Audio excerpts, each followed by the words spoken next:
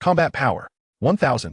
I, Wan Huaizhou, had just traversed into the realm of Saiyan, only to find myself enveloped by Frieza's death beam as Planet Vegeta met its catastrophic demise. In the very instant of the planet's explosion, an unforeseen rift in space-time ensnared me. When I opened my eyes again, I found myself sprawled on the familiar streets of Blue Star, back to Earth. More significantly, I retained the physique of a Saiyan. My muscles were robust, my strength far surpassing that of an ordinary human. As I touched my ear, the combat power detector was still intact. Beep beep, combat power 1000. I was momentarily taken aback, almost bursting into laughter. In the Dragon Ball universe, a power level of 1000 was merely that of a lowly creature. But here, this was Blue Star, beep beep. I casually scanned the passersby. Combat power, 5 combat power, 3 combat power, 8 fitness trainer. Ha ha ha. I couldn't help but burst into laughter. With 1000 points here, I was a deity. Chapter 1.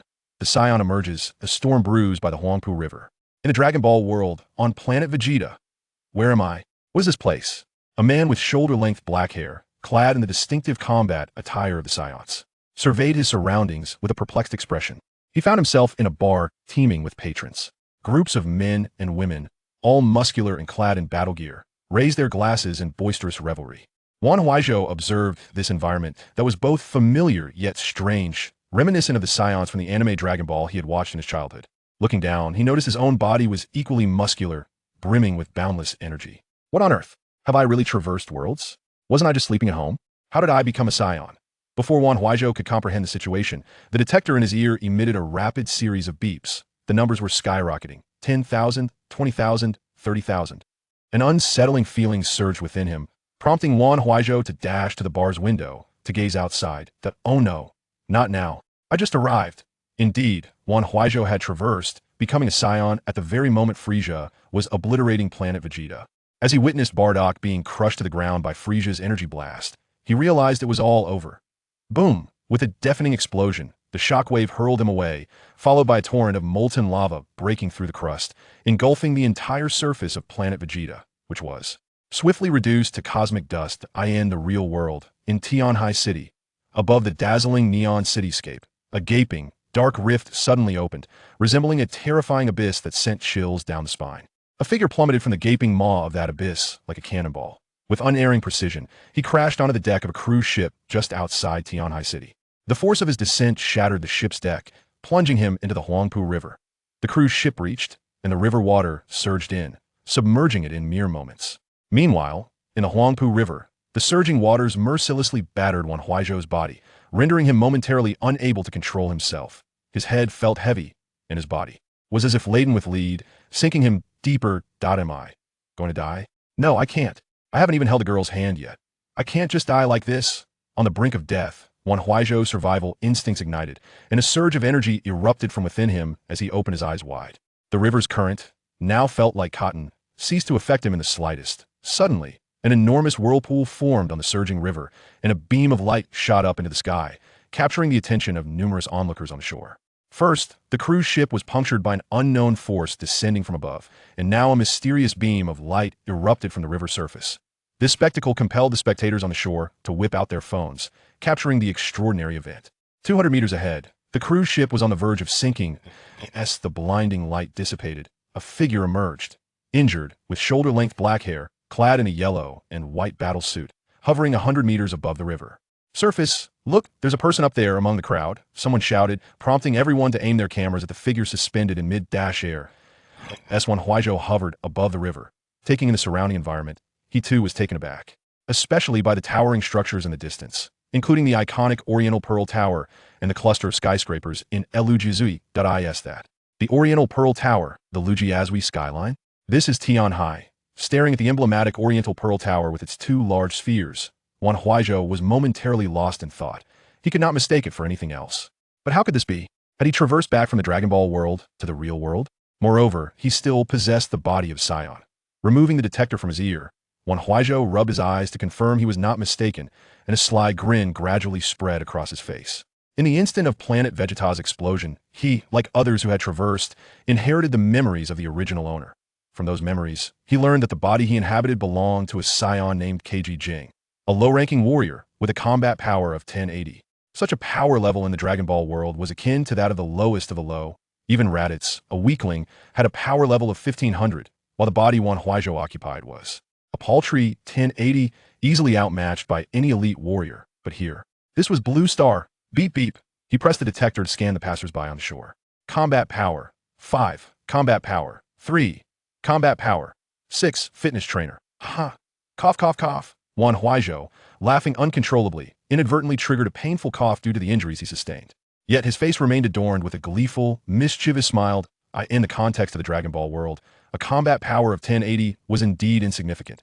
But in a realm where the average combat power was a mere 5, his 1080 was godly. Cough, cough. With a beaming smile, Wan Huaizhou coughed again. The explosion of Planet Vegeta had inflicted considerable harm on him, and merely surviving was a miracle. Now, he was clinging to life by sheer will, needing to find a way to restore his strength, replenish his body's energy. He needed sustenance. Thus, Wan Huaizhou activated his flight technique and slowly ascended toward the shore. Covering a distance of several hundred meters, he took an entire half a minute to reach the land out on the shore. The onlookers watched as the injured figure approached them slowly, most instinctively recoiling in fear. However, a few undaunted souls, emboldened by curiosity, stepped closer, filming the extraordinary sight. Landing on solid ground, Wan Huaizhou disregarded the crowd, his gaze scanning the vicinity until it settled on a nearby hamburger joint. Staggering, he bit down on his molars and made his way toward the fast food establishment. That moment, one youth filming him inadvertently caught sight of the fluffy tail entwined around Wan Huaizhou's waist. His eyes ignited with fervor as he beheld the tail, the familiar battle attire, and the ability to fly in an instant. Memories of the Dragon Ball anime from his childhood surged forth, and in astonishment he exclaimed, You are Saiyan. Is the anime coming to life? Chapter 2. The reckless man who provoked his own demise, dominating the burger joint. The man's voice was not loud, for he himself was uncertain. Naturally, Wan Huaizhou heard him, but his singular focus was on replenishing his energy and finding sustenance. Thus, he paid little heed to the man's words and strode directly towards the burger establishment. Had the man chosen to cease his provocations at this point, all would have been well. However, he foolishly persisted. Noticing Wan Huaizhou's indifference, he audaciously prodded Wan Huaizhou's arm, already weakened and sustained only by sheer will. Wan Huaizhou stumbled back instinctively. In that moment, the innate brutality characteristic of a Saiyan surged within him, igniting a furious rage. He turned, his gaze fierce and menacing, locking onto the corpulent figure behind him. Raising his hand, a brilliant blue shockwave erupted forth from his palm. Boom! The explosion illuminated the surroundings as if it were midday. And when the flames subsided, the rotund man had been reduced to cinders. A piercing scream erupted from the crowd, a girl's voice shrill and sharp, triggering chaos as onlookers scattered in terror. In full view of the crowd, Wan Huaizhou had unleashed a strange energy that obliterated a man, instilling fear in all who bore witness. Gritting his teeth at the sight of the charred remains, Wan Huaizhou soared effortlessly with the technique of flight, landing at the entrance of the burger joint. Through the glass door, he observed patrons voraciously devouring their hamburgers. Swallowing hard, he pushed open the door and staggered inside. A young couple near the entrance glanced at the battered form of Wan Huaizhou, their eyes drawn to the tattered remnants of his Saiyan battle attire. Wow, that Saiyan battle suit is amazing. Can we take a picture together? I'm a huge fan of Saiyans. The young man eagerly pulled out his phone, mistaking Wan Huaizhou's condition for a mere cosplay. However, Wan Huaizhou's attention was fixated solely on the 2 hamburgers on the table. He forcefully shoved aside the young man who had approached for a photo. Yet, in the presence of a naturally combative Saiyan, this casual push sent the young man flying out of the burger joint, shattering the glass door in the process.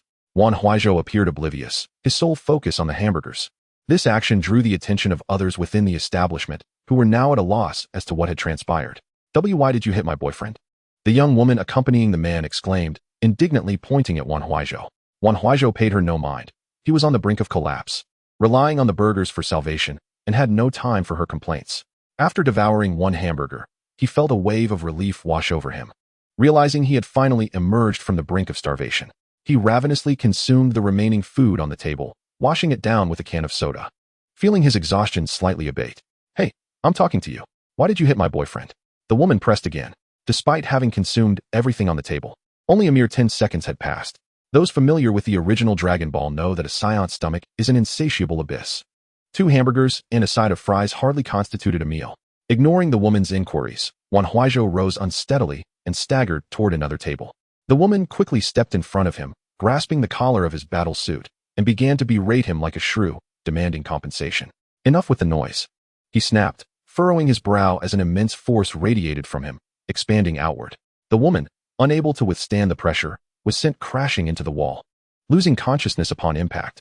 If the earlier incident of casually tossing a man out had left the onlookers astounded, this display of raw power rendered them utterly speechless. A woman at a nearby table let out a scream upon witnessing the extraordinary scene, her body stiffening before collapsing onto the table, fainting from sheer terror. The burger joint descended into chaos, patrons attempting to flee, yet Wan Huaizhou stood as an imposing barrier in their path. Faced with this extraordinary being, who among them had the courage to approach? Seeing their escape route blocked, the crowd huddled together, retreating as far as they could toward the counter, trembling in fear as they regarded the man before them. Food. I want food, Wan Huaizhou demanded, his cold voice cutting through the panic. Yet, the terrified patrons were too paralyzed to respond, their minds clouded with fear. Noticing their inertia, Wan Huaizhou's brow furrowed once more. He raised his right hand, directing it toward the wall, unleashing a burst of energy that blasted a gaping hole through it. Boom. The explosion reverberated, creating chaos as debris scattered. With his nostrils flared, Wan Huaizhou addressed the crowd once again, his voice icy. I said, give me food. At that moment, the elderly manager, suppressing his own terror, cautiously approached. Trembling as he spoke, I'll get it for you right away. After a brief interval, the manager emerged from the kitchen, carrying a roasted chicken, several hamburgers, and a large soda. Here, sir, here's what you wanted, he stammered, placing the food on the table before Wan Huaizhou, wiping away the sweat that had beaded on his brow. This creature was terrifying. The sheer force he wielded to penetrate a wall with a mere wave of his hand was beyond comprehension. Seated at the table, Wan Huaizhou clutched the entire roasted chicken, biting into it with fervor, chewing only a few times before swallowing it whole, bones and all. Within moments, the chicken was devoured. Just as he raised the soda to his lips, the distant sound of sirens grew nearer. Yet, Wan Huaizhou remained unfazed, blissfully shoving an entire hamburger into his mouth. Despite possessing only 1080 points of combat power, he knew that few, if any, on this planet could inflict harm upon him. Soon, a large contingent of police officers surrounded the burger joint. The patrons within, witnessing their arrival, felt a glimmer of hope rekindle within them. At that moment, a middle-aged man in plain clothes stepped out of a police vehicle, taking the megaphone from a fellow officer, and called out to those inside. Listen, release the hostages and surrender peacefully. Chapter 3. Bullets are ineffective. The Devil's Feast at the Hotel. As the middle-aged man finished speaking, a crimson beam shot forth from the burger joint. Captain, watch out, the officer beside him shouted, quickly pushing him aside. Despite the warning, the beam pierced through the captain's left shoulder, sending him crashing to the ground. Pain radiated from the wound, blood staining the ground beneath him. Wan Huaizhou glanced back, finishing the last of his hamburger. Though it was not enough to fully restore his strength, it was sufficient to stabilize his footing. Rising, he exited the burger joint. Observing the pained expression of the fallen officer, he activated his scanner, revealing the data. The officer had a combat power of 3. The young officer beside him had a power of 5. The others wielding firearms barely reached a combat power of 6, the strongest among them only achieving a meager 8 points. Wan Huaizhou regarded them with a sneer, while they looked back at him in bewilderment. Was this peculiar attire some form of cosplay? Ha! At that moment, Wan Huaizhou suddenly burst into hearty laughter. In this world of Blue Star, where most were utterly inept in combat, his battle prowess of 1080 rendered him a deity among mortals, the one true god. Fire! Fire! For reasons unknown. As Lei Lin listened to Wan Huaizhou's laughter, a profound fear gripped him. Perhaps it was the supernatural force that pierced his shoulder, instilling such terror that he involuntarily commanded his men to open fire. In an instant, gunfire erupted, bright tongues of flame shooting forth from the barrels, bullets whistling through the air toward Wan Huaizhou. Yet he stood there, unyielding, allowing the bullets to strike him without flinching. As the gunfire continued, the crowd soon sensed something amiss. Cease fire, shouted a young man beside Lei Lin, halting the barrage. He had observed that at Wan Huaizhou's feet lay the flattened bullet heads. His handguns were utterly ineffective against him. Shock, confusion, and fear surged within Yang Wen's heart. Who was this individual before them, that bullets could not inflict harm? How could this be? Lei Lin, clutching his pierced shoulder, struggled to rise. What manner of monster are you? Monster? No, I am a devil. Wan Huaizhou slowly raised his hand, a blue energy pulsating in his palm, a shockwave erupting forth. Boom. With that singular strike, dust and debris filled the air, the shockwave toppling all in its path. Lei Lin lay on the ground, watching as a pale white aura emanated from Wan Huaizhou, who then ascended into the night sky, vanishing from sight. Unable to withstand the ordeal, he succumbed to unconsciousness. At the center of Tianhai City, outside a 5-star hotel, Wan Huaizhou's arrival drew a crowd of curious onlookers. Clad in a battle-worn outfit and sporting shoulder-length hair, he was an unmistakable figure on the streets. Sniffing the air, the enticing aroma of roasted suckling pig flooded his senses. Having barely satiated his hunger with a slew of hamburgers, he felt a craving for something more refined. A change of palate at this five-star establishment seemed most appealing. In his previous life, he would have never dared to imagine such indulgence, but now, everything was different. He was the sole, true god in this world. Even a scrap of paper found on the ground could be transformed into a fortune. Pushing open the door, Wan Huaizhou strode confidently into the hotel. The doorman, upon seeing the dirt-stained figure before him, wore an expression of disdain. This was a five-star hotel, and here stood someone in cosplay. Grimy and unkempt. Was this truly a place for him? Good day, sir. I'm afraid we cannot allow your kind inside. Please leave. Though the doorman smiled, his words conveyed a clear message of unwelcome. In response to such duplicitous behavior, Wan Huaizhou coolly turned his head, a glimmer of light igniting in his pupils. An invisible force erupted forth, sending the doorman flying into the reception desk with a heavy thud. In an instant, all eyes in the lobby were drawn to the commotion. Several security personnel, wielding batons, quickly surrounded Wan Huaizhou.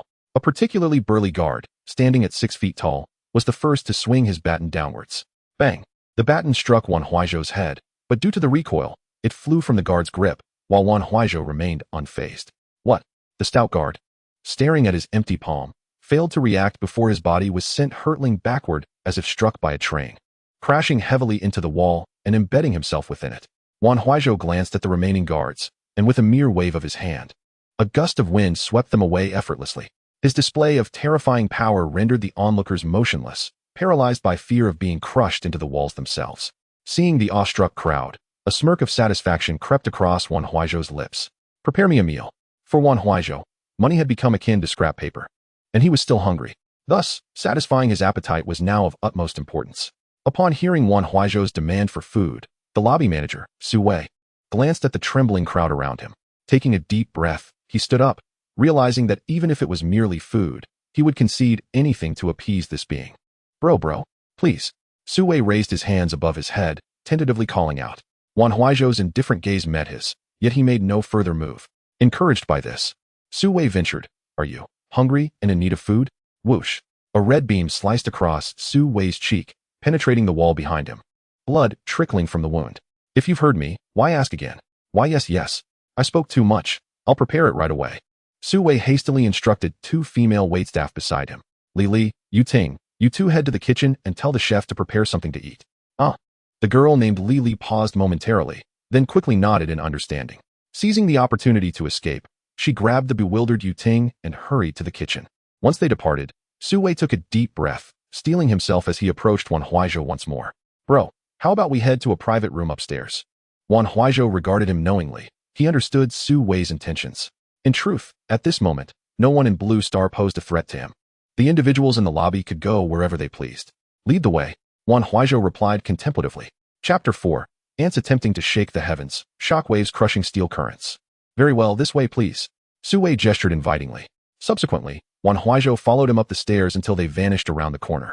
Only then did the remaining patrons exhale in relief, hastily fleeing the hotel.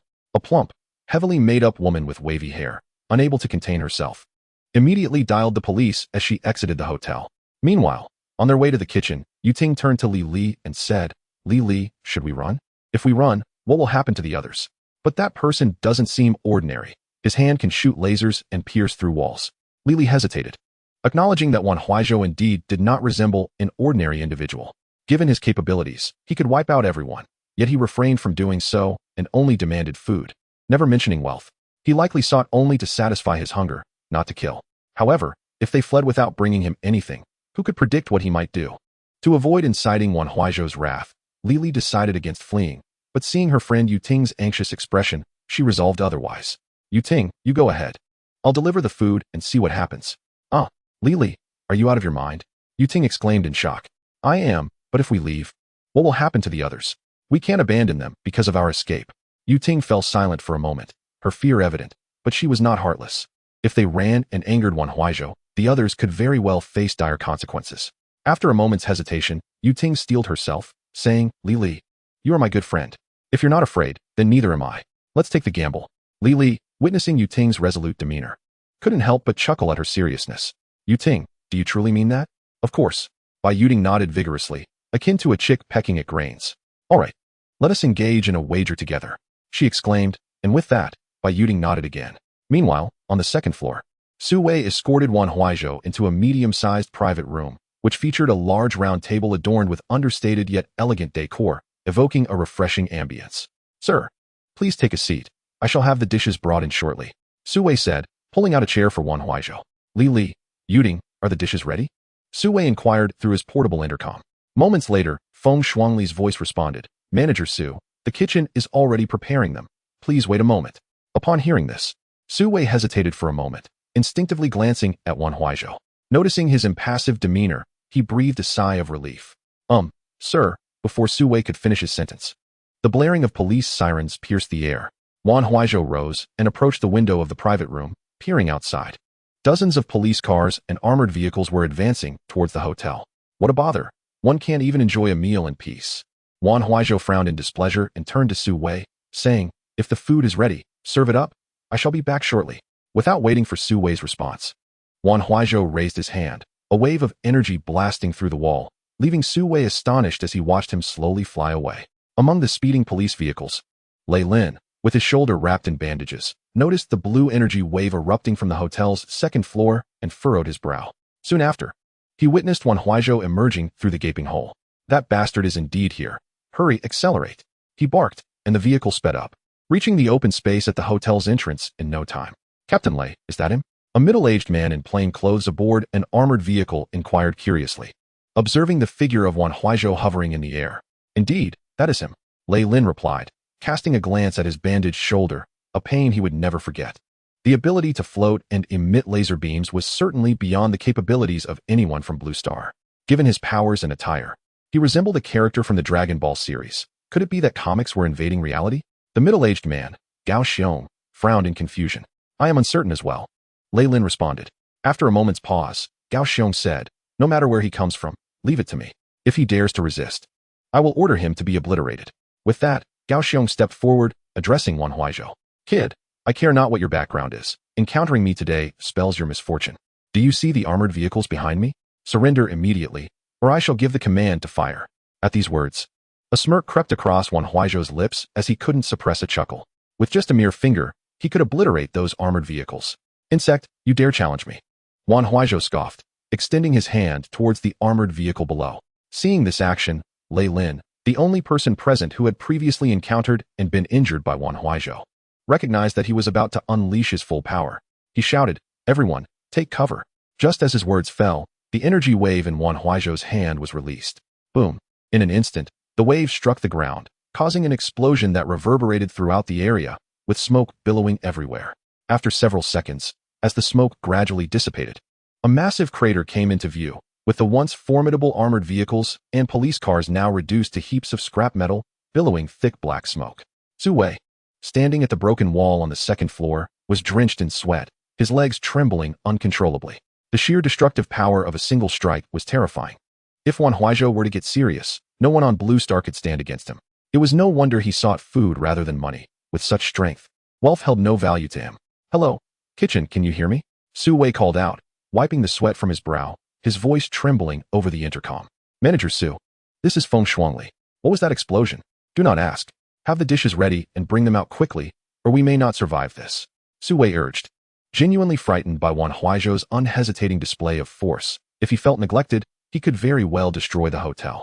In the kitchen, upon hearing Su Wei's words, Feng Shuangli and Bai Yuting realized that the explosion had likely originated from Wan Huaizhou. Without delay, they hurried to urge the chef to expedite the meal preparations. All right. No need to rush. I'm working on it," the middle-aged chef, Wang Mingyang, said, swiftly stirring the ingredients in the pot. Meanwhile, outside the hotel, Gao Xiong, in his final moments of consciousness, dialed a number. "Hello, Captain Shun, this is Gao Xiong. I request support from the Wolf Fong Special Forces." Chapter 5. The Bloodbath of the Overlord and the Beautiful Captive. In the breached private room, after dispatching the armored vehicles, Wan Huaizhou settled into a chair near the entrance. Before him lay a table overflowing with food, the centerpiece being an entire roasted pig, glistening golden and exuding a tantalizing aroma that made one's mouth water. Wan Huaizhou swallowed hard, licking his lips, and with a flick of his hand, The whole roasted pig flew into his grasp, disregarding any semblance of decorum. After all, Saiyans were not known for their table manners. He embraced the pig, which was nearly the size of his own body, and began to devour it. His exaggerated manner of eating left the others in the private room awestruck, witnessing a display of wildness and barbarism as if he hadn't eaten in days. Bai Yuding, observing Wan Huaizhou's voracious appetite, couldn't help but swallow hard and whispered to Feng Shuangli beside her, "Surely he can't eat an entire pig by himself?" Feng Shuangli, equally astonished, widened her eyes at Wan Huaizhou, uncertainly replying, "Perhaps he can." Then, to the astonishment of all present, within 5 minutes, the entire roasted pig had been consumed by Wan Huaizhou. My heavens, he truly did it. Feng Shuangli's legs nearly gave way. Had it not been for Bai Yuding's quick reflexes, she would have collapsed to the floor. An entire pig. Was he even human? No, he was not. At least, he was not one of Blue Star's people, for no human could possibly consume a roasted pig in 5 minutes. The entire spread of food was devoured by Wan Huaizhou in less than half an hour. Burping contentedly, he reclined in his chair. Indeed, this 5-star hotel boasts exceptional culinary delights. "Sir, do you require anything further?" Su Wei inquired tentatively, noticing Wan Huaizhou reclined in his chair.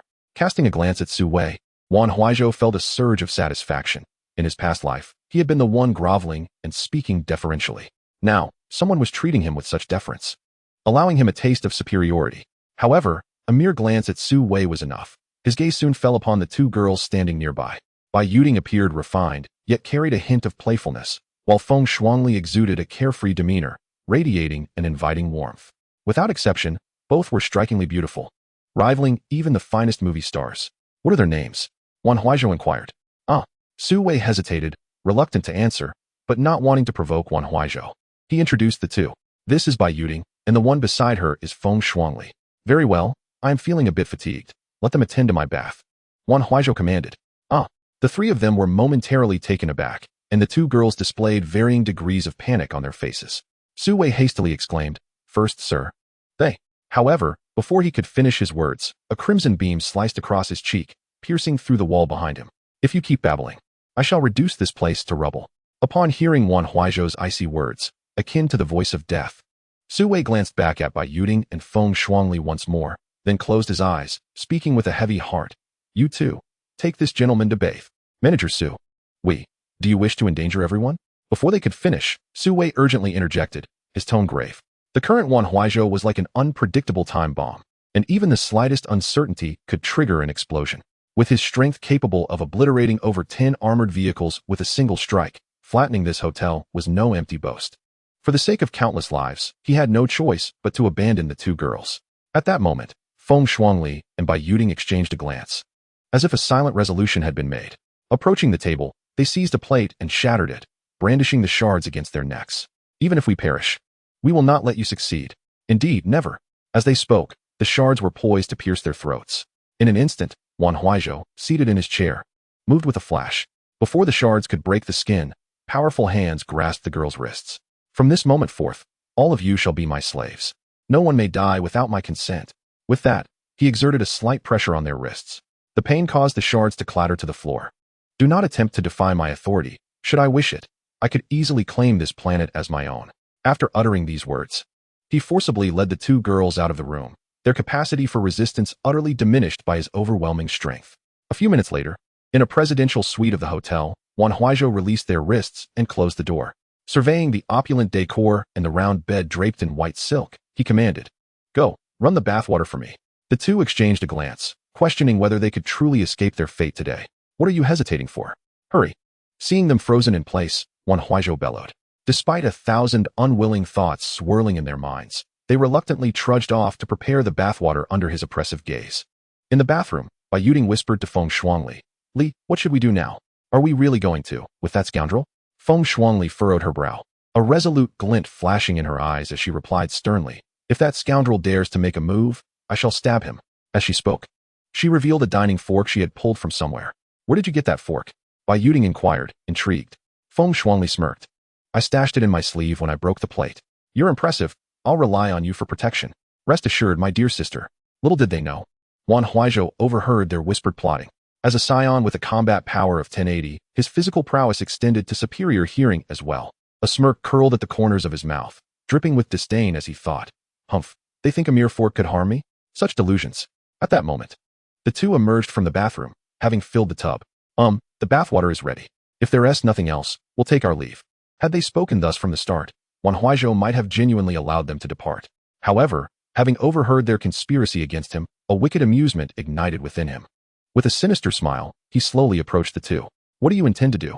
Seeing Wan Huaizhou advance, Feng Shuangli instinctively shielded by Yuding behind her, clutching the fork tightly in her palm. What am I going to do? Guess. Wan Huaizhou grinned, continuing his leisurely approach. Don't come any closer. I'm very fierce. Feng Shuangli's heart raced, but she steeled herself, ready to plunge the fork into his neck if he drew near. I don't know what you're planning. I warn you, don't come any closer. Feng Shuangli raised her voice, retreating with Bai Yuding to the corner of the wall. Yet, Wan Huaizhou continued to advance. That same wicked smile plastered on his face. Just as he approached within a meter of them, Feng Shuangli suddenly sprang into action, thrusting the fork towards the left side of Wan Huaizhou's neck. Ah! Wan Huaizhou shrieked in pain, instinctively clutching his neck and stumbling back a few steps. Agony etched across his features. When did you bring a fork? Staring at the fork lodged in his neck, Feng Shuangli's heart raced. A wave of exhilaration washing over her as she declared, I warned you not to come closer. This is on you. Though she felt a flutter of unease, she began to edge by Yuding, who was still leaning against the wall, toward the door. After all, she was just an ordinary girl, and stabbing someone in a vital artery could potentially lead to death.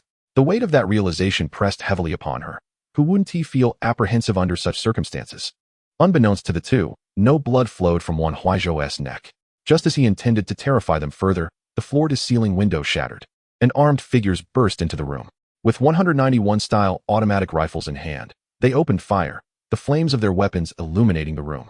Simultaneously, the redwood door was kicked open, and more figures darted in, positioning themselves protectively in front of Feng Shuangli and Bai Yuding. Armed with 95-style assault rifles and 191-style automatic rifles, they unleashed a torrential downpour of bullets upon Wan Huaizhou. Within half a minute, the room was engulfed in smoke from the gunfire, and a solitary figure remained standing amidst the chaos, motionless. Ceasefire, commanded one of the men, raising his fist to halt the shooting. All eyes turned towards the figure shrouded in smoke. Suddenly, an electronic voice echoed in the room. Wan Huaizhou's detector revealed a total of 8 individuals present, 2 with a combat power of 3, and 6 exceeding 7, the highest being 9. Such values surpassed the realm of ordinary humans, leading Wan Huaizhou to deduce that these 6 were part of a special forces unit from the Great Xia.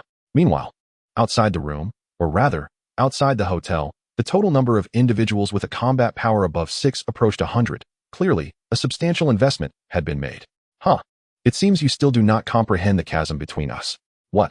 Upon hearing the voice emerge from the smoke, Tianlang, the leader of the Wolf Fang Special Forces B team, displayed a look of shock before exclaiming, he is not dead. Continue the assault.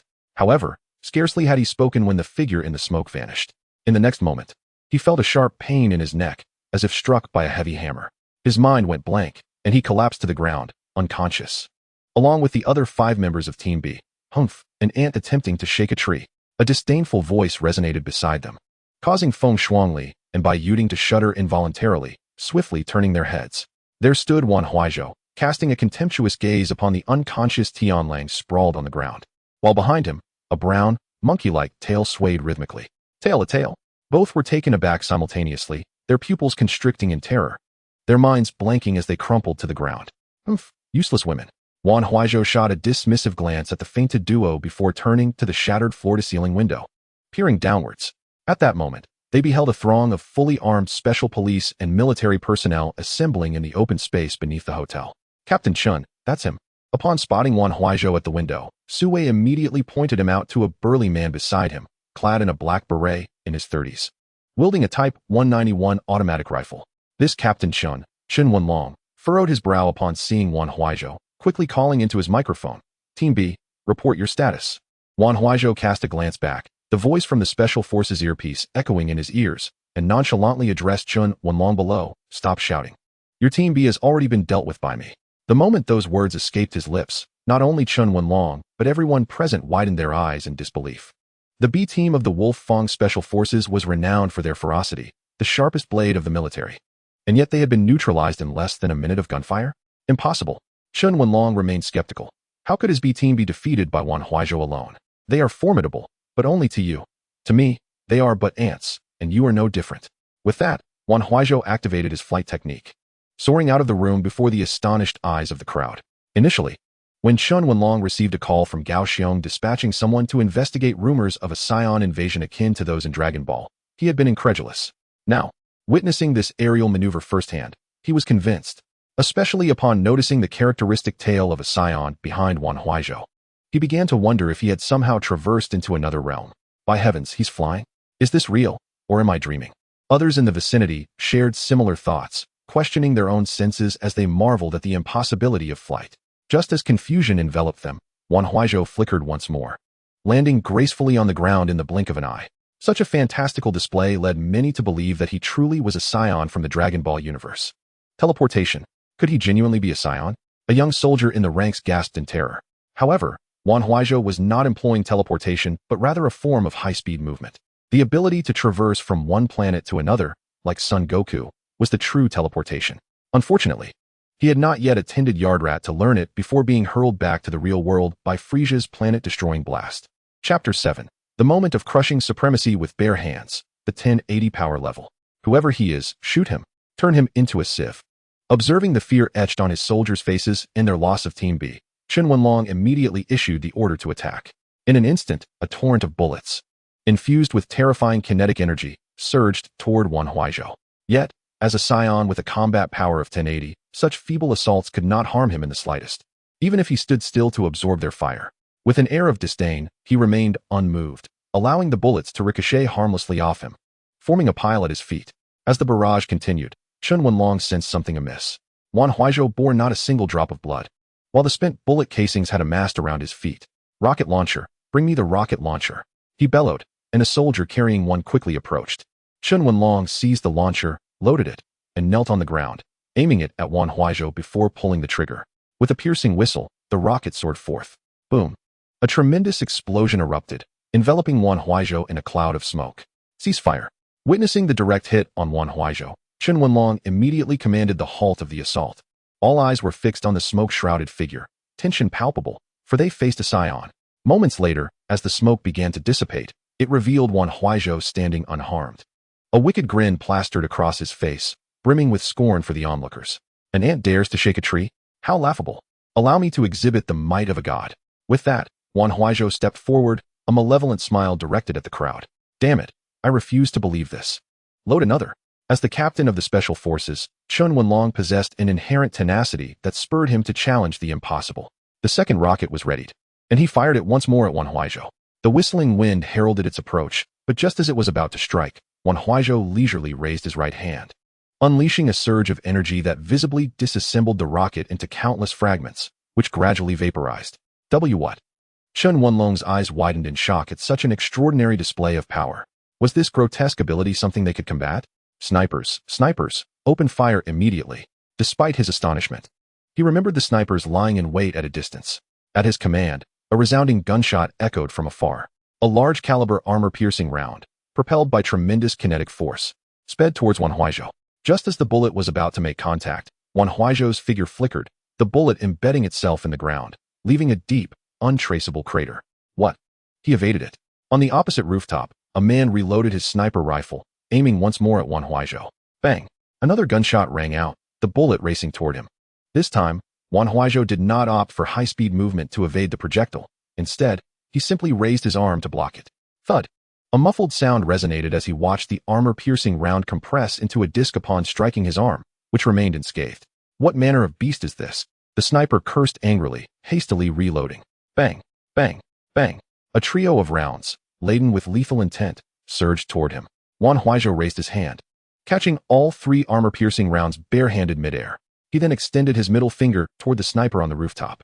Infuriated by the humiliation, Li Mingze, unable to withstand the insult, re-aimed his sniper rifle at Wan Huaizhou. Yet, before he could pull the trigger, he saw Wan Huaizhou flick one of the captured bullets onto his thumb and propel it toward him. In a moment of panic, he squeezed the trigger. But before his bullet could exit the chamber, Wan Huaizhou's projectile struck with precision, lodging itself in the barrel of the sniper rifle. Boom! With a deafening roar, the sniper's rifle exploded, the force of the blast sending Li Mingze flying several meters through the air. Lying on the ground, he gazed at his destroyed weapon. Anguish etched on his face as he communicated through his radio to Chen Wenlong. Captain, the sniper rifle is destroyed. The mission has failed. Upon hearing this, Chen Wenlong was utterly bewildered. The distance to the opposite building was at least 500 meters, and yet a casually flicked bullet could obliterate a sniper rifle. However, upon further reflection, he found little cause for astonishment. After all, even a rocket launcher was ineffective against him, let alone a mere sniper rifle. Fire! He instinctively shouted once more, yet the next moment, his conviction faltered. Even if they expended all their ammunition, it was unlikely they could inflict any harm upon the monstrous Wan Huaizhou. Observing Chen Wenlong's waning confidence, the others, after firing a few rounds, also lost their fighting spirit. As Chen Wenlong had articulated, depleting their bullets would likely prove futile. Seeing the crowd rendered helpless against him, Wan Huaizhou was immediately filled with a sense of accomplishment, mocking them with derision. What's the matter? Are you too afraid to attack, or do you lack other means? If the latter is true, then it's my turn. With a sinister grin, he raised his hand, assuming an aggressive stance. The moment the crowd witnessed this, a collective expression of fear crossed their faces. Yet none dared to retreat before receiving a withdrawal command. Observing Wan Huaizhou's serious demeanor, Chen Wenlong finally issued the order to retreat. Everyone fall back.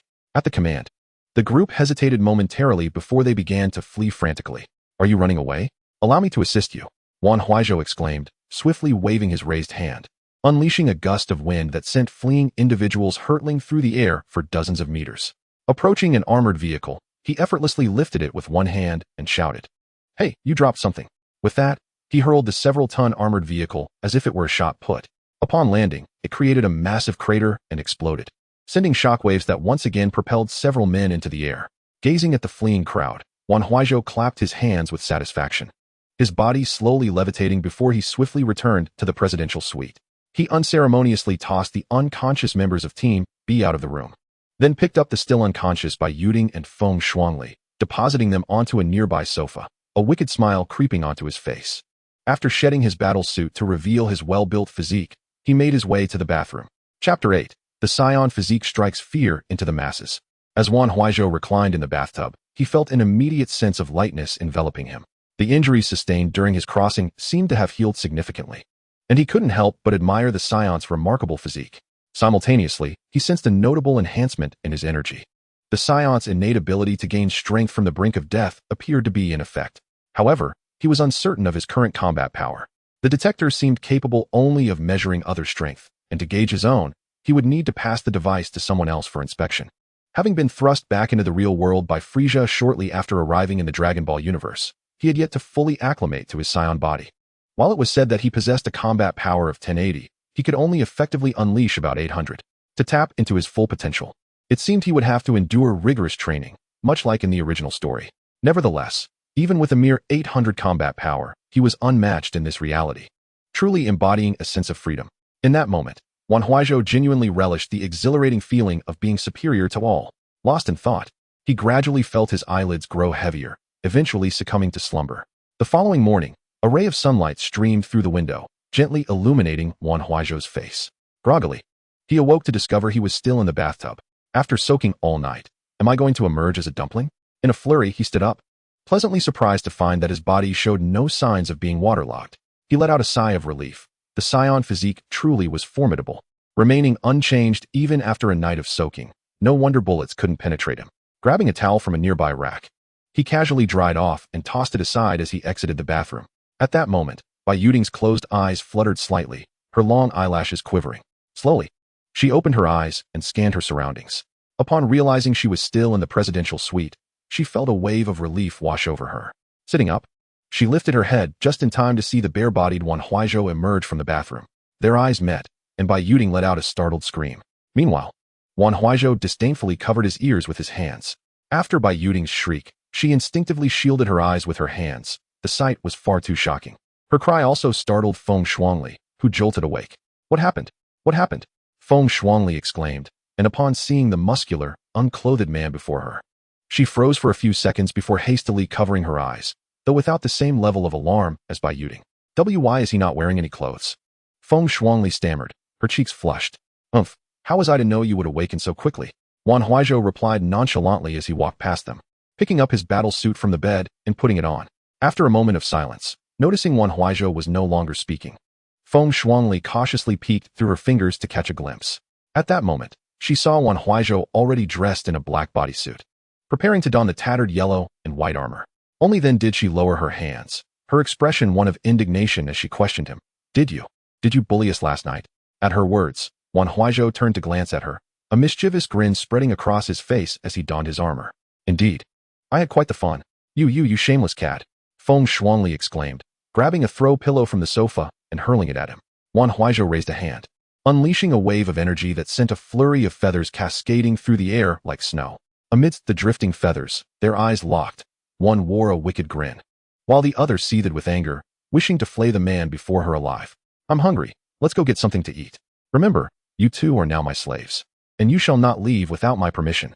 With a devilish smile, Wan Huaizhou erupted in a faint white aura, leaping from the shattered window and soaring into the sky. Simultaneously, high-ranking officials in the Xia regime convened an emergency meeting regarding Wan Huaizhou, which had been ongoing since 1 o'clock that night, yielding no useful conclusions thus far.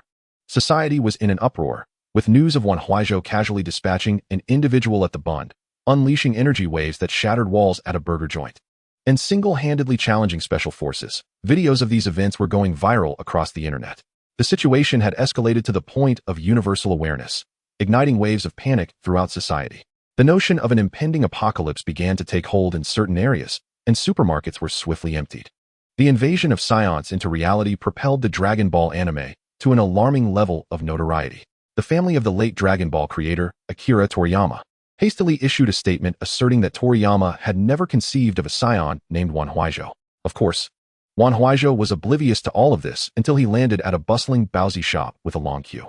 Approaching the steamy, freshly steamed buns, he confidently strode forward, lifting a steamer basket and indulging in the delicious morsels. His disregard for decorum caused the proprietor's brow to furrow as he angrily questioned, "Hey, what are you doing? You need to line up for buns." However, when the middle-aged shopkeeper caught sight of Wan Huaizhou's face, he was immediately struck with terror and fell to the ground. Saiyan, you're the Saiyan reported on social media. Upon hearing this, the attention of the crowd was instantly drawn to Wan Huaizhou.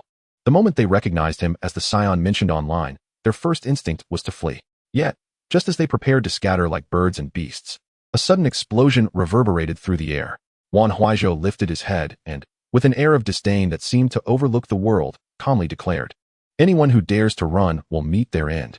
At these words, none in attendance dared to move, not even daring to breathe audibly. A surge of delight blossomed within Wan Huaizhou. The sensation of being feared and having his way was utterly exhilarating. Satisfied that his mere words had silenced the crowd, he then approached a nearby table, cradling the basket of buns, and took a substantial bite out of one. Instantly, the fragrant flavor spread through his mouth, and it was no wonder there was such a long queue. There was reason behind it. Simultaneously, the Tianhai Police Department received yet another report regarding Wan Huaizhou's appearance in the bustling city. Chapter 9. Iron Current Surge, Locking Tianhai. A solitary shadow in the sky strikes fear into the people. "Director, what should we do?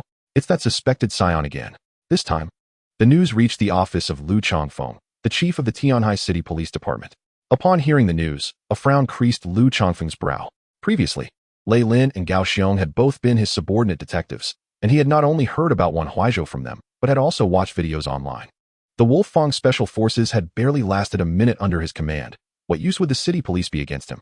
Wiping the sweat from his brow, Lu Changfeng ultimately dialed Chun Wenlong's number. "Hey, old comrade, I need your help." Recovering in a hospital bed, bandaged, and on in 4 drip, Chun Wenlong felt a headache coming on at the mention of Wan Huaizhou. "Old Lu, everything else is manageable, but this. I just suffered at his hands." Team B was dispatched and eliminated in under a minute. "I'm at a loss. What do we do then? The citizens have already reported him." He asked back. Lu Changfeng was frantic. If they were to respond and a skirmish broke out, even a multitude wouldn't suffice against him. Conversely, failing to act would place the citizens in jeopardy. All the pressure rested squarely on his shoulders. "Old Chun, can we escalate this to the higher-ups?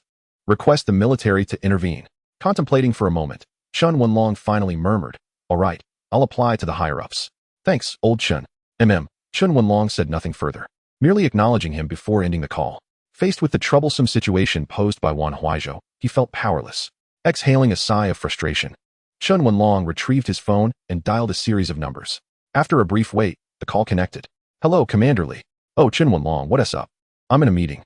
General Lee, that suspected Saiyan has appeared again. Director Lu from the Tianhai City Police Department called me. But you know, we were discussing this last night." "I understand. We're currently assessing the situation. Please hold on. I'll get back to you shortly. Before Qin Wenlong could finish, Li Qingde interrupted and abruptly hung up. It was as if a stone had sunk into the sea, stirring not a single ripple. In the midst of his growing anxiety, Qin Wenlong sat alone on his hospital bed for over 10 minutes, chain-smoking. Finally, after what felt like an eternity, his phone rang again. Those 15 minutes were more torturous than 1,500 years. He quickly answered the call, unable to contain his eagerness. Commander Li, what is the update? Qin Wenlong.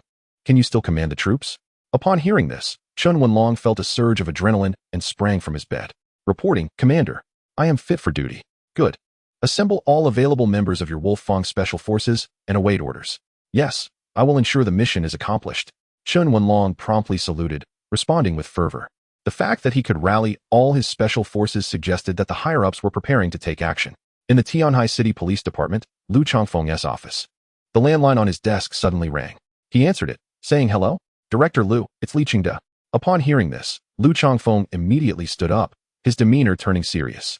"General Li, we are about to launch a purge operation against the suspected Saiyan. I need you to mobilize all your resources and evacuate all citizens from Tianhai City within the hour." "What? Evacuate everyone in an hour?" Lu Changfeng gasped. Fully aware of the city's population, accomplishing such a feat in merely an hour seemed impossible. "Director Lu, this is not a negotiation. It's an order from above. Can you do it or not?"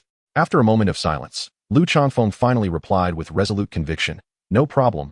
I will ensure the mission is accomplished." "Very well. I will contact you in an hour. Keep the line open."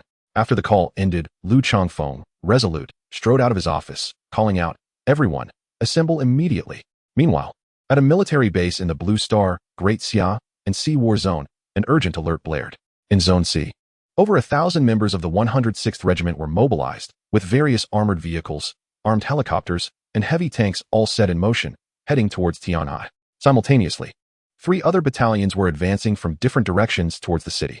Back in Tianhai City, Wan Huaizhou devoured every bun in the shop, leaving the onlookers aghast at his prodigious appetite. The shopkeeper, however, wore a face of despair. With all the buns consumed, it meant a significant loss for him that day. Yet, under Wan Huaizhou's oppressive presence, he dared not express his anger. Finally finishing the last bun, Wan Huaizhou reclined in his chair, letting out a satisfied burp. The delight of eating to his heart's content without having to pay was sublime. Wiping the grease from his lips, he began contemplating what to eat for lunch. Abalone or lobster? Perhaps some delicacies? He had heard bear paw was excellent. Should he venture to the zoo to procure some? As Wan Huaizhou pondered his lunch choices, he activated the detector in his ear, only to be astonished to discover that aside from the bustling street before him, the adjacent street showed no signs of life. What is going on? Curiously, he stood up and, buoyed by the technique of aerial levitation, gradually ascended into the sky. Gazing down from above, he observed citizens of Tianhai orderly evacuating under the guidance of police officers. "Oh, so they're planning to run?" Wan Huaizhou smiled nonchalantly, accelerating towards one of the evacuation points. The alert officers, noticing something approaching from the sky, raised their binoculars. Upon recognizing Wan Huaizhou, their foreheads broke out in cold sweat. And one shouted, "We've been spotted. Protect the citizens." In an instant, the officers, uncertain whether their actions stemmed from fear of Wan Huaizhou or genuine concern for the civilians, drew their weapons and fired. However, such attacks posed no threat to Wan Huaizhou whatsoever. Under the relentless barrage of gunfire, Wan Huaizhou charged directly towards the police officer who had initially discovered him. With a mere gesture, he crushed the officer's sidearm into a mangled heap of metal. Chapter 10. The Arrival of the Dragon Ball Visitor. The sound of bullets shattering against his iron-like skin produced no harm whatsoever. As the officer, his face awash with terror, stumbled backward in shock at the destruction of his firearm, several other officers swiftly redirected their weapons and fired 2 shots at Wan Huaizhou. Yet, the bullets deformed upon impact with his resilient skin, leaving him utterly unscathed. Casting a fleeting glance over his shoulder, Wan Huaizhou's figure flickered, and in an instant, he vanished from sight. Subsequently, the sound of fists striking flesh echoed through the air. The officers, bewildered and unable to comprehend the unfolding events, had yet to catch even a glimpse of Wan Huaizhou before they collapsed to the ground. In that moment, the citizens who were in the midst of evacuation scattered in sheer panic, as if they had encountered a specter. Disregarding the terrified populace, Wan Huaizhou approached the initial officer with an air of authority, his voice low and grave. "Is there a conspiracy against me involving the evacuation of Tianhai's citizens?" "And no, I don't know." The officer's expression grew increasingly grave as he faced Wan Huaizhou's inquiry. "Don't know? Say it again." Wan Huaizhou pressed, placing a hand firmly against the officer's face. I truly don't know. Despite the palpable fear etched across his features, the officer maintained the pride of a great Xia policeman, refusing to utter a plea for mercy, even in such dire circumstances. This resilience piqued Wan Huaizhou's interest, as a swirling aura of blue and white energy pulsated ominously against the officer's visage. I shall grant you one more opportunity. Speak, what is your objective? Though his heart raced like a war drum and his legs felt paralyzed, the officer steadfastly clung to the dignity of his profession, taking a deep breath and meeting Wan Huaizhou's gaze with unwavering resolve. I do not know. I am but a lowly officer. How could I be privy to such matters? If you wish to kill me, then do so. With that, he averted his gaze, tightly closing his eyes. Faced with such a valiant man, Wan Huaizhou found himself somewhat admiring the officer's tenacity. Though unspoken, Wan Huaizhou surmised that the high-ranking officials of Great Xia deemed him a threat to their peace, deploying vast military forces or utilizing weapons of mass destruction to eliminate him. Yet, fearing collateral damage to innocent civilians, they chose to evacuate the city in preparation for an assault. Releasing the energy in his hand, Wan Huaizhou emanated a faint white aura, leaping into the air to soar to a height of 100 meters. Activating his detector, a series of beeps followed, revealing that 4 battalions, each with an average combat strength of 6 to 7, were slowly advancing towards Tianhai, each numbering in the thousands. The closest battalion was a mere 10 kilometers away, poised to arrive imminently. So, they truly wish to bring my saga to a close? Excellent. Consider it an opportunity for training. With that, Wan Huaizhou's energy surged once more, propelling him towards the 106th Regiment located 10 kilometers away. Let us go. P.S. Leaving. The officer on the ground exhaled a sigh of relief, having feared he might be obliterated in the process. After Wan Huaizhou departed, the officers monitoring him promptly reported his trajectory to their superiors. Soon, the commander of the 106th Regiment, Lu Weigua, received a call from Lu Changfeng. A mere 10 kilometers from Tianhai. What? P.S. flying towards us? Lu Weigua's brow furrowed as he hung up the phone. Standing atop a military jeep, he bellowed. All personnel of the 106th Regiment, halt your advance immediately and establish a defensive position. An objective is approaching us. With Lu Weigua's command, the 106th Regiment sprang into action, hastily constructing fortifications. However, before they could fully prepare, they spotted a dark figure hurtling toward them from the direction of Tianhai. Lu Weigua, raising his binoculars, narrowed his eyes in disbelief. Indeed, it was coming directly towards them. All units, abandon the fortifications. Seek cover. Tank units, prepare. Armed helicopters, get ready. Following Lu Weigua's orders, the entire regiment swiftly entered a state of combat readiness. Meanwhile, Wan Huaizhou observed the 106th Regiment bracing for confrontation. Stopping a mere 100 meters away, he flickered and suddenly descended to the ground before their very eyes. At that moment, Lu Weigua leapt from his jeep and approached the forefront of his regiment. Having already received information about Wan Huaizhou from Li Qingda, he was curious about this extraordinary being. Raising a megaphone to his lips, he inquired, "Hey, you over there. What exactly are you? Dare to reveal your name?" It must be said that Lu Weigua, as a regiment commander, displayed a talent for subtle probing.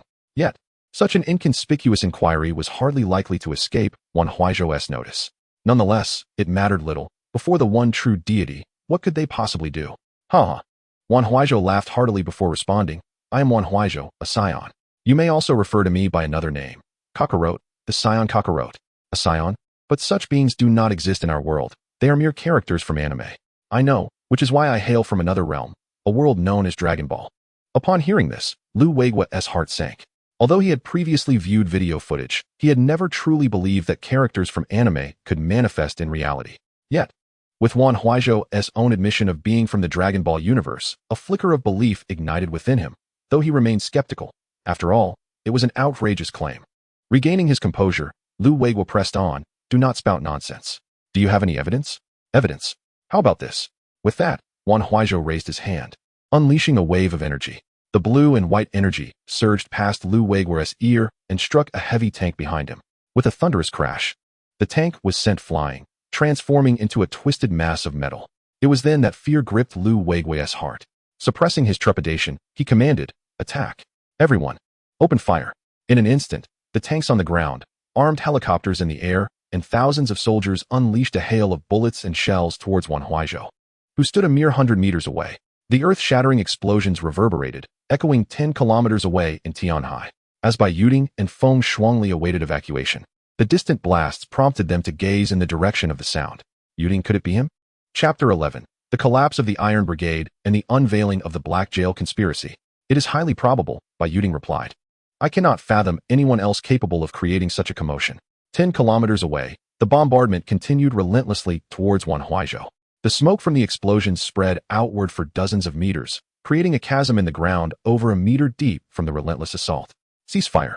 Lu Weigua shouted from atop the jeep, raising his fist to halt his troops.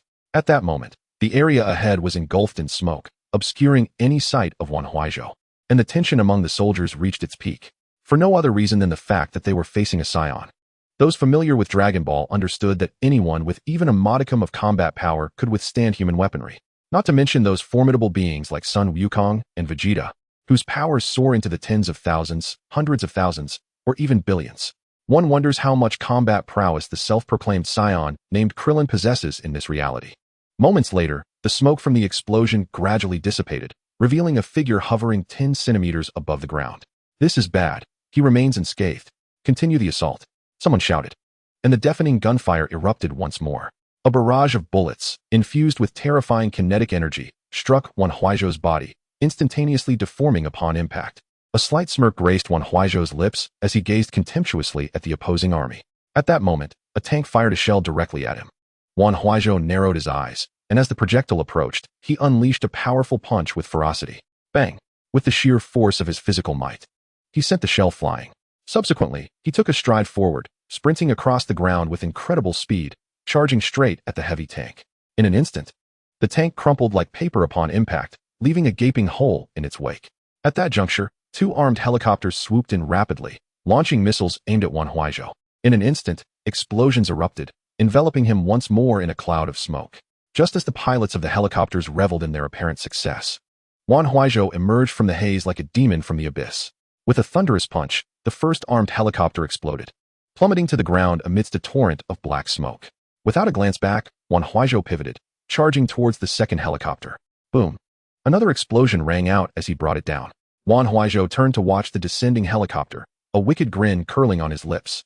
Suddenly, a shell struck his body, the explosive force propelling him backward several meters. Regaining his balance, he looked down to see a tank firing another shell at him. With a slight shift of his body, the projectile whizzed past his ear. His smile remained, even more sinister than before. With a swift dive, he collided with the tank that had just fired at him, sending it crashing into the ground. He then surged forward once more, aiming for another tank. Lu Weigua watched in sheer horror as the steel behemoths crumbled before Wan Huaizhou, realizing that no amount of tanks could withstand such a calamity. Moreover, that rascal Wan Huaizhou specifically targeted tanks and helicopters, disregarding the bullets that rained upon him as if they were mere figments of imagination. After much deliberation, Lu Weigua issued the order to retreat. Retreat, retreat. Everyone fall back. Under his command, his troops began to withdraw. Observing the enemy's retreat, Wan Huaizhou seized a tank he had just split in half and hurled it towards a tank that had turned to flee. Boom! A resounding crash echoed as the moving tank was abruptly halted by the descending half-tank. Wan Huaizhou glanced skyward at the 3 helicopters that had retreated into the distance. A pale white aura, akin to flames, ignited around him as he grasped the tank's cannon, leaping into the air at breakneck speed to chase after the helicopters. The half-tank became a sledgehammer in his hands as he struck downwards. Boom, boom, boom. 3 explosions followed, successfully bringing down all 3 helicopters. Watching the panicked soldiers flee, Wan Huaizhou hovered in midair, opting not to pursue further. Instead, he erupted into manic laughter. Ha ha ha, what a thrill. This power is simply magnificent. Ha ha ha. As he laughed, another surge of pale white energy enveloped him, propelling him back towards Tianhai City. However, after his departure, a man emerged from the nearby thicket, clutching a mobile phone that displayed footage of Wan Huaizhou's solo confrontation with the 106th Regiment. Originally out to fish, he never anticipated capturing such explosive footage. Oh my, this is going viral. This video will surely net me millions of followers. The balding man mused, envisioning his future as a social media sensation. Meanwhile, upon Wan Huaizhou's return to Tianhai City, news of the 106th Regiment's defeat reached Li Qingde in Kyoto. Ah, how infuriating. Li Qingde slammed his phone onto the desk in front of him, his face a mask of rage. He could hardly believe that an entire regiment had been routed by Wan Huaizhou in less than 10 minutes of combat. A tank battalion and a squadron of armed helicopters had been obliterated as if they were mere scraps of paper. After a moment to compose himself, Li Qingde picked up his phone once more and dialed. Relay my orders for the remaining 3 regiments to establish a camp immediately and await further instructions. Additionally, instruct the Wolfang Special Forces to cease their operations and infiltrate Tianhai to covertly monitor the target's every move, reporting every 15 minutes. After issuing his commands, Li Chengde sat back in his chair, retrieving a pack of cigarettes from his drawer. He lit one and pondered deeply. Such extraordinary power transcended the capabilities of ordinary military forces or special operations. To confront the threat posed by Wan Huaizhou, he would require equally extraordinary measures. It seemed he had no choice but to seek out that individual. Taking a deep drag from his cigarette, Li Chengde stood up and called out, "Clerk, prepare my vehicle. I need to step out."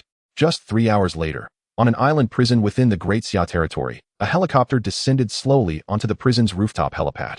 A burly, bald man with an eye patch awaited him with a cadre of fully armed subordinates. Upon seeing Li Chengde disembark from the helicopter, the one-eyed man, Jun, immediately saluted him with a standard military gesture and spoke in a deep voice. "Welcome, Commander Li, for your inspection. No need for such formality. I wish to meet Dr. Black." Li Chengde returned a symbolic salute before getting straight to the point of his visit. Chapter 12. A supermarket encounter with a loyal canine under Saiyan command. Meanwhile, upon his return to Tianhai City, Wan Huaizhou discovered that 2/3 of the city's population had already evacuated. The remaining third, upon seeing his return, also sought refuge, and the streets were devoid of both pedestrians and vehicles. Wan Huaizhou was unfazed. These people posed no threat to him. What he sought was the freedom to act as he pleased. On this planet, he desired to do as he wished. Reminiscent of a popular meme he had encountered before his transmigration. Which would you prefer, 1,000 points of Dragon Ball combat power or 10 million Great Xia coins? A certain blogger had posed this question, suggesting that with 10 million, one could enjoy all the pleasures Blue Star had to offer. Yet possessing 1,000 points of battle power from Dragon Ball would render that planet quite entertaining. As the saying goes, without grain, I am a granary. With guns but no grain, grains abound. With a combat power of 1080, Wan Huaizhou ruled over the entirety of Blue Star. Anyone who dared to challenge him would face his wrath. Ignoring the hiding populace, Wan Huaizhou descended gracefully from the sky. His gaze fell upon a nearby supermarket. And at this moment, it seemed that other than satisfying his hunger, he had little else he desired. Money was merely worthless paper to him now, unless it was for women. Yet he lacked such desires at present, so he strode directly into the supermarket. Observing the myriad of goods lining the shelves, Wan Huaizhou pushed a cart at the entrance. Selecting only the high-end items he had once yearned for but could not afford during his previous life of servitude. Due to the military's prior intention to engage in battle with Wan Huaizhou in Tianhai City, the evacuation of citizens has resulted in the supermarket being completely deserted. Wan Huaizhou casually picked up a bag of snacks, munching as he walked, and placed items he fancied into his shopping cart. While he reveled in the delights of his zero-cost shopping spree, he noticed 2 men behind a shelf ahead of him. They were also pushing shopping carts, indiscriminately tossing snacks from the shelves into their carts. Behind them, a small mountain of snacks had already filled several carts. Upon noticing Wan Huaizhou, the 2 men likewise recognized him. "Oh, it seems we have company. Someone else is taking advantage of the situation." One of them, observing Wan Huaizhou with his own cart, began to mock him. Wan Huaizhou merely cast a cold glance at the pair, ignoring their taunts. After all, not everyone feels the need to squash every insect they encounter on the road. He considered it a charitable act to spare these 2. However, the 2 men, feeling emboldened, became disgruntled upon noticing Wan Huaizhou's indifference and his icy demeanor. They were members of the Mountain Cannon Gang, the foremost underground force in Tianhai, and had never encountered anyone who dared to regard them with such disdain. "Hey, you brat, what kind of look is that?" the first man shouted angrily. Having just taken a few steps, Wan Huaizhou halted, slowly turned his head, and coldly inquired, "Are you talking to me?" "Who else could it be?" the men retorted, drawing out a watermelon knife from their waists and advancing menacingly towards him. As they approached, they scrutinized Wan Huaizhou, and, upon noticing the distinctive battle attire of a Saiyan he wore, their expressions shifted from curiosity to visible panic as beads of cold sweat appeared on their brows. "Why, you are that Saiyan?" one stammered. "I am Kujiching." Plop. Before he could finish introducing himself, both men knelt before Wan Huaizhou. "Please forgive us, Lord Kujiching. We failed to recognize you, and we beg for your mercy. We shall never do so again." Watching the 2 grovel for their lives, Wan Huaizhou was reminded of times when he had been similarly humble. "Who are you?" he asked, exchanging glances. The men sensed that Wan Huaizhou bore no malice and thus grew bolder. The first to speak, kneeling on the ground, introduced himself. "My name is Zhang AC, and this is Qi Er. We are both members of the Mountain Cannon Gang." "The Mountain Cannon Gang?" Wan Huaizhou inquired, curiosity piqued, as the name echoed in his memory. "Yes, the most powerful underground force in Tianhai City." At this, Wan Huaizhou recalled hearing about such a faction in Tianhai. Oh, I see. You may leave now. Wan Huaizhou replied indifferently, pushing his cart forward. Zhang Ac and Qi Er exchanged glances, resolute in their decision. They were determined to cling to Wan Huaizhou's coattails. Lord Kujiqing, please wait. Zhang Ac called out, rushing to catch up. Is there something more? Wan Huaizhou turned, his gaze sharpening. The two men instinctively took a step back, unnerved by the unpredictable Saiyan. Yet, driven by their desire to attach themselves to such a formidable figure, they knelt once more. Bowing their heads earnestly, Lord Kujiqing, we have seen your videos and are truly in awe of your strength. Please allow us to follow you, to serve you faithfully and be willing to face any hardship. Wan Huaizhou, realizing they sought to pledge allegiance, felt a rush of superiority. Reflecting on his immense power in this world, he contemplated the benefits of having two loyal followers by his side.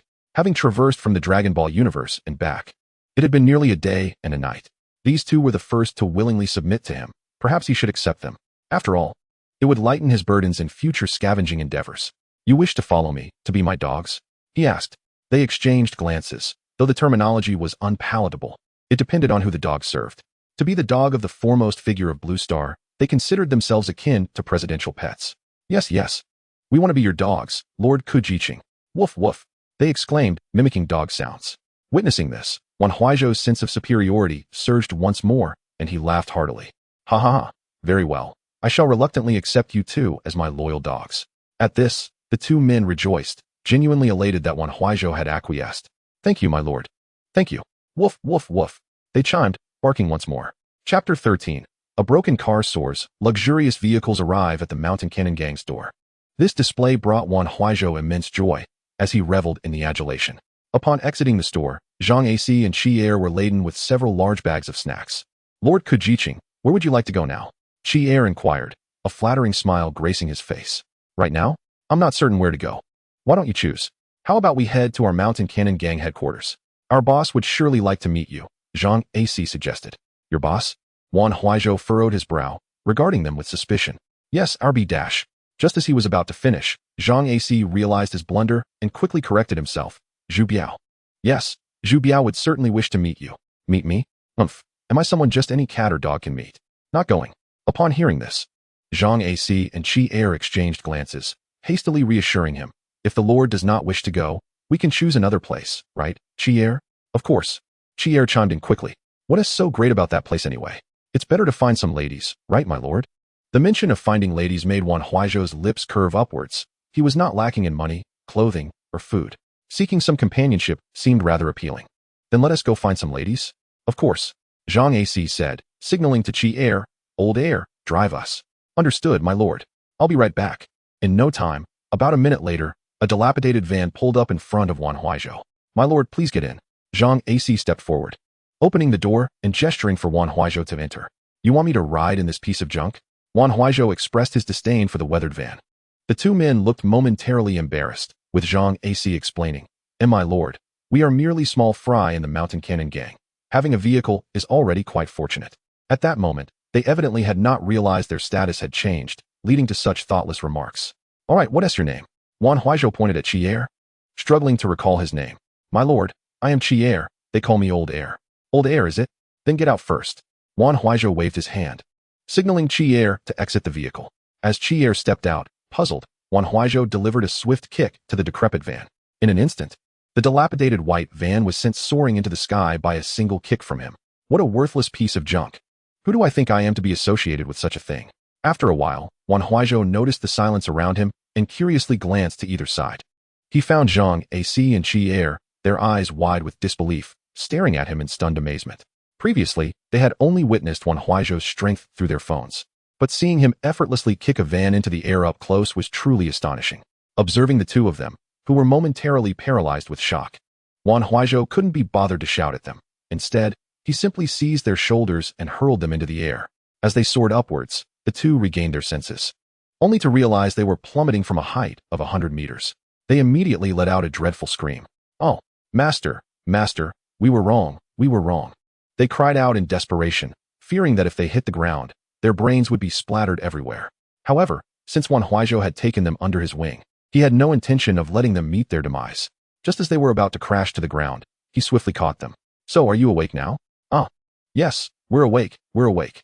The two initially froze, then hurriedly nodded in response. Good heavens, the thrill was overwhelming, even more exhilarating than bungee jumping. Yet, they exclaimed, Master, we have no vehicle now. Should we walk? Is it so difficult to procure a car? Just wait here for me. Wan Huaizhou replied as he began to float upward, a soft white aura swirling around him. In an instant, he transformed into a streak of light and soared away. Where's the master going? Zhang Ac asked curiously as he watched Wan Huaizhou take flight. Is he off to get a car? Chi scratched his head uncertainly. In less than 5 minutes, they spotted a figure rapidly approaching from the horizon. Soon, Wan Huaizhou descended before them, holding a Rolls-Royce in one hand and a Maserati in the other. What do you think of these cars? The two swallowed hard. What did they think? If they had such vehicles, they certainly wouldn't be reduced to thuggery. Excellent. Absolutely fantastic. Master, you're incredible. From now on, with just one word from you, we would be willing to die on the spot. Enough with the flattery. You two drive, and you choose the destination. With that, Wan Huaizhou tossed them a set of keys. Their faces lit up with sheer joy as they caught the keys. Subsequently, they drove off towards their usual bar, the roar of the engine fading into the distance as they reveled in the exhilarating sensation of speed. After all, they were now behind the wheel of luxury cars, and their excitement was palpable. Yet, upon arriving at their destination, they were met with an eerie silence. The reason for this desolation was the previous evacuation, leaving the place devoid of life.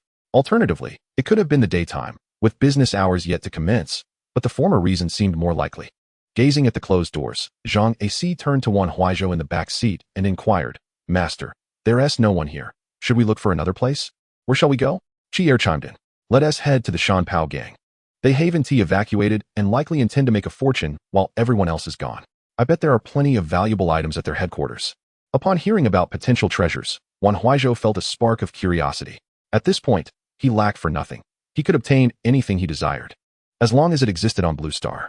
Thus, he was intrigued about what these so-called treasures could be. Very well, I shall heed your suggestion. Great. Allow me to lead the way. With that, they set off for the Shan Pao gang's headquarters. After a half-hour drive, they arrived at a secluded courtyard on the outskirts of Tianhai City.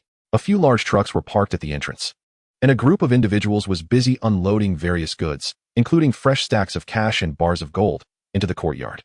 As the two luxurious cars came to a halt, several people were naturally drawn to them. Upon recognizing Zhang Ac and Chi, one man began to jest. Hey, Ac, look at you two. You've managed to score 2 luxury cars. The boss will be thrilled. From Zhang Ac's humble tone, Wan Huaizhou discerned that these two were likely at the bottom of the hierarchy within the Shan Pao gang. However, he cared little for their status. His purpose was merely to see what valuable items were present. He was confident that those eager to curry favor with him would line up from here to overseas. At that moment, the man who had jested, referred to as Dog Brother by Zhang Ac, noticed Wan Huaizhou seated in the back of the Rolls-Royce. Seeing him there, with Zhang Ac driving, as a minor leader of the Shan Pao gang, he felt a surge of anger at the sight of his subordinate serving as a chauffeur for someone else.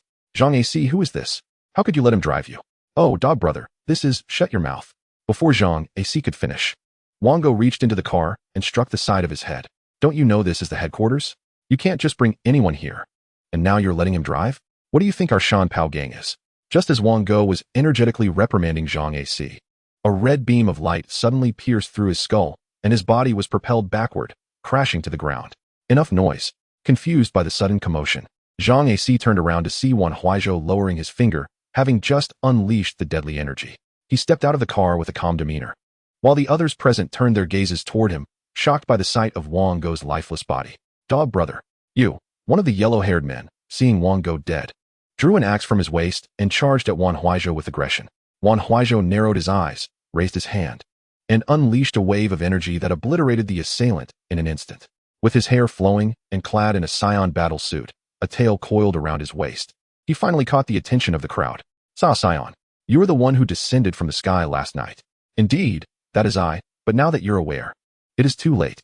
With that, Wan Huaizhou fired another energy wave, reducing the man who recognized him to mere fragments. Meanwhile, within a quaint room in the courtyard, a rotund man with a leering expression was fixated on 2 girls bound and gagged on the bed. Just as he was about to act on his sinister intentions, explosions erupted outside. He perked up his ears, listening intently, but the noise subsided. Just as he redirected his focus back to the girls, another explosion resounded. As the leader of the Shan Pao gang, his instincts warned him that something was amiss. This was the headquarters, the foundation of their power. If anything happened here, it would spell doom for their gang. Weighing his options, he decisively abandoned his nefarious plans against the girls, retrieving a handgun from his waist and promptly loading it as he exited the room. The two girls, bound on the bed, had thus narrowly escaped a grim fate. If Wan Huaizhou were here, he would undoubtedly recognize these two girls, for they are none other than Bai Yuding and Feng Shuangli, the very ones who had drawn his bathwater and fainted from the fright of his tale. What on earth is happening? Where is that explosion coming from? In the center courtyard of the Sihiyuan, Zhu Biao, gripping a handgun, loudly inquired. A subordinate, hearing the commotion, rushed in from outside, exclaiming, "Boss, it's bad news. It's a Saiyan. The one we've heard about online is here to kill us." "What? A Saiyan? I have no enmity with him. Why would he want to kill me?" Zhu Biao was instantly perplexed. Though he was immensely powerful, he couldn't fathom why someone he had never wronged would wish him harm. "I don't know. It seems he has come along with Zhang Asi and Qi Er." "What? Zhang Asi and Qi Er? Those scoundrels. Why bring this trouble to our headquarters? I swear I'll deal with you both later." With that, Zhu Biao hastily followed the frantic subordinate outside. Upon reaching the entrance, he caught sight of Wan Huaizhou gripping a man's neck, lifting him effortlessly. With just a slight exertion, the man's neck was twisted and broken. Releasing him, he tossed the lifeless body aside and noticed Zhu Biao standing at the door, his face a mask of confusion. Activating the detector over his eyes, it displayed Zhu Biao's combat power as 8. Such a score is remarkably formidable among regular individuals. His subordinates, however, averaged only a combat power of 5, which made him appear quite impressive by comparison. "You bastard!" Witnessing many of his subordinates fall victim to Wan Huaizhou, Zhu Biao's fury ignited, and he raised his loaded handgun, aiming it at Wan Huaizhou. Yet, the bullets proved ineffective. How could a mere pistol harm him? Wan Huaizhou stood his ground, allowing bullets to strike his body and deform without inflicting any harm. Only when Zhu Biao emptied the entire magazine and felt the trigger click without any further shots did a look of terror creep onto his face. If bullets couldn't penetrate, what could harm this opponent? Suddenly, it seemed Zhu Biao recalled something and turned to retreat. Outside, aside from Zhang Asi and Qi Er, the rest had either been obliterated by Wan Huaizhou or met their end by having their necks broken, lying lifeless on the ground. As Zhu Biao returned, Wan Huaizhou approached the Sihiyuan's entrance, gazing inside. He observed Zhu Biao, inexplicably wielding a preloaded rocket launcher, hoisted upon his shoulder. "Kid, taste this," Zhu Biao shouted, promptly pulling the trigger. The rocket soared forth with a deafening roar, heading straight for Wan Huaizhou. Boom! An explosion erupted, enveloping the area in smoke. "Ha ha, kid. Just because a handgun is ineffective against you, doesn't mean this won't be." Zhu Biao laughed heartily, firmly believing that even the mightiest could not withstand a rocket's onslaught. "Your laughter is utterly repulsive." Just as Zhu Biao reveled in his triumph, a voice as chilling as death echoed forth from Wan Huaizhou. "What? You're not dead?" Zhu Biao gasped, hastily reaching for another rocket from a wooden crate at his feet. However, before he could reload, a red beam pierced through his forehead. Chapter 15. Just a bug, kill it. Humph. Wasn't it better to be courteous from the start rather than waiting for a dog to bark? Observing Zhu Biao collapsed and motionless, Wan Huaizhou let out a cold snort, his expression devoid of emotion, as if he had merely crushed a filthy insect. Is Zhu Biao truly dead just like that? Zhang Asi and Qi Er approached Wan Huaizhou, gazing in astonishment at the lifeless form of Zhu Biao. A man who had dominated the underworld for decades extinguished in a single blow. Should I have fought him a few rounds before killing him? And no, my lord, you've misunderstood. We think you are just too formidable, simply invincible. Qi Er quickly added, fearing that displeasing Wan Huaizhou might lead to their own demise. Enough chatter, let us go. There's nothing entertaining left here. My lord, wait. Just as Wan Huaizhou prepared to depart, Zhang Asi called out, his tone serious.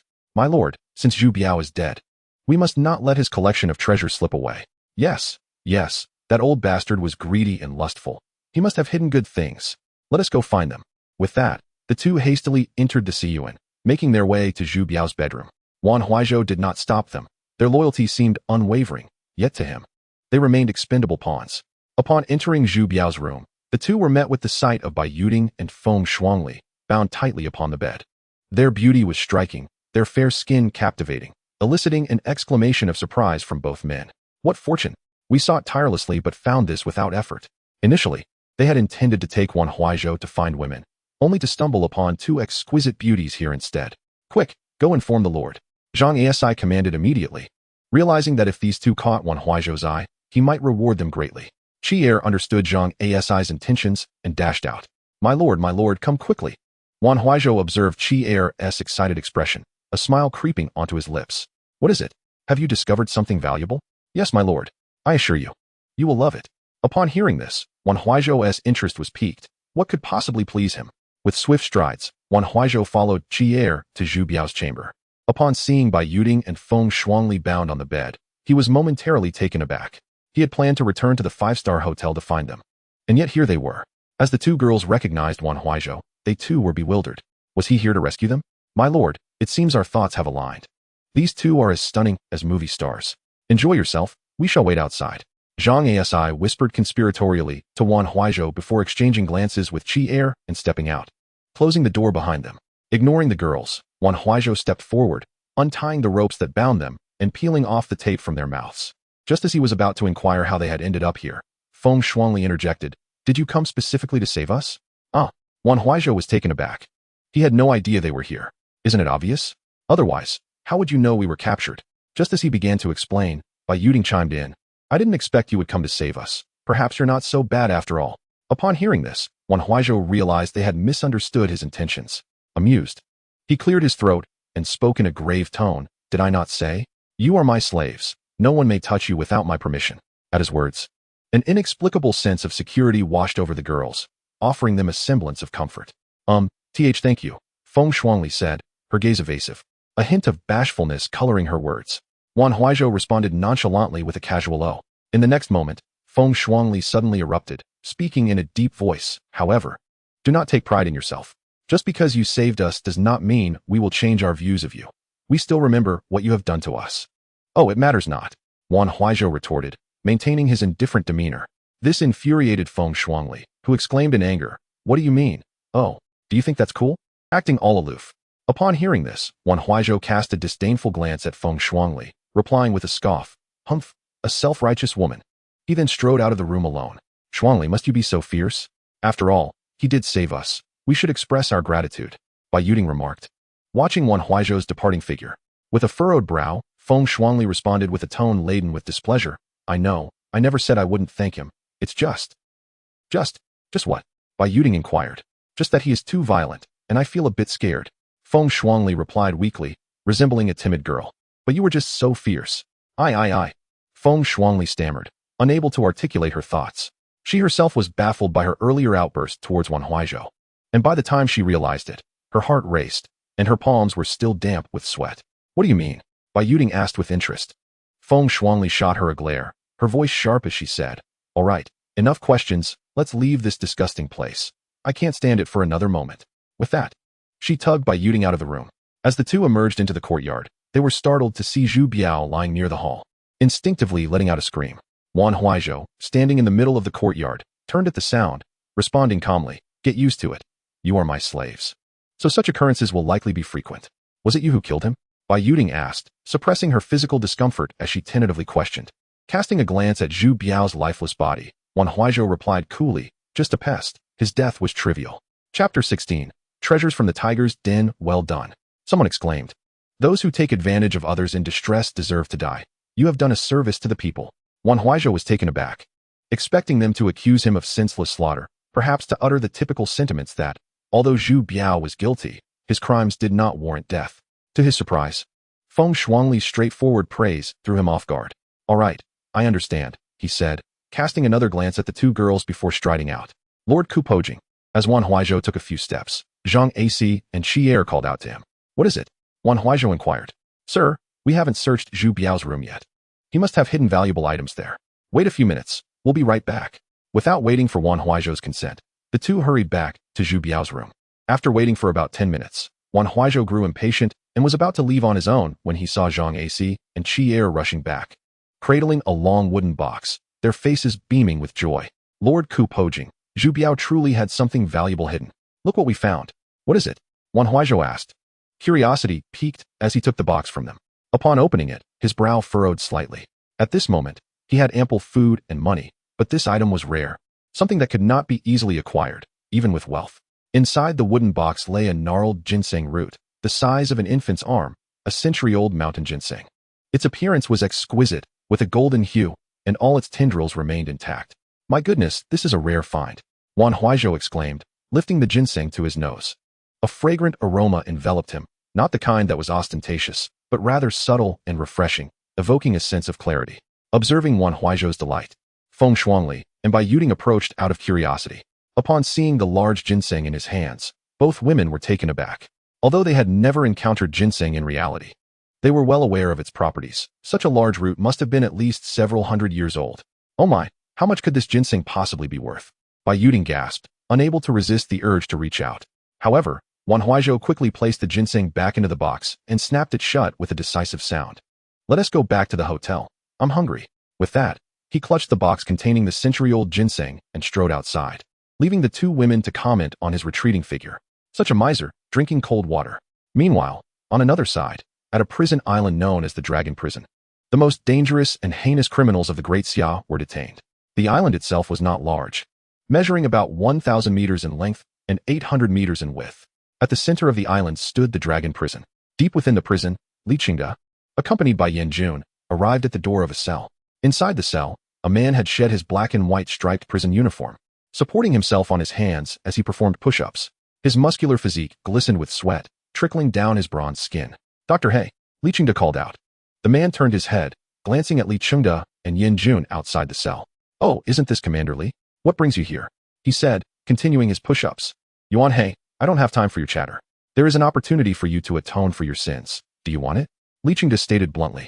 Upon hearing this, Yuan He paused, eyeing Li Qingde for a moment before smiling lightly and responding, Sorry, I'm not interested. He then resumed his push-ups. Hey Yuan He, don't be ungrateful. Yan Jun interjected, but was interrupted by Li Qingde. Director Yan, it's fine. Stepping forward, Li Qingde continued, Yuan He, if you can assist us in resolving this matter, I can apply for your release. Yuan He, halfway through his push-up, hesitated, his arms still poised. His gaze seemed to reflect deep contemplation. Eventually, he sat up, looking at Li Qingde with a serious expression. Commander Li, you know why I am imprisoned here. Are you not afraid of releasing me? Li Qingde remained silent for a moment, squatting down to sit cross-legged on the ground, looking at Yuan He with a sigh. Afraid? Of course, I am afraid. However, I am currently more terrified of that individual outside. Oh, that individual outside. Yuan He replied, puzzled. He had been confined in the deepest part of the Dragon Prison for 5 years and knew little of the outside world. Yuan He, I have no qualms in telling you that last night, a rift in the fabric of space opened above Tianhai City, and someone fell through it. Do you know who it was? Who? As a scientific enthusiast, Yuan He could hardly contain his excitement at the mention of a space rift. 5 years ago, he had been obsessed with human research, aiming to create the super serum seen in Marvel movies, and had conducted frenzied human experiments. Just when he felt he was on the verge of perfecting a serum that could enhance human strength, his experiments were discovered by the relevant authorities of the Great Xia. Ultimately, it was Li Qingde who ordered Chen Wenlong to lead the Wolf Fong Special Forces Group B to apprehend him and confine him within the confines of the Dragon Prison. The Saiyan, Li Qingde, without any pretense, directly informed Wan He. Given the current circumstances, there was little left to conceal in order to confront Wan Huaizhou. Wan He's super serum was their final glimmer of hope. What? A wry smile curved Wan He's lips. If Li Qingde's mention of the time rift had stirred his heart, the mere utterance of the word Saiyan calmed his tumultuous spirit, almost provoking a chuckle.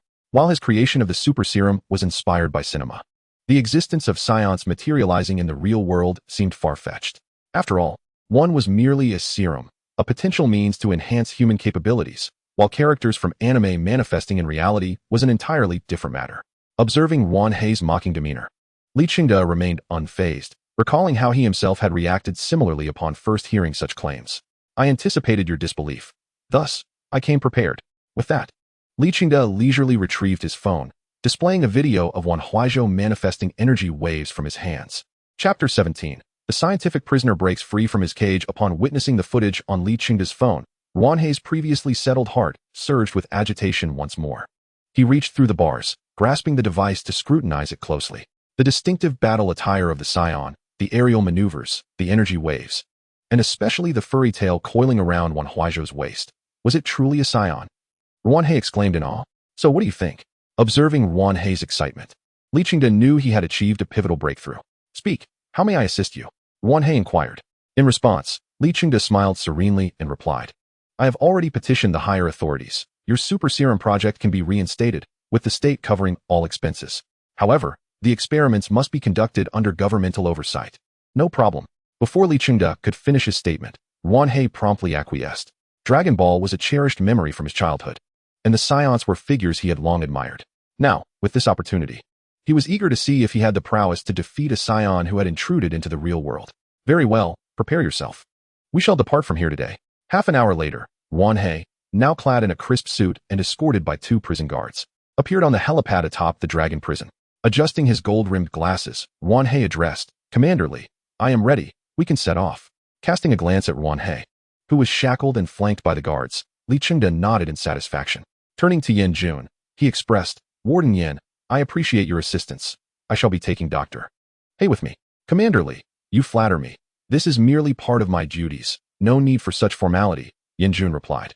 "Indeed, we mustn't delay. Let us depart. Warden Yan, you may remain. Safe travels." After exchanging pleasantries, Li Chengde led Wan Huaizhou aboard the return flight. Tianhai City, Longshan 5-star Hotel. A Rolls-Royce and a Maserati idled at the entrance of the hotel. 3 men and 2 women emerged from the vehicles, none other than Wan Huaizhou and his entourage. "Sir, it appears there is no one here," Zhang Asi remarked, peering inside with a look of confusion. "Of course, there is no one. Everyone has evacuated the hotel, leaving only Yu Ting and me, and we were subsequently captured by Zhu Biao and his gang." Feng Shuangli replied with a disgruntled expression. Were it not for Wan Huaizhou, they would not have been apprehended. In truth, it was only fitting for him to rescue them. "If no one is here, who will prepare our meal?" Wan Huaizhou queried, his stomach growling with hunger. The group exchanged glances, all shaking their heads. "Sir, both old heir and I would rather order takeout. We can't cook." "What about you two?" Wan Huaizhou's gaze shifted to Bai Yuding and Feng Shuangli. "I can cook noodles, but anything else is likely to disappoint you," Feng Shuangli confessed. Wan Huaizhou frowned, feeling somewhat troubled. As the foremost individual from Blue Star, who would settle for mere noodles? Surely, they should feast on abalone and lobster. "Call the hotel chef back," Wan Huaizhou insisted impatiently. "No phone." Bai Yuding shook her head. "What?" Wan Huaizhou was taken aback. How could colleagues not have a phone number for the chef? "I truly don't have the chef's number." Sensing Wan Huaizhou's disbelief, Bai Yuding emphasized her point. "And you?" "I don't have it either. They work in the kitchen, while we are at the front desk. Our interactions are minimal." "However," Feng Shuangli interjected, continuing, "Su Wei should have it. I'll call him." Wan Huaizhou rolled his eyes, thinking, why didn't you mention Su Wei's number earlier? "Hurry and call." In a short while, Su Wei's call was connected. "Hello, Li, where are you and Yu Ting? I haven't seen you." 20 kilometers outside Tianhai City, in a rural village, Su Wei sat leisurely on a stone bench in his yard, enjoying the call. "Manager Su, you're the one who needs to explain. You left us 2 girls behind and got us captured by the Mountain Cannon Gang. If it weren't for, who is it?" Feng Shuangli glanced at Wan Huaizhou, seemingly still unaware of his name. "Kajing, Lord Kajing." Zhang Asi, sensing Feng Shuangli's embarrassment, hurriedly reminded her. "Yes.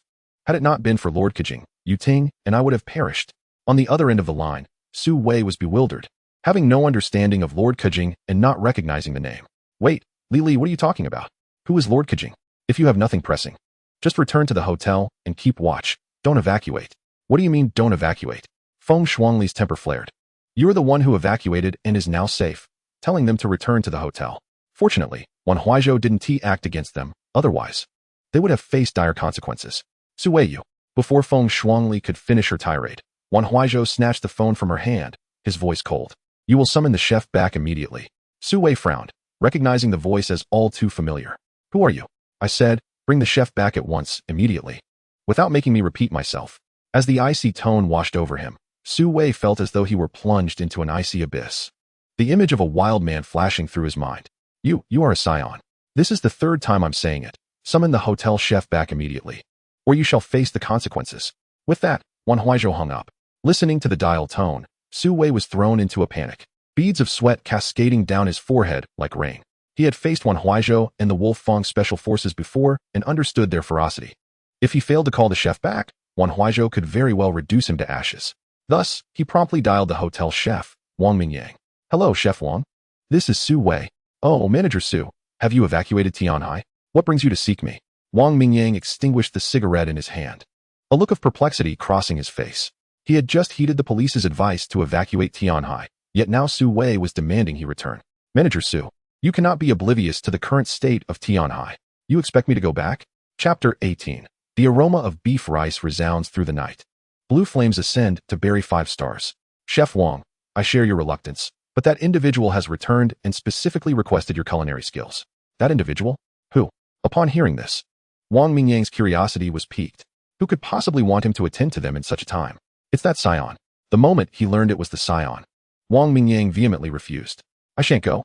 Su Wei, are you trying to put me in harm's way? Chef Wang, I implore you, consider this a favor. The Saiyan warned that should you refuse, I shall face the consequences. You know my situation. I have elders and children to care for. I cannot afford any mishaps. Su Wei pleaded desperately. And what of my responsibilities? Do I have none? How dare you utter such things? Regardless, I will not go. Whoever wishes to go may do so. With that, Wang Mingyang hung up the phone. After having painstakingly evacuated, how could he entertain the thought of returning? Especially to confront that Saiyan, it would be tantamount to courting disaster. Setting his phone down, Wang Mingyang, fearing Su Wei might call again, decided to turn it off altogether. Meanwhile, in the hotel, Wan Huaizhou had already been seated on the sofa in the lobby for half an hour, yet no one had come to attend to him. His patience was wearing thin, and a palpable anger began to manifest on his face. Sensing the escalating tension, Bai Yuding tugged at Feng Shuangli beside her, and together they approached cautiously. Shall we prepare some noodles for you? Just to tide you over? Wan Huaizhou cast a glance at the pair, a peculiar glimmer flashing in his eyes as he replied solemnly, No need, I shall handle it myself. With that, he rose and made his way to the kitchen, prompting Bai Yuding and the others to hastily follow. Upon entering the kitchen, Wan Huaizhou surveyed the area until he discovered a large pot of rice, prepared prior to Wang Mingyang's evacuation. He then approached the cold storage, raised his hand, and forcefully smashed the door open. The deafening explosion startled Bai Yuding and her companions into silence. Stepping into the cold storage, Wan Huaizhou immediately spotted a chunk of beef, likely from the hind leg, resting on a shelf. Its freshness suggested it had only just arrived that morning, but due to the evacuation, it had been left behind. Securing the beef, Wan Huaizhou exited the cold storage and placed it in the sink. He then procured various ingredients, scallions, ginger, and garlic, and meticulously cleaned them. Observing him, the four onlookers were baffled. Surely, the master isn't going to cook himself? Zhang Yixi questioned. It seems quite likely, Qi Er mused, stroking his chin. Bai Yuding and Feng Shuangli exchanged glances, both puzzled. Could Wan Huaizhou actually possess culinary skills? As they pondered, they watched as Wan Huaizhou thoroughly washed the beef along with the seasonings. He cut the meat into pieces the size of mahjong tiles, minced the scallions, ginger, and garlic, and then heated oil in a pan. Once the oil was hot, he added the beef, frying it until it was cooked to a perfect medium before removing it to drain. In the remaining oil, he sautéed the scallions, ginger, and garlic until fragrant, then returned the beef to the pan, stirring to infuse the flavors. Soon after, he added the entire pot of rice and continued to stir. Before long, an irresistible aroma wafted through the air. Zhang Yixi swallowed hard, unable to contain his admiration. It smells divine. Indeed, it is delectable. Now I'm feeling quite hungry. Feng Shuangli echoed, having not eaten since morning. In short order, Wan Huaizhou added an appropriate amount of soy sauce to the mixture, gave it a few more stirs, then lifted the entire pot onto a nearby cutting board. As he scooped a spoonful to taste, his gaze inadvertently fell upon the four watching at the kitchen door. Noticing their eager expressions, he hesitated, then set the spoon down. He retrieved 4 plates and filled them, placing them aside. As the four approached, curiosity etched on their faces. Qi Er inquired, Is this for us, master? Wan Huaizhou glanced at him, remaining silent as he devoured a mouthful of fried rice. Is it even necessary to ask? Of course it is for us. Second brother, express your gratitude to the master. Zhang Yixi exclaimed, bowing respectfully. Thank you for your generosity, master. Thank you, master. Qi Er mimicked Zhang Yixi's gesture, bowing deeply as he seized a spoon to dig in. The moment the rice touched their lips, their expressions transformed, and their pace of eating quickened. Bai Yuding and Feng Shuangli exchanged glances, both intrigued. Could the fried rice truly be that delicious? Driven by curiosity, they too took plates of fried rice and took their first bites. Instantly, the complex layers of rice mingled with the succulent flavor of beef enveloped their palates. Each grain of rice was distinct, enveloping the taste of the beef, yielding a moist texture rather than the dry, overcooked variety. Tasting the beef, they found it tender and juicy, as though it might burst with flavor at any moment. My goodness, this is extraordinarily delicious, Bai Yuding exclaimed, taking another generous bite. Indeed, I never anticipated that Lord Kujiao would possess such culinary prowess. Feng Shuangli added, mouth full. Amid their praises, Wan Huaizhou seemed oblivious, continuing to focus on his beef fried rice. 20 minutes later, having finished the last morsel, Wan Huaizhou wiped his mouth casually with his hand, maintaining his stoic demeanor as he exited the kitchen. The others, seeing this, set down their plates and followed him outside. Upon reaching the lobby, Wan Huaizhou noticed the lack of any arrivals and proceeded straight out of the hotel. Just as Bai Yuding and the others speculated about his intentions, they witnessed him soar into the sky the moment he stepped out the door. They quickly hurried outside, looking up in astonishment. A pale white aura enveloped Wan Huaizhou like flames, rising fiercely. He then raised his right hand above his head, gathering a blue energy sphere the size of a fist in his palm. Realizing the gravity of the situation, the four widened their eyes in shock, fearing he intended to obliterate the hotel. As if reading their thoughts, Wan Huaizhou bellowed with thunderous fury, Not good. He is going to blow up the hotel, run. Zhang AC shouted, prompting the four to pivot and sprint away with all their might. Chapter 19. The ashen remains of the Phoenix Nest, a grim command urging bloodshed. Just as the four had fled a mere 20 meters, the explosion erupted with a deafening roar. Boom. The massive blast reverberated throughout Tianhai City, the shockwave surging towards them, sending the four tumbling through the air. Damn it! This bastard is out of control, they exclaimed as they crashed to the ground. Bai Yuding gazed at the hotel reduced to rubble and the figure of Wan Huaizhou suspended in the air, uttering a weak statement before succumbing to unconsciousness. How could this scoundrel act with such impunity? In the distance, two members of the Wolf Fang Special Forces Team B, tasked with monitoring Wan Huaizhou, witnessed the chaotic scene and pounded the ground in frustration. This was a 5-star hotel. After all, the cost of constructing such a building was unfathomable. The mere provision of employment opportunities can resolve a significant portion of the citizens' unemployment issues, not to mention the annual tax revenue generated. Can Wan Huaizhou truly obliterate this in one fell swoop? Suspended in midair, Wan Huaizhou gazed down at the massive crater created beneath him, a serene and relaxed expression swiftly blossoming on his face. At last, a sense of relief. Exhaling deeply, he turned to observe the four individuals sprawled on the opposite side of the street. Engaging the detector over his eyes, he confirmed their vital signs were stable, merely unconscious, prompting him to disdainfully mutter, "Humph, rubbish." Subsequently, a pale white aura erupted from his body once more, and he accelerated sharply, soaring into the distance. Witnessing Wan Huaizhou vanish into the horizon, Lu Cheng and Lan Mingwan, who had been lurking in the shadows, hurriedly approached. They made their way directly to the side of Bai Yuting and the others, first checking their breaths. Finding them merely unconscious brought them a sigh of relief. Lu Cheng then activated his communicator to contact headquarters. Wolf Den, this is Kuei Lang. Wan Huaizhou has destroyed the Longshan 5-star hotel, and there are 4 unconscious hostages on site. Please dispatch an ambulance immediately. Kuei Lang, this is Wolf Denver. An ambulance is en route. Leave the hostages to us. And swiftly pursue Wan Huaizhou, keeping a close watch on all his movements. Understood, Kuei Lang. After ending the call, Lu Cheng exchanged glances with Lan Mingwan, confirming once more that Bai Yuting and the others were unharmed, before driving a rugged vehicle in the direction Wan Huaizhou had flown. In a building in Tianhai City, Chen Wenlong slammed a stack of documents onto the table, his voice laced with anger. Can this scoundrel truly be beyond our control? Captain Chen, do not be vexed. We are powerless against such a supernatural being. Gao Xiong sighed helplessly, before shifting his tone to continue. However, he is not entirely malevolent. At least he has resolved the issue posed by the Shan Pao gang for our city. Alas, this misfortune is solely Zhu Biao's fault. We never anticipated that Zhang AC and Qi Er would lead him to the Shan Pao gang's headquarters. Yet, that is no justification for his reckless actions. As Chen Wenlong's tone shifted, on the other side, Wan Huaizhou, having obliterated the Longshan 5-star hotel, soared northward for over 1,000 meters. He recalled that, prior to his crossing into this realm, there had also been a 5-star hotel nearby. After satisfying his hunger, he sought a comfortable place to slumber, knowing that Lu Cheng and his companions would not abandon Bai Yuting and the others. From the very beginning, Wan Huaizhou had noticed the two trailing him. But in his eyes, they were akin to mere insects, thus he paid them no mind. If they wished to follow, so be it. Before long, he spotted the 5-star hotel he remembered, the Fengqi Grand Hotel. He quickened his pace, heading straight for the uppermost floors. Upon discovering a slightly ajar window, he effortlessly opened it and flew inside, collapsing onto the sumptuous bed adorned with silk blankets, surrendering himself to slumber. Down below, Lu Cheng and Lan Mingwan, having driven their vehicle, caught sight of Wan Huaizhou entering the hotel from a distance, and they parked at a shop's entrance, approximately 500 meters away. Wolf Den, this is Kuei Lang reporting. The Saiyan has entered the Fengqi Hotel. Please advise. In the temporary command center of the Wolf Fang Special Forces in Tianhai, Chen Wenlong furrowed his brow upon hearing Kuei Lang's report. Is Wan Huaizhou heading to yet another 5-star hotel, perhaps to obliterate it as well? Kuei Lang, this is Wolf King. Has there been any unusual activity since the Saiyan entered the hotel? Report, Wolf King, none so far. I suspect he merely seeks a place to rest. Rest?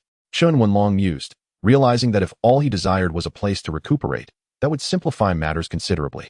Kuei Lang, Maintain close surveillance and report any anomalies immediately. Understood, Kuei Lang. After relaying the situation, Lu Cheng and Lan Ming exchanged relieved glances. They had traversed considerable distances throughout the day and were finally afforded a moment to rest. As time passed, the night gradually descended. A military helicopter descended slowly onto a military base located somewhere in Daxia's capital. Li Qingde disembarked from the aircraft, followed closely by Wan Huaizhou, handcuffed, and 2 armed personnel escorting him. Commander Li, a man clad in camouflage hastily approached. Zhao Qian, why are you alone? Where is Captain Chen? Reporting to the commander. The captain is monitoring the Saiyan with Team B in Tianhai. Upon hearing this, Li Qingde hesitated momentarily, surprised by Chen Wenlong's dedication to personally oversee the surveillance. What is the situation? Li Qingde inquired. Zhao Qian frowned, struggling to articulate his thoughts. This morning, the Saiyan first destroyed all tanks and armed helicopters belonging to the 106th Regiment, and then, for reasons unknown, single-handedly annihilated the underground organization Shan Pao Gang in Tianhai. Oh, that indeed helped Tianhai with a significant issue, Li Qingde remarked, grinning slightly. He was aware of the Shan Pao Gang's notorious reputation in Tianhai, having evaded numerous attempts to dismantle it. Little did he expect it would be obliterated by Wan Huaizhou. This led him to reconsider the Scion's nature. Is there anything else? Li Qingde pressed further. Yes, there is. What is it? Noticing Zhao Qian's hesitance, Li Qingde urged him on. He also detonated a 5-star hotel and is currently resting in another 5-star hotel. What? Li Qingde's anger flared instantly as he scolded. Does this monster truly believe we cannot handle him? Wan Hei, I have dispatched the materials that were previously confiscated from you. I expect you to commence experiments immediately. You have 3 months. I demand results on the super serum. Understood, 3 months. I will provide you with a satisfactory response within this time frame. Zhao Qian, escort him to the laboratory.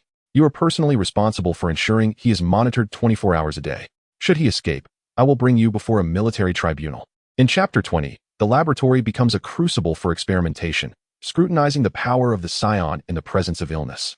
Yes, rest assured, Commander, with me here, he shall not escape, Zhao Qian assured, casting a wary glance at Wan Hei, as if to warn him to behave and avoid any tricks, lest he suffer consequences. Before long, Wan Hei was escorted by Zhao Qian and 2 Special Forces soldiers to an underground laboratory situated 50 meters beneath the Wolf Fong Special Forces base. The various experimental apparatuses present had been confiscated from Wan Hei's laboratory 5 years prior, with all data, documents, and research notes meticulously organized here. The sole purpose of this was to facilitate Wan Hei's swift development of a super serum to combat Wan Huaizhou. Dr. Hei, from now until the successful development of the super serum, you are to remain here. Should you require anything, do not hesitate to inform me, and I will do my utmost to accommodate your needs. What if you cannot meet my needs? Wan Hei inquired with a hint of curiosity. Commander Li stated that should I be unable to fulfill your requests, I am to escalate the matter, and higher authorities will endeavor to meet your requirements. Humph. Wan Hei chuckled lightly, seemingly unfazed by Zhao Qian's words. His current objective was to expedite the creation of his unfinished super serum, subsequently allowing those injected with it to battle the Scion and ascertain who is superior. Enough, you may leave now. I wish to commence my experiments. Wan Hei waved his hand dismissively, eager to dismiss them. Yet Zhao Qian responded with a light chuckle. Apologies, but under Commander Li's orders, you cannot leave our sight. Upon hearing this, Wan Hei initially appeared taken aback, but soon adopted a nonchalant smile.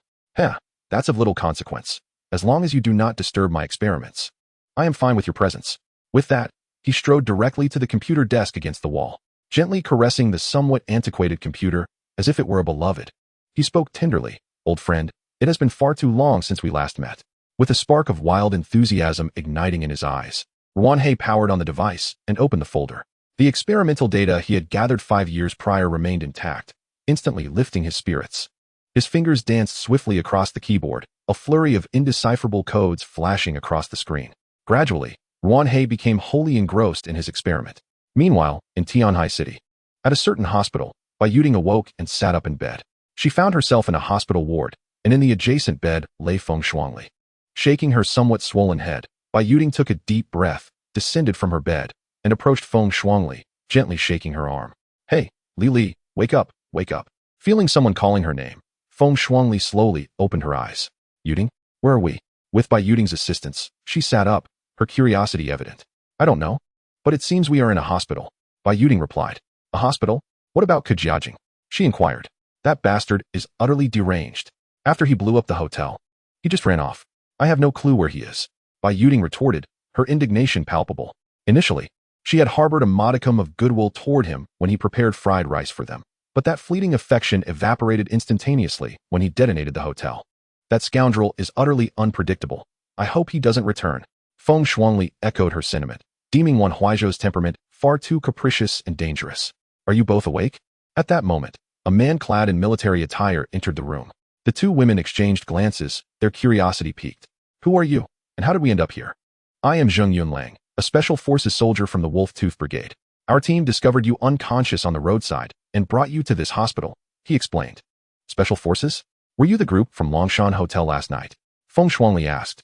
Alas, it's quite embarrassing. 6 of us couldn't last even a minute, Zheng Yunlang admitted, his expression a mix of awkwardness and frustration.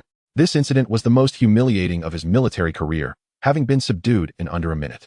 You needn't chastise yourself too harshly. That bastard Ku Jiajing is a lunatic. Just because no one was there to cook for him, he blew up our hotel.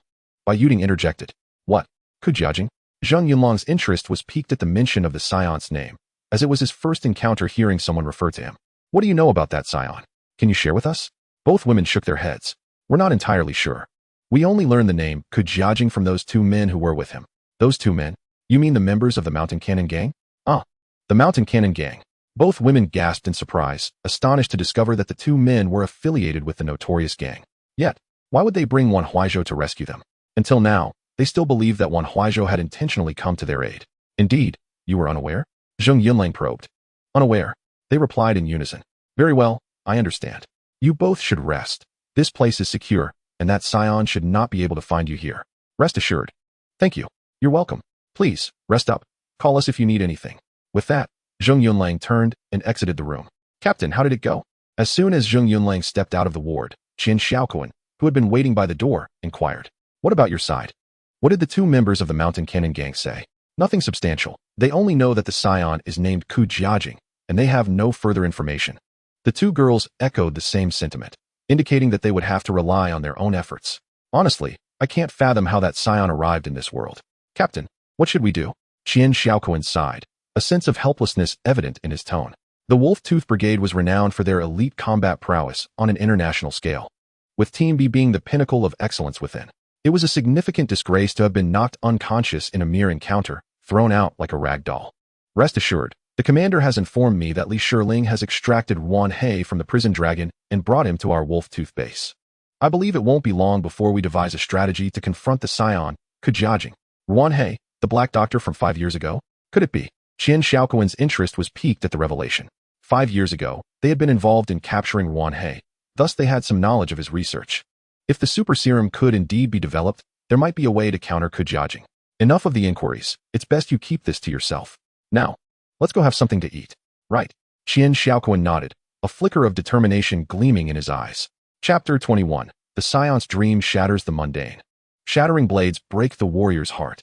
As Tianhai experienced a lull in chaos the previous night, the citizens who had evacuated began returning to the city in the morning.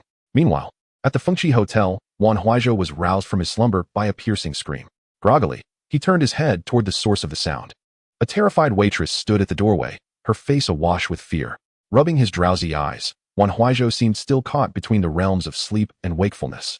Observing the waitress flee in panic, he returned to his bed, ready to drift back into slumber. However, not 5 minutes later, a flurry of hurried footsteps approached his room. Where is it? Who snuck in here to sleep while we were gone? A burly man, armed with a baton, shouted from the entrance. Barely awake, Wan Huaizhou felt a surge of anger rising within him upon hearing the commotion. Without even glancing, he extended his hand towards the door and released a wave of energy. Boom! An explosion erupted, the fierce energy piercing through the building and soaring outside. The rough man at the doorway barely registered who lay on the bed before being obliterated by Wan Huaizhou's energy wave, leaving no trace behind. The waitress, who had just realized Wan Huaizhou's presence, was too slow to evade the blast. As the gaping hole appeared before her, she let out a shrill scream, her body stiffening as her pupils dilated before she collapsed to the ground. Outside the hotel, Lu Cheng and Lan Mingwan felt their hearts tremble at the sound of the explosion. They exchanged glances and hurriedly exited their vehicle, racing toward the hotel. Though they knew they were outmatched, as soldiers, they could not simply stand by, displaying their credentials. They drew their firearms and made their way up to the floor where Wan Huaizhou resided. Upon witnessing the unconscious waitress and the still sleeping Wan Huaizhou, they decided to take the most prudent course of action, to let him continue his rest undisturbed.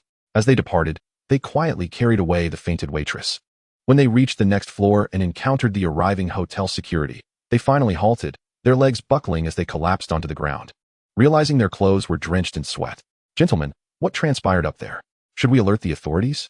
inquired a man in a suit and tie, Gong Jian. Upon hearing this, the two quickly silenced his intentions. Who was up there? The Saiyan, impervious to the might of firearms, summoned the police, fearing that should he become enraged, the very hotel itself might succumb to ruin. After all, the Longshan Hotel had already been reduced to mere rubble by him. Speaking of the Longshan Hotel, when Su Wei returned to Tianhai this morning, just like everyone else, he arrived at the site where the Longshan Hotel once stood. Aside from a vast circular pit, nothing remained, and Su Wei, unable to process the devastation, fainted on the spot. Returning to the Fengqi Hotel, two military officers stood by. "Why should we fear anything with the two of you special forces present?" Gong Jian inquired with curiosity. As the general manager of the Fengqi Hotel, he was eager to resolve the situation upstairs, for it was none other than the Saiyan rumored to be causing the chaos online. Upon hearing Lu Qing mention that the one upstairs was Wan Huaizhou, Gong Jian was momentarily taken aback. It was no wonder the explosions had been so thunderous. It was indeed the Saiyan from the internet. Wiping the cold sweat from his brow, Gong Jian nodded. "Very well, I shall defer to your judgment." "What do you mean by deferring to us?" Just as Gong Jian finished speaking, Wan Huaizhou's voice resonated through the air. Looking up, Gong Jian saw the elevator doors open, revealing Wan Huaizhou standing directly behind Lu Cheng and the others. A chill coursed from his tailbone to the crown of his head. Lu Cheng exchanged a glance with Lan Mingwan, swallowing hard. In a swift motion, they rolled forward, creating distance from Wan Huaizhou, their hands instinctively gripping their sidearms. Bang! Bang! Bang! The sound of gunfire echoed through the corridor. Wan Huaizhou brushed aside the deformed bullets that clung to his face and, with an air of indifference, remarked, "How many times must you learn that handguns are ineffective against me? Spare your ammunition." Realizing the futility of their attempts, Lu Cheng and Lan Mingwan, though unwilling to yield, emptied their guns and reholstered them, opting instead for combat knives drawn from their boots, adopting a stance ready for battle. Wan Huaizhou raised an eyebrow. Did they intend to engage him in hand-to-hand combat? They had fought him once before and should have understood his prowess. Yet, their resolute expressions suggested they were undeterred. After a moment of silence, Wan Huaizhou broke into a calm smile. "Very well, let us play. Come." He beckoned with a flick of his fingers, igniting their fighting spirit. They lunged forward, knives aimed at Wan Huaizhou's throat. Just as their blades were about to strike, Wan Huaizhou's form flickered and vanished. Their attacks met with nothing but air. Yet, being seasoned special forces, they quickly adapted. Pivoting on their toes, they turned to face him once more. Charging forward as he reappeared, Lu Cheng took the lead, aiming his knife at Wan Huaizhou's face. Just as he was about to land a hit, two fingers suddenly pinched the blade, rendering it immobile. No matter how hard Lu Cheng pressed, he could not advance an inch, as if he were confronting an unyielding mountain. Unable to push forward, he attempted to withdraw, yet it felt as though the blade were still firmly lodged. In his moment of confusion, Wan Huaizhou slowly raised his other hand, his middle finger pressing against his thumb, flicking it gently against Lu Cheng's forehead. The impact was light, yet disorienting, leaving Lu Cheng's mind blank as his body was propelled backward, crashing heavily against the wall. "Kuelong!" Lan Mingwan shouted in alarm, his brow furrowing as he reversed his grip on the knife, aiming once more for Wan Huaizhou's neck. This time, Wan Huaizhou remained still, allowing the blade to strike against his skin. A resounding crack echoed as Lan Mingwan's knife shattered into pieces, leaving no mark on Wan Huaizhou's neck. "What?" Lan Mingwan gasped, staring at the broken knife in his hand, a wave of terror washing over him. Was his skin truly that impenetrable? Wan Huaizhou twisted his neck, the sound of cracking bones filling the air, and gazed coldly at Lan Mingwan. Taking a step back, Lan Mingwan resolved to take drastic measures. Preferring self-termination to being obliterated by Wan Huaizhou, he raised the broken knife to his own throat. Yet, before the blade could touch his skin, Wan Huaizhou flicked his finger against Lan Mingwan's forehead. With a resounding pop, the sensation mirrored that of Lu Cheng's, and Lan Mingwan too found himself crashing against the wall. Unconscious, brushing off the dust from his clothes, Wan Huaizhou turned his attention to Gong Jian. Immediately, Gong Jian felt as though he were being scrutinized by an ancient beast. A suffocating pressure emanating from Wan Huaizhou that left him breathless. "Are you the person in charge here?" Wan Huaizhou asked coldly. "Ah," Gong Jian stammered, quickly wiping the sweat from his brow and nodding. "Yes, I am the manager here." "Good. I am hungry. Prepare me something to eat." "Yes, I will arrange it immediately." Faced with Wan Huaizhou's demands, Gong Jian complied without hesitation. He would acquiesce to anything, even if it meant parting with money. For who could withstand a knife to the neck and emerge unscathed? Soon, in the largest private room of the Fengqi Hotel, Wan Huaizhou sat at the table facing the entrance, one hand clutching an Australian lobster, the other a bottle of fine red wine. After a hearty gulp, he savored a generous bite of lobster meat, chewing with gusto. The table quickly filled with empty plates, resembling a small mountain. Wan Huaizhou reclined in his chair, his belly protruding comfortably. Gong Jian observed the mountain of plates and estimated that Wan Huaizhou's meal would cost around 100,000 yuan at their hotel prices. His heart sank at the thought. If this continued, the hotel would surely be driven to bankruptcy. Wan Huaizhou stretched leisurely in his chair, and his once distended belly visibly deflated. With a toothpick dangling from his mouth, he stood up and carelessly discarded it onto the floor. This food is quite good. I shall return for dinner tonight. Have it prepared. With that, Wan Huaizhou turned and glared at the floor-to-ceiling windows. In an instant, the glass shattered, and he soared out into the air. As he disappeared from sight, the 7 or 8 individuals in the private room exhaled in relief, some collapsing weakly onto the floor. The most unfortunate of all was Gong Jian, who was left to ponder how long Wan Huaizhou would continue to dine here. A single meal costing 100,000 yuan was simply unbearable. After departing the Fengqi Hotel, Wan Huaizhou aimlessly flew for a while. Observing the re-emergence of people on the streets below, he descended slowly to the ground, but the moment his feet touched the earth, panic ensued. Within a minute, the area around him was devoid of any sign of life. Approaching a clothing store, Wan Huaizhou regarded his battle attire, which seemed so out of place in this world, and fell into contemplation. Since he had returned to the real world, perhaps it was time to adopt the fashion of this realm. Moreover, his combat gear was in tatters and hardly befitting his handsome visage and perfect physique. Thus, he stepped into the clothing store, where the bewildered saleswoman, unaware of the unfolding events, approached with a heart full of hope, believing a customer had arrived. However, upon recognizing it was Wan Huaizhou, her expression shifted to one of alarm, mingled with a hint of astonishment. Wan Huaizhou, equally taken aback, realized he was familiar with this saleswoman. Yu Xiaomiao. Instinctively, he uttered her name. In response, the fear on her face transformed into disbelief as she stammered, You are really Wan Huaizhou? The resemblance between Wan Huaizhou and the Saiyan he had encountered was striking, save for their differing hairstyles.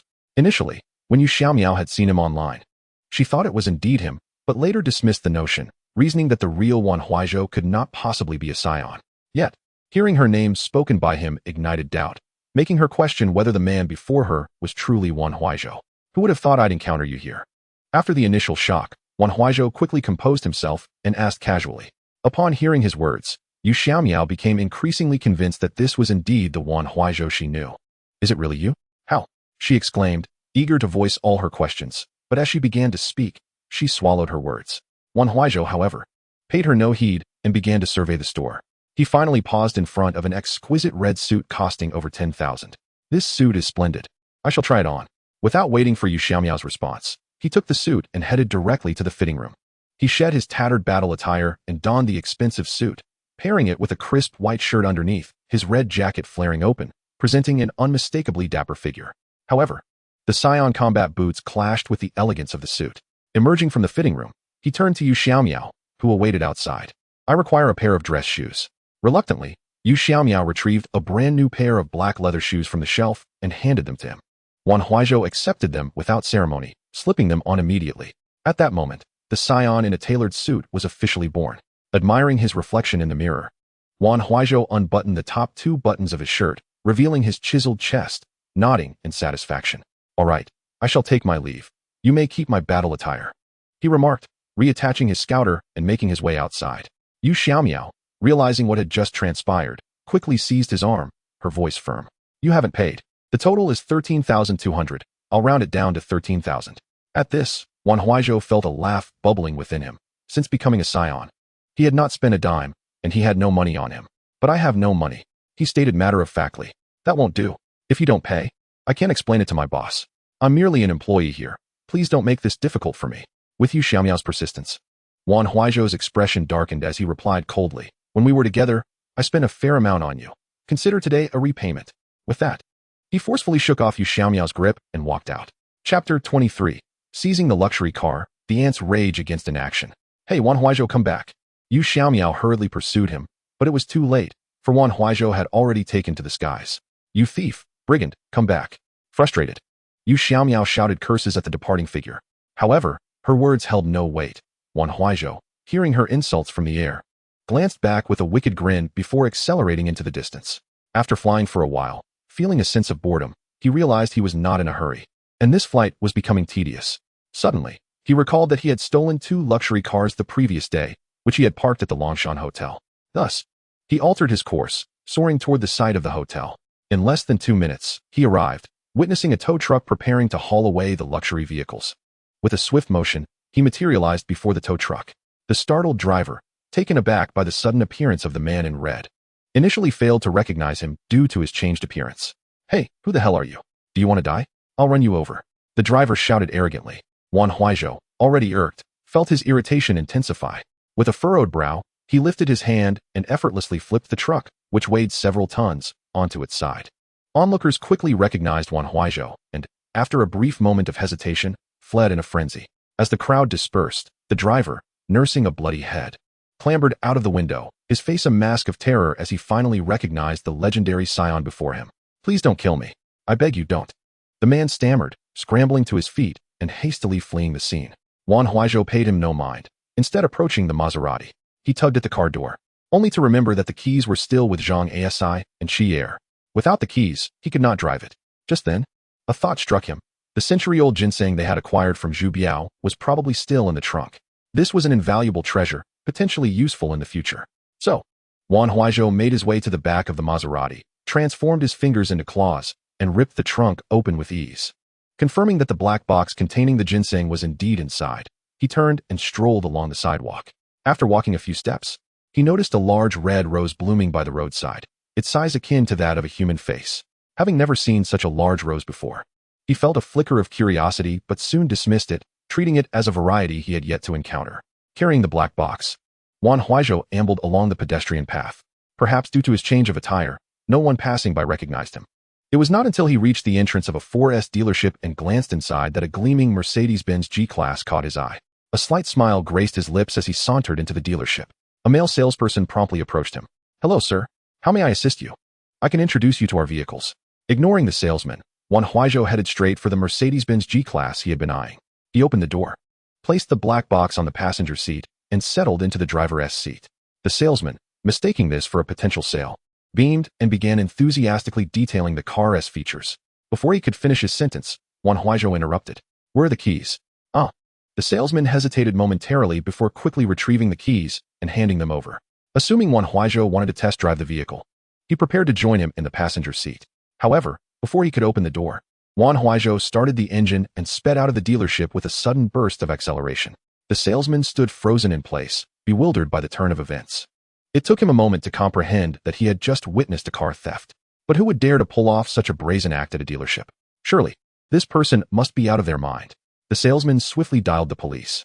Soon, at an elevated highway exit, several police vehicles were already stationed there. An officer raised his palm, signaling Wan Huaizhou to halt the car. Wan Huaizhou did not attempt to force his way through, but chose to stop instead. At that moment, dozens of police officers surrounded the vehicle as it came to a stop. The male salesperson from the 4S dealership pointed at Wan Huaizhou in the car and exclaimed to a man with a bandaged shoulder, "Officer Lei, it's him. It's him." Officer Lei, upon seeing Wan Huaizhou in the vehicle, swallowed hard. What on earth was happening? Initially, he had doubted whether it was truly Wan Huaizhou.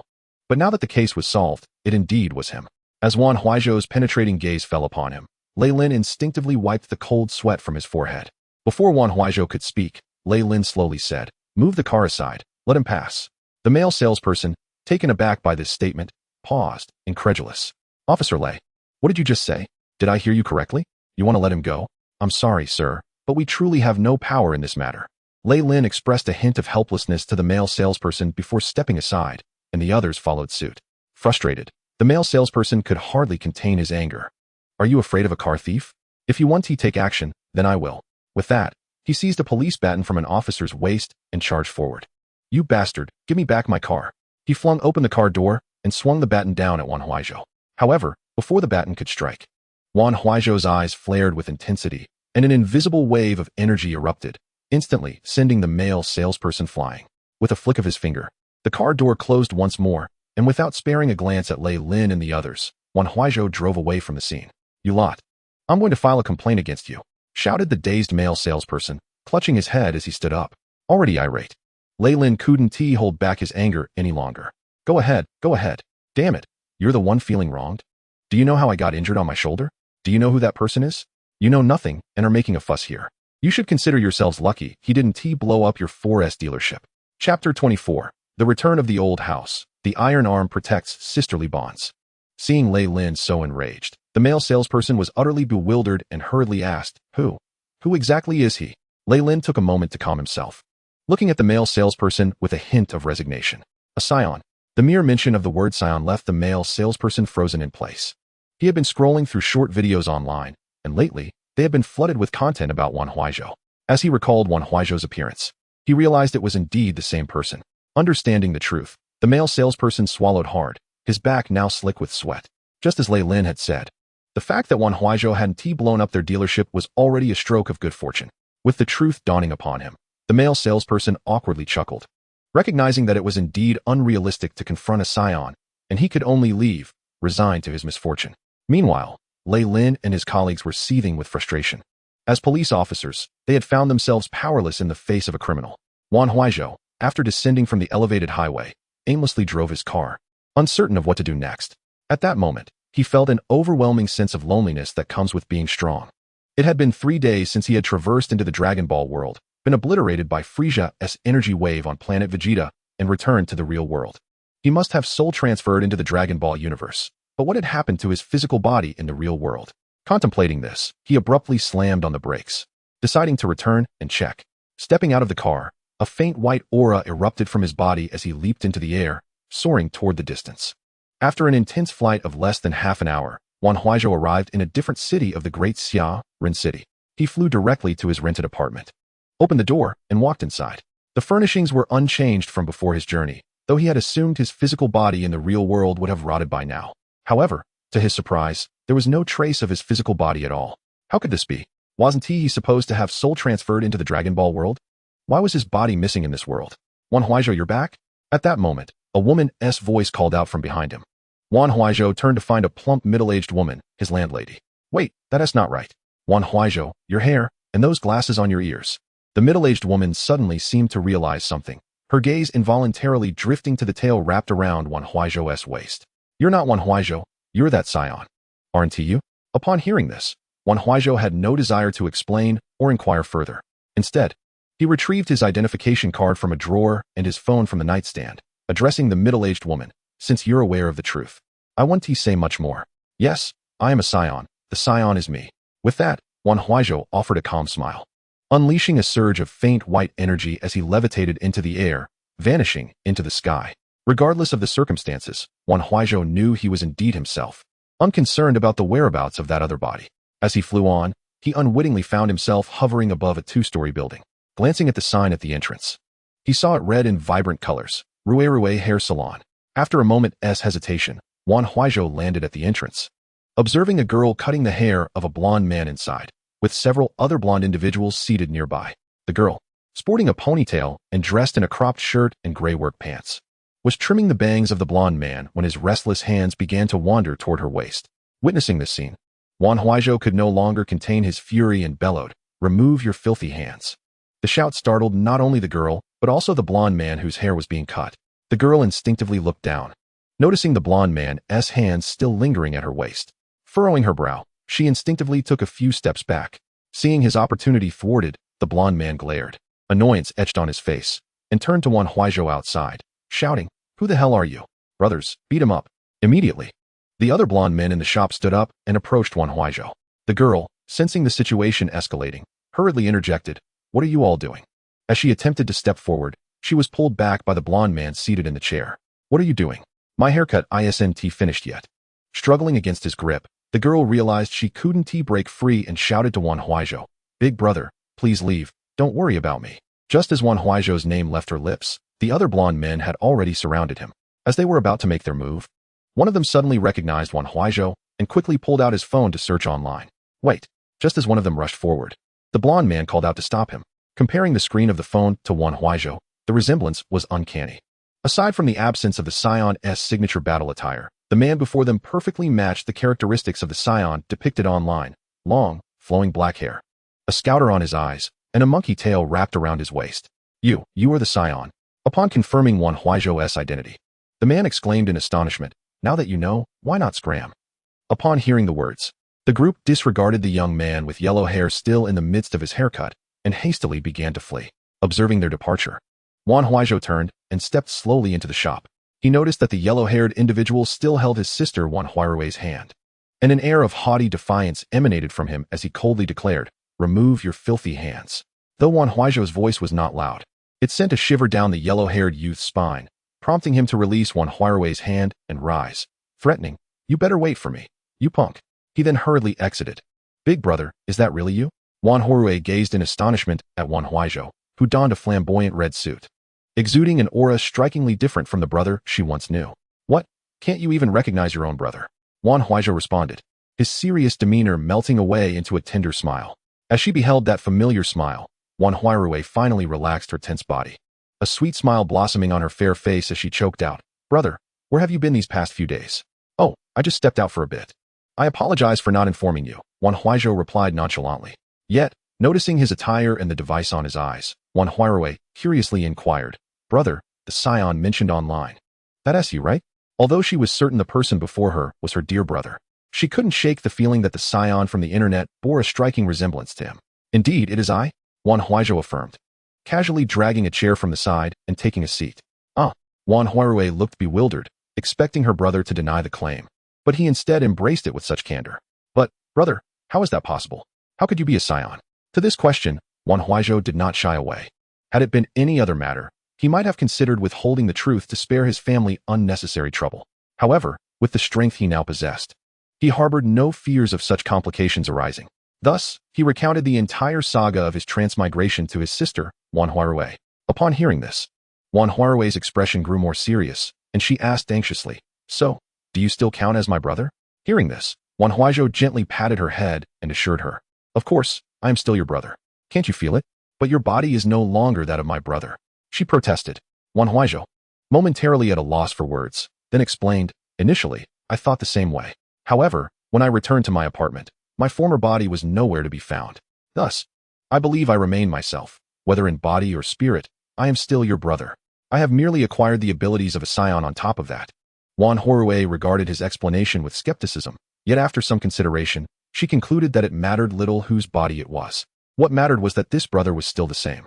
Her inquiry stemmed purely from curiosity. "All right then, as long as you are still my brother. Who cares whose body it is? Besides, you both look exactly alike, save for the longer hair," she remarked. "Indeed, that is only natural." Wan Huaizhou chuckled before adopting a serious demeanor. Rui, while I was away, did that group of yellow-haired ruffians often bully you?" Upon hearing this, Wan Huairui's face clearly displayed her annoyance as she nodded, stating, "They hang around with Brother Hua, and have been coming almost every day. I tried calling you, but you didn't answer. I was going to look for you after closing, but then you showed up." Seeing the grievance on Wan Huairui's face, Wan Huaizhou comfortingly patted her shoulder. "Rest assured, Big Brother is back. No one will dare to bully you again. Yes, my brother is a Saiyan now. He must be incredibly powerful." Upon hearing Wan Huaizhou's words, a sense of pride welled up in Wan Huairui, her confidence bolstered. She smiled at his flowing hair and suggested, "Brother, let me give you a haircut. This hairstyle is quite unflattering." Wan Huaizhou pondered for a moment. Since he was back, he might as well return to being Wan Huaizhou. He nodded and joked, "All right, but don't make me look too ridiculous. You needn't worry. I want to shave your head." She teased, "If you do, I shall no longer recognize you as my brother." Their eyes met, and they burst into laughter at the absurdity of the remark. In Daxia, Ren City, at the 3rd middle school, a 15 or 16-year-old boy found himself cornered in the school restroom by a group of 5 or 6 peers. A hefty bully seized the boy by the neck. A disdainful smirk plastered on his face as he taunted, "Wan Huayan, didn't you say your brother is a Saiyan? You claimed he could obliterate us with a single blast. Why don't you summon him to take me out?" "Qin Ran, don't be too arrogant. My brother will definitely not let you off the hook." Wan Huayan gasped in pain as he gripped Qin Ran's wrist. "Don't listen to him. I've seen his brother. While he resembles that Saiyan, his brother has short hair and no tail. The Saiyan cannot possibly be him." A tall, bespectacled boy chimed in, reveling in his perceived superiority. "Oh really? Then I have nothing to fear. If I don't show you some strength today, I'm not the eldest son of the Qin family." With that, Qin Ran hurled Wan Huayan to the restroom floor and delivered a heavy kick to his abdomen. Instantly, a searing pain shot through Wan Huayan.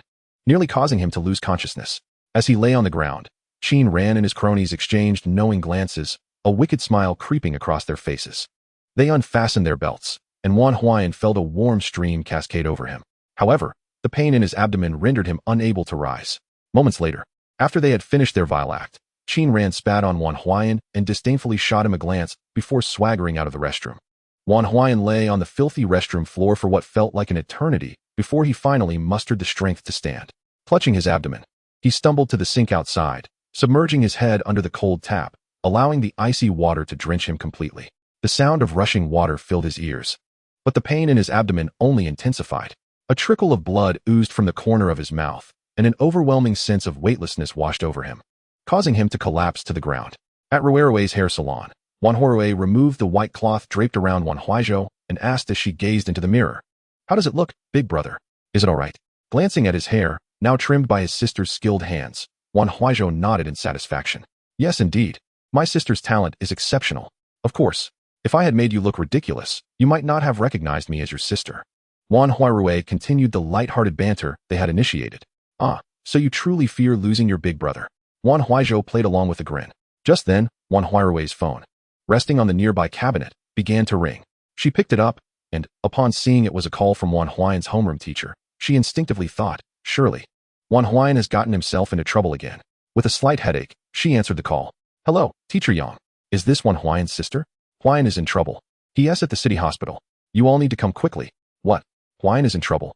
Wan Huairui exclaimed, her heart racing. "All right, I understand. I'll be there immediately. What's wrong, Ruirui? What happened to Huaizhou?" Wan Huaizhou asked, noticing his sister's anxious demeanor, his own tension mounting.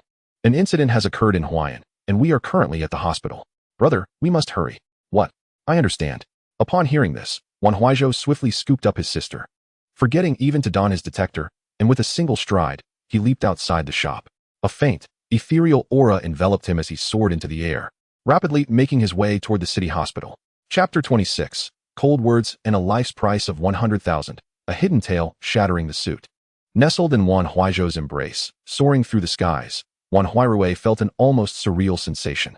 It made her question if this was truly her brother. Yet, her concern for Wan Huaizhou eclipsed her doubts, and she merely perceived their speed as astonishing. Looking down, the buildings of Rin City seemed to recede at an extraordinary pace. In just 2 minutes, they arrived at the Municipal People's Hospital, a journey that would typically take half an hour. Amidst the gaze of onlookers, Wan Huaizhou landed directly at the hospital entrance, indifferent to the commotion he stirred. After all, had he not frequently been the cause of such disturbances? As they stepped through the hospital doors, a female teacher clad in a white dress approached them, her expression one of confusion. "Sister Huaizhou, you arrived so quickly. Ms. Yang, let us set that aside for now. How is my brother? Is he all right?" Wan Huairui grasped the teacher's hand, her urgency palpable. "Sister Huaizhou, please remain calm. The head of the department is currently with Huaizhou for examination. The results should be available shortly." "Examination? What exactly happened to my brother?" Wan Huaizhou queried anxiously. "Brother Huaizhou, please don't panic. Hear us what transpired." Ms. Yang recounted the incident involving Qin Ran's bullying of Wan Huaizhou in brief. Upon hearing this, Wan Huaizhou's brow furrowed deeply as he admonished, "What are your teachers doing?" With that, he strode determinedly toward the CT room. At the entrance of the CT room, a bald, portly middle-aged man was pacing the corridor. Wan Huaizhou recognized him instantly. He was Lu Jiqiang, the school's headmaster. As he noticed Ms. Yang and the others approaching, he hastened to meet them. "Ms. Yang, Sister Huaizhou. Headmaster, how is it? Has Huaizhou come out yet?" Yang Huan inquired. "Not yet. But he has been inside for a while. It should be soon." Lu Jiqiang adjusted his glasses and shook his head. "By the way, have Qin Ran's parents arrived?" Yang Huan shook her head in response, stating, "I called, but they still haven't shown up. Perhaps they were delayed. Let us wait a bit longer. I believe Huaizhou will be fine." Just as Lu Jiqiang finished speaking, the CT room door swung open. 2 nurses wheeled out the unconscious Wan Huaizhou on a stretcher, and the group rushed forward. Seeing her brother in a coma, Wan Huairui immediately asked, "Nurse, how is my brother?" "The examination has just concluded.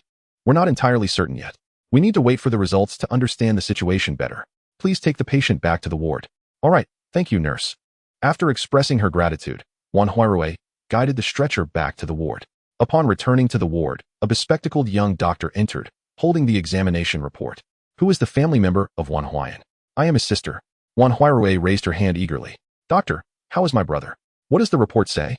The young doctor adjusted his glasses and frowned.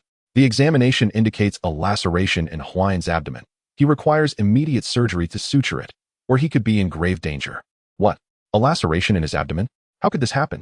Wan Huaizhou burst into tears upon hearing the news. Wan Huaizhou quickly enveloped her in his arms and addressed the doctor firmly. In that case, please expedite the surgery. It is imperative that my brother is all right. Rest assured, I have already made the arrangements. Family members just need to sign, and we can proceed with the surgery immediately. All right, I am his elder brother. I will sign. Without hesitation, Wan Huaizhou affixed his signature to the surgical consent form. Within 10 minutes, Wan Huayan was wheeled into the operating room.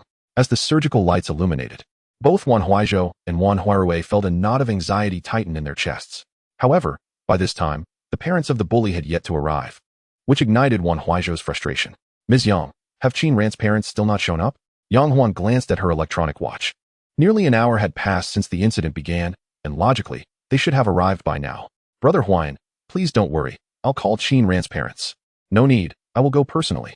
Wan Huaizhou declared coldly, releasing Wan Huaizhou and preparing to fly to Qin's group when a voice interrupted from behind. Turning, they saw a man in his 30s, holding a briefcase, who had appeared behind them unbeknownst. Our President Qin is unable to attend due to pressing matters. I am here to represent him in this situation. What? Represent?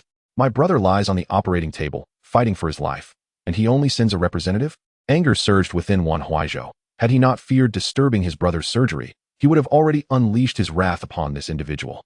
Glancing at Wan Huaizhou, the man, Gao Xingyi, perhaps recognizing him but mistaking him for an ordinary citizen due to his unadorned appearance and concealed tail beneath his red suit, spoke with an air of arrogance. What of it? I am President Qin's personal secretary. My presence alone signifies the importance he places on this matter. You all just want money, don't you?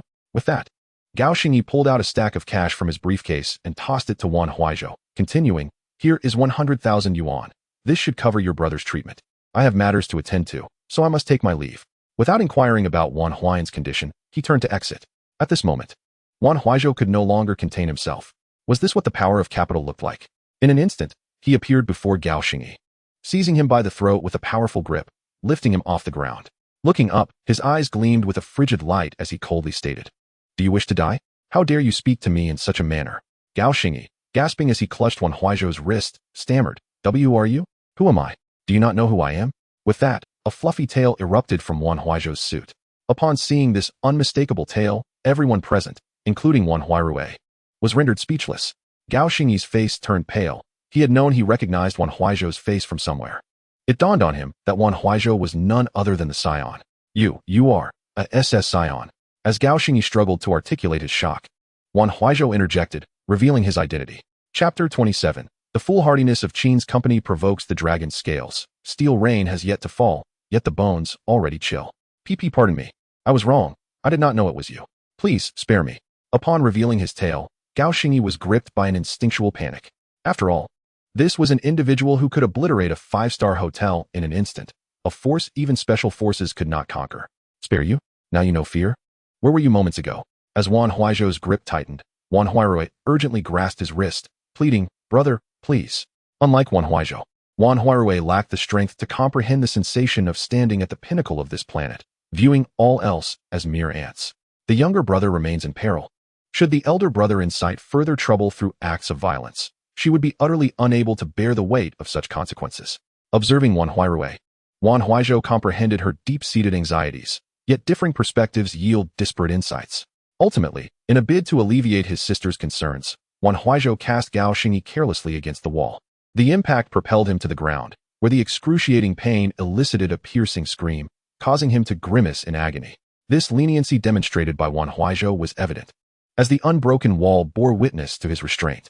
Return and inform President Qin that within 10 minutes, he is to bring his wretched son to meet me here. Otherwise, I shall raise his Qin Corporation to the ground. Yes, I shall call President Qin immediately. Please hold.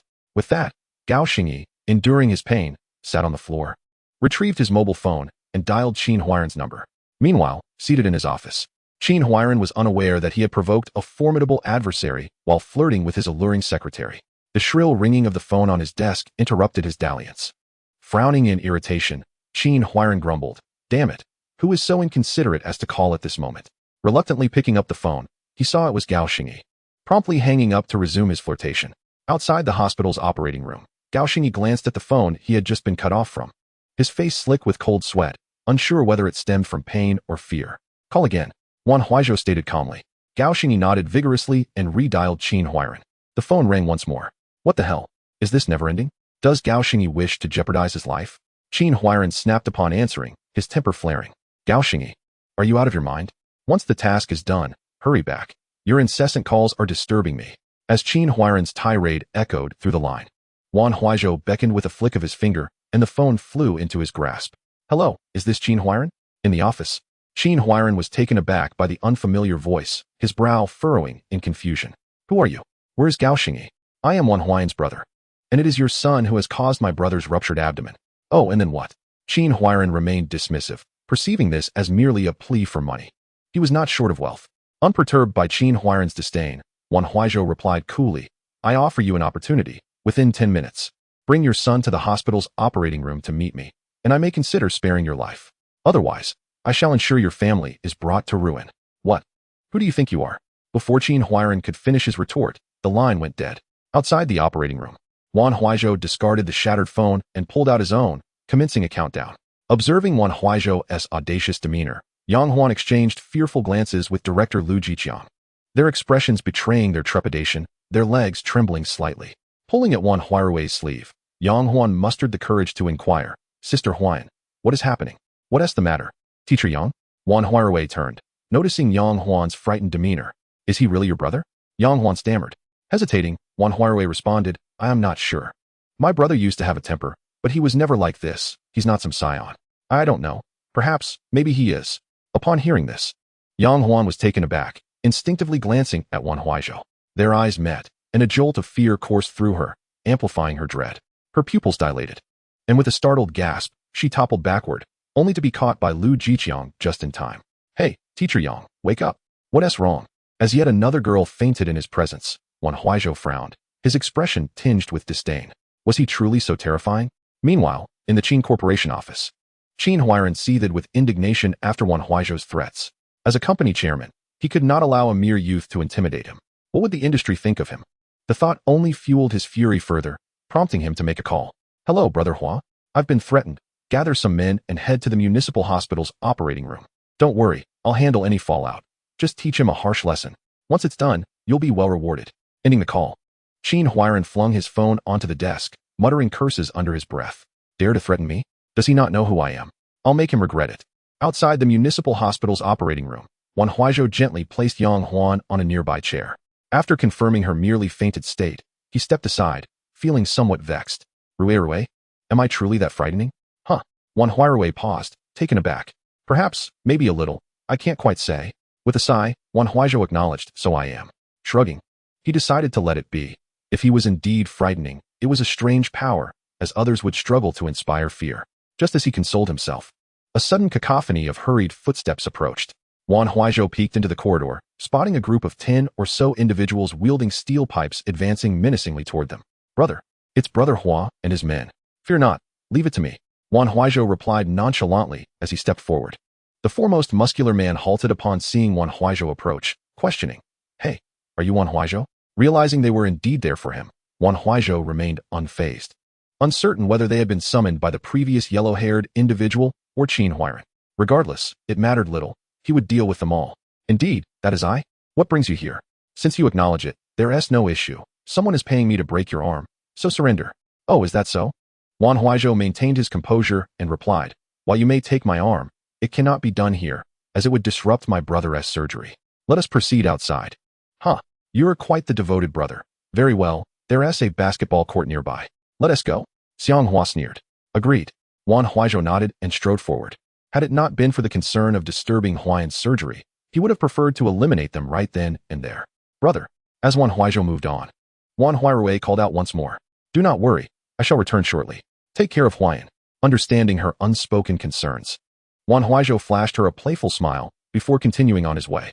Xiang Hua and his companions, recognizing the gravity of the situation, chose not to intimidate Wan Huairui, but instead followed Wan Huaizhou to the adjacent basketball court. At that moment, several individuals were engaged in a game. But upon witnessing Xiang Hua and his crew armed with steel pipes, they hastily retreated outside the surrounding fence. Soon, the basketball court was left with only Wan Huaizhou and Xiang Hua's entourage of over 10 men. Kid, you can only blame yourself for provoking the wrong person. Brothers, attack.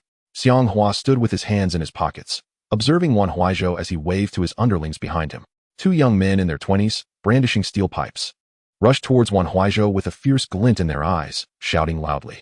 Here we go, brothers, don't forget to like and follow. I'll be live streaming the whole event for you. Outside the barbed wire, a hefty man resembling a streamer had retreated to the periphery and had already started broadcasting. He had a hunch that this would turn into a spectacular brawl. No sooner had he spoken than Xiang Hua's two henchmen charged at Wan Huaizhou. The steel pipes in their hands aimed directly at Wan Huaizhou's head. In an instant, just as the pipes were about to make contact, Wan Huaizhou's figure flickered and vanished from sight. What? The two men, realizing their strike had missed, looked around in shock, only to find Wan Huaizhou had disappeared. Holy crap, he's gone. Brothers, did you see that? He vanished. The streamer exclaimed, astonished at Wan Huaizhou's sudden disappearance. User 108322. Holy crap, he disappeared. That's Saiyan. Wan Huaizhou. The guy above is right. I just compared notes. That's definitely a Saiyan, just with a different haircut. Playing basketball for 2.5 years. Damn, that group over there is going to get wrecked. Basketball enthusiast. Holy crap, this is going to be good. Streamer. Don't run away. As the streaming room filled with viewers, the initial few had swelled to nearly 1,000 within a minute. Don't worry. Just keep sending those little gifts. Even if I die today, I'll be right here for you. The chubby streamer reassured the viewers, taking note of the enthusiastic comments. Returning his gaze to the basketball court, after the two thugs' attacks had missed, they scanned the area in search of Wan Huaizhou. After a fruitless search, not only had they failed to see him, but neither had Xiang Hua and his crew. Up in the air, suddenly, someone outside the barbed wire shouted. The chubby streamer quickly looked up and indeed spotted a figure suspended in midair, but before he could adjust his camera, Wan Huaizhou flickered again and instantly descended to the ground, right behind the two thugs. Looking for me. The two men spun around in surprise. In an instant, Wan Huaizhou's large hands clutched their necks. Without a moment's hesitation, he exerted a slight pressure, and with a sickening crack, their necks snapped. He unceremoniously tossed their lifeless bodies aside, as if discarding refuse. Wait, did he just kill them? The chubby streamer watched in disbelief as Wan Huaizhou discarded the two men, instinctively swallowing hard. He had intended merely to capture a brawl, but instead, he had recorded a murder. Not eating cilantro. Streamer, were those two killed? Jibuchong. Streamer, can you get closer? It's a bit hard to see. User 318860. Same here. Ending in 6330. Streamer, go inside to film. I'll send you a sports car. De Balang. I'll send you 2. Wu Yanzu's brother. I'll send you 3. Seeing the flurry of comments in the streaming room, the chubby streamer felt tempted and declared, you folks promising sports cars. Send them first, and I'll go into film. No sooner had he spoken than a special effect of a red sports car appeared on the screen. A notification soon followed. Ending in 6330 sent a sports car. De Balang sent 2 sports cars. Wu Yanzu's brother sent 2 sports cars. Wu Yanzu's brother. Streamer, hurry inside, and once you're in, I'll send the rest. Mesmerized by the incessant sports car effects, the chubby streamer succumbed to the temptation. You said it, I'm going in now. Encouraged by the prospect of monetary gain, he dashed into the basketball court. Wu Yanzu's brother. Streamer, 666. The sports cars are on their way. As more sports car effects appeared, the viewer count surged to around 10,000. At that moment, in Tianhai, Yuding look. Feng Shuangli thrust his phone in front of Bai Yuding, who was munching on snacks. Whoa, is that cajoling? Bai Yuding gasped, her appetite instantly vanishing. On the screen, Wan Huaizhou had just killed 2 men and was now turning to face Xiang Hua, his expression devoid of emotion. You, how can you fly? Xiang Hua stammered in terror, pointing at Wan Huaizhou. He had merely intended to show off, but hadn't anticipated that his opponent was a Saiyan. What do you think? Why do you think I can fly? Wan Huaizhou replied with a calm smile. Instantly, Xiang Hua fell to his knees, prostrating himself. My lord, I was wrong, please spare me.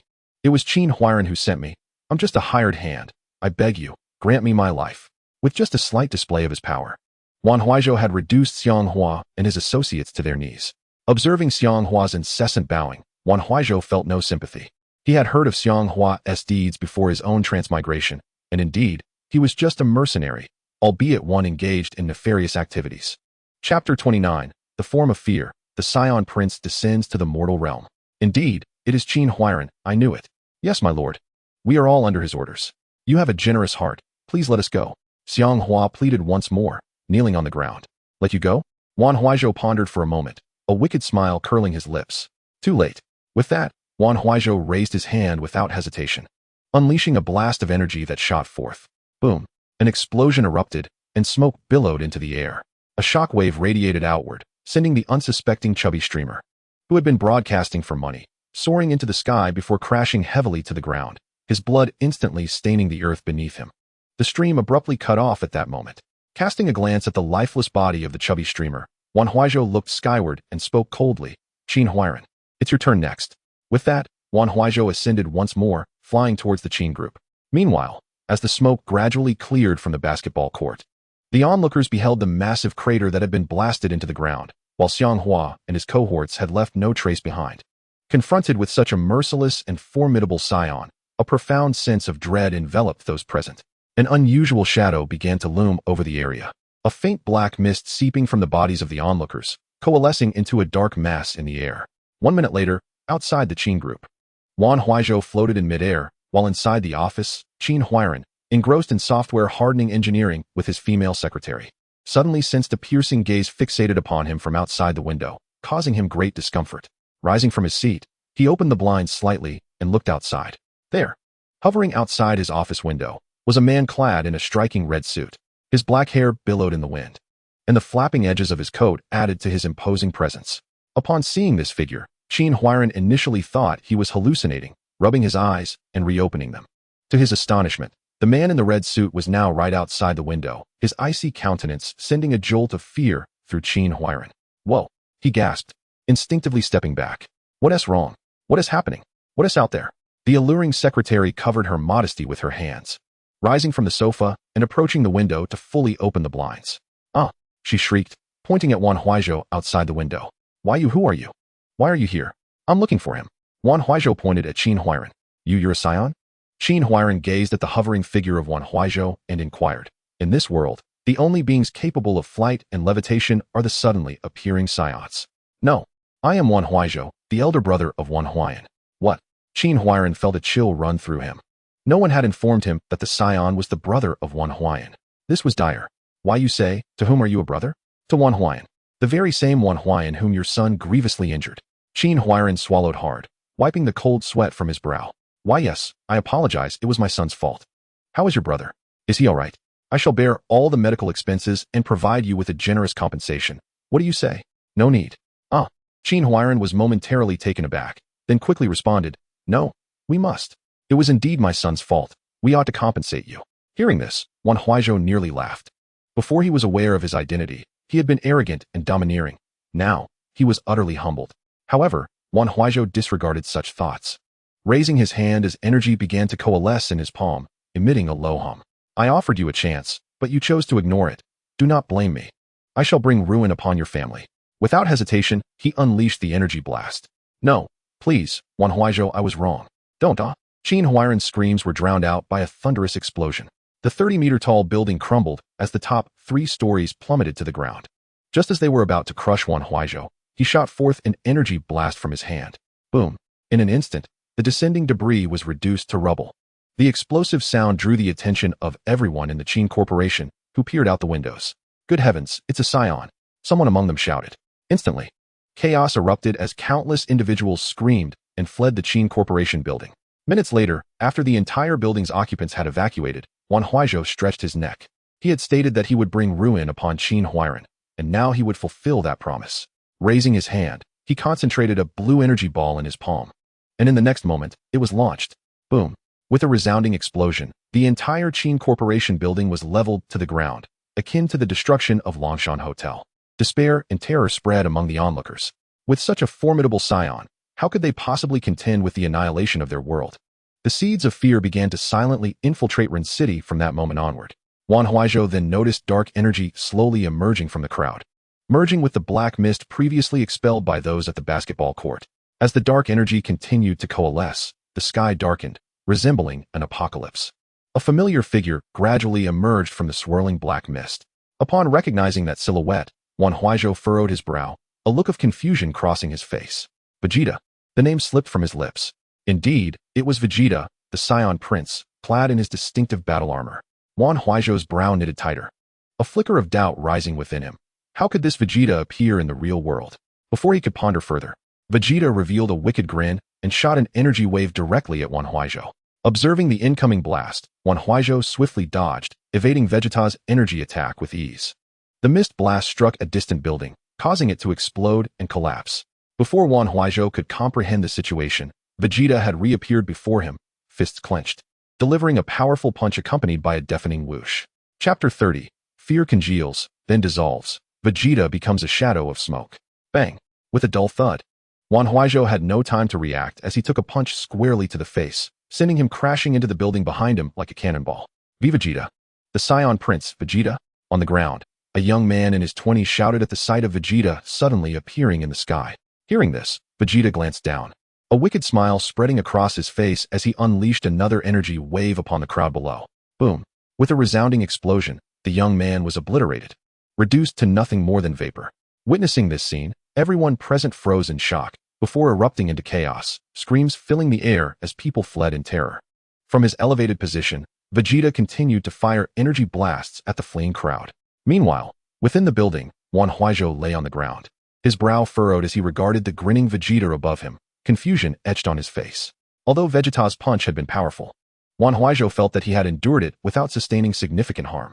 After all, in Dragon Ball, Vegeta's initial battle power had been an impressive 18,000. Thus, even if he had not exerted his full strength, it was improbable that Wan Huaizhou would have emerged unscathed. Had he held back? Considering Vegeta's character, that seemed unlikely. If that were the case, was this Vegeta truly the same Vegeta? As Wan Huaizhou pondered, another energy wave from Vegeta struck the building he occupied. As the blast descended, Wan Huaizhou vanished in an instant. Boom! The explosion reverberated, and the building crumbled into ruins.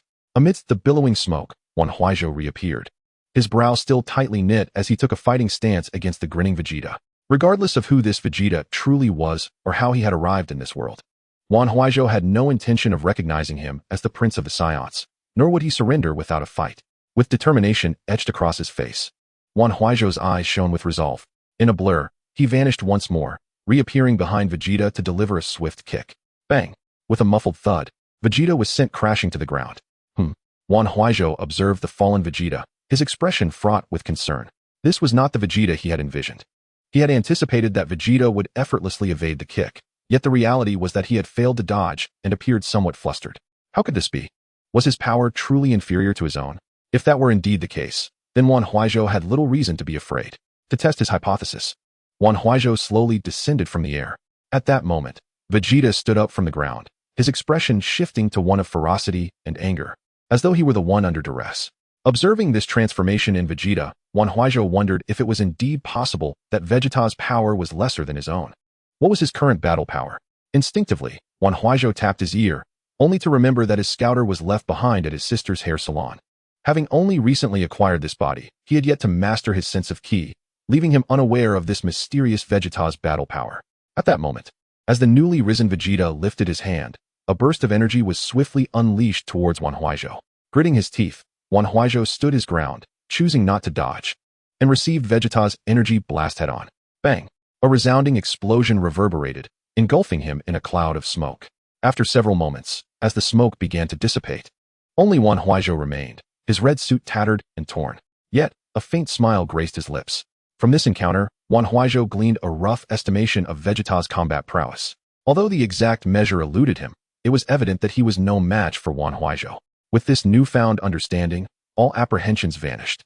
Raising his head, he regarded Vegeta with a disdainful air, remarking, "I had thought you formidable. It appears you are merely mediocre." With that, Wan Huaizhou tore off his tattered red suit, revealing his well-defined musculature.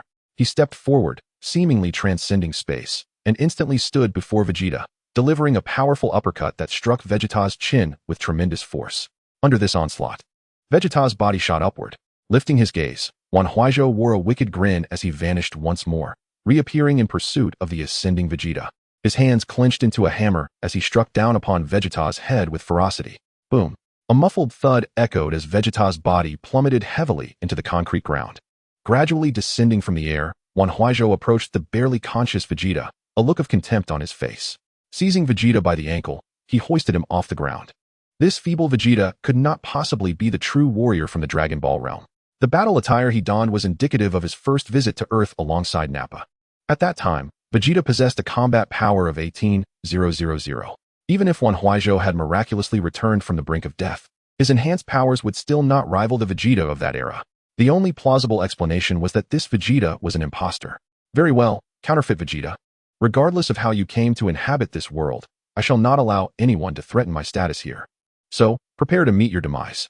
With those words, a glint of malice flashed in Wan Huaizhou's eyes as he flung the imposter into the air. Slightly descending, he brought his palms together, golden lightning crackling around them, before gradually spreading them apart. A crimson orb of energy materialized between his hands, which he grasped tightly before thrusting it forcefully at the airborne Vegeta. A scarlet wave of energy surged forth, hurtling towards Vegeta in the sky. Bang! An explosion erupted as the energy collided with Vegeta. Vegeta cried out in agony, swiftly transforming into a vortex of black mist that dissipated into the air. Observing Vegeta's transformation into black mist, Wan Huaizhou recalled the dark essence that had emerged from the citizens earlier. Could it be that Vegeta's appearance was a consequence of that ominous energy? Chapter 31. Ants in the way, I clear the path with my energy blasts. Gazing at the dissipating black mist, confusion washed over Wan Huaizhou. If the dark essence had summoned Vegeta, what then was the nature of this essence? Why had it emerged from the citizens? Fear, terror? Was it possible that the citizens' dread had materialized, conjuring forth the very objects of their fears? The concept of fear made manifest? Wan Huaizhou pondered. As Vegeta faded from view, the sky gradually returned to its former state. Wan Huaizhou exhaled deeply, dismissing the matter. If the manifestations of people's inner fears were of such a trivial nature, then there was little to worry about. Slowly ascending, Wan Huaizhou glanced towards the hospital, uncertain of Huayan's condition. Yet, recalling his earlier inability to gauge the combat power of the fear-embodied Vegeta filled him with unease. He resolved to retrieve the detector from his sister's barbershop. Besides, his own attire lay in tatters from Vegeta's earlier assault, making an encounter with his sister in such a state rather undignified. Thus, he altered his course and headed towards the barbershop. 2 minutes later, Wan Huaizhou landed at the entrance of the barbershop. In their haste earlier, they had forgotten to close the door. Fortunately, the detector remained on the toolbox nearby. Entering the shop, he promptly donned the detector on his ear and carried the box containing the century-old ginseng to the second floor. After changing into a loose-fitting outfit, he locked the door behind him and flew off to the hospital. Another 2.5 minutes passed, and Wan Huaizhou reappeared in Wan Huaizhou's line of sight. "Big brother," she called out, hastening towards him. "You've changed clothes?" "Yes, the previous ones were damaged, so I went home to change.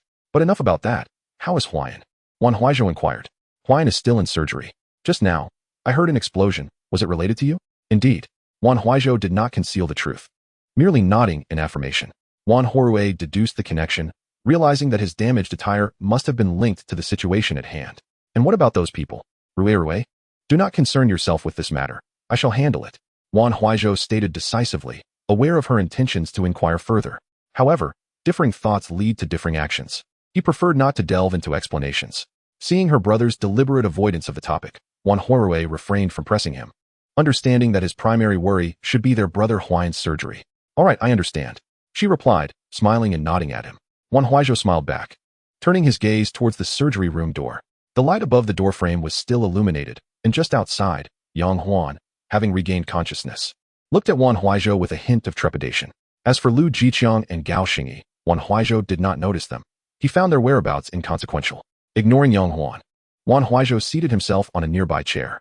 An hour later, the light above the surgery room extinguished, and Wan Huayan was wheeled out on a hospital bed by 2 nurses.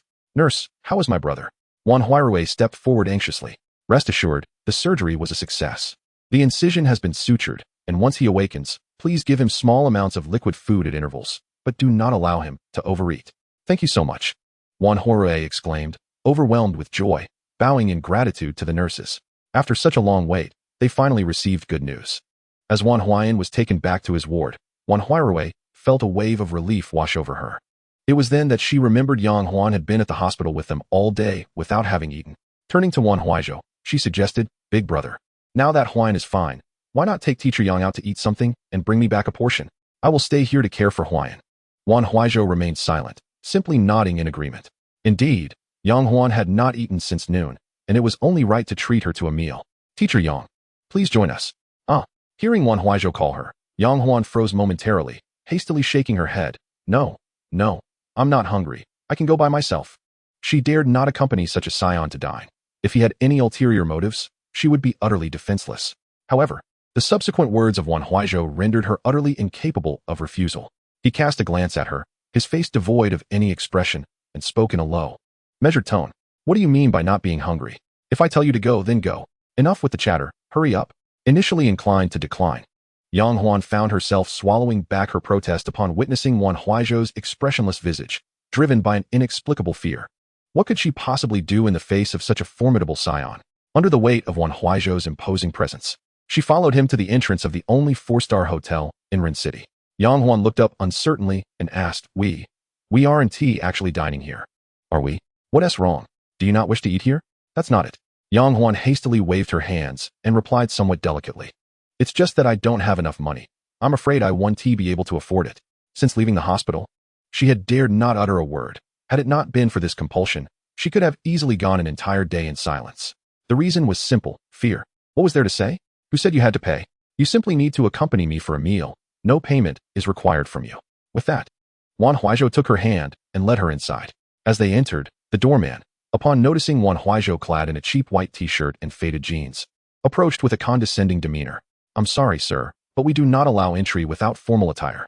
Upon hearing this, Wan Huaizhou halted, turned to the doorman, and inquired with visible displeasure, Do you not recognize me? The doorman appraised Wan Huaizhou from head to toe and shook his head. I do not recognize you. This revelation left Yang Huan utterly astonished.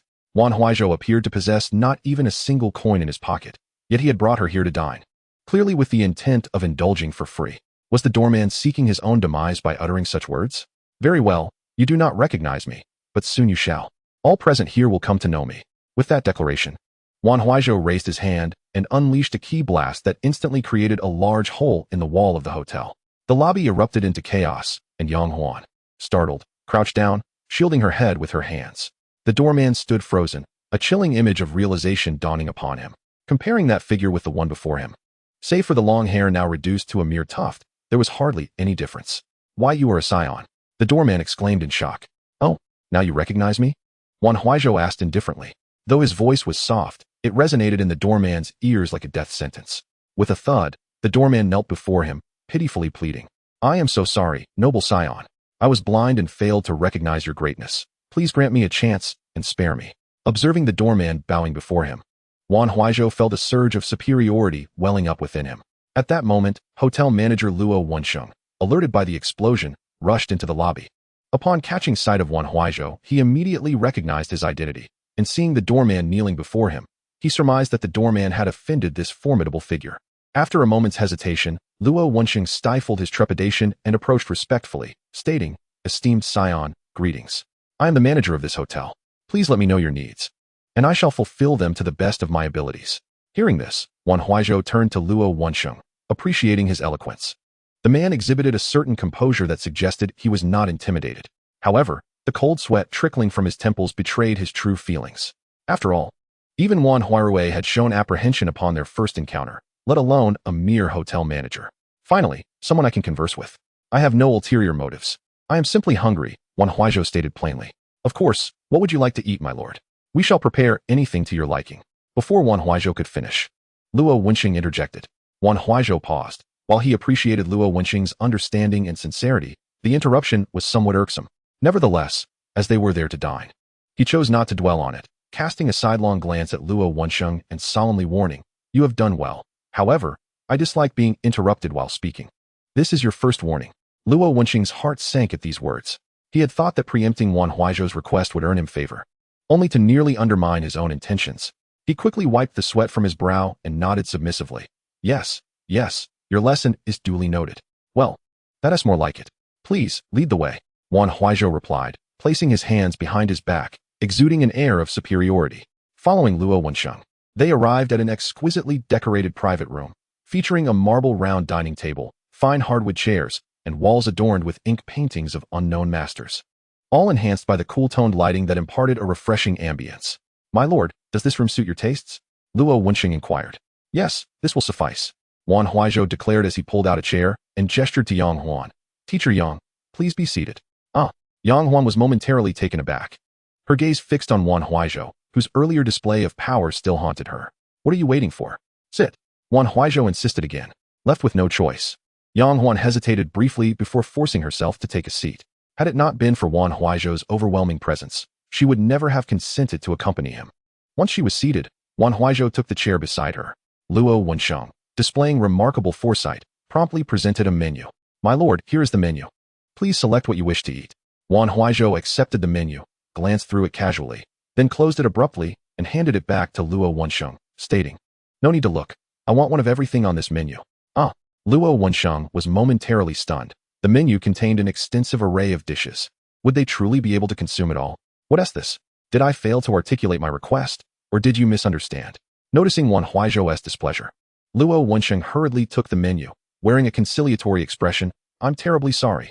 I'll ensure your order is promptly fulfilled, my lord. With a smile plastered on his face, Luo Wensheng exited the room. As soon as he closed the door behind him, his legs buckled, and he collapsed onto the floor, his back drenched in sweat. In that moment, he finally comprehended the meaning of the phrase to be with a ruler is to be with a tiger, for the sensation was strikingly similar. After sitting on the floor for a while, Luo Wensheng eventually managed to rise unsteadily. He was grateful that Wan Huaizhou had some desire, as fulfilling it would allow him to depart once he was satiated. This was certainly preferable to having no purpose other than destruction. Meanwhile, in the private room, Wan Huaizhou glanced at the somewhat intimidated Yang Huan and shook his head in exasperation. In truth, he generally preferred not to resort to violence. But there were always fools who dared to provoke him. Take that buffoon Wang Go from the Mountain Cannon Gang.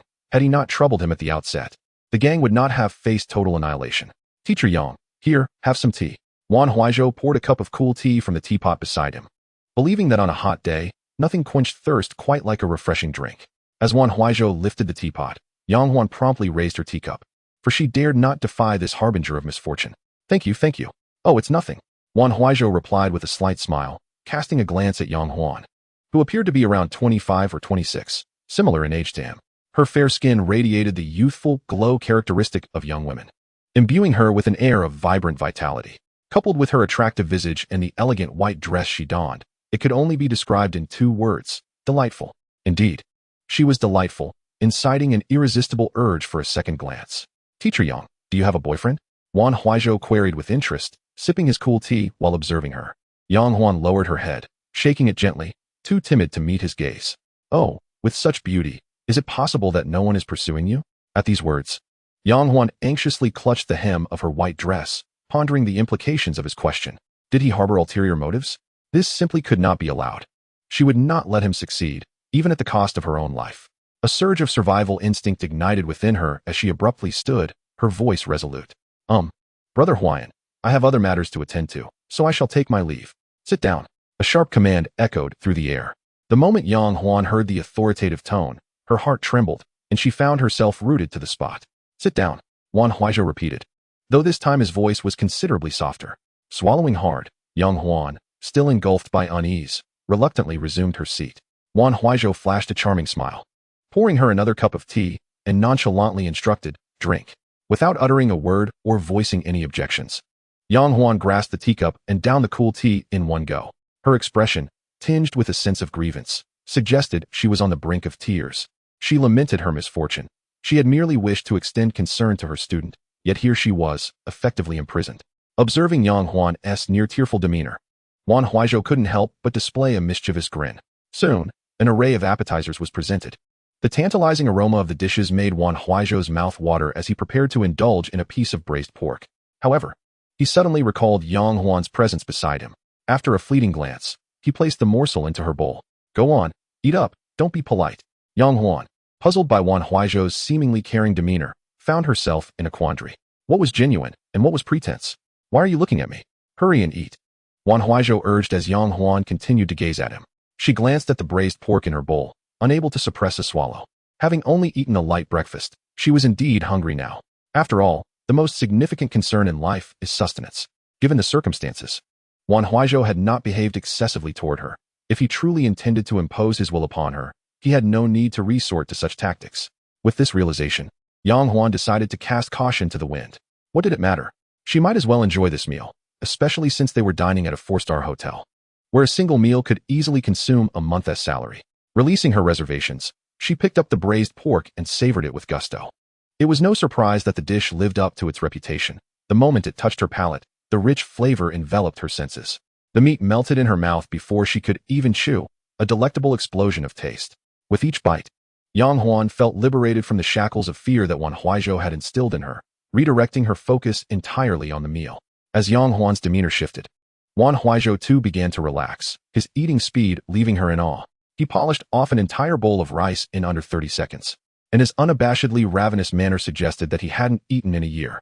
An hour later, after finishing the last bite of abalone, Wan Huaizhou leaned back in satisfaction, letting out a contented burp. Observing the relaxed figure of Wan Huaizhou, Yang Huan noted that he bore no resemblance to the domineering persona of a Saiyan. He was simply a glutton. At that moment, Wan Huaizhou turned to meet her gaze. After a brief hesitation, Yang Huan quickly averted her eyes, her cheeks unknowingly flushed.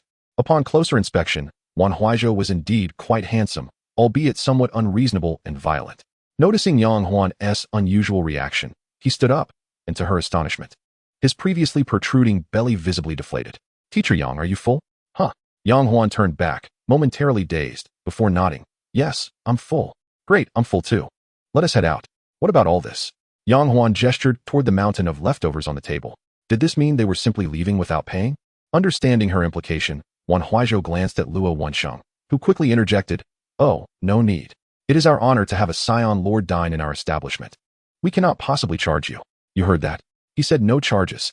Yang Huan thought, her mind racing with disbelief at the privileges that power afforded.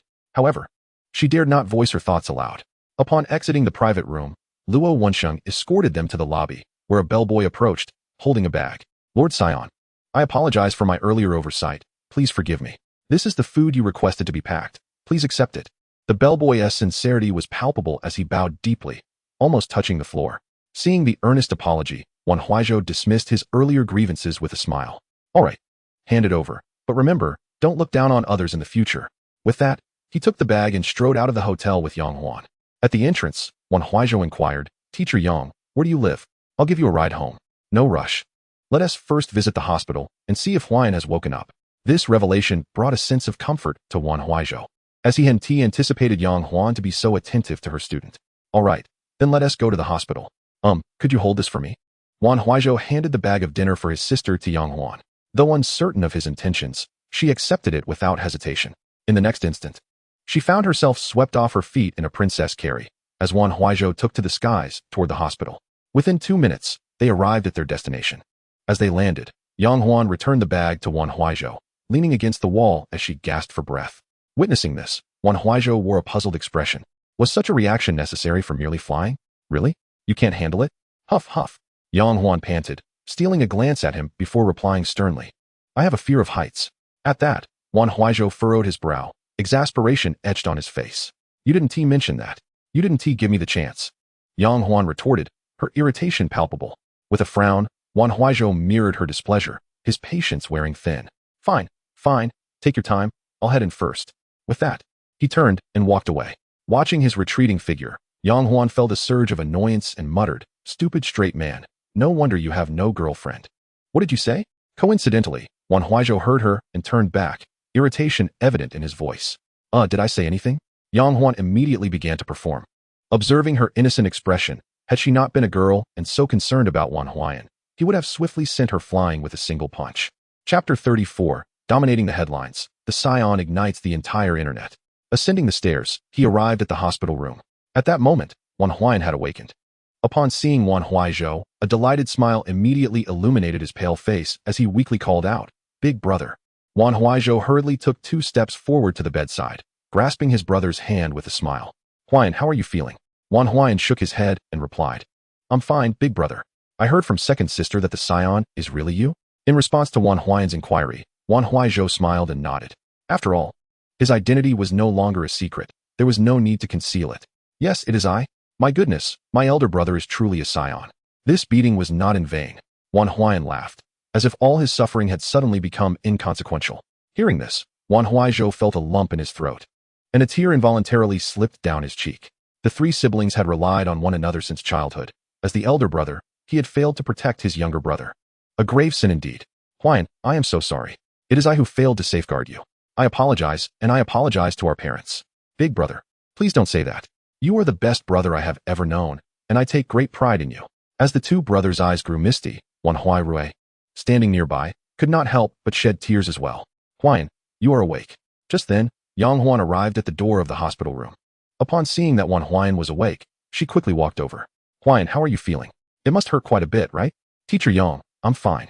Thank you for coming to see me. Wan Huaizhou felt a favorable disposition towards Teacher Yang. Thus he spoke to her with courtesy. That's wonderful to hear. As long as you are all right, I can finally relax. Huayan, you have just undergone surgery, so you must rest well and listen to the doctors, understand?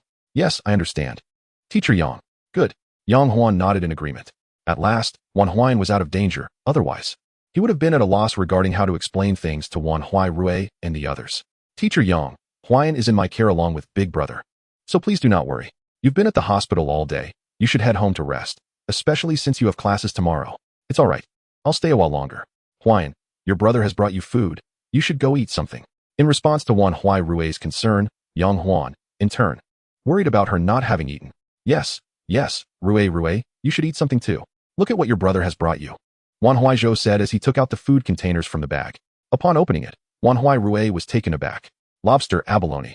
And even palm-sized abalone. She had never dreamed of eating such luxurious items in her life. Big brother, how much did this cost? At her words, Wan Huaizhou instinctively glanced at Yang Huan, their eyes meeting briefly, both seemingly evasive, and neither spoke for a while, realizing their silence. Wan Huaizhou likely guessed how the lobster and abalone had come about. After a moment of silence, she opened the lid without further questioning and began to eat. Once Wan Huaizhou finished, Yang Huan looked at the time and noticed it was almost 9 in the evening. So she stood up and said to the two, Huayan, Huaizhou, I have classes tomorrow, so I'll head back now. I'll come to see Huayan after school. All right, Teacher Yang, thank you for your hard work today. Not at all. It is my duty as a teacher that I failed to fulfill correctly. I owe you an apology. I am truly sorry. With that, Yang Huan deeply bowed to the two. Seeing this, Wan Huaizhou quickly helped her up, saying, Teacher Yang, you have already done more than enough. It is the Qin family that has failed to manage their son, and you were unaware. We do not blame you, so please do not feel this way. It's getting late. You should go home. Big brother, why don't you see Teacher Yang home? No, I can just take a taxi. Yang Huan quickly declined. Feeling that accompanying Wan Huaizhou for dinner had already placed a heavy burden on her, she certainly did not dare to let him take her home. Upon hearing this, Wan Huaizhou's heart leapt for joy. He preferred not to offer a ride anyway. Thus, he forced a smile and said, All right, then I shall not see you off. But the next moment, Wan Huaizhou shot him a look that could kill, causing Wan Huaizhou's neck to go cold. He glanced at his sister and awkwardly smiled. I'll see you off, is that all right? With that, Wan Huaizhou grabbed Yang Huan's arm and headed outside, not giving her a chance to speak. All right, you can head back. I must return to accompany my family. At the hospital entrance, Wan Huaizhou released Yang Huan's arm and said with a casual tone before turning to leave. Watching Wan Huaizhou walk away with such an air of superiority, Yang Huan furrowed her brow. What kind of person is this? Just because he is strong, he thinks he is remarkable? If he does not want to see me off, I certainly do not wish for him to do so. Humph. Yang Huan snorted coldly, slinging her bag over her shoulder, sticking her tongue out at the retreating Wan Huaizhou, and storming off in a huff. In the hospital room, before Wan Huaizhou had finished tidying up the utensils, Wan Huaizhou returned, slightly furrowing his brow as he curiously asked, Didn't I say to see Teacher Yang home? Why are you back so soon? Huh. Wan Huaizhou hesitated for a moment before lying. I used the void technique to send her home. Of course, it was quick. Wan Huaizhou did not doubt Wan Huaizhou's explanation, having experienced the speed of the void technique herself. I knew it would be fast. As she placed the last food container into the bag, she pulled up a chair and sat beside Wan Huaizhou, saying, Big brother, teach me the void technique. Seeing the eager expression on Wan Huaizhou's face, Wan Huaizhou pondered that teaching her some self-defense skills would not be a bad idea, and he smiled. All right. Once Huayan is well, I will teach you. Really, big brother? Of course. When have I ever deceived you? Oh, I knew it. Big brother, you are the best. Wan Huaizhou exclaimed, throwing her arms around her brother in excitement. All right. Huayan is still resting. Keep your voice down.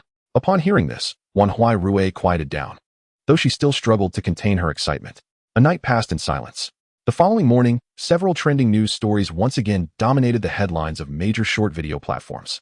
One featured Wan Huaizhou committing violence on the basketball court. Another showed him demolishing the Qin group with a single shot. Additionally, a video captured Wan Huaizhou single-handedly challenging the 106th Regiment, while another showcased his battle against Vegeta. In total, 4 videos rapidly spread across the internet, particularly the battle against the 106th Regiment, which intensified public skepticism towards the military of the Great Xia. Simultaneously, the confrontation between Wan Huaizhou and Vegeta sparked societal panic. If one Saiyan could not be dealt with, what would happen with another? Chapter 35. The entire Blue Star is shocked. Li Qingda's challenge. Great Xia, the capital. In Li Qingda's office. Smack. Li Qingda slammed his palm down on the desk in front of him in a fit of rage. This Ku Jianxing is utterly arrogant. If I don't show him a thing or two, he truly believes I'm easy to bully. Firearms have proven ineffective against you. But I refuse to believe that a nuclear bomb will not do the trick. After a series of setbacks and public criticism, Li Qingda, in a fit of fury, immediately issued a supreme command. At a certain military base, a nuclear missile was silently prepared, ready to launch at a moment's notice upon Li Qingda's command. Simultaneously, the 4 videos were sent to the Wolf Fong Special Forces base, where Wan Huaizhou fell into deep contemplation as he observed Wan Huaizhou's displayed power. Most importantly, he sought to analyze why Vegeta had appeared and the nature of the ominous energy present at the scene. Wan Huaizhou, having watched the video, what do you think about that dark energy? I don't know. Wan Huaizhou's gaze was fixed intently on the battle between Wan Huaizhou and Vegeta displayed on the computer screen, while he coolly responded to Li Qingda's inquiry. Don't know? Let me tell you, don't try to play tricks on me. At this, Wan Huaizhou's face revealed a hint of impatience as he spoke. Commander Li, you've only sent me a video clip. How can I analyze it? Besides, I'm busy with the super serum and have no time. In response to Wan Huaizhou's lament, Li Qingda remained silent for a moment before his tone softened. Very well, you continue your research on the super serum. As for the issue concerning Vegeta, I will dispatch others to investigate it. With that, Li Qingda ended the call, while Wan Huaizhou continued to watch the video. Lost in thought, in the hospital ward of Ren City, Big Brother, Wan Huaizhou rushed in, clutching several buns in a flurry. What is the matter? Wan Huaizhou, who was chatting with Wan Huayan, turned around with curiosity. You must see the news. Without waiting for him to speak, Wan Huaizhou produced her phone and found the video of Wan Huaizhou online. Glancing at the footage, Wan Huaizhou merely casted a fleeting look before turning away again. Big Brother, did you really do all this? On the hospital bed, Wan Huayan asked in disbelief as he watched Wan Huaizhou effortlessly flip a heavy tank with his bare hands. Didn't you all see it? What more is there to ask? Wan Huaizhou seemed unfazed by his own actions. His only concern was whether his younger siblings would disapprove. After all, their different perspectives stemmed from their varying positions in life. However, to Wan Huaizhou's surprise, his siblings appeared not only unbothered by his deeds, but rather exhilarated by them. Big Brother, you're incredible. Once I recover, you must train me like Master Roshi did with Goku. I want to be powerful like you. Yes. After a lifetime of toil, I also want to live freely for once. Wan Huaizhou chimed in. Observing his siblings, Wan Huaizhou let out a wry smile. Realizing he had overthought their feelings, they did not harbor any resentment towards him. All right, when the time comes, the 3 of us will rule this planet and do as we please. Then I want to play video games every day? No, I want a team to develop new games for me daily. And I want to shop every day, bringing home the most entertaining, delicious, and beautiful things in the world. Listening to their grand aspirations, Wan Huaizhou chuckled again, thinking their wishes were still too simplistic. Just then, the screen on Wan Huaizhou's phone flickered, and the image of Li Qingda from the Daxia military appeared. Dressed in a sharp suit, Li Qingda's eyes sparkled with fervor as he declared, Saiyan Keijiking. I am Li Qingda, the supreme commander of the Daxia Sea War Zone. I do not care who you are or how powerful you may be. Your actions have threatened the peace of Daxia, and as a soldier, I cannot tolerate your reckless behavior within our territory. Today, on behalf of Daxia, I formally challenge you. 3 days from now, I will gather a division of troops on the Gobi Desert to engage you in a decisive battle to defend the honor of Daxia. Upon hearing this, the entire Daxia erupted in fervor. Some with malicious intent believed he deserved punishment and applauded the challenge, while others, witnessing Wan Huaizhou's power, fervently supported him, believing a man should embody such strength. In an instant, public opinion regarding Wan Huaizhou became polarized. Meanwhile, Wan Huaizhou remained composed in the hospital room. Wan Huayan, lying on the bed, asked, Big Brother, will you go? After a moment of silence, Wan Huaizhou replied, Do you want me to go? Then, Big Brother, do you have confidence in defeating a division of troops? With a snap of my fingers, Wan Huaizhou responded nonchalantly, regardless of their numbers, for someone like him, a mere wave of energy would suffice. Then you should go, but I have one request. Wan Huayan said. What request? Wan Huaizhou inquired. Big Brother, while you can obliterate them with a single strike, we are Daxia people. If possible, please avoid taking their lives. At these words, Wan Huaizhou paused, then nodded in agreement. All right, I promise you. With the military issuing a challenge to Wan Huaizhou, his name quickly became renowned across the entire Blue Star. It was widely known that Daxia was a superpower, and for such a superpower to challenge an individual. News of this spread to other national leaders' offices within half an hour. On Blue Star, 5 major council nations held sway over affairs. First was the Eagle Country, where President Deng Bai watched Li Qingda's video and furrowed his brow, perplexed. Has Daxia gone mad, mobilizing a division to deal with a single person? Others in the same boat, leaders from John Country, Great Bear Country, and Galia Country, shared the same bewilderment. Although they had heard rumors of a supernatural being emerging from Daxia, the mobilization of an entire division seemed excessive. Meanwhile, in Tianhai, Feng Shuangli and Bai Yuding watched Li Qingda's video, equally speechless. It could only be said that Wan Huaizhou's emergence had thrown the world into disarray. In the teacher's office at 3rd Middle School in Rin City, Yang Huan looked at the video on his phone and muttered to himself, "Wan Huaizhou, you've stirred up a great calamity." Soon, 3 days passed. In the hospital ward, Wan Huaizhou glanced at his siblings, offering them a faint smile before saying, "Huayan, Huirui, wait for my return." With that, he opened the ward window. A pale white aura erupting from his body as he soared into the sky. Chapter 36. Nuclear explosions cannot harm. Wan Huaizhou tears tanks apart with his bare hands. High in the sky, Wan Huaizhou pressed a detector. Beep, beep, beep. As the device emitted a series of electronic sounds, he detected nearly 10,000 combatants with power levels between 6 and 8 at a considerable distance. Surrounding them, however, was a complete absence of energy signatures. Wan Huaizhou understood that this was his destination. Are they ready? He mused. Then I shall not hold back. A faint white energy erupted from his being, propelling him swiftly toward his target. Meanwhile, in the desolate expanse of the Gobi Desert, the vast army awaited his arrival. A communications soldier reported urgently, "Commander Li, satellite surveillance indicates that the target has departed from Rin City and is moving towards us at high speed. He is expected to arrive in 1 hour." What? 1 hour? So fast? Yes, the target's speed has surpassed that of the fastest fighter jet currently on Blue Star. Hearing this, Li Qingda felt a twinge of fear. If the plan failed, he would be branded a traitor to Daxia. Calculate the speed difference between Keijiking and the nuclear bomb. I need to confirm the strike location. Soon, a revised strike location report was handed to Li Qingda. By comparing the speeds of Wan Huaizhou and the nuclear bomb, positions A and B were marked on the map. As long as Wan Huaizhou appeared at point A, the pre-deployed nuclear bomb would launch instantly. By the time Wan Huaizhou reached point B, the bomb would also arrive simultaneously, culminating in an explosion aimed at eliminating him. The challenge issued by Li Qingda was merely a ruse to lure Wan Huaizhou into a trap. This was a massacre orchestrated against him, a meticulously designed scheme that presumed victory was assured. As the real-time images transmitted by satellite surveillance drew ever closer to the moment when Wan Huaizhou would reach point A, Li Qingda gripped the walkie-talkie tightly. His gaze fixed intently on the screen before him, his forehead slick with beads of cold sweat. The very instant Wan Huaizhou arrived at point A, Li Qingda issued the command for nuclear missile launch without hesitation. The target had entered the attack range, nuclear missile launch. With his command, the nuclear warhead, housed within a self-reliant launch system stationed behind their encampment, was ignited in an instant. A colossal nuclear missile, trailing a raging plume of fire, soared into the sky. Soon, both Wan Huaizhou's figure and the missile appeared simultaneously on the satellite monitor. At that moment, everyone's hearts raced, hoping that this strike would utterly eliminate the nuisance posed by Wan Huaizhou. Just as Wan Huaizhou was about to reach point B, he noticed a missile hurtling toward him at great speed. Initially, he presumed it to be an ordinary missile, but as it approached, he discerned with growing horror that it was a nuclear warhead.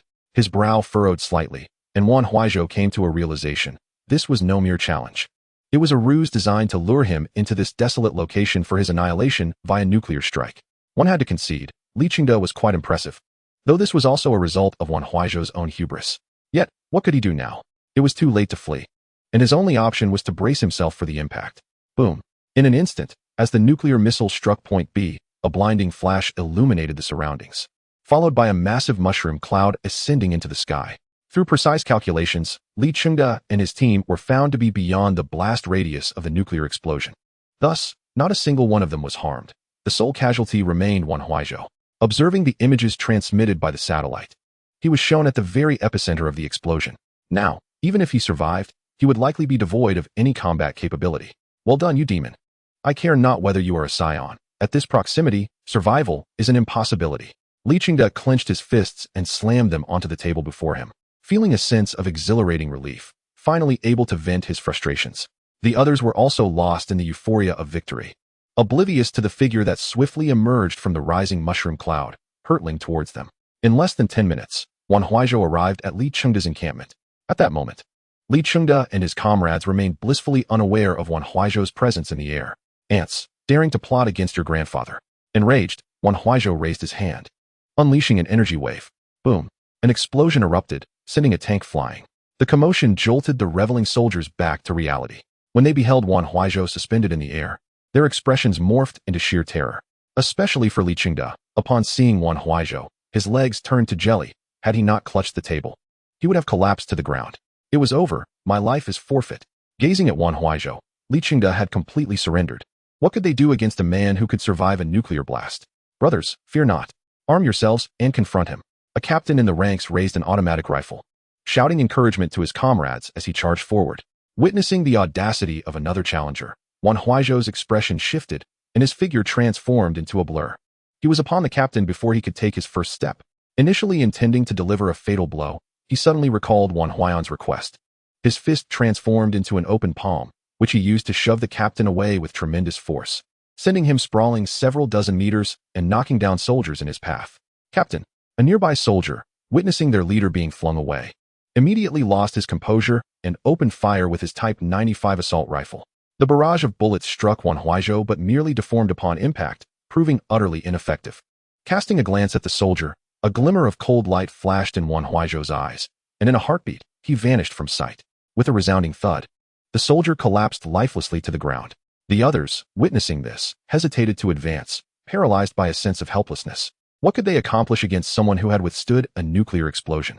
Seeing no one dare to approach, Wan Huaizhou, adhering to Wan Huaizhou's request, refrained from further aggression. However, the simmering resentment from being deceived and the fury of having endured a nuclear blast needed an outlet. With a cold demeanor, he strode toward the armored tanks and vehicles parked nearby. If he could not assail them, these metallic contraptions posed no such restriction. Approaching a heavy tank, he grasped its center and with a forceful tug, tore it asunder.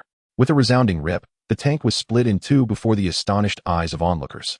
After casually discarding one half, Wan Huaizhou proceeded to the next, employing the same method to rend it apart, continuing until he had dismantled dozens of tanks. Finding some relief in the act, throughout this spectacle, not a single soul dared to intervene. Having dismantled the tanks, Wan Huaizhou turned his attention to an armored vehicle nearby. This time, instead of tearing it apart, he lifted the entire vehicle and, with tremendous effort, crushed it into a large metallic sphere. After weighing it in his hands, he hurled it away, and still, no one stepped forth to halt him. After transforming all the armored vehicles into projectiles, Wan Huaizhou advanced toward a line of 10 armed helicopters. At this juncture, one of the captains beside Li Qingde urgently exclaimed, "Commander, shall we not do something? A single armed helicopter is of considerable expense. Captain Chen, there is little I can do. The helicopters and tanks can be replaced, but if lives are lost, they cannot be reclaimed. As the commander, I must prioritize the safety of my soldiers," Li Qingde replied, his brow furrowed and fists clenched tightly. Yet, he felt utterly powerless. He could conceive of no effective means to counter Wan Huaizhou. Boom. At that moment, a deafening crash resonated through the air. Wan Huaizhou seized one helicopter by its tail and hurled it against another. Then, stacking one helicopter atop another, he raised his hand and unleashed an energy blast, obliterating them in an explosion.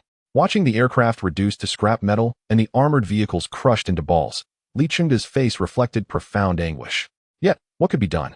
They were utterly outmatched by Wan Huaizhou. "I'm hungry. Is there anything to eat?"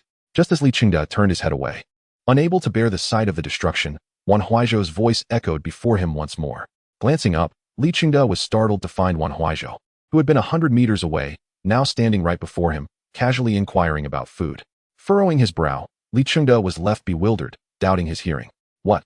I said. "I'm hungry. Do you have anything to eat?" Wan Huaizhou reiterated coldly. Li Qingde, overwhelmed by anger, frustration, and disbelief, felt a surge of emotions. This was a true assault on the spirit. You have destroyed billions worth of military assets and now dare to ask if there is food available. If only one of these men could hold their own against you, you would not be so audacious. "Hey, I'm asking you a question. Is there food or not?" Noticing Li Qingde's prolonged silence, Wan Huaizhou pressed on with an icy demeanor. Due to his overwhelming authority, Li Qingde could only swallow his resentment and reluctantly stated, "Very well. Bring it to me, as much as you have." Upon finishing his words, Wan Huaizhou promptly seated himself on the ground, observing the repugnant sight before him. Li Qingde felt his face flush with anger, and ultimately, he let out a sigh, his clenched fists loosening, as he weakly commanded, "Let the cooking team prepare food for him." "What? Commander, are you saying we should prepare food for him?" asked Colonel Chen, who stood beside Li Qingde, his face a picture of confusion. "Did you not understand? I ordered you to inform the cooking team to make a meal." Realizing Li Qingde was furious, Colonel Chen reluctantly shouted, "Cooking team, Prepare the food. Soon, under immense pressure, the cooking team managed to prepare the meal and brought it before Wan Huaizhou. Initially, they believed that Wan Huaizhou would not consume much alone, thinking they could eat afterward. However, they were astounded by his insatiable appetite.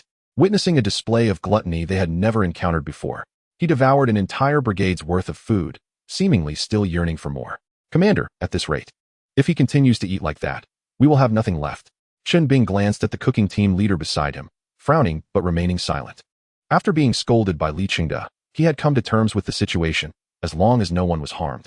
What did it matter if they had to part with some food? Finally, after consuming the last morsel, Wan Huaizhou satisfiedly burped, wiped his mouth, and stood up, beckoning Li Qingde with a finger. Hey, old man, come here. Sighing in resignation, Li Qingde approached him. Sir, do you require anything else? No, I am full now, and my anger has subsided. However, let me warn you, do not engage in such foolishness again. If you wish to deal with me, you are 2 millennia too early. After delivering his disdainful gaze to the onlookers, Wan Huaizhou's translucent aura erupted, and he leaped into the air, returning in the direction from whence he came. A wave of humiliation, anger, and resentment surged through everyone present. What was this? Not only were they intimidated into silence by Wan Huaizhou's presence, but they also had to provide him with a meal, which he consumed with the voracity of a famished ghost, finishing an entire brigade's rations. It was understood that under such conditions, each person's allocation had been predetermined, so Wan Huaizhou's consumption meant that an entire brigade would go hungry. Who could maintain a good mood in such circumstances? They were being toyed with. Watching Wan Huaizhou saunter away with an air of arrogance, Li Qingde furiously kicked the food container he had used for his meal, then sat down on the ground, filled with resentment. It was then that he noticed a single black hair where Wan Huaizhou had dined. Instantly, he realized this could be their breakthrough against Wan Huaizhou. He picked up the hair and shouted behind him, "Bring me a sealed bag." Meanwhile, on the other side, after departing from the Gobi Desert, Wan Huaizhou was flying back to Ren City in high spirits. Although he had fallen into Li Qingde's trap and had been blasted by a nuclear bomb, he had managed to deploy an energy shield in the nick of time, warding off the explosion. He had also single-handedly destroyed their tanks and aircraft, thus avenging himself. As for Li Qingde's division, as Wan Huayan remarked, they were all citizens of the Great Xia. There was no need to annihilate them completely. A lesson would suffice. Just then, however, Wan Huaizhou's detector began to emit a signal, indicating an energy point had appeared at Mount Kailash in Tibet, with a reading of 63. Furrowing his brow, Wan Huaizhou felt compelled to investigate. He adjusted his course and flew toward Mount Kailash. In Ren City, at the hospital ward, Wan Huayan leaned against the bed, continuously scrolling through videos on his phone, hoping to catch some news about Wan Huaizhou's battle against the division. However, due to the recent incident involving the 106th Regiment, the military had tightened their control, making such news virtually inaccessible. Even previous videos were hard to come by. Yet, he stumbled upon a report stating that in Tianhai City, near the ruins of Longshan Hotel, vegetation had inexplicably grown 2 meters overnight, with roses the size of basin openings blooming by the roadside. Sister, look at this. Wan Huayan hurriedly passed his phone to Wan Huairui. As she glanced at the screen while conversing with Yang Huan, she curiously remarked, "These plants must have mutated." Yang Huan leaned in closer to take a look and said, "I remember that Longshan Hotel. It was blown up by your brother, wasn't it?" Upon hearing this, Wan Huairui pondered for a moment. It seems that way. Aside from him, it doesn't appear anyone else could have done it. But why did only the plants in this vicinity mutate? Both Wan Huairui and Wan Huayan paused, involuntarily glancing at Yang Huan. "Teacher Yang, are you suggesting that the rapid growth of these plants is related to my brother?" "Oh." Yang Huan was taken aback and quickly waved her hands. No. I was just speaking off the cuff. Don't take it to heart." "All right, but I do wonder how my brother is doing. There hasn't been any news online." Seemingly indifferent to Yang Huan's words, they continued their conversation.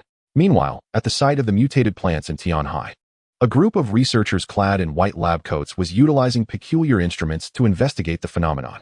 Such an extraordinary occurrence warranted an inquiry by the Great Xia. "Dr. Ouyang, take a look at this."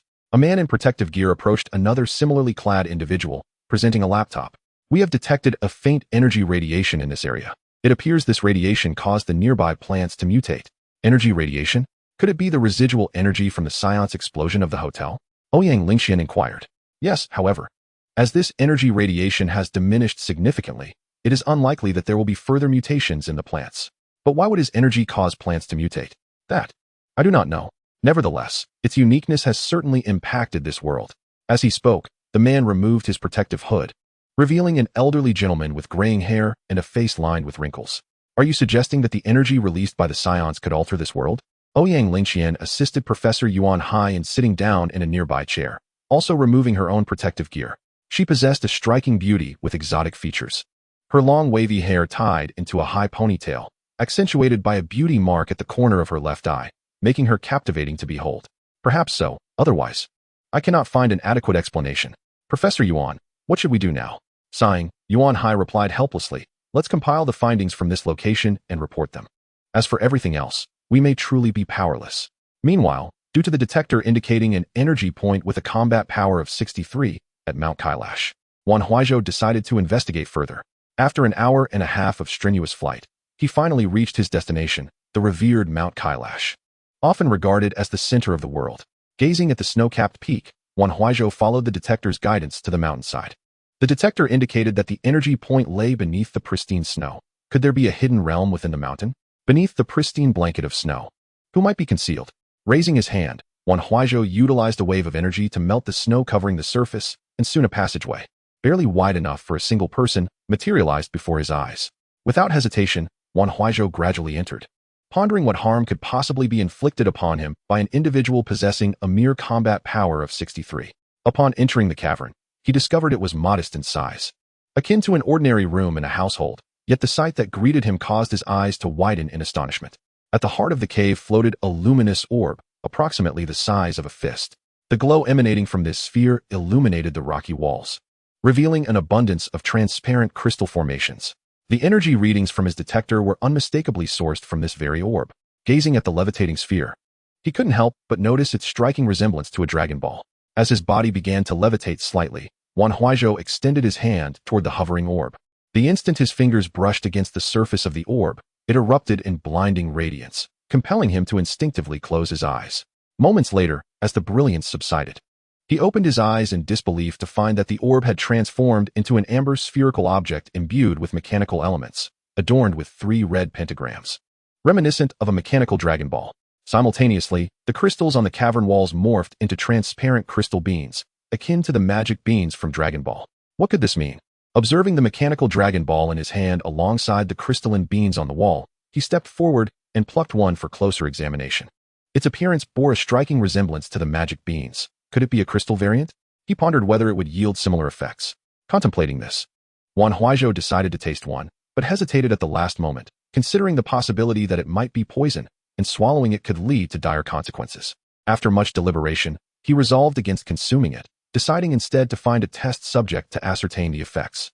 After wandering around the cave for a while without encountering any other issues, Wan Huaizhou collected several crystal beans and tucked them into his pocket alongside the mechanical Dragon Ball before exiting the cavern. However, as he stepped outside, a snow leopard, over a meter in length, suddenly obstructed the entrance. Narrowing his eyes at the unexpected feline apparition, Wan Huaizhou raised his hand, ready to unleash a wave of energy to dispatch it. Yet, a thought struck him about the crystal beans inside the cave. What better subject for testing poison than this? Retracting his raised hand, Wan Huaizhou stepped forward, grasping the snow leopard by the nape of its neck and pinning it down. He retrieved a crystal bean from his pocket and forced it into the snow leopard's mouth. To his astonishment, after consuming the crystal bean, the snow leopard writhed momentarily before its body began to visibly swell, quickly growing to more than 3 times its original size. Before Wan Huaizhou could fully process this transformation, the now massive snow leopard leaped forward, its large paw slashing towards him. Thud! The powerful blow struck his chest, prompting him to take a half-step back, surprised by the impact. Checking his detector, he was astonished to see that the snow leopard's combat power registered at 53. Remarkably, it appeared that the crystal beans enhanced combat strength. This was indeed a remarkable discovery. Before he could revel in his newfound knowledge, the snow leopard lunged at him again, its front paws outstretched in an attack. This time, Wan Huaizhou did not afford it the opportunity. He swiftly seized the leopard by the throat, his eyes glinting with cold intensity. You think you can challenge me? With a slight exertion, he snapped the leopard's neck, rendering it lifeless, akin to a deflated balloon. Just as he contemplated discarding the snow leopard, he realized the quality of its pelt was quite appealing. Perhaps it could be fashioned into a fine coat. After setting the leopard down, he glanced back at the cave, musing on the potential effects of consuming a crystal bean himself. With the snow leopard serving as a successful experiment, Wan Huaizhou felt emboldened, swallowing a crystal bean whole. Instantly, he was enveloped by a warm surge that coursed through his body, his muscles swelling with newfound power, an overwhelming aura bursting forth. In that moment, Wan Huaizhou sensed his combat power had tripled. Incredible! This is exhilarating, he exclaimed, marveling at the enhancement. One crystal bean had elevated his strength to unprecedented levels. Akin to consuming the fruit of the spirit tree, it felt like an undeniable advantage. He wondered if consuming additional beans might elevate him to Super Saiyan status. The thought sent him into a fit of laughter, prompting him to hastily consume another crystal bean, anticipating yet another tripling of his power. However, he soon discovered that no further enhancement occurred. Despite his efforts, his strength remained the same. Confused, he tried another bean, only to find the same result. Was it possible that the effects were singular, providing a one-time boost? Wan Huaizhou felt a mix of disappointment and resignation. He had believed he had acquired an extraordinary advantage, only to find it somewhat underwhelming. Nonetheless, it had still granted him a significant increase in power. Reflecting on his previous injuries and recovery, he estimated his combat power to be around 6,000 now. Sighing in resignation, he glanced back at the crystal beans within the cave. Realizing they had lost their utility for him, he decided to keep 5 in his pocket, just in case he might need them again in the future. After sealing the cave's entrance with a stone, he shouldered the enhanced snow leopard and soared into the sky. Unbeknownst to him, as he departed, a faint glow began to flicker within the cavern's darkness. Later that afternoon, around 3 o'clock, Wan Huaizhou returned to Rin City. Upon entering the hospital room, his sister Wan Huaizhou rushed towards him. "Big brother, you're finally back. I was so worried," she exclaimed, tears welling in her eyes. "What's this? Why are you crying?" Wan Huaizhou asked gently, wiping her tears with his hand and smiling. "Second sister was worried about you. She cried several times because you were gone for so long." "Oh." Wan Huaizhou scratched his head, feeling a bit awkward. "I'm sorry, Huairui. I had to make an impromptu trip to Mount Kailash, which is why I returned late." "Don't worry about it, big brother. You don't need to feel awkward. And don't listen to Huayan's nonsense. I didn't cry. I'm just glad you're back." To Wan Huairui, her brother was everything. As long as he was well, she felt content. "All right, Huairui, your big brother is back. But I must be going now. Huayan, the teacher will come by another day?" At that moment, Yang Huan stood up. She had planned to leave earlier, but remained due to Wan Huairui's anxiety over his absence, and felt it was best to stay and keep them company until now. "Oh, Teacher Yang is here too?" Wan Huaizhou feigned surprise upon noticing her. Yang Huan merely glanced at him, remaining silent as she picked up her bag and headed for the exit. "Wan Huan, are you leaving already? Why not stay and have a meal with us? You've been here with us at the hospital all day," Wan Huairui urged. Wan Huan. Upon hearing this address, Wan Huaizhou mused to himself about when they had grown so close, even changing how they addressed one another. Meanwhile, he felt a playful urge and chimed in, "Yes. Teacher Yang, allow me to treat you to a meal." Yang Huan shot him a look and bolted out the door. Having already experienced a nerve-wracking meal the previous day, she had no intention of repeating the ordeal. "Go ahead and eat by yourself. I'm leaving." With that, Yang Huan forcefully slammed the door of the hospital room shut. Observing Wan Huaizhou's mischievous grin, Wan Huairui delivered a few sharp taps on his arm, exclaiming in exasperation, "Brother, could you refrain from frightening my friends next time?" "Friends? Since when have you two become such good friends?" Wan Huaizhou teased. "Today. Is there a problem with that?" Wan Huairui replied, her expression brimming with pride. "All right. If there's no issue, are you hungry? I shall fetch you some food. What would you like to eat?" "Brother, I want chicken leg rice." Wan Huayan raised his hand eagerly. "Chicken leg rice? Can you even eat that?" Wan Huaizhou inquired. Considering that he had just undergone surgery and was advised to consume only liquid foods. "I can. The doctor said today that I am allowed to eat," Wan Huayan asserted. "Very well, chicken leg rice it is." Wan Huaizhou chuckled, reassured by Wan Huairui's presence, confident that Wan Huayan would not deceive him. He then turned to Wan Huairui. "And what about you? What would you like? Anything is fine, just decide." "All right, I'm off then." With that, Wan Huaizhou flew out of the window. Approximately half an hour later, he returned, carrying 2 bags, one containing Wan Huayan's chicken leg rice and the other, Wan Huairui's abalone rice. Without further ado, the two eagerly accepted the food. Over the past few days, they had come to realize that with their brother's remarkable powers, why not utilize them to pursue their own desires? Why insist on being heroes, spouting the nonsense that with great power comes great responsibility? When they were children, who would help them when their parents were gone and they needed assistance? Now, their only thought was to train alongside Wan Huaizhou once Wan Huayan recovered, so they too could live as they wished. A week later, Wan Huayan was discharged from the hospital. The 3 siblings stood at the entrance of a hair salon, gazing at the dilapidated 2-story building with furrowed brows. Wan Huayan turned to Wan Huaizhou and said, "Brother, what do you say we find a new place to live? Rui, what do you think?" "Brother, I too wish to reside in a grand house." Wan Huayan and Wan Huairui simultaneously looked at Wan Huaizhou. "Where do you both wish to live?" "Wherever you want, brother." Upon hearing this, Wan Huaizhou pondered for a moment and replied, "When I returned, I landed in Tianhai, which is far better than Ren City. Let us go to Tianhai." "Tianhai? Wonderful, wonderful. Brother, we shall go to Tianhai. All right, you both wait here for me. I will go and claim Tianhai, then return to fetch you." "Ah, claim Tianhai?" Wan Huaizhou and Wan Huayan exchanged startled glances. If it were in the past, they would have thought Wan Huaizhou was joking, but now, it seemed he was quite serious. "Well, all right then." They nodded in agreement. "Wait for me." With that, a burst of white energy erupted from Wan Huaizhou's body as he soared into the sky, heading towards Tianhai. Meanwhile, Li Qingde, having found a strand of Wan Huaizhou's hair in the desert, felt as though he had stumbled upon a great treasure. He rushed back to the Wolf Tooth Special Base. In the 50-meter deep underground laboratory, Wan Hei.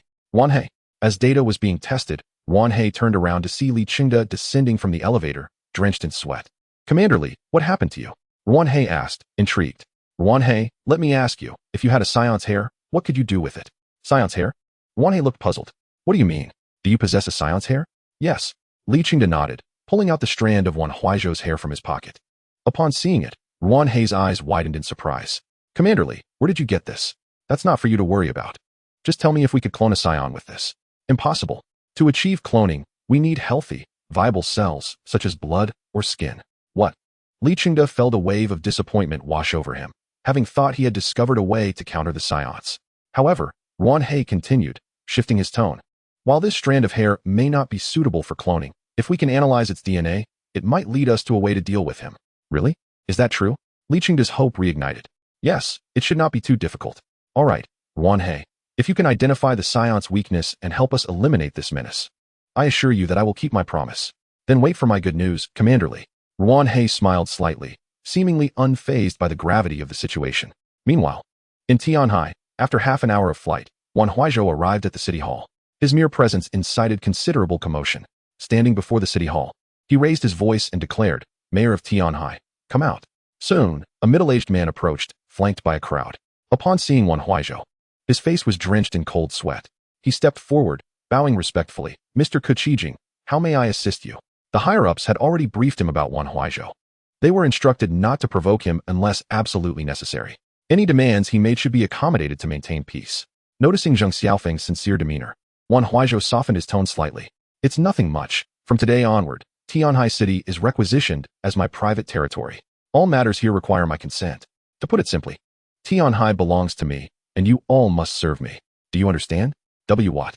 Zheng Xiaofeng furrowed his brows, realizing that Wan Huaizhou's claim meant he had effectively taken control of Tianhai City. However, opposing him was not an option. Any act of defiance could lead to utter destruction. What to do? What to do? Zheng Xiaofeng's expression turned anxious as he pondered before finally saying, "Mr. Kuchijing, regarding your request, I cannot make that decision alone. May I make a call so you can speak directly with my superiors?" With no other choice, Zheng Xiaofeng opted to placate Wan Huaizhou, hoping to buy time to report to higher authorities. But Wan Huaizhou had other plans. He coldly replied, "No need. You will hold a press conference now. I will personally announce to the media and the world that Tianhai City is now my private property." Upon hearing this, Zheng Xiaofeng grew increasingly anxious. While he could negotiate other matters, notifying the media was a different issue altogether. This was his line in the sand. Absolutely not. Everything else is negotiable, but not Tianhai. Boom. Before Zheng Xiaofeng could finish, a loud explosion echoed as Wan Huaizhou sent a blast of energy that created a gaping hole in the corner of the city hall. "Do you think I'm negotiating with you?" Wan Huaizhou directed his palm toward Zheng Xiaofeng, his voice icy. Seeing the ominous hand hovering before him, pulsating with blue energy, Zheng Xiaofeng realized that in the presence of Wan Huaizhou, they were nothing more than lambs to the slaughter. The mere fact that Wan Huaizhou stood before them, calmly explaining his intentions, was already a significant concession. Swallowing hard, Zheng Xiaofeng nodded, fear evident on his face. "Yes, whatever you say, sir, we will comply." Hearing this, Wan Huaizhou finally wore a satisfied smile, retracting his hand and stating firmly, "Now that's more like it. Within half an hour, I want all major media outlets in Tianhai gathered at the city hall." Yes, I understand. I'll have them notified immediately." Soon, within half an hour, all major media outlets in Tianhai had gathered at the open space in front of the city hall. Wan Huaizhou sat regally in his chair, microphone in hand, gazing at the crowd before him as he began to speak with measured calm. "Ladies and gentlemen, allow me to introduce myself. My name is Kuchijing, also known as Wan Huaizhou, a Saiyan returned from another world. In recent days, you may have encountered various reports about me online. Indeed, They are all true. As he spoke, Wan Huaizhou raised his hand and, before the multitude of media present, reduced a car to a mere pile of scrap metal with a resounding explosion. The shockwave captured in vivid detail. The audience gasped, trembling in fear. Observing the frightened journalists, Wan Huaizhou smirked disdainfully and continued. The reason I have summoned you here today is to announce a significant decree. From this moment forth, Tianhai City shall serve as my royal palace, becoming the private domain of Wan Huaizhou. Chapter 41. The Führer's Fury. The artificial Saiyan project commences. The words hung in the air, met with a stunned silence from the audience. For such an audacious declaration was unprecedented in their experience. After a prolonged pause, one individual slowly raised his hand, his voice trembling as he inquired, Mr. Ku, may I? You may address me as Ku Jinqing or Wan Huaizhou. Very well, Mr. Ku Jinqing. The man stepped forward, microphone in hand, and asked, Are you implying that Tianhai City is now your private property? Is my meaning not sufficiently clear? Wan Huaizhou retorted, Why yes, I apologize, I merely wish to confirm. Sensing Wan Huaizhou's displeasure, the man quickly offered his apology. Then allow me to reiterate, I expect no further inquiries regarding this foolish question. Yes, from now on, Tianhai City shall be my royal palace, and I alone shall govern all that transpires within its borders. Do you understand? Mr. Wan Huaizhou, I have a question as well. At that moment, another male journalist raised his hand. Speak. Wan Huaizhou gestured for him to proceed. Thank you. Mr. Wan Huaizhou, since you have declared Tianhai City as your private property, what will become of its citizens? How do you intend to address their fate? Wan Huaizhou flashed a wicked smile. Naturally, they shall become my subjects. At this proclamation, the crowd exchanged bewildered glances, wanting to voice their thoughts yet too intimidated to do so, they remained silent. Meanwhile, at the Wolf Fong Special Forces base, Li Qingde anxiously awaited news from Wan He regarding the Saiyan's weaknesses. As he glanced at his phone, viewing Wan Huaizhou's smug expression, he felt an overwhelming urge to grind his teeth in frustration. The audacity of that man was infuriating. Just as his irritation reached a peak, a phone call came through. On the other end, a stern voice spoke. Li Qingde, have you seen the news? The Saiyan has unilaterally declared Tianhai City as his private palace, a move that has left our nation humiliated on the international stage. I apologize, esteemed Führer. Please grant me some time. I assure you we will soon find a way to defeat the Saiyan. And how much time do you need? Yesterday, you employed a nuclear weapon and still failed to vanquish that Saiyan. What more do you propose? Li Qingde felt the weight of the Führer's scrutiny, wiping the cold sweat from his brow as he replied, Esteemed Führer, I acquired a strand of the Saiyan's hair yesterday. Dr. He is currently analyzing its DNA. I believe we will soon uncover the Saiyan's vulnerabilities and eliminate him. DNA? The Führer fell silent for a moment before responding. Very well. I shall grant you one more opportunity. You have 1 month. If you cannot present an effective plan within that time frame, you may retire to your homeland. With that, the call ended, leaving Li Qingde staring at the busy tone on his phone, his frustration boiling over as he slammed it down on the table. In the laboratory, Wan He removed his gold-rimmed glasses, rubbing his eyes, and called out to Zhao Qian, who stood by the elevator. Captain Zhao, the data has come in. Could you fetch Commander Li for me? Oh, the data is ready? I'll notify the commander right away. Shortly thereafter, Li Qingde arrived at the underground laboratory. Wan He, any solutions for dealing with the Saiyan? None. Wan He replied, shaking his head as he turned away from the computer. What? Then why did you summon me? Li Qingde's anger flared. Fresh from the Führer's reprimand, he felt increasingly irritable, and Wan He's demeanor only aggravated him further. Commander, please don't be hasty. While I haven't found a method to counter Wan Huaizhou's powers through his DNA, I have devised an alternative approach. Oh, what is it? Upon hearing this, Li Qingde seized upon the hope like a lifeline, grasping Wan He's arm eagerly. Hee. Wan He's expression turned mischievous, sending a chill down Li Qingde's spine. Wan He, no more jokes. If you have a method, please share it. This method can be long-term or short-term. Which do you prefer? Li Qingde appeared perplexed. What do you mean by long-term or short-term? I don't quite understand. To put it simply, do you wish to resolve the Saiyan issue swiftly or gradually? Li Qingde, still confused, replied, Is there a difference? Of course, I want to deal with the Saiyan as quickly as possible. Very well, we shall focus on the short-term solution. Please. Elaborate. Li Qingde urged. Wan He activated the computer, revealing a series of genetic comparison charts. Commander, what you see before you is a comparison of Saiyan DNA with that of Blue Star inhabitants. I discovered an 80 similarity between the two. And what relevance does this have to your proposed solution? Quite significant. Wan He responded. I propose we implant this specific Saiyan DNA into a fertilized embryo, cultivating it in a growth solution to accelerate its development to adulthood within a short time. Then we can utilize this genetically modified individual to confront Ku Jinqing. Wait, so you're suggesting we create a clone? Not a clone. Rather, It will be a completely new life form, a human imbued with Saiyan genes. A new human? Brilliant. Dr. He, your ingenuity is commendable. With this, we need not fear facing the Saiyan, Li Chengde declared, clapping his hands in excitement. However, Wan He interrupted with a furrowed brow. Do not be too quick to praise me. I have yet to finish. Oh, there's more? Pray continue. Wan He paused before continuing. While this method can indeed produce a new human in a short time frame, the rapid maturation may result in a significantly shortened lifespan of merely days. Moreover, it may not possess the strength necessary to defeat Kujinqing. Are you truly certain you wish to proceed? Li Chengde, upon hearing this, felt a wave of confusion wash over him.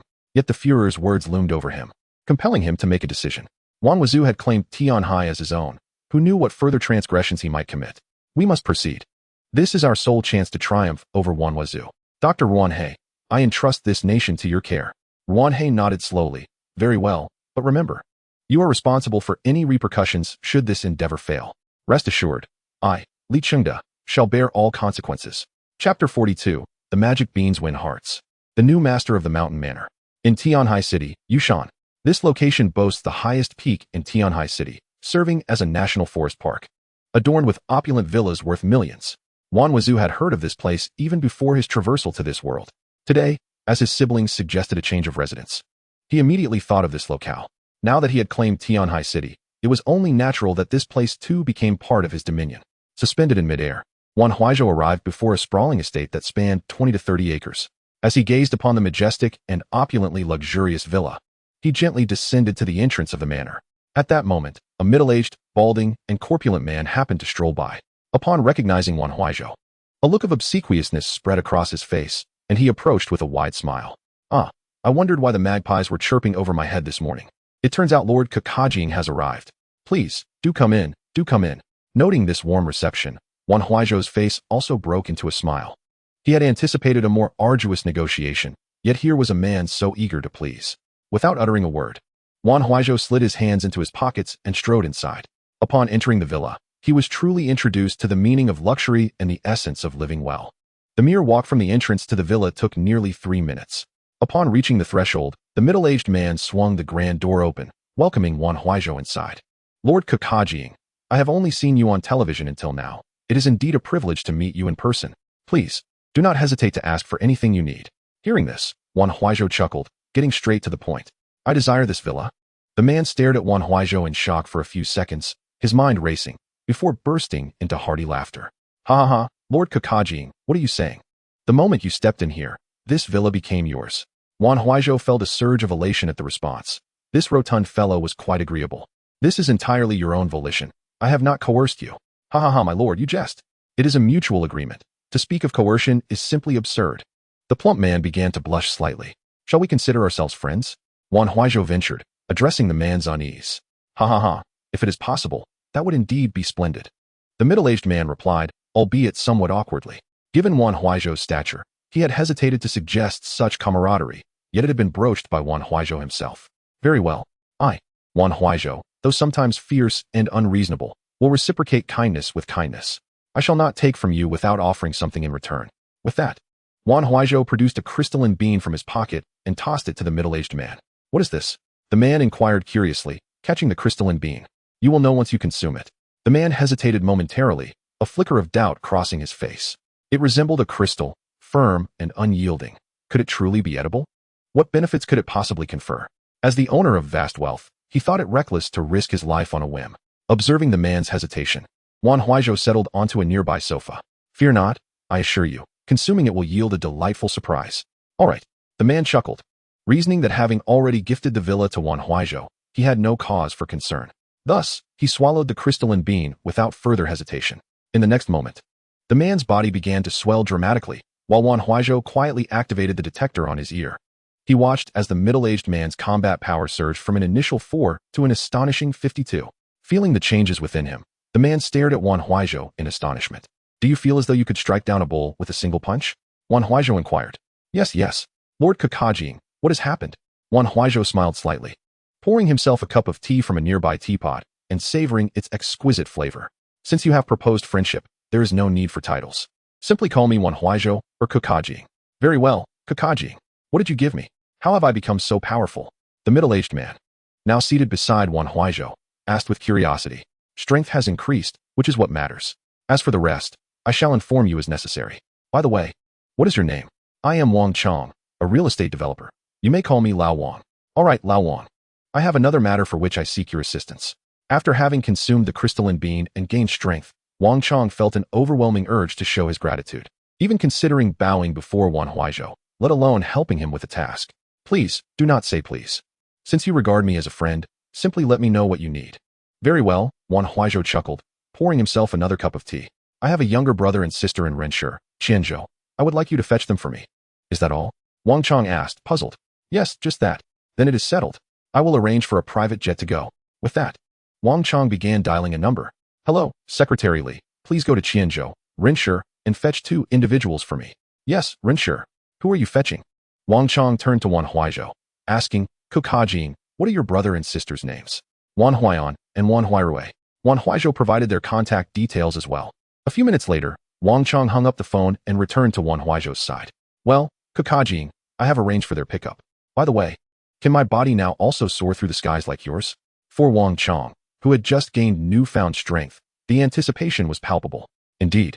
But as you have only recently acquired this strength, you must first familiarize yourself with it. In a few days, I will teach you. Excellent. So, Cook Hajin, we are friends now. Yes, we are friends, Wan Huaizhou replied with a gentle smile. Then, please instruct me on how to control this newfound power. I am too eager to fly as you do. Seeing Wang Chong's fervor, Wan Huaizhou could not refuse. Especially after the man had already gifted him the villa and offered to fetch his siblings from Renshur. Very well, let us step outside. After you. Wang Chong gestured grandly. Upon arriving outside the villa, they stood in a spacious courtyard that spanned approximately 10 acres. Now, take a moment to attune yourself to the energy within you. What must I do? Wang Chong queried.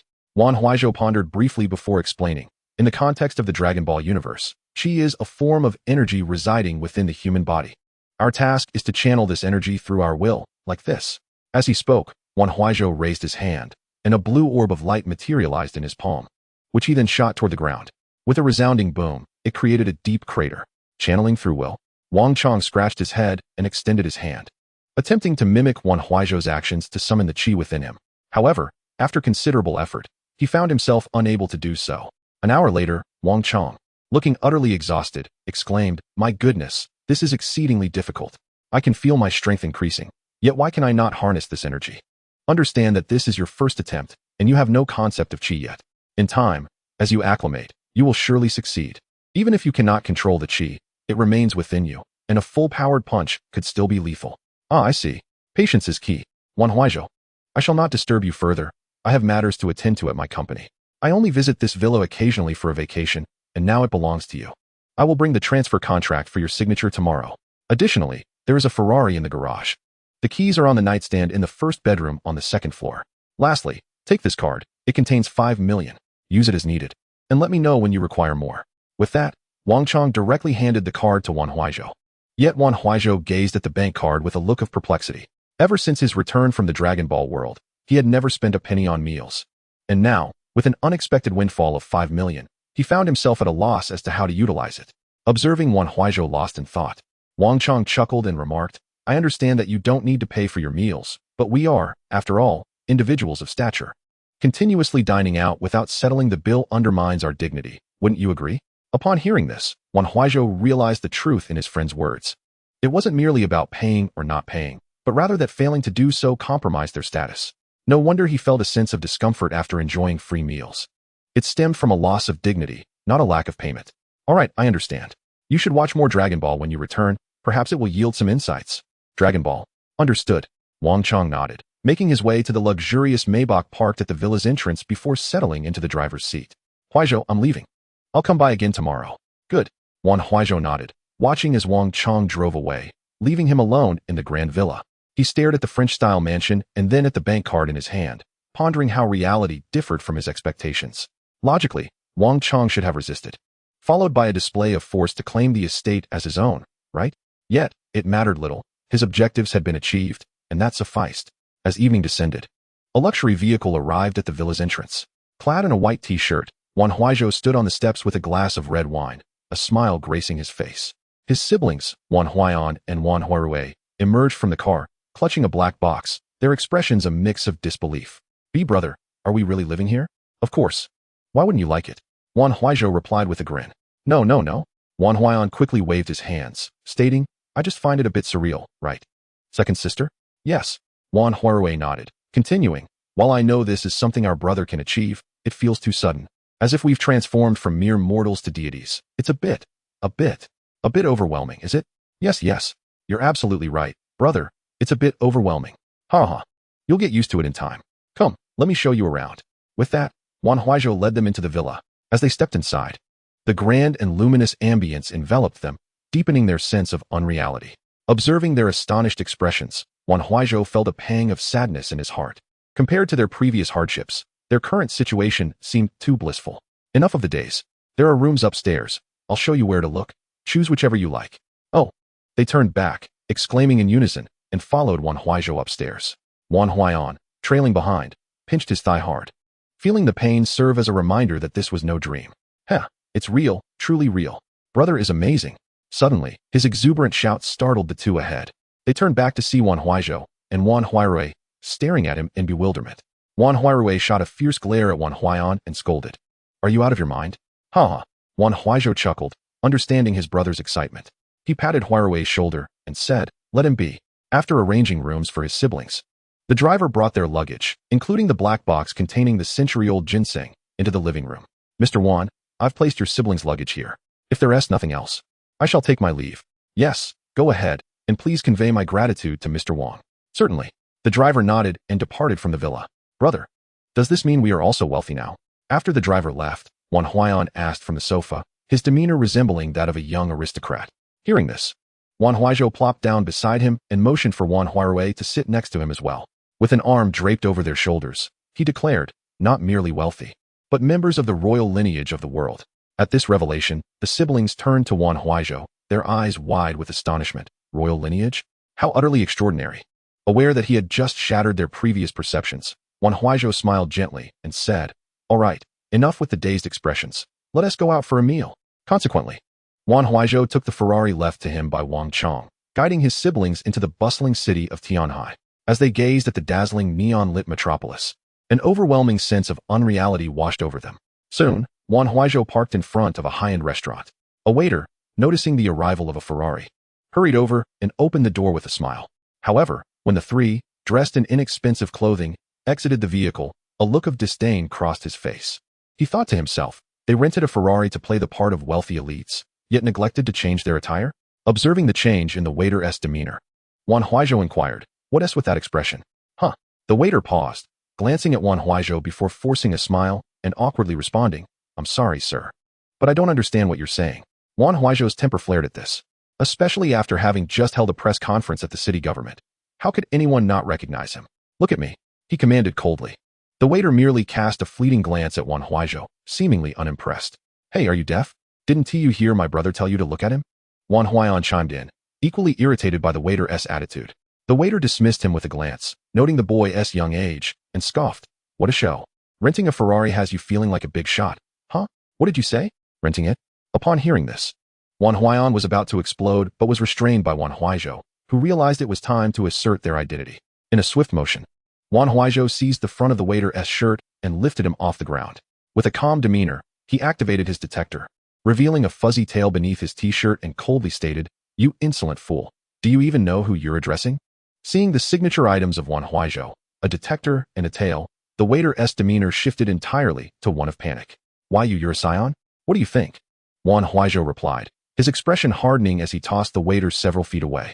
Hearing the commotion, the head waiter rushed out, startled to see Wan Huaizhou. He quickly approached, bowing deeply in respect. I beg your pardon for not welcoming you appropriately, Lord Kakarot. After a brief glance at the head waiter, Wan Huaizhou's anger began to subside. With his hands clasped behind his back, he lifted his chin and coolly instructed, I'm here to dine. Lead the way. It would be my utmost honor, sir, please. Right this way. The head waiter, Wu Jie, gestured for them to enter. Wan Huaizhou turned to his siblings, taking their hands with a smile. Come along, my dear siblings. His intention was to convey to everyone that these two were under his protection, deserving of the utmost respect from all. Guided by Wu Jie, they arrived at the most luxurious private room in the Huahua Hotel. Wan Huaizhou closed the menu handed to him and boldly proclaimed, Bring me one of everything on the menu. Wu Jia was momentarily taken aback, and so were Wan Huayan and Wan Huaizhou. Brother, can we eat all of that? Wan Huaizhou asked, puzzled. Sister, our elder brother is now a Saiyan, and his appetite is no longer comparable to the past. Isn't that right, big brother? Wan Huayan reminisced about the Saiyans in Dragon Ball, and he believed his brother was indeed a voracious eater. Ha ha ha, you know me well, indeed. I could eat a lot now. Wan Huaizhou chuckled, glanced at Wu Jia, and immediately fell silent, urging, aren't you going yet? Yes, I'm going this instant. Please wait a moment. Wu Jia heard the conversation between Wan Huaizhou and Wan Huayan. If he still didn't understand, then he might as well have been looking for a lantern in a toilet. Soon, a third of the dishes from the menu were served. To ensure the esteemed Wan Huaizhou was well taken care of, the Fragrant Flowers Hotel had turned away other guests, dedicating themselves entirely to serving the three siblings. At the dining table, the two siblings were stunned to witness Wan Huaizhou's exaggerated and barbaric way of eating. Wan Huayan, being somewhat aware of a Saiyan's appetite, was slightly better off, yet he was still rendered speechless by Wan Huaizhou's shocking display. As for Wan Huaizhou, she was even more astounded, utterly flabbergasted. After an hour of this culinary battle, Wan Huaizhou finally felt full. He reclined in his chair, let out a satisfied burp, and turned to Wu Jia, inquiring, how much is the bill? Wu Jia was taken aback, thinking he must have misheard. He had heard tales of Wan Huaizhou dining without paying before, but today, he was actually asking for the amount. Was he planning to pay? But would he dare to accept the payment? Staring at Wan Huaizhou, Wu Jia remained frozen for a few seconds before managing a smile. Sir, you jest. How could we possibly charge you? Forget it. Upon hearing this, Wan Huaizhou recalled what Wang Chong had told him. It was not a matter of money, but one of status. I asked you how much it is. Just tell me directly. Seeing Wan Huaizhou's serious demeanor, Wu Jia feared inciting his wrath, yet he dared not reveal the actual price. Gritting his teeth, he raised a single finger. 10,000. Gazing at the mountain of dishes before him, Wan Huaizhou coldly replied, to be honest, I'm not short on cash. Seeing Wan Huaizhou's displeased tone, Wu Jia felt a pang of fear and quickly crossed two fingers, saying, 100,000. Charge it, Wan Huaizhou declared, handing Wu Jia the bank card Wang Chong had given him. Sir, please hold on. Wu Jia took the card, bowing respectfully before exiting the room. When he returned, he smiled as he handed the card back to Wan Huaizhou, stating, Lord Kopojing, your total expenditure amounts to 100,176 yuan. Our hotel has graciously given you an 80% discount and rounded it down, so we will only charge you 80,000. Wan Huaizhou frowned upon hearing this, displeased. What nonsense is this? A discount, and you round it down? Indeed, sir, if you find it too expensive, we can offer a 50% discount. Wu Jia bent slightly, his face full of respect, believing Wan Huaizhou thought the 80% discount was still too high and needed further reduction. To his surprise, Wan Huaizhou suddenly stood up, unleashing a wave of energy with a resounding bang. In an instant, a massive hole appeared before everyone, leaving them too frightened to even breathe, including his younger siblings. What do you take me for? You dare give me a discount? Do you look down on me? Go. Add back the discount, and charge me another 100,000 for the wall repairs. Wu Jia was once again left in shock, utterly confused by this lord's temperament. How could he be angry about receiving a discount? What are you still standing there for? Hurry, do you want me to demolish this place? Yes, I'll go right away, please calm down, my lord. Wu Jia wiped the cold sweat from his forehead and hastily ran out with the bank card. Chapter 45, Madam Boss, where is your husband? Before long, he returned. Lord Kopojing, as per your instructions, I have added the amount, along with an extra 100,000 for wall repairs, totaling 122,176. That's more like it. Wan Huaizhou nodded in approval as he took the bank card. Huairui, Huayan, are you both full? Big brother, we are full. Wan Huayan replied with a wry smile, feeling somewhat unfamiliar with such a lavish sibling who could only elicit a bitter laugh from him. Good then. Huairui, you used to always want to go to bars, but I was worried about your safety. Now that I can protect you, go and have your fill of fun. Really? Big brother. Wan Huairui's eyes sparkled with excitement. Such a proposition would have been unthinkable previously, yet now her elder brother had brought it up himself, leaving her utterly astonished. Of course, if you don't want to go, that's fine too. Go. Why not? We're going right now. Ha, splendid. Let us go? Wan Huaizhou erupted in laughter. At the hotel entrance, the server who had previously looked down on Wan Huaizhou saw the three of them approaching with Wu Jia. He smartly stepped up, kneeling down to present Wan Huaizhou with the keys to his Ferrari. Lord Kopojing, I sincerely apologize for my earlier disrespect. I have brought your car from the garage. Here are the keys. Wan Huaizhou took the keys, squinting at the man, and coldly commanded, get lost, don't block the way. Yes, I'm leaving right now. The man immediately lay on the ground and rolled aside. Wan Huaizhou cast a sidelong glance at him before emotionlessly taking the driver's seat. Starting the car. He pressed the accelerator, swiftly departing the Fragrant Flowers Hotel with his siblings. Meanwhile, Wu Jie respectfully bowed as the Ferrari drove away. Inside the car, Wan Huayan and Wan Huaizhou exchanged excited glances. This day was the most exhilarating they had experienced in years. With their elder brother's imposing presence, they truly felt the weight of what Wan Huaizhou had said about them being part of a royal lineage. In an instant, a sense of superiority surged within them. Big brother, I want to buy some clothes. That server earlier looked down on us just because our clothes seemed too cheap. Wan Huaizhou remarked. All right, buy whatever you want. No matter how expensive. Wan Huaizhou's words resonated with authority. As members of a royal family, they were obliged to present themselves accordingly. Soon, Wan Huaizhou parked the Ferrari in front of a seemingly upscale clothing store. Let us go buy some clothes, and I'll also introduce you to someone. Meet someone. Who is it, big brother? Wan Huaizhou inquired. You'll find out when you see them. Wan Huaizhou smiled as he exited the car, leading his siblings into the store. Welcome, Wan Huaizhou. Before the greeting could finish, Yu Xiaomiao approached with gritted teeth. Wan Huaizhou, how dare you come here? In response, Wan Huaizhou smiled indifferently, thinking that she was one of the few who dared to speak to him this way. Xiaomiao. From behind, Wan Huaizhou instantly recognized her. Huaizhou Huayan. What are you doing here? Before Wan Huaizhou could speak, Wan Huaizhou, feeling a bit annoyed, interjected. Hey, Yu Xiaomiao, are you out of your mind? I'm here. So of course, my sister and brother are here too. Rolling her eyes at Wan Huaizhou, Yu Xiaomiao's face displayed a hint of anger as she extended her hand. 13,000, pay me back. Wan Huaizhou frowned, equally displeased, and retorted. What? Are you really this heartless? Pay you back? Hurry up. Yu Xiaomiao asserted her demand with certainty, leaving Huayan and Huairui utterly bewildered. What debt did their brother owe? Fine, fine, if you're so heartless. Here, let me swipe my card. Wan Huaizhou proclaimed, tossing a bank card onto Yu Xiaomiao, adopting an air of superiority and casting a disdainful glance in her direction. Swipe it, swipe it. Don't think for a moment that I lack the courage to do so. Just as Yu Xiaomiao grasped the card, a sharp reprimand echoed from behind her. Yu Xiaomiao, are you slacking off again? It's a miracle you weren't fired after that suit incident, and yet you're still being lazy. At the sound of the reprimand, Yu Xiaomiao turned around with an irritable expression, encountering the corpulent shop owner. Madam, I already compensated for the suit. Why do you keep bringing it up? She retorted. Moreover, I am not slacking. I am attending to clients. Clients? What clients? The stout woman stepped forward, scrutinizing the attire of Wan Huaizhou and his siblings. Years in the clothing business had enabled her to instantly identify the trio's cheap garments. Without preamble, she stated, is this what you call clients? We are a high-end clothing store. Can any Tom, Dick, or Harry afford to shop here? Do they even have 1,000 yuan combined? Before Wan Huaizhou could speak, Wan Huairui interjected defiantly, you middle-aged, overweight woman. What are you talking about? Do you believe I wouldn't tear your establishment apart if I wanted to? Oh, you little brat, you think you can act tough? Go ahead, try it. My husband will make sure you regret it. Bang. As the owner finished her sentence, a shockwave shattered the store's ceiling. I'll tear it down. Where's your husband? Tell him to come and deal with me. Wan Huaizhou shot back, his demeanor brimming with arrogance. While Huayan and Huairui took the sudden explosion in stride, Yu Xiaomiao and the stout woman gaped at Wan Huaizhou in disbelief, as if witnessing a ghost. Brother, are you really going to demolish it?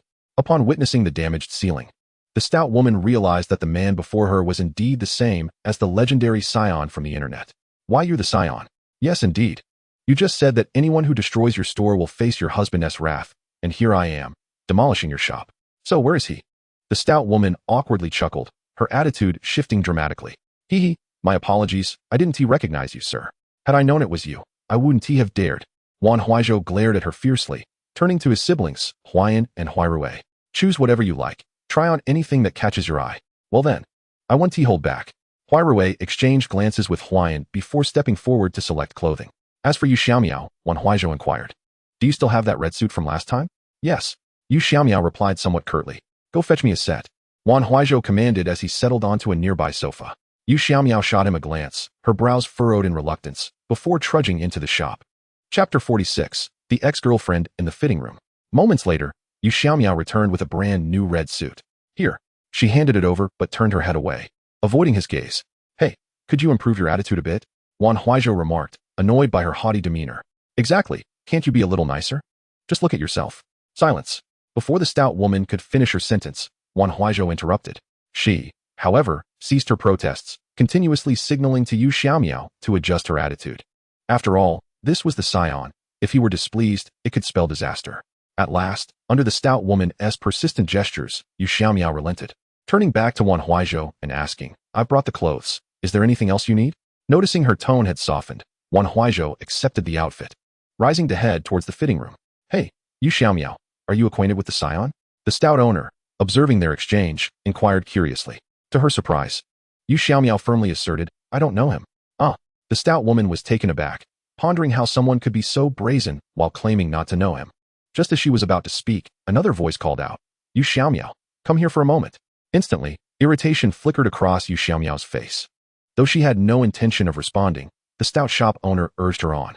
"What are you dawdling for? Hurry up. That's the Scion. Do you want to endanger your life?" With the proprietor's incessant prodding, Yu Xiaomiao sighed in resignation and strolled to the fitting room, her impatience evident. What now?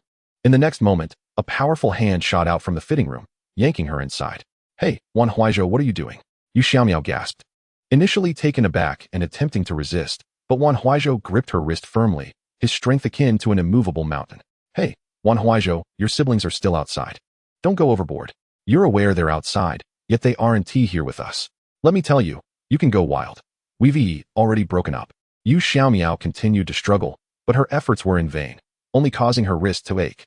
"What's it to you if we've broken up? Who can control me now?" Wan Huaizhou replied, holding her firmly within his grasp, their faces mere inches apart, their breath, the dust on their lashes, and the sound of their heartbeats palpable in the air. As Yu Xiaomiao beheld Wan Huaizhou's muscular physique, she instinctively swallowed hard, her heart racing uncontrollably as if it were about to leap from her throat.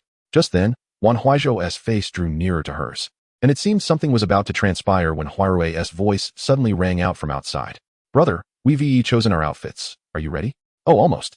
Wan Huaizhou glanced outside, and in that fleeting moment, Yu Xiaomiao seized the opportunity to push him away and darted out of the fitting room. Exchanging a quick glance with her siblings outside, she hastily fled. "Sis, didn't brother break up with Yu Xiaomiao? What is going on?" Huan began, but his words were cut off as Huairui covered his mouth. "Mind your own business, little one. Some things are not for you to question." A few minutes later, Wan Huaizhou emerged from the fitting room, fully attired. "Brother, all done." Wan Huaizhou nodded, seemingly unaffected by the earlier events. Yet his gaze scanned the store for Yu Xiaomiao. "Are you looking for Yu Xiaomiao?" "Ah." Wan Huaizhou paused, asking, "Where is she?" "She left." "Left? Where did she go?" Wan Huaizhou inquired. "I don't know. She just exited the store." "Oh, all right." Wan Huaizhou sighed, a clear look of disappointment crossing his face. Minutes later, Huan and Huairui emerged, both dressed, and approached Wan Huaizhou. "Brother, how do we look? Is it nice?" Wan Huaizhou regarded Huairui, who wore a loose gray-white t-shirt that exposed one shoulder, paired with black shorts and pink gradient sneakers. Her high ponytail and side bangs lent her an air of both elegance and vigor. As for Huan, he sported a more rock-inspired look with loose black cargo pants and a dark gray sweatshirt, a fitting style for a young man.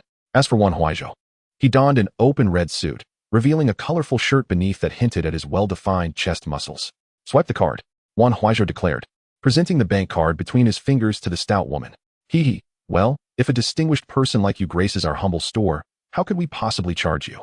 Stop stalling. If you don't take my payment, I'll blow this place up." Upon hearing this, the stout woman was momentarily taken aback, hastily exclaiming, All right. I will take it." As she spoke, she quickly accepted the bank card and processed the payment for the clothing, totaling 38,600 yuan. After the transaction was completed, Wan Huaizhou took his younger siblings to the bar.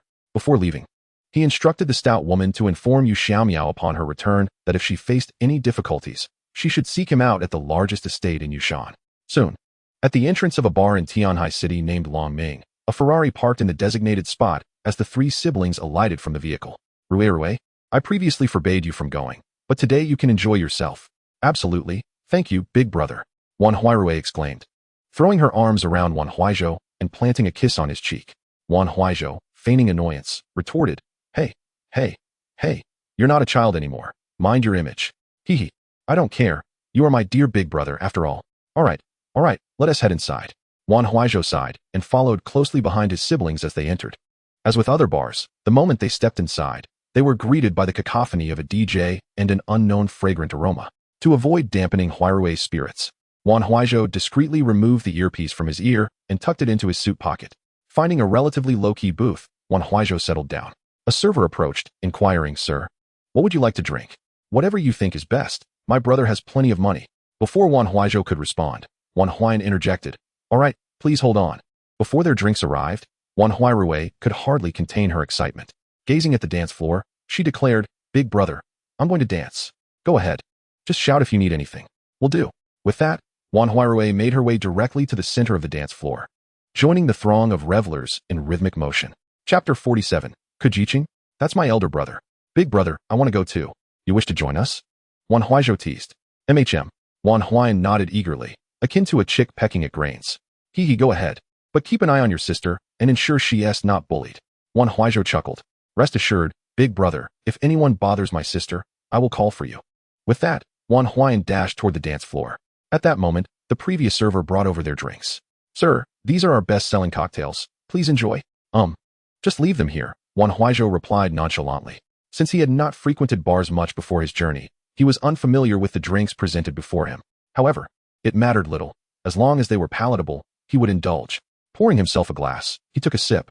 Though the taste left much to be desired, perhaps it was simply not to his liking. On the dance floor, Wan Huaizhou called out, "Sister, Huaizhou, come here. Let me show you how to dance." Wan Huaizhou exclaimed, pulling her brother's hand and swaying to the music, the details of the dance being of little concern. With her striking appearance, voluptuous figure, and alluring attire, it wasn't long before several young men in their 20s took notice of Wan Huaizhou. After exchanging glances, they approached the siblings. One tall, lanky man brazenly asked, "Hey there, why are you playing with a kid? Want to join us for some fun?" Wan Huaizhou glanced at the man, noting his gaunt frame resembling a walking stick and the lewd glint in his eyes. Bolstered by Wan Huaizhou's reputation, she shot him a disdainful look and retorted sharply, "Get lost." Instead of retreating, the lanky man seemed invigorated by her defiance. After exchanging glances with his companions, he reached out towards Wan Huaizhou's face. "Oh, you're quite fierce. I like that, don't you guys? What are you doing?" Wan Huaizhou shouted, shoving the lanky man's hand away, glaring defiantly. "You little brat, this doesn't concern you, scram." Among the group, a tattooed man forcefully pushed Wan Huaizhou to the ground. "Huaizhou," Wan Huaizhou cried out, rushing over. "Huaizhou, are you okay?" Wan Huaizhou rose, fury burning in his eyes as he glared at the 5 men, shouting, "Big brother, someone is bullying me and my sister." Hearing this cry, Wan Huaizhou swiftly appeared by their side. "Who dares to bully my siblings?" The men were momentarily stunned by his sudden appearance, as if he had materialized from thin air. "Big brother, it's them. They tried to take advantage of my sister." Wan Huaizhou pointed at the lanky man, his voice rising.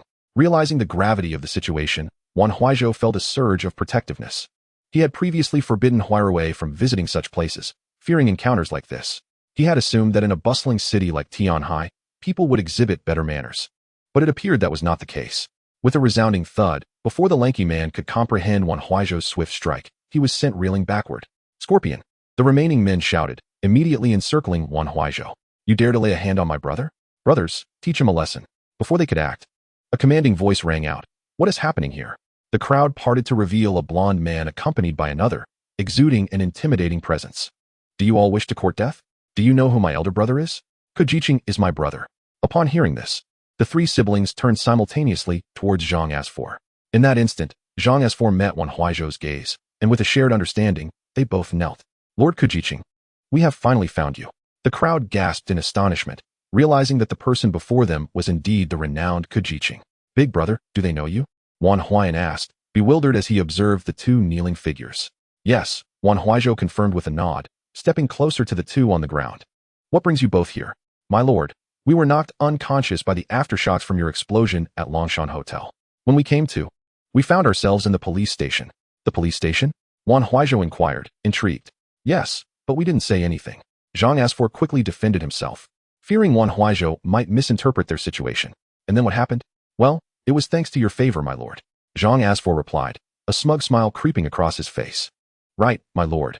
As you know, we were members of the Shampao gang, and technically we should have been arrested. However, we claimed we were your men, your subordinates, and they locked us up for a night before releasing us." Chi chimed in, following Zhang Asfor's lead.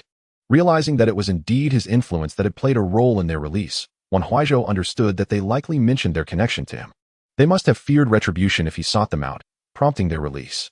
"So how did you end up here?" "Because we claimed we were your men. The owner here allowed us to oversee this place. We never expected to find you here. We've been searching for you for days." "I see. So you're in charge here?" Yes, they affirmed in unison. Then, as these men attempted to take advantage of my sister, "You two can handle it as you see fit." "What?" The 2 sprang to their feet in an instant. "Scorpion, You're looking for death, aren't you? It's a misunderstanding, a misunderstanding. Fourth brother, I didn't mean it. Scorpion hastily protested, realizing that with Zhang Asfor and Qi Er kneeling to Wan Huaizhou, his fate was sealed. With the name of Wan Huaizhou's little brother, Zhang Asu and Qi Er have recently become the talk of the town, to the point where they are known by everyone. How could that be? If it weren't for my quick reflexes, my sister would have fallen victim to you. Wan Huayan argued vehemently, but it came to no fruition. Zhang Asku said, My lord, I was wrong. I beg you to spare us. We shall not dare again. Casting a glance at the Scorpion and his companions, Wan Huaizhou addressed the two. How to deal with them is up to you. Come find me in Yu Mountain afterward. I do not wish to see this group any longer. Yes, my lord, leave them to me. You can rest assured. Zhang Asu replied, summoning a group of minions to take the Scorpion and his crew away. Watching the five being led away, Wan Huaizhou turned to Wan Huaizhou and inquired, So, are we still playing?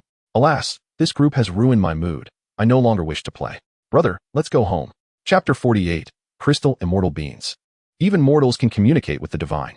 All right, then let us return. Wan Huaizhou patted Wan Huaizhou's shoulder and glanced at the Scorpion's group, casting a fierce look at Zhang Asu.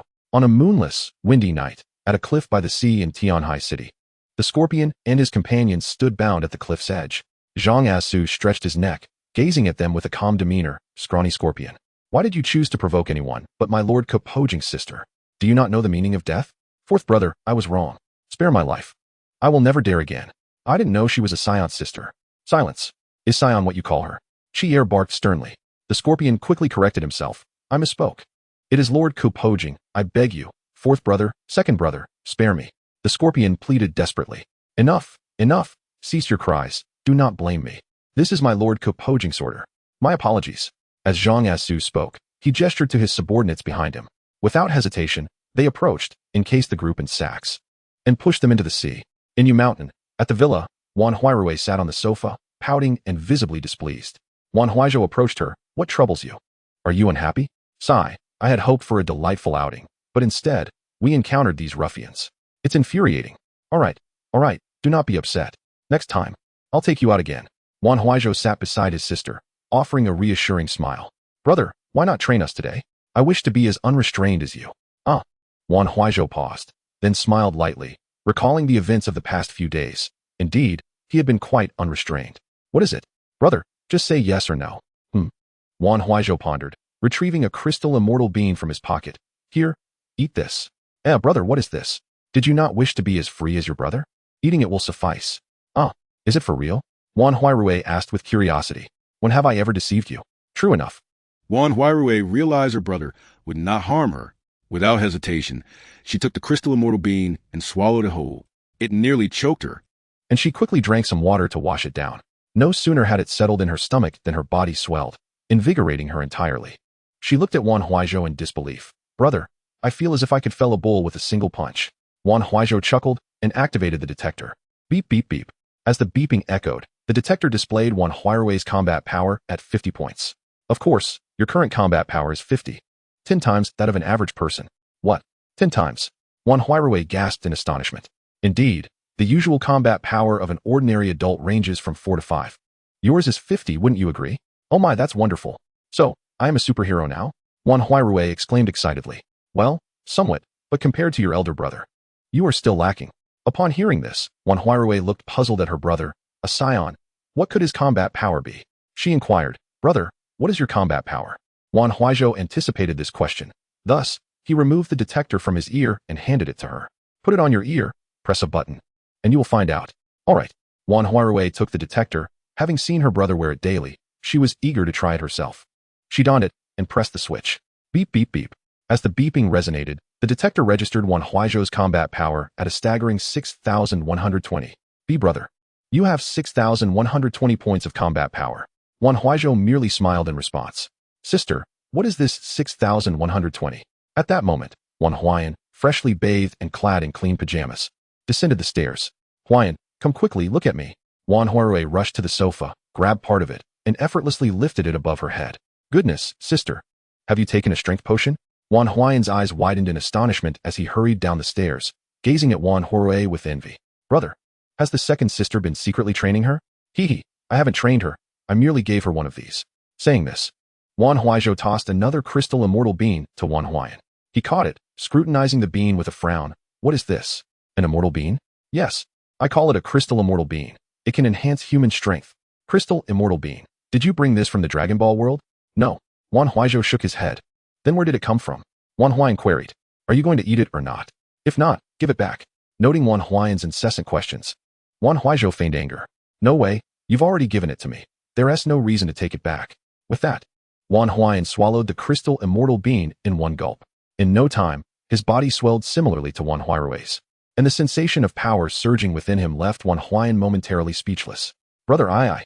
Observing Wan Huayan's shock-induced stammering, Wan Huaizhou used her detector to assess his combat power. The reading displayed an impressive 52 points, surpassing her own by 2 points. Instantly, a frown appeared on her face. Noticing Wan Huaizhou's change in demeanor, Wan Huaizhou understood immediately. Huayan's combat power was higher. Brother, second sister, I feel incredibly powerful. Shall we exchange a few blows? Uft, what is so impressive about that? Why are you so proud? Wan Huaizhou placed the detector on the coffee table, shooting him an eye roll before turning to head upstairs. Huh. Wan Huayan was taken aback, puzzled as to why Wan Huaizhou was sulking for no reason. Brother, what is wrong with second sister? Hee, it's nothing. It's getting late. Go to bed. We will compete tomorrow. But I want to compare right now. Really? You want to compete? If I don't compete, I can't sleep. Huayan nodded vigorously. Wan Huaizhou shook his head helplessly. He knew his brother wouldn't be able to sleep unless he had a match. Fine, I will exchange one blow with you. Come at me with all your might. With all my might. Brother, can you handle it? Wan Huaizhou furrowed his brow, realizing this kid was getting cocky. Chapter 49. Eagle's Sauce, Cherry Blossom Mouth Cannon? The Blue Star King sets out.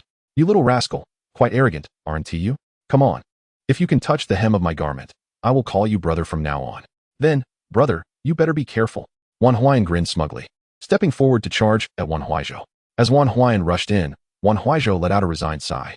To him, Huayan's movements resembled those of a sluggish snail.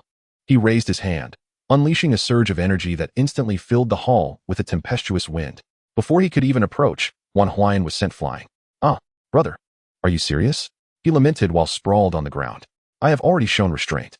Go to bed quickly. Tomorrow, let old Wang arrange a school for you. You must get an education. Brother, with your prowess, why should I even bother with school? Hearing this, Wan Huaizhou felt a flicker of anger. What child does not attend school? Even the royal families of the world are no exception. What did you just say? Wan Huaizhou pointed at Wan Huayan, his expression grave. Noticing his brother's anger, Wan Huayan awkwardly chuckled. All right, I'll go tomorrow. With that, he sprang to his feet and hurried upstairs. Observing Wan Huayan's flustered demeanor, Wan Huaizhou couldn't help but smile. Settling onto the sofa, he opened his phone and began to scroll aimlessly. As he scrolled, he came across a particular piece of news. A Caucasian stood on a podium, expounding with fervor. Daxiao is nothing but a pitiful coward. Its first-tier city, Tianhai, was taken over by an unknown individual without a whimper of resistance. It is utterly unworthy to be mentioned alongside us, the Eagle Nation, as one of the 5 great powers. Yes, Daxiao deserves to be ousted from the ranks of the 5 great nations, which should be filled by my Sakura Nation. What Saiyan dares to come to our Sakura Nation and speak so audaciously? My self-defense forces could obliterate him in an instant. A yellow-skinned man with a small mustache chimed in like a sycophant. Indeed, in my Eagle Nation, even my Navy SEALs are no laughing matter. If necessary, I'll launch a missile to annihilate him. The head of the Eagle Nation, Deng Bai, boasted extravagantly. Upon hearing this, Wan Huaizhou chuckled. Since they all spoke this way, if he didn't intervene, they might genuinely think he feared them. Rising to his feet, he donned a detection device and cracked his knuckles, the sound echoing like the grinding of bones, and stated calmly, "It is time for you to witness the might of this Blue Star King." With that, he strode out of the villa, gazing skyward as a pale white aura ignited around him. He soared into the night sky, heading towards the horizon. Meanwhile, in Tianhai, at an underground boxing arena, 2 bare-chested men were fiercely exchanging blows in an octagonal cage. Below, a bald, corpulent man, cigar in mouth, watched the bout with an expression of indifference. The fighter in black pants was struck squarely in the chest by a devastating elbow from his opponent in red, sending him crashing against the cage's wire, blood spewing from his mouth. Splendid. Well done. A burly middle-aged man nearby laughed heartily as the black fighter succumbed to the red. Wang Chong, sitting nearby, merely glanced at him, his expression still placid. However, a young man behind him whispered urgently, "Boss Wang, we've lost 8 matches in a row. If this continues, I'll have to step into the ring myself. But I lack confidence against this 8 extremes practitioner. Who said you need to step in?" Wang Chong shot a glance at Li Hu behind him, then turned back to the laughing middle-aged man, Sun Xinli. Mr. Sun, your 8 Extremes Master is impressive. He has already defeated 8 of my fighters. I must have lost around 100 million to you by now. Indeed. Thank you, Boss Wang. Sun Xinli replied with a smug grin. Hee, bets are bets. Besides, 100 million isn't too much. How about we raise the stakes? Upon hearing this, Sun Xinli's interest peaked. Having won 8 consecutive matches, he was curious about how high Wang Chong intended to raise the stakes. Oh, how high does Boss Wang want to go? Wang Chong extended 5 fingers. 500 million. For the final match, Sun Xinli was taken aback. 500 million? Was Wang Chong really going all in? Yet, having lost 8 matches already, he realized that aside from Li Hu, who hadn't yet stepped in, he had no other fighters left. He also knew that while Li Hu had some skill, he was no match for the 8 Extremes practitioner. Moreover, he still had a trump card left. Did Wang Chong have another fighter hidden away? Boss Wang, you're not holding back, are you? Hee, no backup plans. I'll take the fight. Wang Chong replied nonchalantly. What? Sun Xinli could hardly believe his ears. With Wang Chong's meager combat skills and his ample girth, could he even last a round? Wait, Boss Wang, did I hear you wrong? Or did you say you would fight? Yes, I'll fight. You can send anyone to face me. Boss. Before Wang Chong could finish, Li Hu spoke up, but was quickly interrupted by Wang Chong. Mr. Sun, what do you think? Sun Xinli paused, puzzled by Wang Chong's sudden bravado. Knowing Wang Chong's personality, he would never engage in a fight. He was certain to lose. Why would he willingly step into the ring knowing he would lose? Boss Wang, are you sure you want to fight? What's wrong? Mr. Sun is afraid? Wang Chong asked, his tone dripping with sarcasm. Although Sun Xinli recognized this as a provocation, he couldn't tolerate the implication that Wang Chong looked down on him. Furthermore, if Wang Chong fought personally, it would mean easy money for him. Wang Chong, you said it, don't regret it. Whoever regrets is the loser. All right, go fetch Zhao Kuo. Soon. A man with a scar that slashed from his forehead to his right cheek appeared behind Sun Xinli. Mr. Sun, Zhao Kuo is here. Get ready to have some fun with Boss Wang. But remember, don't go too hard. Sun Xinli said, casting a dismissive glance at Wang Chong. Wang Chong remained unperturbed and turned to Li Hu. Who's he? Boss Wang. Li Hu nodded slightly. Help me shave my head. What? Li Hu was taken aback. What do you mean what? Just shave it. Yes. Li Hu responded, fetching a razor from somewhere and completely shaving Wang Chong's head bald. 10 minutes later, both sides were ready and stepped into the octagonal cage. Chapter 50, 500 million check in hand, Tokyo's destruction countdown. Boss, it's still not too late to concede. Don't wait until you suffer before regretting it. Enough with the chatter, let us fight. The freshly shaven Wang Chong twisted his neck casually. Are you really going to fight? Why the hesitation? If you want to fight, then fight. If not, just admit defeat and get off the stage. Seeing Wang Chong's anger, Zhao Kuo felt a bit perplexed. Did he really have some unassailable confidence? Not daring to be careless, Zhao Kuo furrowed his brow, his gaze fixed on Wang Chong. At that moment, he realized that Wang Chong exuded an aura that instilled fear, causing him to lose his confidence. Watching Zhao Kuo hesitate, Sun Xinli felt a surge of curiosity. He knew Zhao Kuo was not one to dither. Why was he stalling today? Zhao Kuo, what are you doing? Get in there. Yes, just a fatso. What are you hesitating for? Upon hearing Sun Xinli's urging, Zhao Kuo glanced at him, shaking off his momentary daze. Looking back at Wang Chong, he suddenly realized, right, yes, just a fatso. How could he possibly have any trump cards or assurance of victory? It was all just my imagination. At this very moment, Zhao Kuo still believed that Wang Chong was merely putting on a show, for he knew this fatso could not possibly be a master. With this newfound understanding, Zhao Kuo dismissed his previous apprehensions, a disdainful smirk curling at the corners of his lips. He stepped forward, charging toward Wang Chong. President Wang, I apologize for the affront. Bang. The moment Zhao Kuo's words fell, a resounding thud echoed through the air. However, it was not Zhao Kuo's fist that struck Wang Chong. Rather, it was Wang Chong's punch that connected with Zhao Kuo's abdomen. He hardly perceived how Wang Chong had executed his move. He merely felt a sharp pain in his lower stomach just as his fist was about to land on Wang Chong. And then his mind went blank as he collapsed to the ground. What? Below the stage, Sun Xinli sprang up from his seat. Disbelief etched across his face as he stared at Wang Chong. How could this be? Zhao Kuo was his strongest fighter. How could he possibly be defeated by this overweight man with a single punch? Li Hu, standing nearby, shared the same incredulity. Since when had President Wang become so formidable? He was well aware of Zhao Kuo's prowess, and for Wang Chong to have bested him with a single blow, had he encountered some extraordinary fortune? Humph. I thought you were formidable, yet you couldn't even withstand a single punch from me. How disappointing. Wang Chong cast a glance at the fallen Zhao Kuo, then turned to Sun Xinli, remarking, President Sun, does this mean I have emerged victorious? Upon hearing this, Sun Xinli hesitated, torn between acknowledgement and reluctance. especially considering the staggering sum of 500 million. Wang Chong, what underhanded means did you employ? With your abilities, how could you possibly defeat Zhao Kuo? Surely, there must be some trickery involved. In light of Wang Chong's triumph, Sun Xinli immediately suspected that he had resorted to some despicable tactics. After all, they knew Wang Chong all too well. Little did they realize, the Wang Chong of old was not the same as the one before them now. Humph, despicable means. Wang Chong scoffed, a look of disdain crossing his face. What need have I for underhanded tactics? He strode toward the edge of the octagonal cage, gripping the wire mesh with both hands and pulling forcefully apart. To the astonishment of onlookers, he tore a gaping hole in the wire with his bare hands. The crowd gasped, eyes widening in disbelief. To rip through wire mesh with one's hands. Was that even humanly possible? Could Wang Chong actually be a Saiyan? As the crowd remained bewildered, Wang Chong walked through the opening he had created and approached Sun Xinli, gazing at the imposing yet corpulent figure of Wang Chong. Sun Xinli instinctively felt a twinge of fear. Wang Chong, what do you intend to do? What do you think? Pay up. In response to Wang Chong's demand, Sun Xinli reluctantly produced a pen and wrote a check for 500 million. Initially, he had doubted Wang Chong's integrity, suspecting some foul play. But witnessing the ease with which he had torn the wire convinced him of Wang Chong's genuine strength. Looking at the check in his hand, Wang Chong finally broke into a satisfied smile. This was far quicker than any business deal he could orchestrate. President Sun, my apologies, but I'll take this check now. If you ever wish to compete again, just give me a call. I'm always ready for a rematch, ha ha ha. With a hearty laugh, Wang Chong departed the underground boxing arena, surrounded by a throng of followers. Meanwhile, on the other side, Wan Huaizhou had completed half an hour of relentless flight and finally arrived at the shores of Sakura country. Observing the minuscule land isolated in the vast ocean, he scoffed. Such a small place. How did they ever dare to challenge the great Xia? Raising his hand, he began to gather energy, contemplating the destruction of Sakura, but paused, pondering whether that would be too lenient.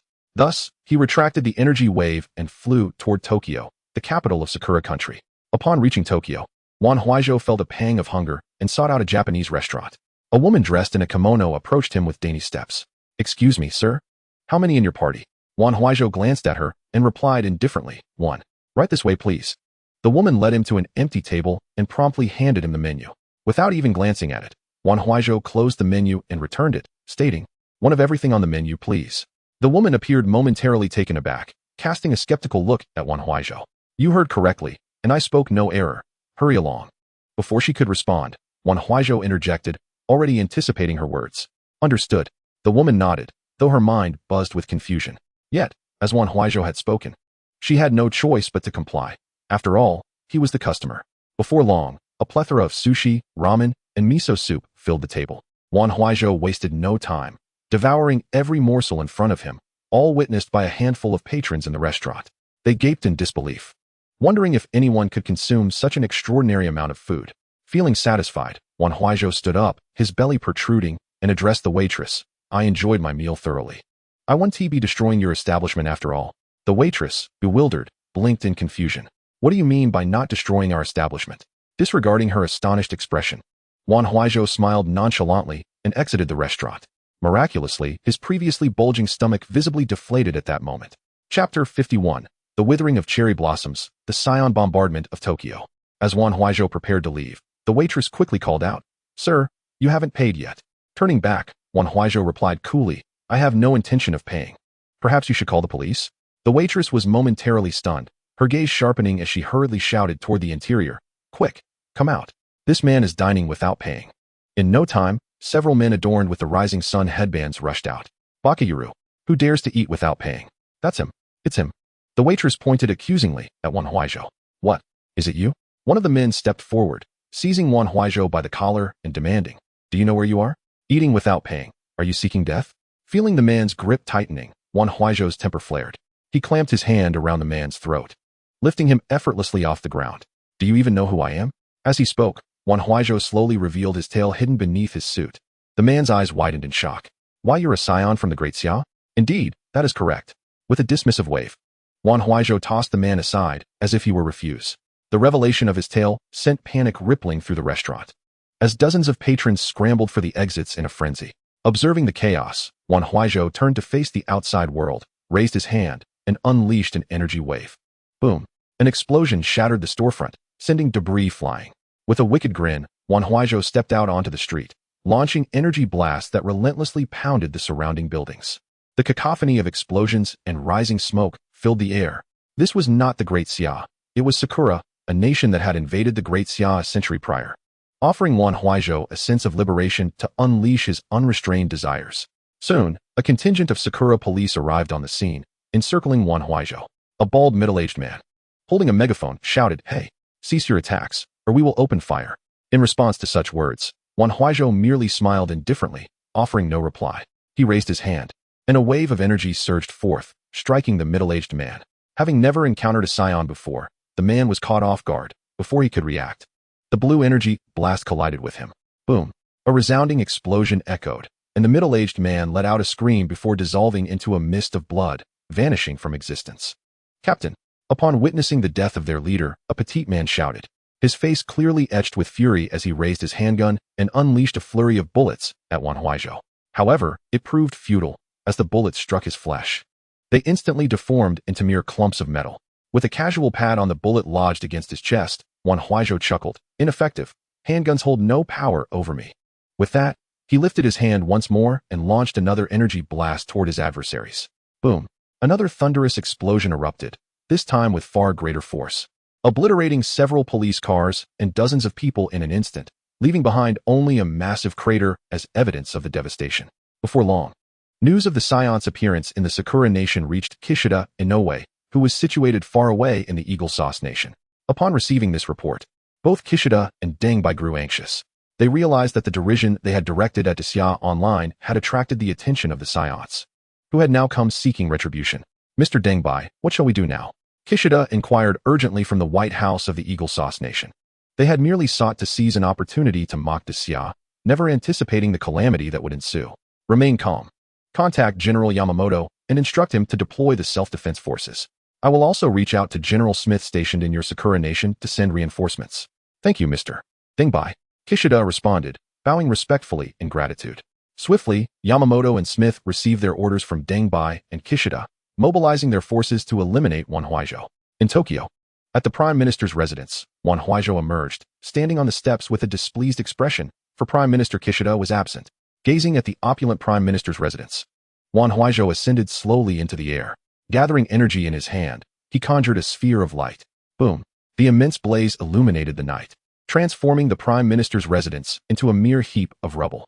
From his elevated vantage point, surveying the desolation of Tokyo, Wan Huaizhou contemplated proceeding to the Eagle Sauce Nation when he was suddenly alerted by a distant rumble. His scanner indicated that a substantial force, with power levels between 6 and 8, was approaching. After wreaking havoc for nearly half an hour, the self-defense forces of the Sakura Nation had finally arrived. He had expected them to cower in fear. It seemed they possessed some semblance of courage after all. Surrounded by a white aura, Wan Huaizhou accelerated toward the direction of the self-defense forces. Within moments, he beheld the imposing formation of the Sakura Nation's self-defense forces, armored vehicles rumbling on the ground, and helicopters providing aerial support. Upon closer inspection, he noticed the troops from the Eagle Sauce Nation following closely behind. As Wan Huaizhou's presence became apparent, a man with a mustache, wielding a katana, rose abruptly from an off-road vehicle, halting the advancing troops. His anger erupted as he pointed his sword at Wan Huaizhou, bellowing, "Target acquired. Engage the enemy." In an instant, the armored vehicles unleashed a barrage of shells and bullets, descending upon Wan Huaizhou like a torrential storm. The air was filled with the cacophony of explosions and gunfire. For 3 to 4 minutes, they continued their relentless assault until their ammunition was exhausted. As the smoke cleared, Wan Huaizhou's figure emerged, unscathed and untouched. "What?" Yamamoto gasped in shock, then barked, "He remains unharmed. Continue the attack." However, this time, Wan Huaizhou would not grant him the opportunity. A red beam of energy shot forth from his right index finger, piercing Yamamoto's forehead before he could comprehend the unfolding events. The man stiffened, collapsing lifelessly from the vehicle to the ground. "General," a nearby soldier shouted, his expression morphing into one of palpable fury. "Ah!" he cried out, instantly firing his rifle. Bullets whistled through the air. Wan Huaizhou raised his hand, effortlessly catching each incoming projectile. "What?" The soldier gasped in disbelief, preparing to fire again, only to witness Wan Huaizhou fling the captured bullets back with a swift motion, each one striking true, embedding themselves into the foreheads of the nearby soldiers. As the realization dawned upon them that their firearms posed no threat to Wan Huaizhou, a profound sense of helplessness washed over the onlookers for the first time. "Boring," Let it all be annihilated, Wan Huaizhou declared, sensing the collective shock of the crowd. Their stunned expressions elicited a sense of tedium within him, a feeling of isolation. Joining his palms together, a bolt of lightning erupted forth, and a crimson energy sphere materialized between his hands. Scarlet explosive cannon. Wan Huaizhou grasped the red orb tightly, thrusting it forward, unleashing a wave of crimson energy. Boom! The explosive force vaporized thousands of self-defense forces in an instant, leaving no trace behind. The Eagle Sauce Nation's troops, witnessing this display of overwhelming power, were gripped by an even greater sense of dread. Faced with such a formidable foe, they could conceive no means of counteraction. In that moment, their only thought was to flee, to escape and preserve their lives. Chaos erupted as the troops began to retreat in disarray. Yet Wan Huaizhou would not afford them the luxury of an escape. His bloodlust surged as he unleashed a relentless barrage of energy blasts. In less than 3 minutes, thousands of soldiers were obliterated. Among the civilians who had hidden in the shadows, witnessing Wan Huaizhou's merciless slaughter, an overwhelming sense of terror enveloped them. As the birthplace of the Dragon Ball manga, they were acutely aware of the Saiyans' might, never imagining that the beings from their beloved comics would manifest in their reality.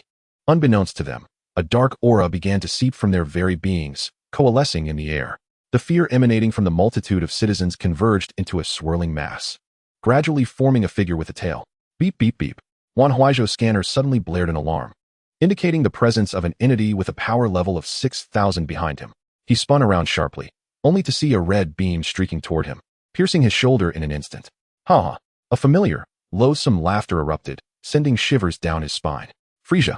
Wan Huaizhou grasped his injured shoulder, glaring with fury at the figure before him.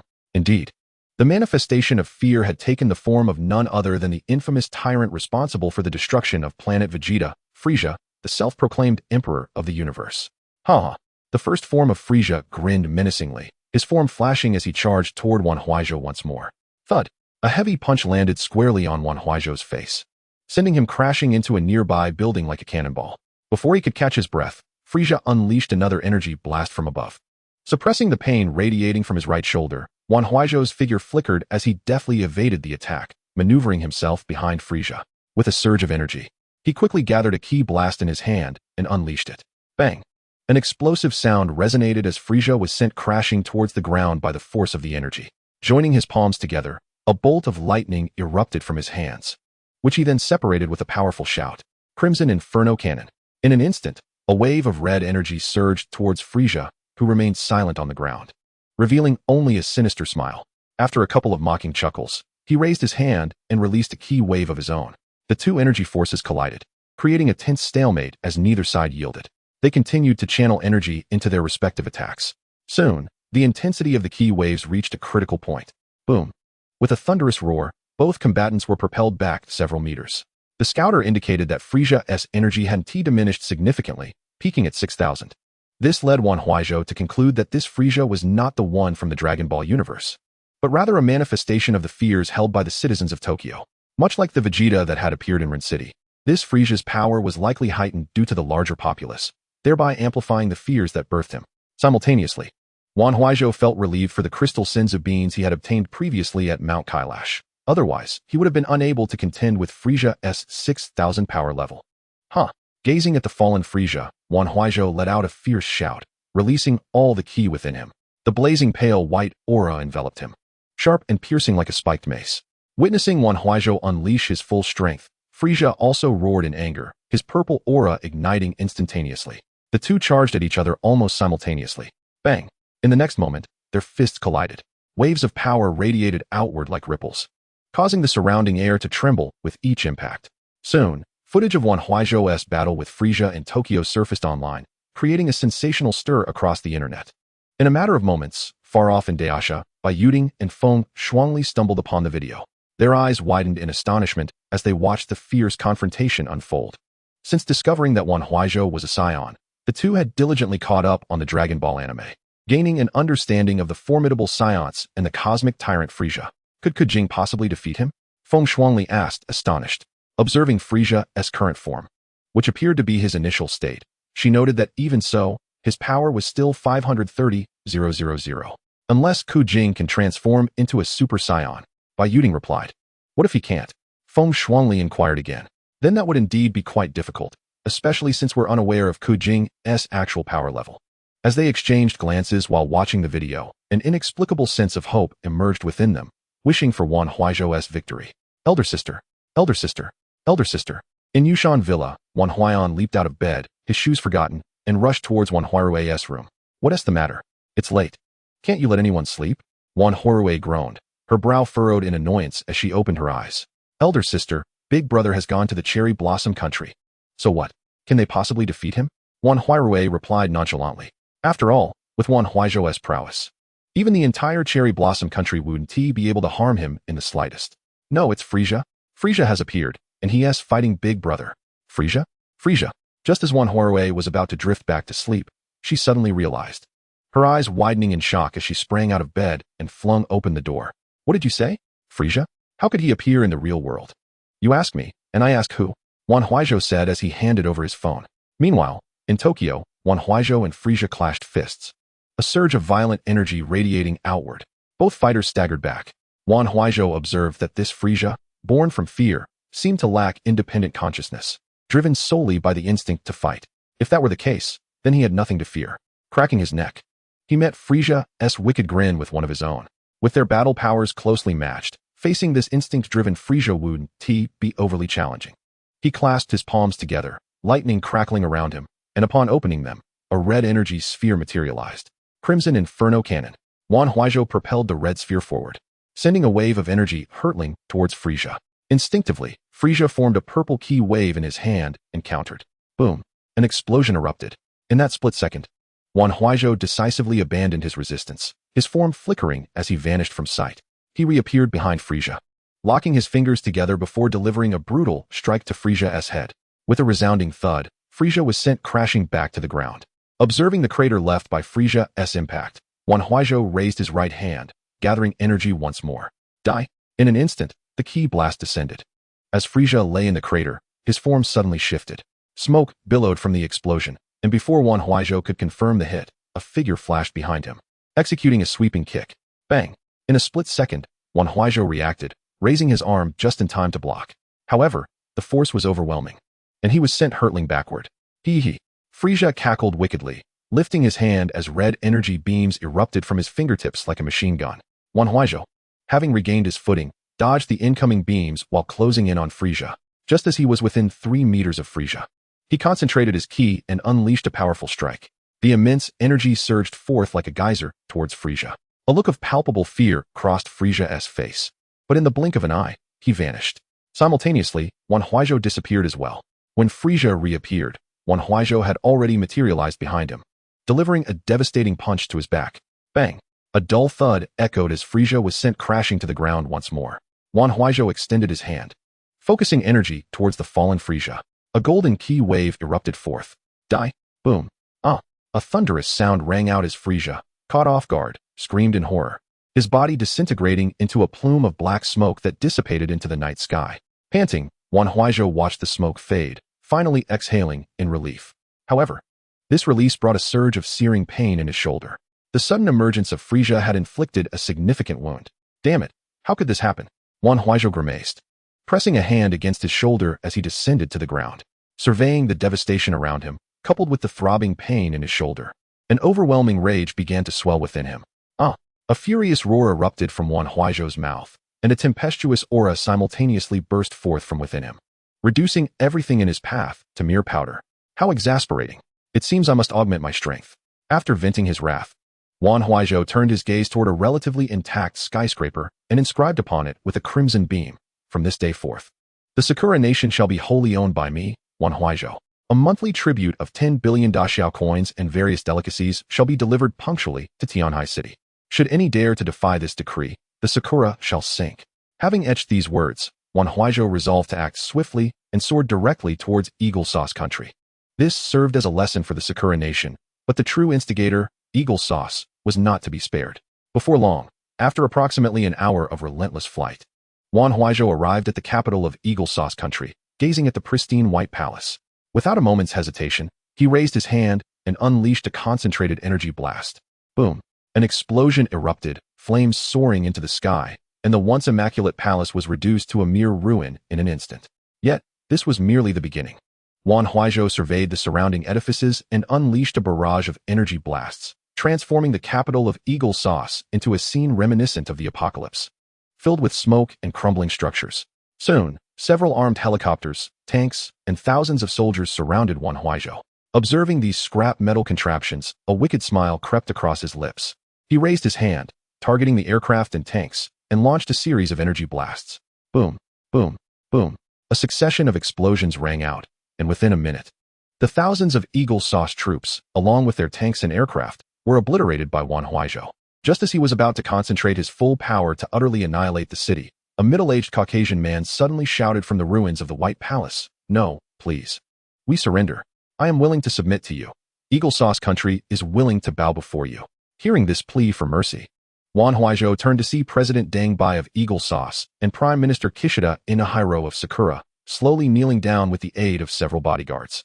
Witnessing their abject submission filled Wan Huaizhou with a sense of dark satisfaction. It would be a pity to annihilate these two nations entirely. It might be more amusing to occasionally torment them to pass the time. Very well, I shall spare you, but heed my words, from now on. At the beginning of each month, you are to come to Tianhai City to pay your respects and present a tribute of 10 billion daxia coins and various delicacies. My word is law, and any defiance will not be tolerated. Do you understand? Yes, yes. Whatever you say, we will comply without question. The two replied, hastily prostrating themselves on the ground in reverence. Observing the trembling figures before him, Wan Huaizhou raised his gaze, a glimmer of intent in his eyes, and leapt into the sky, disappearing into the horizon. Meanwhile, in Daxia, at the Wolf-Fong Special Operations Base, in the underground laboratory, the elevator doors opened, and Xian Xiaoquan rushed in. "Captain, the latest news. Ku Jiqing has attacked both Tokyo and Washington. Let him be. This is the consequence of Sakura and Eagle Sauce's own actions." Chen Wenlong scoffed before his expression shifted to one of seriousness as he gazed at the infant in the immense incubator. The child, with long black hair and a fluffy tail, bore a striking resemblance to a Saiyan. Rest assured, in a month, once the white tiger has fully developed, it should be able to contend with Ku Jiqing.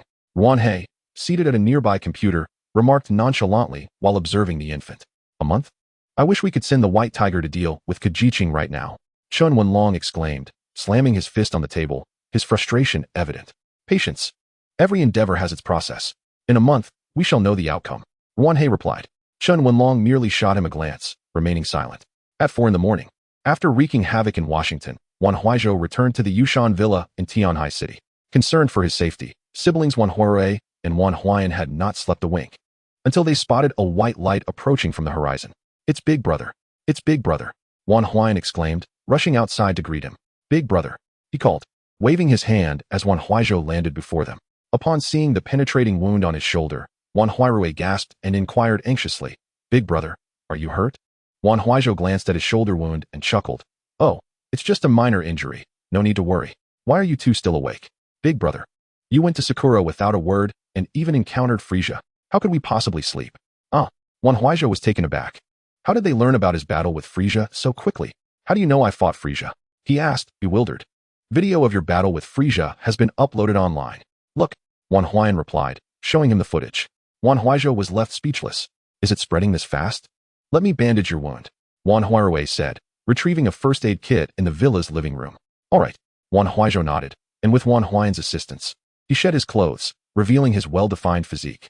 With Wan Huarui's gentle touch, she expertly wrapped the bandage around his shoulder. "All done," she proclaimed. Wan Huaizhou nodded, putting his clothes back on. "How did you encounter Frieza? How did he come to this world?" "He is not the Frieza from the Dragon Ball world," Wan Huaizhou replied, furrowing his brow. If his suspicions were correct, and the fears within people manifested as reality, he would need to tread carefully in the future.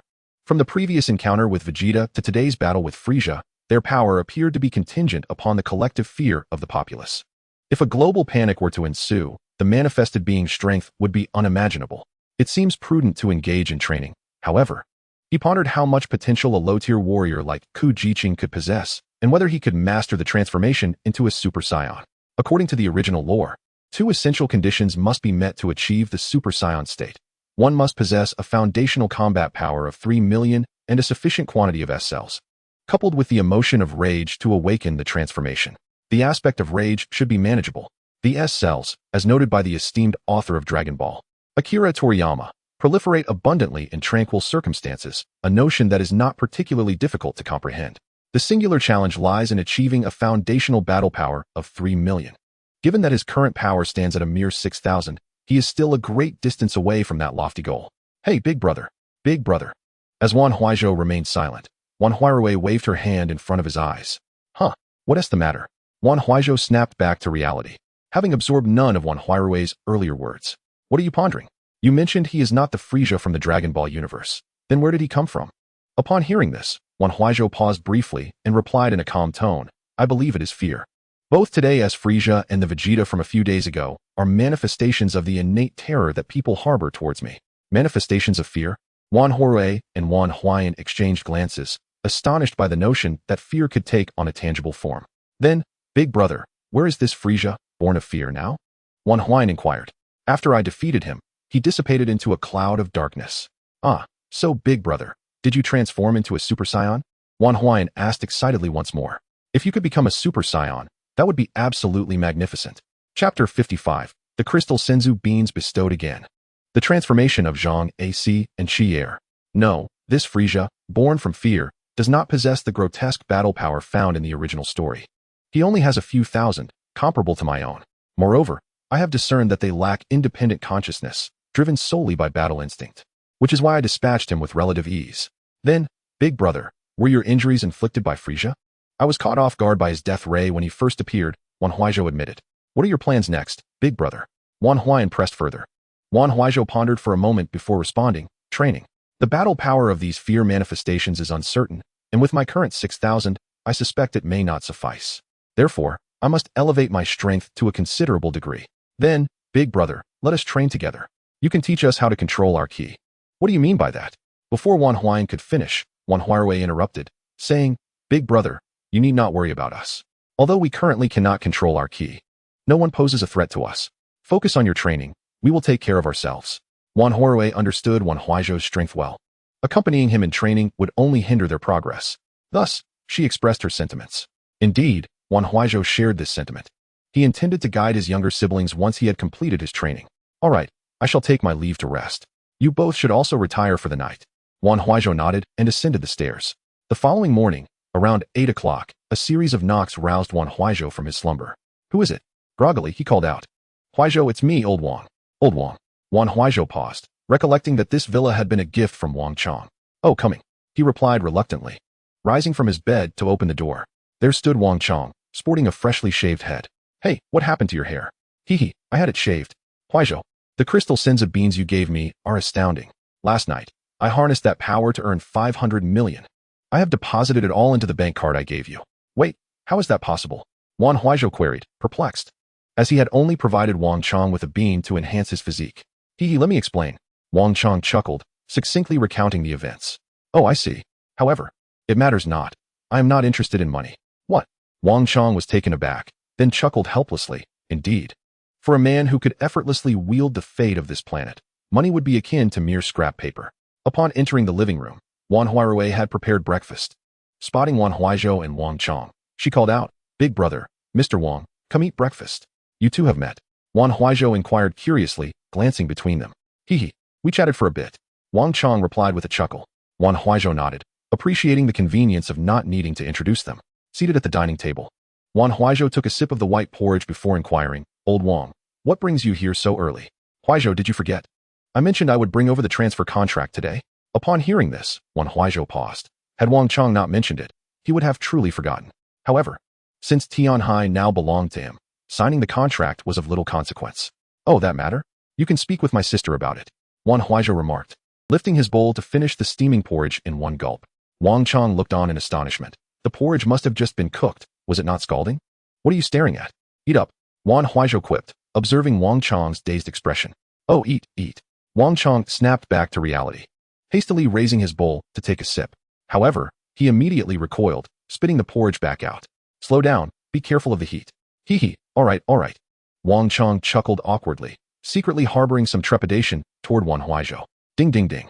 Suddenly, the doorbell rang at the entrance of the living room. I'll get it. Wan Huaizhou began to rise, but Wang Chong beat him to it. Hello, who is it? Wang Chong asked as he approached the door. May I ask if Lord Kapojing is present? Upon hearing the voice of Zhang AC, Wan Huaizhou replied. I'm here. Feel free to come in. Moments later, Zhang Ac and Qi Er arrived at the villa's entrance with a group of about 10 followers, all carrying various gifts. Upon seeing Wan Huaizhou, the entire group knelt, exclaiming, "We pay our respects to Lord Ku Pojing." Enough, rise. Wan Huaizhou commanded from the entrance, his hands clasped behind his back, exuding an air of authority. Thank you, my lord. They responded in unison, standing up. How did it go? Have you completed your tasks? Wan Huaizhou inquired of Zhang Ac with a calm demeanor. Rest assured, my lord, all has been taken care of, and they shall no longer appear. Pleased with Zhang Ac's fawning expression, Wan Huaizhou nodded in satisfaction. Well done. You and Qi Er shall each receive one of these. I will be entering seclusion for training. My sister and brother will safeguard me. When I return, you shall not be neglected. As Wan Huaizhou spoke, he handed the last 2 crystal senzu beans to Zhang Ac and Qi Er. Staring at the transparent beans in their hands, they appeared bewildered. My lord, what are these? These are remarkable treasures. One can endow you with superhuman strength. Why are you two not expressing your gratitude? Wang Chong exclaimed, wishing to shake them into action. While others may be oblivious, he, as the first to reap the benefits of the crystal senzu beans, was acutely aware of their value. Realizing their oversight, the two quickly knelt and bowed deeply, expressing their thanks. Thank you for your generous gift, my lord. Now, consume it and see what sensations arise. Wan Huaizhou instructed nonchalantly. Understood. They responded in unison, promptly swallowing the beans. In the next moment, a surge of power coursed through them, illuminating their expressions as they simultaneously turned to Wan Huaizhou. My lord, what is this? I feel as though I am invincible. Zhang Ac exclaimed, astonished. Indeed, I feel as though I have undergone a profound transformation. Qi Er exclaimed. As long as it proves effective, heed my words, safeguard my younger siblings. Yes, I shall exert every effort to protect your siblings, my lord. Should they suffer even the slightest harm, I shall take matters into my own hands, without requiring your intervention.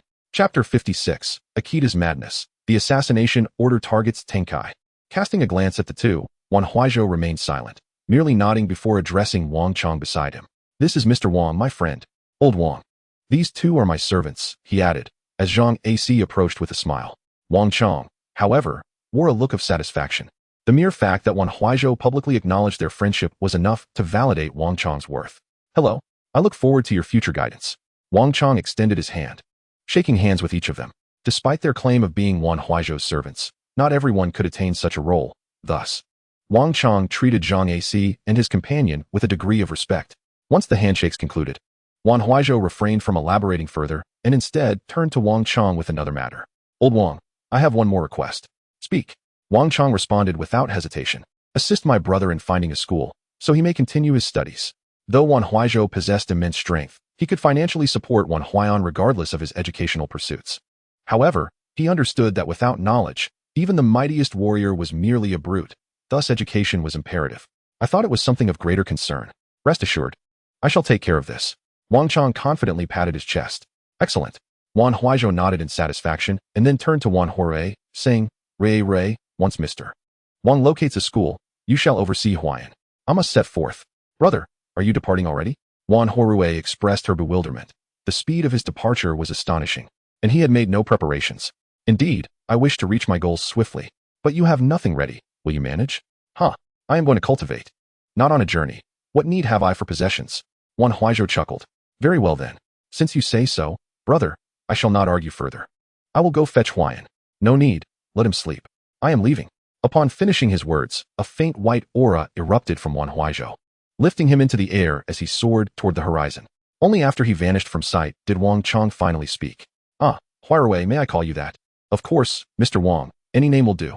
Wan Huaizhou replied with a smile. Your brother mentioned that the transfer contract for the estate should be signed by you. Is now a convenient time? Certainly, no problem. Wan Huaizhou smiled again, though an uneasy feeling crept over her, as if she were being coerced. Very well, please sign here. Wang Chong produced the contract for Wan Huaizhou to sign. All right, I shall not disturb you further. I will seek out a school for Brother Huaiyan and will call you once that is accomplished.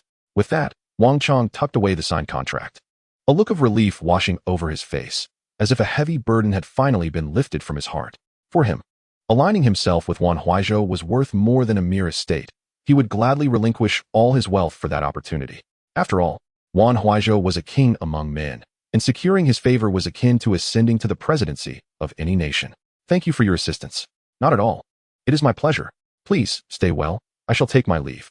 Wang Chong waved his hand and departed with a smile. After Wang Chong's exit, Wan Huaizhou turned to Zhang Ac and the others, inquiring, "What are your plans?" "Sister Rui, we shall, of course, heed Lord Ko Baijing's commands and ensure your safety," Chie replied. "Thus, you intend to remain here? Rest assured, we will manage our own accommodations and will not intrude upon your lives." Seeing the sincerity in Zhang Ac's words, Wan Huaizhou chose not to press further. After all, they were following her brother's orders, and it was likely they would not dare to leave without Wan Huaizhou's consent. "Very well, there are vacant rooms upstairs. You may stay, but do ensure cleanliness." Wan Huaizhou emphasized the last sentence with particular gravity. "Understood." Zhang Ac and Chi exchanged glances, maintaining their respectful demeanor. Bakayuru, in the land of the cherry blossoms. Akita Inahiro, upon returning from the Eagle Nation, surveyed the ravaged Tokyo and could not restrain a curse. The sight of Wan Huaizhou's inscriptions on the buildings, demands for tribute from the land of the cherry blossoms, only incited further ire. He immediately contacted President Deng Bai of the Eagle Nation. "Hello, Mr. Deng Bai. Prime Minister Akita here. Deng Bai speaking. Mr. Deng Bai, I can no longer endure this. I must retaliate. Would you care to join me? However, how could we possibly contend with him? I have intelligence indicating that even a nuclear strike in the Gobi Desert failed to eliminate him. What can we do? I have also received word that he has 2 younger siblings, both ordinary people. Since we cannot harm him, we shall target his siblings." "What?" Deng Bai was taken aback, realizing Akita's plan was utterly reckless. If it were to fail, or even if it succeeded, what would happen if Wan Huaizhou sought revenge? With his capabilities, he could easily annihilate a nation. No. Setting aside the likelihood of success, are you not afraid of Wan Huaizhou's vengeance even if you do succeed? Deng Bai cautioned. "On this matter, as long as we gather a group of fearless warriors, resolute in their determination to die, we shall prevail. That is still far too perilous. I cannot gamble my nation on this, Akita. I shall pretend I never heard that. Take care of yourself." With that, Deng Bai hung up the phone, his heart racing as he processed Akita's mad scheme. This was tantamount to courting death. "Baka, Deng Bai, you coward. Since you refuse to assist, I shall take matters into my own hands." Frustrated, Akita Inahiro cursed, nearly grinding his teeth in fury. Meanwhile, in the Great Xia, in the Koko Nor region, known as one of the 4 great uninhabited zones of Great Xia, a life-threatening area characterized by extreme temperature fluctuations, thin oxygen, sudden storms, and numerous ferocious beasts, ordinary people who unwittingly wandered here faced certain demise. Yet for Wan Huaizhou, this was an ideal training ground, where he need not worry about sustenance. Taking a deep breath before a snow-capped mountain, Wan Huaizhou felt the biting cold penetrate his chest and reach his lungs.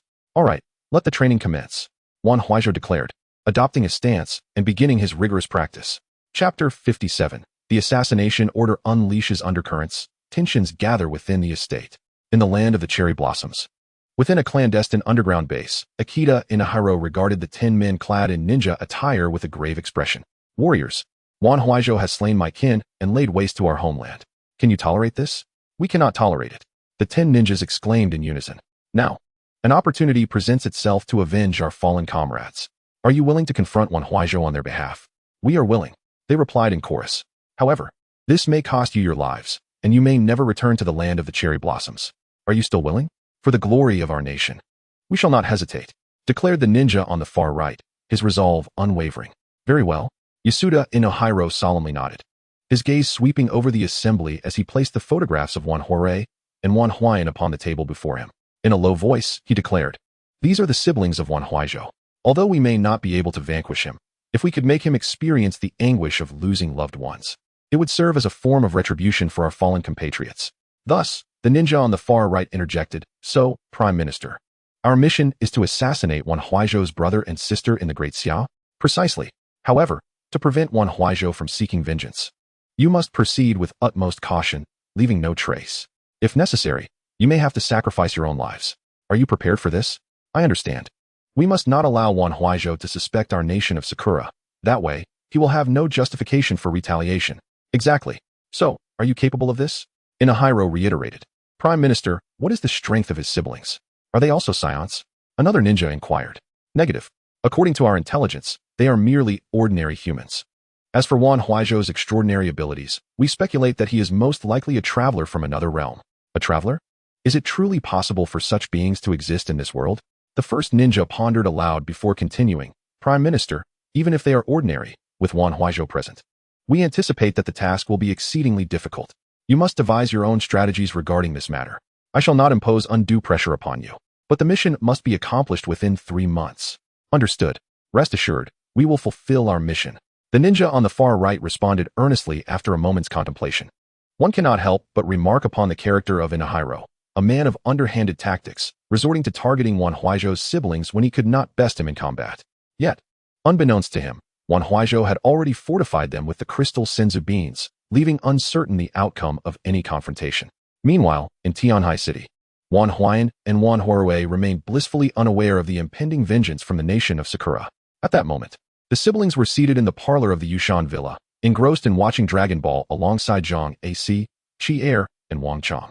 Previously, Wan Huaizhou had advised Wang Chong to watch Dragon Ball more frequently, as it would prove beneficial.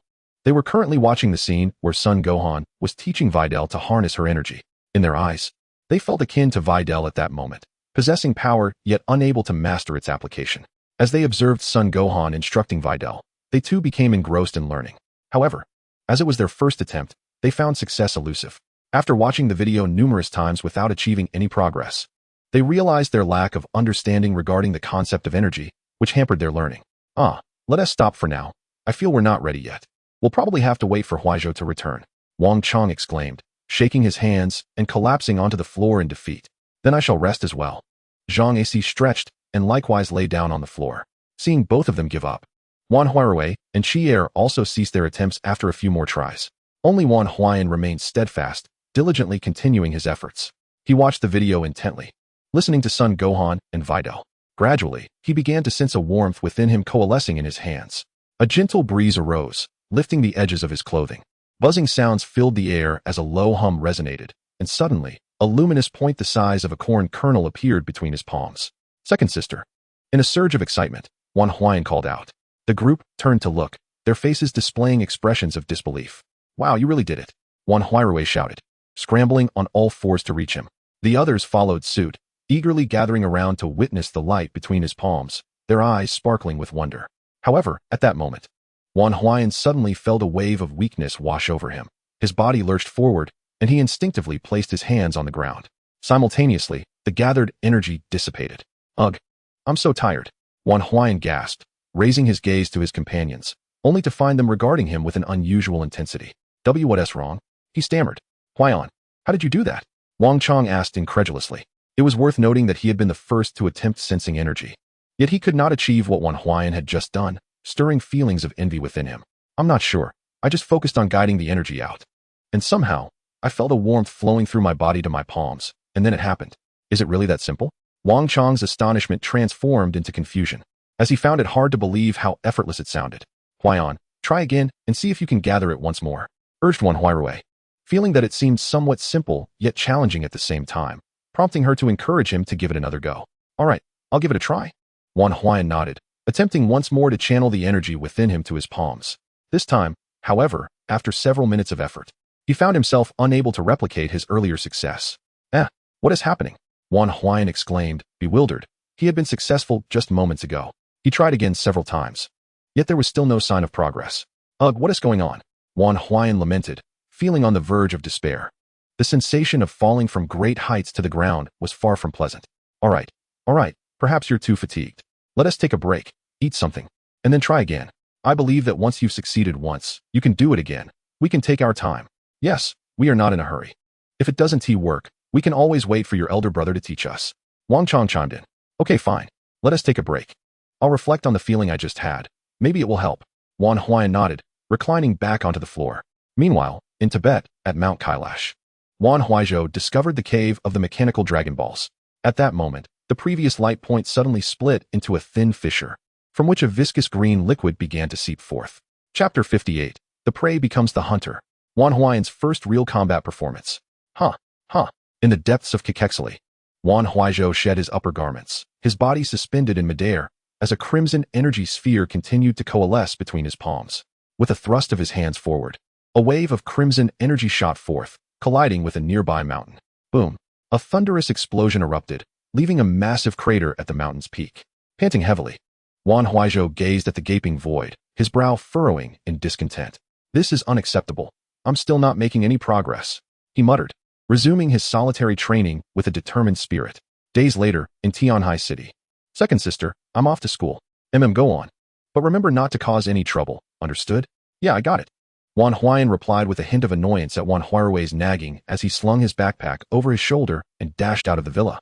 Outside, Shi-Er awaited him at the wheel of a convertible Ferrari. Huayan, hop in. All right, Wan Huaizhou jubilantly exclaimed, leaping into the vehicle with a flourish. Make sure you're buckled in, Shi-Er said as he pressed the accelerator, zooming out of the villa. Honestly, you don't need to drive me around every day. I can manage on my own, Wan Huaizhou remarked casually, glancing at Shi-Er. Heh, that's not an option. I promised Lord Keiji to protect you. But brother, I'm the first among you to master energy. I doubt anyone can surpass me except for our elder brother. At this, Shi-Er chuckled awkwardly, feeling a twinge of embarrassment. After that day, Wan Huaizhou made another attempt, unexpectedly achieving success once more. After several repetitions, he had skillfully mastered the manipulation of energy, enabling him to release energy spheres at will. As for flying, Wan Huaizhou was still in the exploratory phase, as he had no teacher and could only draw from his knowledge acquired from Dragon Ball. Heh, just consider me your attendant, otherwise I would feel remiss. Everything I have today is thanks to your elder brother, so I must heed his words. Wan Huaizhou, utterly speechless, thought to himself how obedient this person was to his brother. Well, it doesn't matter. Just take me to school, and you can return. All right, Shi-Er nodded. Thus, the two of them drove in a Ferrari towards the prestigious school in the city center. Just as they exited the U-Mountain intersection, two off-road vehicles appeared behind them. Observing the departing Ferrari, a man in his mid-30s, seated in one of the off-road vehicles, turned to his companion and said, Matsushita-kun, leave the younger brother to me. You go after the sister. Remember, with Wan Huaizhou absent, do not engage in prolonged battles. Seize her and leave immediately without leaving any traces. Inoue-kun, rest assured. I know what to do. Go ahead. Inoue Suji nodded and started the car, pursuing Wan Huaizhou's direction. Meanwhile, Matsushita took 5 men towards U-Mountain. At that moment, Wan Huaizhou sat in the back seat of the Ferrari, pulling out his phone to open Honor of Kings.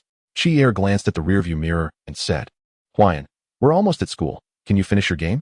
After all, a match in Honor of Kings could last an hour if the opponents were evenly matched, and he feared that by the time they reached the school, Wan Huaizhou would still be playing. Don't worry, it'll be quick, Wan Huaizhou replied casually, ignoring him once more as he immersed himself in the game. Shi-Er could only smile helplessly. A fleeting glance in the right rearview mirror revealed an off-road vehicle closely tailing them. Due to his promise to Wan Huaizhou to protect his siblings, Shi-Er paid extra attention. However, in just a few seconds, he saw a man lean out of the window of the off-road vehicle, a gun aimed directly at Wan Huaizhou. Not good. Shi-Er was immediately alarmed and swiftly jerked the steering wheel just as a gunshot rang out. Wan Huaizhou, startled by the sudden gunfire and the sharp turn of the car, instinctively shrank back inside. Shi-Er, what's happening? I don't know. We must have encountered enemies. Shi-Er replied solemnly, glancing at the off-road vehicle in the rearview mirror, then drifting into another street at a crossroad. Enemies? Your brothers or mine? Wan Huaizhou inquired. I don't know, but judging by their shooting, the target is you, so they must be your brother's enemies. What? My brothers? Upon hearing this, Wan Huaizhou felt alarmed. They couldn't defeat his elder brother, so they came seeking revenge on him, thinking him easy to bully. Shi-Er, stop the car. Let me deal with them. Huayan, there are too many people here. Let me find a deserted place. Shi-Er said as he pressed the accelerator harder. They want to run. Follow them closely. And don't let them escape. Inoue Suji urged, and the off-road vehicle immediately picked up speed. Soon, Inoue Suji followed Wan Huaizhou's Ferrari to a derelict building overgrown with weeds. Wan Huaizhou and Shi-Er stood in front of the Ferrari, their expressions serious as they coldly regarded the approaching off-road vehicle. Seeing them standing their ground, seemingly unwilling to flee, Inoue Suji felt a twinge of uncertainty. Although the intel suggested that Wan Huaizhou's siblings were ordinary, why were these ordinary individuals not running from armed assailants? Furthermore, the surrounding environment indicated that they had deliberately lured them into this location. As a battle-hardened ninja, Inoue Suji instantly sensed that this was a trap. Their refusal to flee implied they possessed some means to confront them. After all, Wan Huaizhou was immensely powerful. Even if his siblings weren't as formidable, they likely had some skills of their own. Driven by fear of Wan Huaizhou, Inoue Suji dared not underestimate the situation and immediately instructed the driver, turn around, and let's leave this place. Nanny, the driver was momentarily stunned. Weren't they here to kill Wan Huaizhou? This was a golden opportunity. How could they retreat? Inoue-kun, hurry and back off. Didn't you hear me? Inoue Suji snapped, interrupting the driver. The more he observed, the more uneasy he felt. His instincts warned him that the two individuals before him were far from simple. After that loud command, the driver, now too intimidated to disobey, promptly turned the vehicle around and drove back the way they came. Chi-Er exchanged glances with Wan Huaizhou and sneered, "Huayan, it seems this group of scoundrels intends to flee." "Flee? Can they truly escape?" Wan Huaizhou replied, a disdainful smirk creeping onto his lips. Raising his hand, a blue energy sphere coalesced in his palm, and in an instant, it shot forth. With a resounding explosion, the off-road vehicle, having traveled a considerable distance, was struck by the energy sphere and erupted in flames. The 3 men inside were instantly killed, while the driver and Inoue Suji were severely wounded, lying on the ground. Gasping for breath, Wan Huaizhou and Chi-Er approached, gazing at the 2 men. "Who are you?" Wan Huaizhou inquired. Inoue Suji, still silent, looked at Wan Huaizhou with an expression of unwillingness. "Not talking, are we?" Seeing Inoue Suji's silence, Wan Huaizhou moved closer to the driver, asking, "What about you? Who are you?" The driver, blood pouring from his mouth, looked at Wan Huaizhou with pleading eyes, as if wanting to say something. However, before he could speak, a gunshot rang out, and the driver was instantly killed with a bullet to the head. Wan Huaizhou frowned and turned to see Inoue Suji smiling at him. A gun aimed at his head. "Wanna die? It won't be that easy."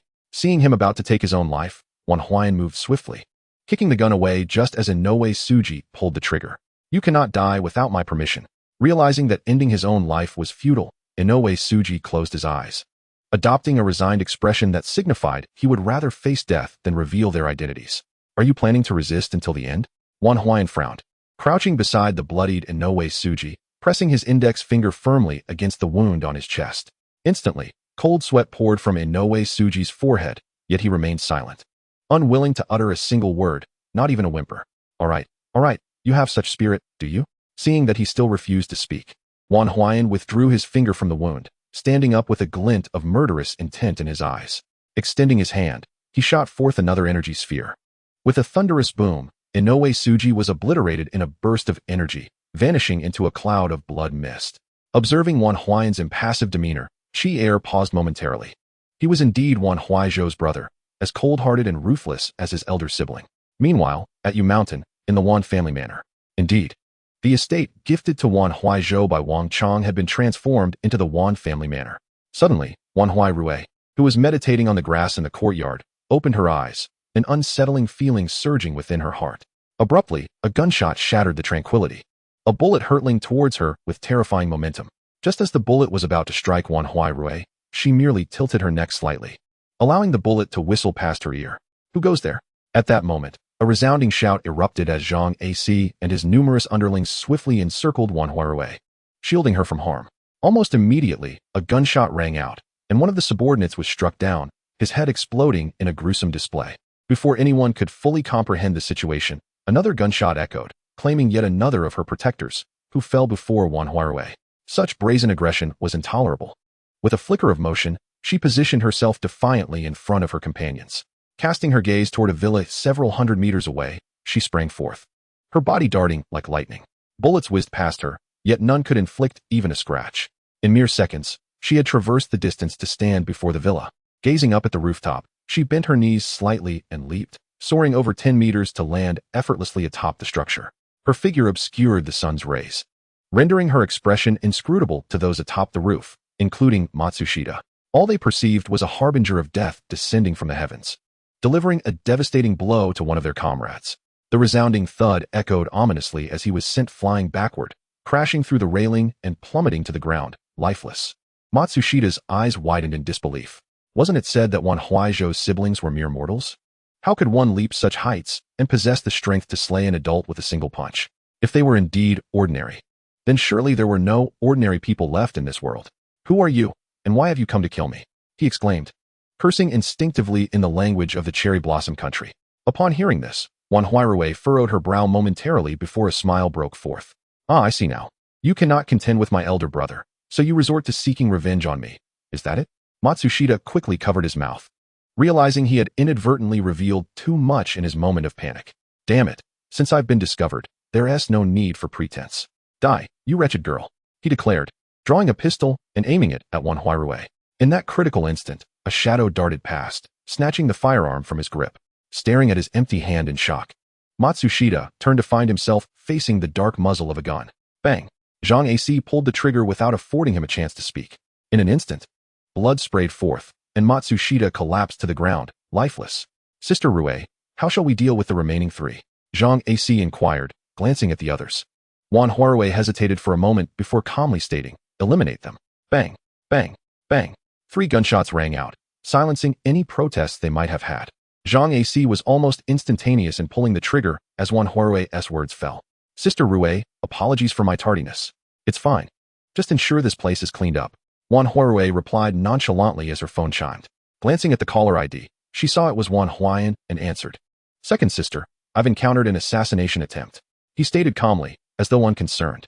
The fact that you can speak so nonchalantly indicates that you've dealt with them, correct? She surmised. Indeed, though it's unfortunate I couldn't ascertain their origins. Wan Huayan lamented. I know. They hail from the Cherry Blossom Country. What? The Cherry Blossom Country? How do you know? Because I too encountered them, and one of them spoke in their language. Wan Huaizhou explained. Those bastards, unable to confront elder brother, now seek trouble with us. Fortunately, we consumed the crystal immortal beings, enhancing our physiques. Otherwise, we might have fallen into their trap. Second sister, what should we do now? Should we inform elder brother and have him obliterate the Cherry Blossom Country? Wan Huayan suggested. Upon hearing this, Wan Huaizhou's lips curled into a sinister smile. What pleasure would it bring to have elder brother bombard them? Rather, let us emulate him and indulge ourselves. Chapter 60, The Avenger Squad. The expedition to the Cherry Blossom Country commences. Second sister, you mean we're heading to the Cherry Blossom Country? Wan Huayan asked. Exactly. Since they have come knocking, why should we hold back? After some contemplation, Wan Huayan responded. All right, let them witness that, apart from elder brother, we are not to be trifled with either. Very well, once I finalize the arrangements, I will call you. Wan Huaizhou declared before ending the call. At last, she could grasp the meaning behind Wan Huaizhou's words, that differing heights yield differing perspectives. This transcendent sensation inflated her confidence to extraordinary levels. Sister Rue, are you suggesting we seek vengeance in the Cherry Blossom Country? They have already invaded our territory. Must we endure any longer? Wan Huaizhou stated, her gaze slowly turning toward Zhang AC. In an instant, Zhang AC felt an oppressive aura reminiscent of Wan Huaizhou radiating from her, instilling a sense of trepidation within him. Could this be the suppression stemming from their bloodline? Yes, I understand. I will make the necessary arrangements. Zhang AC asserted before leaping from the rooftop of the villa. 1 hour later, at the Yushan Wan family manor, Wang Chong, Zhang AC, Chier, and the Wan siblings donned sharp attire. Notably, Wang Chong, upon hearing of the assassination attempt on Wan Huayan and the others, immediately set aside his affairs to rush over. Then, upon hearing Wan Huaizhou's intention to travel to the Cherry Blossom Country, his enthusiasm surged, and he promptly arranged for a private jet, now awaiting their arrival. Soon, a helicopter hovered above the manor. The group looked up, their eyes glinting with determination. Wan Huaizhou spoke. Our strength pales in comparison to my elder brother, even less than a fraction of his might. While we can defend against standard firearms, we may not withstand missiles or grenades. Thus, this operation is optional for you all. Huairui, what do you mean by that? If Huaizhou considers me a friend, I cannot allow you to go alone. Besides, I too wish to find a venue to boldly showcase my strength. This is an opportunity. Since Mr. Wang has voiced his support, we, as servants of Lord Kujiajing, have even less reason to refrain from joining. Rest assured, Sister Rue, as long as the 5 of us unite in purpose and exercise caution, a mere Cherry Blossom Country shall not pose a challenge. Zhang AC affirmed. Indeed, Sister Rue, do not fret, we shall certainly return unscathed. Chier concurred. Very well, if that is the case, let us embark. Wan Huaizhou mused. Although their current strength was not on par with Wan Huaizhou's, as Zhang AC had noted, exercising caution should suffice. Thus, the 5 of them boarded the helicopter en route to the Cherry Blossom Country. Meanwhile, in Kekexili, Wan Huaizhou, performing push-ups beneath a massive boulder, suddenly heard the alert from his detector. The data indicated 5 combatants, each exhibiting a power level around 50, moving swiftly. He closed his eyes, honing his senses. Although these 5 energies were faint, he could still perceive them. Having been in Kekexili for 5 days, he had not been idle during this time. Relying on the detector for locating others proved cumbersome, primarily due to its inability to discern identities. However, like Sun Wukong, he had developed the capability to sense energies, allowing him to identify individuals, a skill the detector lacked. In the world of Dragon Ball, this ability was not overly difficult to master, especially with Wan Huaizhou's understanding of energy. Consequently, he quickly acquired this skill and learned to control the intensity of his energy at will. Though Kujiajing was a lower-tier warrior, Wan Huaizhou was not. Perhaps due to innate talent, he was likely stronger than Kujiajing. What is happening? Where are these 5 individuals headed? Wan Huaizhou furrowed his brows, already aware that these 5 were his younger siblings. After a brief pause, he remarked, "Forget it. Let them go. With their combined strength, barring a nuclear assault, general attacks should pose little threat to them." Thus, he resumed his cultivation. In the capital, within Li Qingda's office, a man clad in military uniform hurriedly burst in. "Commander, it's bad," he exclaimed. "What's the matter? What has happened?" Li Qingda set down his pen, looking up at Su Fanon with concern. "Commander, we received news from Tianhai City that this morning, Wan Huaizhou's siblings were attacked by unidentified assailants." "What?" Upon hearing this, Li Qingda sprang to his feet. If anything were to happen to his siblings, Wan Huaizhou would surely turn the blue star upside down, and at that point, it would likely spell the end of the world. "What's the situation now? Are they all right?" Li Qingda pressed urgently. "They're fine." What do you mean, they?" Li Qingda inquired, curiosity piqued. "They resolved the assailants in under a minute." His brother, Wan Huayan, even unleashed a wave of energy that obliterated 3 of their attackers. "What?" Li Qingda was momentarily taken aback, his mouth agape, his eyes wide with disbelief. Wasn't he the ability to project energy waves exclusive to Wan Huaizhou? How could his brother possess it as well? Moreover, the intelligence indicated that his brother was an ordinary person. How had he developed such powers in just a few days? Not only him, but his sister, the chairman of the Wang group, and those 2 from the Shampao gang, all seemed to exhibit abilities akin to Wan Huaizhou's. Li Qingda was utterly stunned, collapsing back into his chair. He had brought Ruan He from the Tsulong prison to develop a super serum to combat Wan Huaizhou. Now, before the serum was even ready, Wan Huaizhou had gained new allies. What should he do now? How formidable are they? Li Qingda asked anxiously. "I'm not certain." The 5 assassins didn't even have a chance to retaliate before they were subdued, Su Fanon replied. Seated in his chair, Li Qingda contemplated for a long while before picking up the telephone on his desk and dialing out. At the Wolf Fong special base, the phone in Chun Wenlong's office rang suddenly. He set aside the documents he was reviewing and answered the call. "Hello, this is the Wolf Fong special base. Chun Wenlong. What is the status of the super serum and the White Tiger experimental subjects?" Chun Wenlong was taken aback. "Commander, is something wrong?" "Sigh, a grave situation has arisen. The latest intelligence reveals that Wan Huaizhou's siblings, along with Wang Chong, the chairman of the Wang group, and Zhang Asi and Qi Er from the Shampao gang, possess abilities similar to Wan Huaizhou's." Chapter 61. Debt Collection in Okinawa. The cherry blossom debut of the Wan siblings. "What?" Chun Wenlong exclaimed, equally astonished. If such superhumans were to multiply, their current endeavors would be rendered futile, as victory would be unattainable. "Commander, did I hear you correctly? They possess abilities akin to Wan Huaizhou's?" "Yes, I am not mistaken, nor are you. They indeed hold such powers." Chun Wenlong gasped for air, feeling as though he was struggling to breathe. "Commander Li, what should we do now?" "Sigh. The only hope lies with Ruan He. We must trust that his super serum and the White Tiger experimental subjects can triumph over Wan Huaizhou. Otherwise, this planet will be at his mercy." Li Qingda sighed, feeling utterly helpless. "I understand. I will urge Ruan He to expedite the development of the super serum. As for the White Tiger experimental subjects, Ruan He mentioned it would take a month for them to reach full maturity." "All right, I am aware. Ensure he hastens the process. I will keep in touch regarding any developments." "Yes, sir." Chun Wenlong saluted sharply before ending the call. Meanwhile, on the other side, Mr. Wang. "We are about to reach the waters of the Cherry Blossom Nation, expected to arrive in Okinawa in half an hour." "Good. Once we arrive, drop us off and await my call." "Yes, sir," the driver replied, accelerating forward. 25 minutes later, they successfully arrived in Okinawa. As Wan Huaizhou surveyed the bustling city, a glimmer of anger ignited in her eyes. She flung open the hatch and leapt out. "Hey, second sister."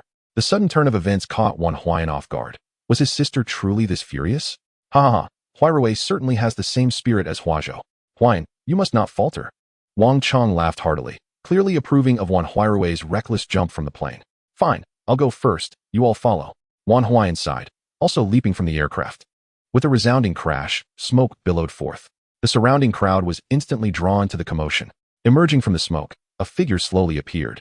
Before the citizens could comprehend the situation, another figure descended from above, landing beside Wan Huairui, followed by 2 more figures. "Second sister, you didn't wait for me." Wan Huayan approached, slightly miffed. Ignoring him, Wan Huairui moved toward a nearby car, crouching down and lifting it effortlessly before hurling it at a nearby building. With a thunderous crash, the structure was punctured by the vehicle, sending shockwaves through the onlookers, who fled in panic. Undeterred, Wan Huairui continued to hurl car after car at the surrounding buildings, her fury unabated until there were no vehicles left to throw. Next destination. Wan Huairui turned to the 4 behind her and strode forward. The others exchanged glances, shrugged, and leisurely followed her lead. apart from Wan Huaizhou. The others seemed disinclined to join in. It wasn't that they didn't want to, but rather that they found it far too easy and lacking excitement. Since Wan Huaizhou was eager to vent, they let her. Before long, their ruckus attracted the attention of local law enforcement. Several police cars sped toward them, halting just 3 meters away. Officers emerged, drawing their sidearms and aiming them at the group. A man in a beige trench coat brandished a loudspeaker, shouting in the language of the Cherry Blossom Nation, "Those in front, cease all resistance and raise your hands in surrender." Having lived in Daxia for 21 years, Wan Huaizhou couldn't comprehend the words spoken.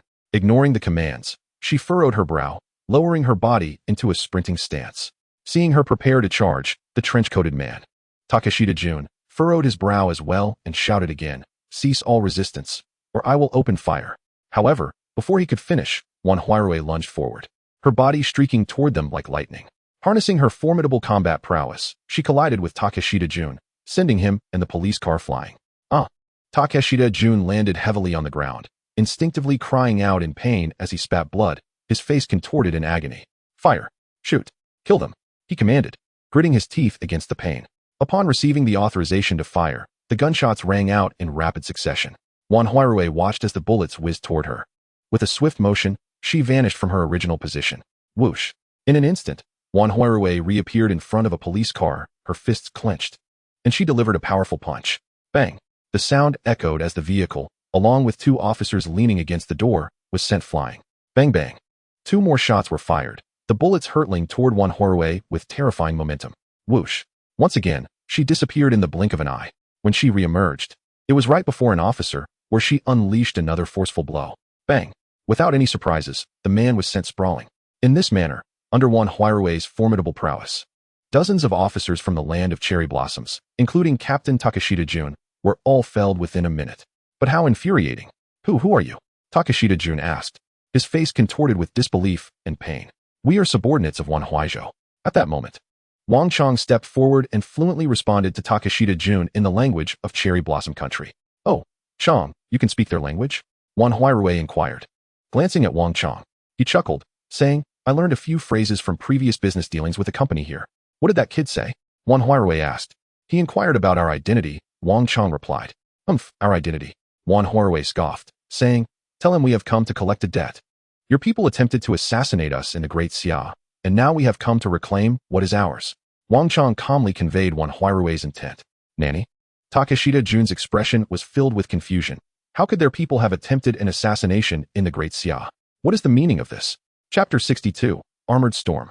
The 5-man team crushes the Cherry Blossom Formation. Of course, all of this stemmed from a secret order issued by Kishida Inahiko. Takeshita Jun, a mere police captain, could not possibly be privy to such information. Enough with the confusion. Just know that we are here to collect a debt. As he spoke, Wang Chong kicked Takeshita Jun, sending him flying. In a certain room of a building in Tokyo, a man rushed in, exclaiming, "Prime Minister, it's bad." "What happened?" Kishida Inahiko, seated on the sofa, furrowed his brows in inquiry. "Sir, the younger siblings of Wan Huaizhou have come to kill us." "What?" Upon hearing this, Kishida's brows knitted tighter as he stood up, demanding, "What did you say? Who is coming to kill us?" "The younger siblings of Wan Huaizhou, along with 3 other men," replied Minister Left, Yamamoto Kikuchiro. "The younger siblings of Wan Huaizhou? How are they coming for us? Aren't they ordinary people?" "No, they seem to have jumped down from the heavens, possessing powers akin to Wan Huaizhou's." "What?" The continuous twists left Kishida reeling. Impossible. The intelligence indicated that his siblings were merely ordinary individuals. How could they possibly leap from the skies? At this moment, Kishida was still reluctant to accept that Wan Huaizhou's siblings possessed abilities similar to his. "Prime Minister, you must see this." Yamamoto Kikuchiro handed Kishida a video clip. The footage displayed Wan Huaizhou effortlessly hurling a car. Witnessing the several-ton vehicle being flung like a stone towards the building, Kishida finally believed Yamamoto Kikuchiro's words. No ordinary person could throw a car like that. "We are finished." "Finished," Kishida exclaimed, his body going limp as he sank back onto the sofa. With Wan Huaizhou's siblings wreaking havoc in the Cherry Blossom Country, it was evident that Matsushita and his associates had failed in their assassination attempt, exposing their identities and incurring the wrath of these individuals. "Prime Minister, we cannot give up until the last moment. I have already issued orders. The self-defense forces in Okinawa have been dispatched and are likely engaging them as we speak." Indeed, this was the case. Within half an hour of Wan Huaizhou and her companions dealing with Takeshita Jun and his party, 10 armored vehicles and 1,000 self-defense forces personnel had surrounded the five. A middle-aged man stood atop an armored vehicle, holding a loudspeaker, and shouted, "Listen up. You are surrounded. Surrender immediately, or I will open fire." Upon hearing this, Wang Chong sighed in exasperation and remarked, "Can't they come up with something fresh? Why is it always the same line?" "What did he say?" Wan Huaizhou inquired, intrigued by Wang Chong's comment. "He demanded our surrender, or else he would commence firing." Wang Chong replied, "Open fire?" "Humph." Wan Huaizhou scoffed disdainfully, glancing at Wan Huayan and saying, "Brother, if they intend to fire, how about you initiate the first shot?" "Haha, very well." Wan Huayan smiled nonchalantly, stepping forward and raising his hand, a blue energy wave coalescing in his palm, which he then shot toward the armored vehicle where the middle-aged man stood. An energy wave? Oh no.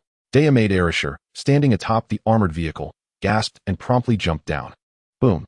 A deafening explosion erupted before Dayamade Arisher even touched the ground. The immense shockwave sent him hurtling dozens of meters away, while the armored vehicle was knocked back and rolled several times before becoming deformed and engulfed in thick black smoke. Gulp. Dayamade Arisher lay on the ground, swallowing hard. What kind of absurdity is this?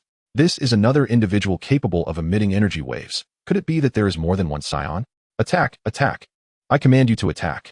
Overwhelmed by terror, Dayamade Arisher immediately issued the order to attack. Upon hearing this command, the 1,000 self-defense forces personnel momentarily froze, then reacted by raising their weapons and opening fire on the five. "Everyone, be cautious," Wan Huayan shouted, stepping forward. Though the incoming bullets moved swiftly, he could discern their trajectories, allowing him to evade with careful maneuvering. Thus, the five charged into the fray amidst a hail of gunfire.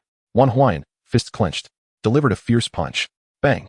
A muffled thud echoed as one soldier and 3 of his comrades were sent flying several meters away. Bang! From a distance, the cannon of an armored vehicle flared, and a shell was launched directly at Wan Huayan. Observing the incoming projectile, Wan Huayan merely sidestepped slightly to avoid it. He then raised his hand and fired another energy projectile. Boom! An explosion ensued, flipping the armored vehicle several meters into the air. Had it not been for his insufficient power, the vehicle would have been vaporized instantly. Ahaha, what a thrill. Not far away, Wang Chong, like a frenzied dog, lifted an armored vehicle high above his head and then slammed it into the opposing crowd. Bang! A tremendous noise erupted as the vehicle crashed down, crushing a multitude of enemies, and crimson liquid began to flow out from beneath the armored vehicle. Seemingly unsatisfied, he took another step forward and charged directly into another armored vehicle. Boom! In an instant, flames erupted into the sky as the vehicle rolled several times upon impact, transforming into a heap of scrap metal. Zhang AC, splendid work. Watch us. As Zhang AC dodged a bullet, he exchanged glances with Chi Air, their eyes locking onto 2 armored vehicles. With a powerful leap, he barreled through the cherry blossom soldiers like refuse, arriving before the armored vehicles. Old 2. Zhang AC yelled, grasping the bumper of one armored vehicle with one hand. Chi Air turned back to see Zhang AC gripping the vehicle beside him and immediately grasped the other armored vehicle. The 2 individuals exchanged a resolute glance before unleashing their tremendous power, causing the armored vehicles to spin with the swiftness of a windmill, propelled by their own rotation. The 2 armored vehicles, akin to colossal hammers, inflicted grievous wounds and meted out death in their relentless spin, as countless soldiers were violently struck. Their limbs shattered and their spirits crushed. As the vehicles accelerated under their influence, they collided with an ear-splitting crash. A resounding boom echoed, and an immense wave of energy radiated outward from the 2, sending soldiers flying in all directions. As onlookers turned to witness the spectacle, they beheld the 2 armored vehicles, now grotesquely deformed and interlocked with one another. Chapter 63. The Cataclysm of 1,000 Troops in the Vast Expanse of Kekexili. Wan Huaizhou sat beside a campfire, clutching a roasted leg of lamb, while an entire lamb, minus one leg, was being roasted on the spit. He savored a hearty bite of the sizzling, juicy meat. Yet his gaze remained fixated on a distant point, towards the direction of the Cherry Blossom Nation. Wan Huaizhou sensed the presence of Wan Huayan and his 4 companions, accompanied by a multitude of individuals whose capabilities slightly exceeded those of ordinary men. The detector revealed that these foes possessed combat skills ranging from levels 6 to 8, and their numbers were steadily dwindling. Furrowing his brow, Wan Huaizhou murmured, "Who are Huairui and the others engaged in battle with?" After another bite of lamb, he chewed thoughtfully before devouring the entire leg in a matter of moments. Rising to his feet, he removed the roasted lamb from the fire and surveyed the distance, stating calmly, "Well, just to be safe, I shall investigate the situation." With that, he hoisted the roasted lamb onto his shoulder. a faint white aura erupting around him as he soared into the sky towards Wan Huaizhou and the others. After all, given their current combat abilities, they would be ill-equipped to withstand a single artillery shell. In the Cherry Blossom Nation, Okinawa, the self-defense forces, once numbering 1,000, had been reduced to less than half under the relentless assault of Wan Huaizhou and her team. De Yeji-lan watched the diminishing numbers with a mounting sense of dread. Grasping the walkie-talkie, he switched to a specific channel and, with a stern expression, commanded, "Maritime Self-Defense Force, fire." Dozens of kilometers away on the ocean's surface, a frigate launched 3 missiles, trailing plumes of white smoke as they ascended into the sky. At that moment, the 5 warriors, consumed by their fervor, remained oblivious to the missiles hurtling towards them. Ha ha ha, exhilarating. At last, I can unleash my full strength. Wang Chang's fists cracked as he prepared to strike. With a resounding thud, an unexpected gust of force surged forth from his punch, toppling dozens of soldiers from the Cherry Blossom Nation with its might. Wang Chang was taken aback by the sheer power of his own blow. Ha! He laughed heartily, unconcerned with the mechanics of his newfound strength, relishing the thrill. With a wicked grin, he raised his fist and unleashed another punch. Boom! Another powerful gust erupted. A chorus of horrified cries erupted as more Cherry Blossom soldiers fell to the ground. Wang Chang reveled in his triumph. But his victory was short-lived as a piercing whistle filled the air. The crowd looked up, realizing that the 3 missiles were now directly above them. What? Boom! One missile struck perilously close to Wang Chang. In an instant, flames erupted skyward, and the tremendous shockwave sent him and the surrounding soldiers sprawling. Wang Zong, Wan Huaizhou shouted, attempting to rush forward, but Zhang Ac tackled her to the ground just in time. The ensuing explosions raged around them, and although they lay on the ground, the force of the blast still threw them into the air. Second sister, fourth brother, Wan Huaizhou was about to advance when an unsettling sensation surged overhead, and a shell landed beside him. Boom! Once again, Wan Huaizhou was hurled away, yet miraculously, he emerged unscathed. Just before the explosion, he had conjured a protective barrier with his own energy. Among the 5, Wan Huaizhou was the sole master of energy manipulation, granting him a substantial advantage in combat prowess over the others. Damn it! Wan Huaizhou steadied himself, fury boiling within him. He raised his hand, launching rapid energy blasts that struck the surrounding foes. Each orb was akin to a grenade, each explosion claiming a swath of enemies. Minutes later, the remaining hundreds of adversaries lay vanquished at Wan Huaizhou's feet, witnessing the annihilation of 1,000 soldiers and 10 armored vehicles by just 5 individuals. De Yeji-lan's spirit crumbled. How had they provoked such formidable foes? Huayan, there's only one left. What should we do? Wang Chang inquired, brushing off the dirt from his clothes as he stood. After Wan Huaizhou's furious assault, he had remained on the ground until the onslaught concluded. In response, Wan Huaizhou regarded De Yeji-lan coolly, stating, "His subordinates are dead. Why spare him? Let him die?" With that, he raised his hand again, sending forth another energy blast. In the face of De Yeji-lan's terrified gaze, his form was engulfed by the energy, reduced to a cloud of fragments. Meanwhile, in Tokyo, Kishida Inohiro and Yamamoto Kikuchi received the grim news of De Yeji-lan and his force's complete annihilation. A jolt of dread coursed through them. In less than half an hour, 1,000-strong self-defense force and 10 armored vehicles had been obliterated. These 5 individuals, even if not as powerful as Wan Huaizhou, were not to be trifled with. "It's over, utterly over," Yamamoto exclaimed. "Why did you send the self-defense forces, causing such devastation to our Cherry Blossom Nation?" Kishida Inohiro lamented. "I never anticipated their strength. 1,000 troops couldn't subdue them. Prime Minister, I dispatched the self-defense forces for the good of the nation, never realizing they would be so formidable. This is entirely my fault," Yamamoto said, striking his own face in frustration. "Enough. Stop adding to the chaos and think about what to do next." Kishida Inohiro slumped onto the sofa, his expression forlorn. At this juncture, with artillery raining down, it was uncertain whether it would have any effect. Furthermore, given the magnitude of their actions in the Cherry Blossom Nation, Wan Huaizhou was undoubtedly aware of their presence. Yet, he had yet to reveal himself. Was he lurking in the shadows, waiting for the final blow? Little did they know, Wan Huaizhou was entirely oblivious to the events unfolding here. He merely knew that Wan Huaizhou and her group had gathered and engaged in combat with someone else. The reasons behind their conflict eluded him. But had he known that the Cherry Blossom Nation had sent assassins to target his siblings, it would surely have sealed their fate. In Okinawa, having dispatched De Yeji-lan's 1,000-strong self-defense force, Wan Huaizhou and his companions felt their stamina waning. They now rested atop a towering building. Though nearly half an hour had passed without further self-defense forces making an appearance from the Cherry Blossom Nation, it felt as though they had entered a realm devoid of adversaries. Starved, Let us raid a shop for food. No one dares to stop us, Wan Huaizhou remarked, reveling in the unrestrained freedom reminiscent of Wan Huaizhou's own audacious exploits. Chapter 64, The Crimson Judgment. Okinawa's Abyss and the Submission of the Five Nations. Sister, this is utterly dull. They ceased to send reinforcements the moment we engaged, Wan Huaizhou complained, throwing up his hands in frustration. Indeed, I too find this lack of opposition rather tedious. Have we demonstrated such overwhelming strength that the Cherry Blossom Nation has been left in fear? Wang Chong mused. They do not strike, so we shall seek them out ourselves. Last time, our elder brother turned Tokyo upside down. This time, we shall lay waste to Okinawa. I concur. I support Sister Rue's approach, Zhang Ac declared. I agree as well. Chi'er raised his hand in affirmation. Agree to what? Let me in on it. Just as their voices faded, a voice emerged from ahead. The group looked up to see a man clad in a red suit, savoring a roasted leg of lamb. Elder brother, Wan Huaizhou exclaimed, her face a tapestry of disbelief. Didn't you go into seclusion? How did you end up here? And with a roasted leg of lamb no less? What about you? What brings you to the land of cherry blossoms? Wan Huaizhou retorted. At his words, confusion washed over their faces, leaving them at a loss as to how to respond. Noticing their evasiveness, Wan Huaizhou furrowed his brow, certain that something was amiss. He then turned to Zhang Ac and Chi'er, demanding in a cold tone, Zhang Ac, Chi'er, tell me how you ended up in the land of cherry blossoms.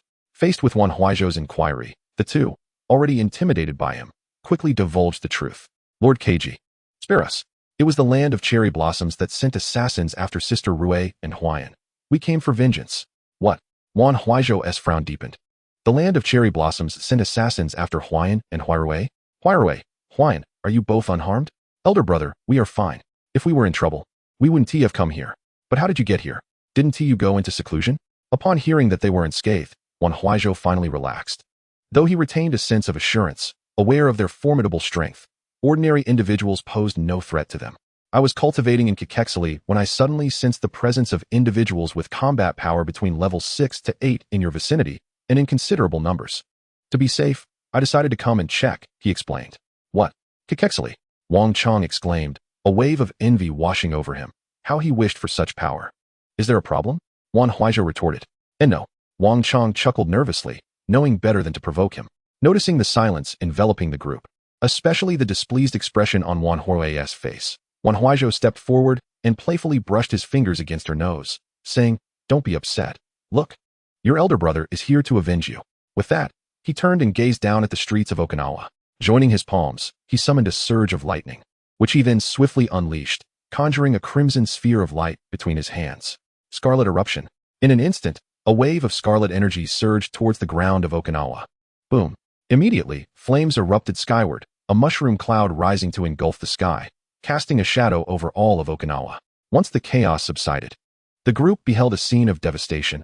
As much of Okinawa lay in ruins, a colossal crater forming before their eyes. Gulp. Wang Chong swallowed hard, astonished. This is too powerful. It's like a human calamity. How do you feel now? Wan Huaizhou turned to ask Wan Huairue. A proud smirk crossed her face as she replied, I'll let it slide this time, but if they're essay next time, you shall sink them. He chuckled indulgently. All right, if they're essay next time, I shall plunge the land of cherry blossoms into the sea. At his words, Wan Huairue beamed with delight, knowing that those who dared oppose her faced a grim fate. Seeing her smile, Wan Huaizhou grinned as well, saying, All right, you all should head back. I must return to Kekexili for my cultivation. Elder brother, are you leaving? Why not come back with us to Daxia? Wan Huairue stepped forward, grasping his hand to prevent him from departing. I've only been out for a few days. My objectives remain unfulfilled. You all return first. I must take my leave. With that, before anyone could respond, Wan Huaizhou enveloped himself in a faint white aura and soared away once more. Hey, elder brother. Wan Huairue watched his receding figure, feeling both frustrated and angry as she stamped her foot in exasperation. The following day, news of the attack on Okinawa spread like wildfire across the internet, igniting considerable discussion on the international stage. In just a few days, the land of cherry blossoms had been assaulted twice. At this rate, Wan Huaizhou truly seemed to be running rampant. Consequently, the 5 mightiest nations on Blue Star, Daxia, Eagle Sauce Nation, Great Bear Nation, John Country, and Gaul, convened a world summit to fervently discuss how to address the Saiyan known as Wan Huaizhou. Ultimately, they reached a consensus without resorting to violence.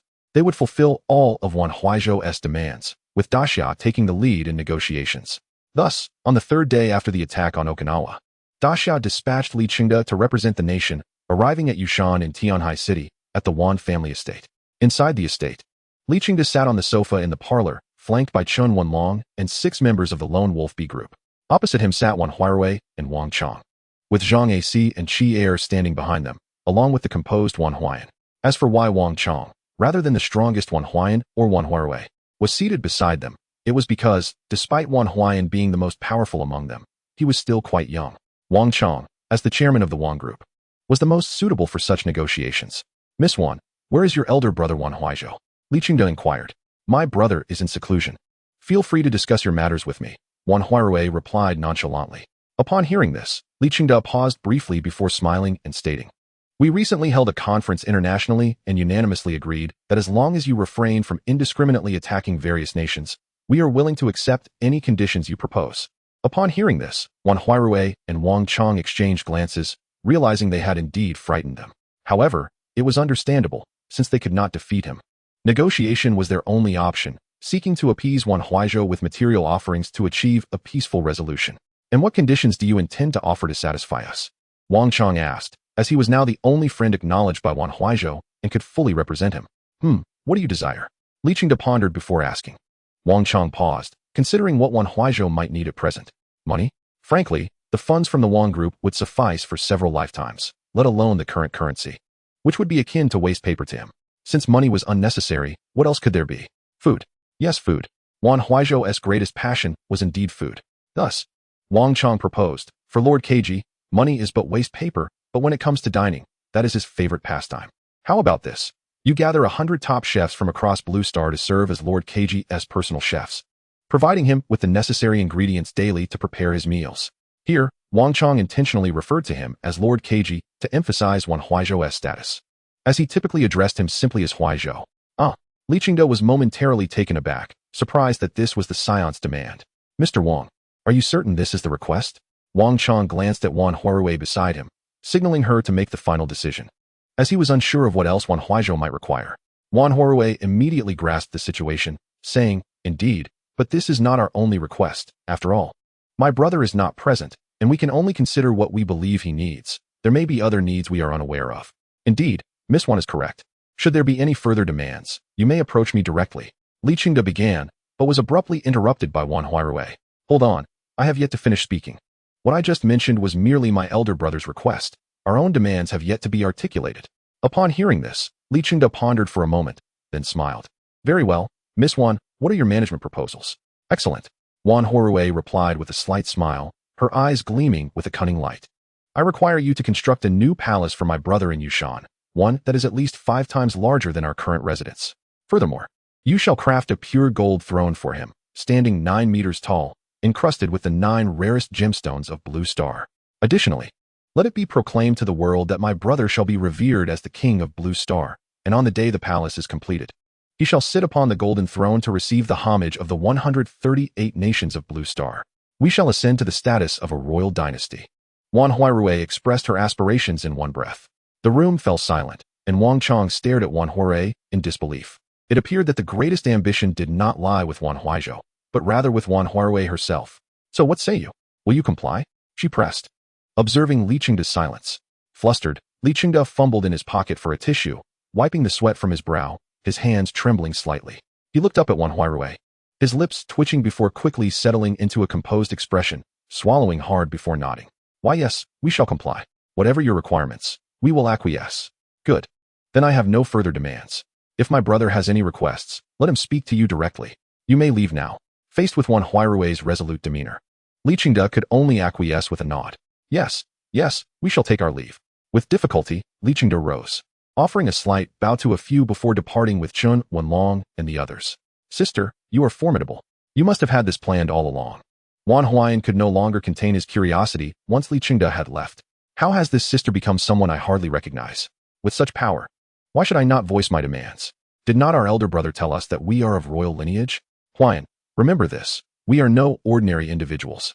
We are nobility among nobility. We are a royal dynasty of the world, and we shall act as we please. As she spoke, Wan Huaizhou's expression transformed. As if at that moment, she was no longer herself.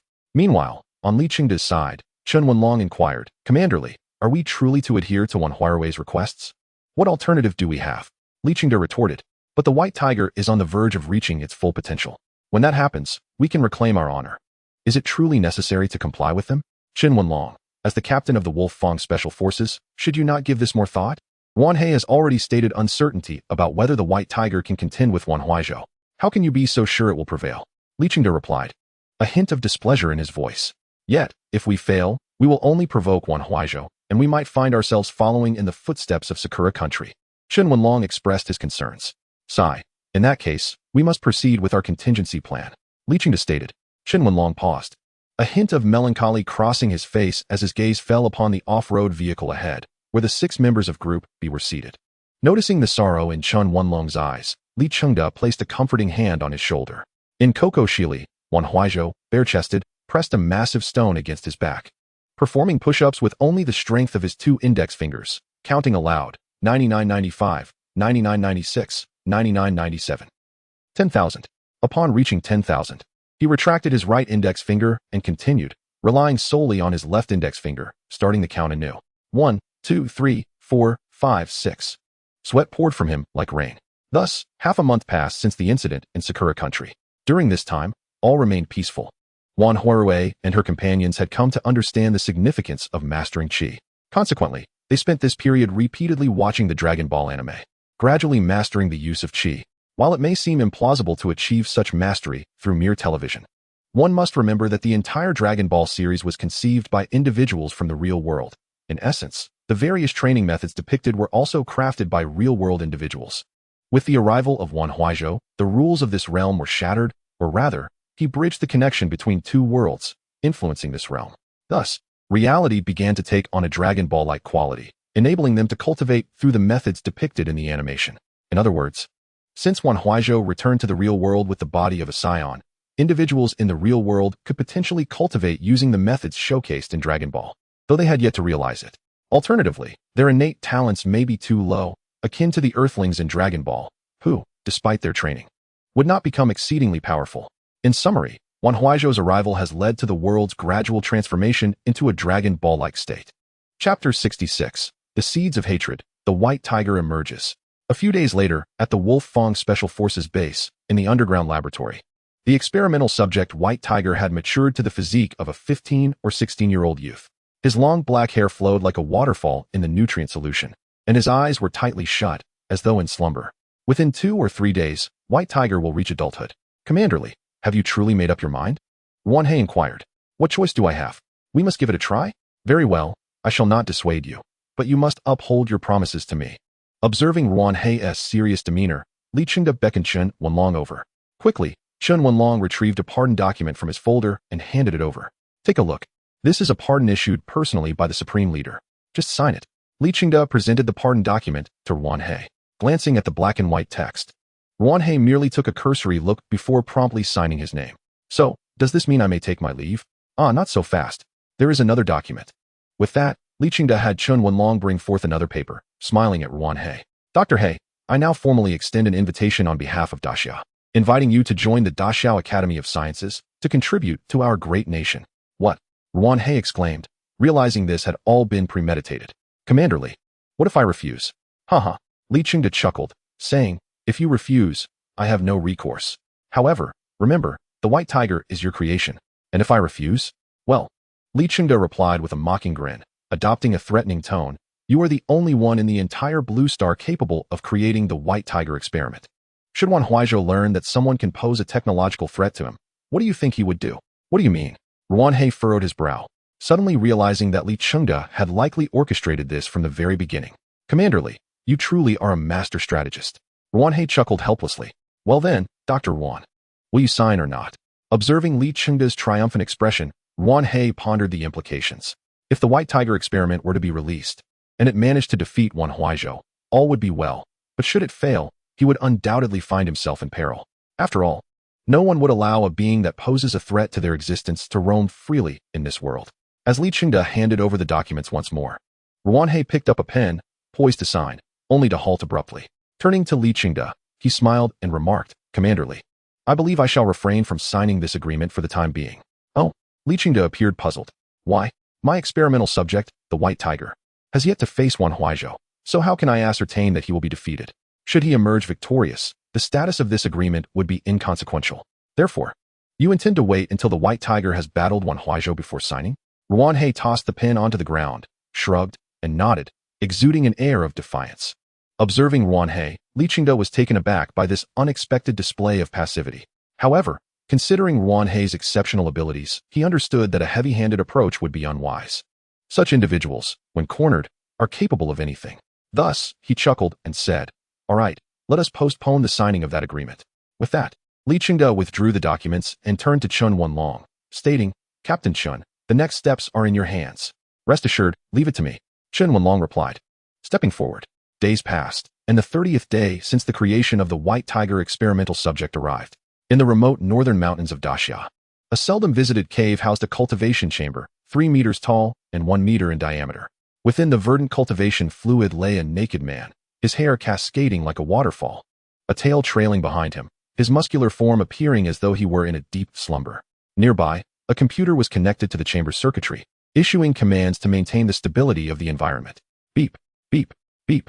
As a series of electronic tones echoed, a countdown illuminated the screen. 10, 9, 8, 7, 1, 0. With the countdown's conclusion, the man within the chamber abruptly opened his eyes, an aura of terror erupting from him, causing the chamber to shatter and the green fluid to splatter across the cave. In an instant, far away in Kekexili, Wan Huaizhou sensed a formidable and familiar presence, his auditory sensors emitting urgent beeps. The data indicated a combat power of 6,872. This was not far from his own abilities, though a month had passed. His combat power had risen from over 6,000 to 7,134. He believed he could contend with this 6,872 power. But he was perplexed by the existence of another Saiyan in this world. An explosive aura erupted, sending boulders flying from his back as Wan Huaizhou stood, gazing toward the source of the energy. Calmly, he declared, "Whoever you may be, this planet is my territory. Those who dare trespass shall face death." With that, a formidable energy surged from Wan Huaizhou, white flames akin to blades erupting from within him. He leaped into the air, hurtling toward the distant source of the aura. Meanwhile, from the shattered cultivation chamber, the White Tiger Scion descended, surveying his surroundings with a serene gaze. A figure began to coalesce in his mind, a deep voice resonating within his subconscious. Go, kill him. Kill Wan Huaizhou. He is your enemy. Tear him to shreds." The incessant repetition of this voice caused a splitting headache for the White Tiger. Suddenly, he roared, startling a flock of birds into flight, a wild aura flooding forth like a raging torrent. Wan Huaizhou, with a mighty cry, the White Tiger launched himself forward, sprinting toward his target. Not far beneath a towering tree, Chen Wenlong observed the rampaging White Tiger through binoculars and queried Wan He, "Dr. He, how did you instill such animosity in the White Tiger toward Wan Huaizhou?" "Heh," Wan He chuckled. "Humans are but blank slates at the outset. I merely inscribed a few dark words upon that blank page." "So, you manipulated the White Tiger, inciting his hatred for Wan Huaizhou?" With a devilish smile, Wan He replied. "Otherwise, do you think the purpose of creating the White Tiger was merely for aesthetics?" Chapter 67. The Clash of Scions, Wan Huaizhou versus White Tiger. What is this? Has his power increased? Wan Huaizhou mused as he soared through the air, feeling the distant energy, his brow furrowing as he accelerated. In the northern mountain range, the White Tiger unleashed a furious roar, opening his mouth to release a blue energy wave. Boom! With a resounding explosion, a nearby mountain was blasted apart, the earth trembling violently, nearly toppling Wan He and the others. Such a commotion is bound to attract Wan Huaizhou. We should depart quickly to avoid detection. Wan He steadied himself against a tree, speaking with a calm demeanor. Indeed, Chen Wenlong nodded in agreement, following Wan He as they made their exit. After all, if Wan Huaizhou discovered that the White Tiger was a product of their technology, the fate of Daxia would be dire. Shortly after their departure, the White Tiger wreaked havoc in the northern mountains for an hour, transforming the once pristine landscape into a chaotic tableau of craters and flattened peaks. Meanwhile, after an hour of flight, Wan Huaizhou arrived at the site. Observing the bare, long-haired figure of the White Tiger, his brow furrowed deeper. He did not recognize this Scion. Prior to his arrival, he had assumed this Scion had, like him, traversed through a temporal rift during the explosion of Planet Vegeta. Yet, within Kralin's memories, there was no trace of this Scion. In the Dragon Ball lore, the Scion population was already scarce, and even if he did not know the name, he would have surely encountered him. Moreover, the cascading hair of the Scion before him was reminiscent of Raditz. If he had seen him, he would not have forgotten. If this Saiyan did not originate from the Dragon Ball world, then from whence did he come? With such questions swirling in his mind, Wan Huaizhou employed his flight technique to approach slowly. Hey, you there, Saiyan? Upon hearing the voice, the white tiger spun around, his hair billowing in the mountain breeze. His eyes alight with a fierce glint as he bellowed, Wan Huaizhou, I recognize you. You are my enemy. At this proclamation, Wan Huaizhou's frown deepened. This individual was certainly not a Saiyan from the Dragon Ball universe. Had he come from that world, he would have introduced himself with his Saiyan name. Yet, the moment he uttered Wan Huaizhou as a blue star individual, it became evident that he was not one of them. Who are you? There should be no other Saiyans in this world aside from myself. Where do you hail from? Wan Huaizhou, Wan Huaizhou. The white tiger ignored Wan Huaizhou's inquiry, roaring as he leaped into the air, charging toward him. In midair, Wan Huaizhou focused intently on the approaching white tiger, just as he was about to reach him. He vanished in an instant. The white tiger landed on the ground after his assault, while Wan Huaizhou reappeared atop a nearby tree, observing the Saiyan as he descended. A slight frown creased his brow. This Saiyan cannot perform flight techniques. Activating his auditory sensors, the data revealed that the white tiger's combat power had risen from 6872 to 7124. The gap between their abilities was now a mere 10 points. Let me ask you once more, who are you? The white tiger crouched on the ground, and upon hearing Wan Huaizhou's inquiry, he cast a glance over his shoulder, his eyes narrowing as he regarded the figure perched upon the treetop. The fury etched upon his face was palpable, an unmistakable manifestation of anger that heightened as he suddenly turned, unleashing a surge of blue energy that hurtled towards Wan Huaizhou. Observing the silent yet aggressive white tiger, Wan Huaizhou's patience waned. He raised his hand, effortlessly deflecting the approaching energy wave. Pointing a finger at the white tiger, he intoned coldly, since you refuse to speak, do not blame me for my actions. This planet is my territory, and any intruder who enters without my consent has but one fate, death. Upon uttering these words, a sphere of energy erupted from Wan Huaizhou's palm, hurtling directly towards the white tiger. With a thunderous explosion, the white tiger was sent flying several dozen meters, crashing heavily into the ground. Observing the disheveled figure of the white tiger, Wan Huaizhou leapt down from the treetops, swiftly approaching him. The white tiger, embedded in the earth, sensed Wan Huaizhou's approach and, fueled by a surge of energy, sprang back to his feet, launching a punch at Wan Huaizhou. A resounding impact echoed as their fists collided, sending invisible shockwaves rippling outward. Both combatants staggered backward several meters. In terms of raw strength, they were nearly evenly matched. However, Wan Huaizhou found the white tiger's combat skills akin to those of an infant. Indeed, given that he had only been created a month prior, it was not an exaggeration to liken him to a mere child. Yet, Wan Huaizhou remained perplexed about the origins of this creature. Steadying himself, Wan Huaizhou fixed a penetrating gaze upon the white tiger, raising his hand to unleash a crimson beam of light aimed directly at him. As the beam drew near, a primal sense of danger ignited within the white tiger, prompting him to instinctively dodge to the right. While evading the attack, he charged at Wan Huaizhou with fervor, unleashing a flurry of punches. However, Wan Huaizhou remained unperturbed, effortlessly blocking the onslaught. To him, the white tiger's attacks were chaotic and lacked any real threat. In close-quarters combat, the yet-to-manifest fear of Frieza posed no danger. After dodging a straight punch from the white tiger, Wan Huaizhou seized the opportunity and landed a powerful blow to his face. The force of the strike sent the white tiger skidding backward, blood trickling from his nostrils. Observing the disheveled state of the white tiger, Wan Huaizhou remarked coolly, "Your attacks are disordered, akin to those of a child. Allow me to demonstrate what true combat entails." With that, Wan Huaizhou's gaze sharpened, and he darted forward like a flash of lightning, delivering a heavy punch to the white tiger's face that sent him reeling backward. The ensuing barrage of punches fell upon the white tiger like a tempest, the sound of their collision resonating like thunder, leaving the white tiger utterly defenseless. With a final, resounding blow, the white tiger was propelled backward 100 meters, crashing through several trees before coming to a halt. Gazing at the beleaguered white tiger, Wan Huaizhou clasped his hands together, conjuring a vibrant crimson energy sphere.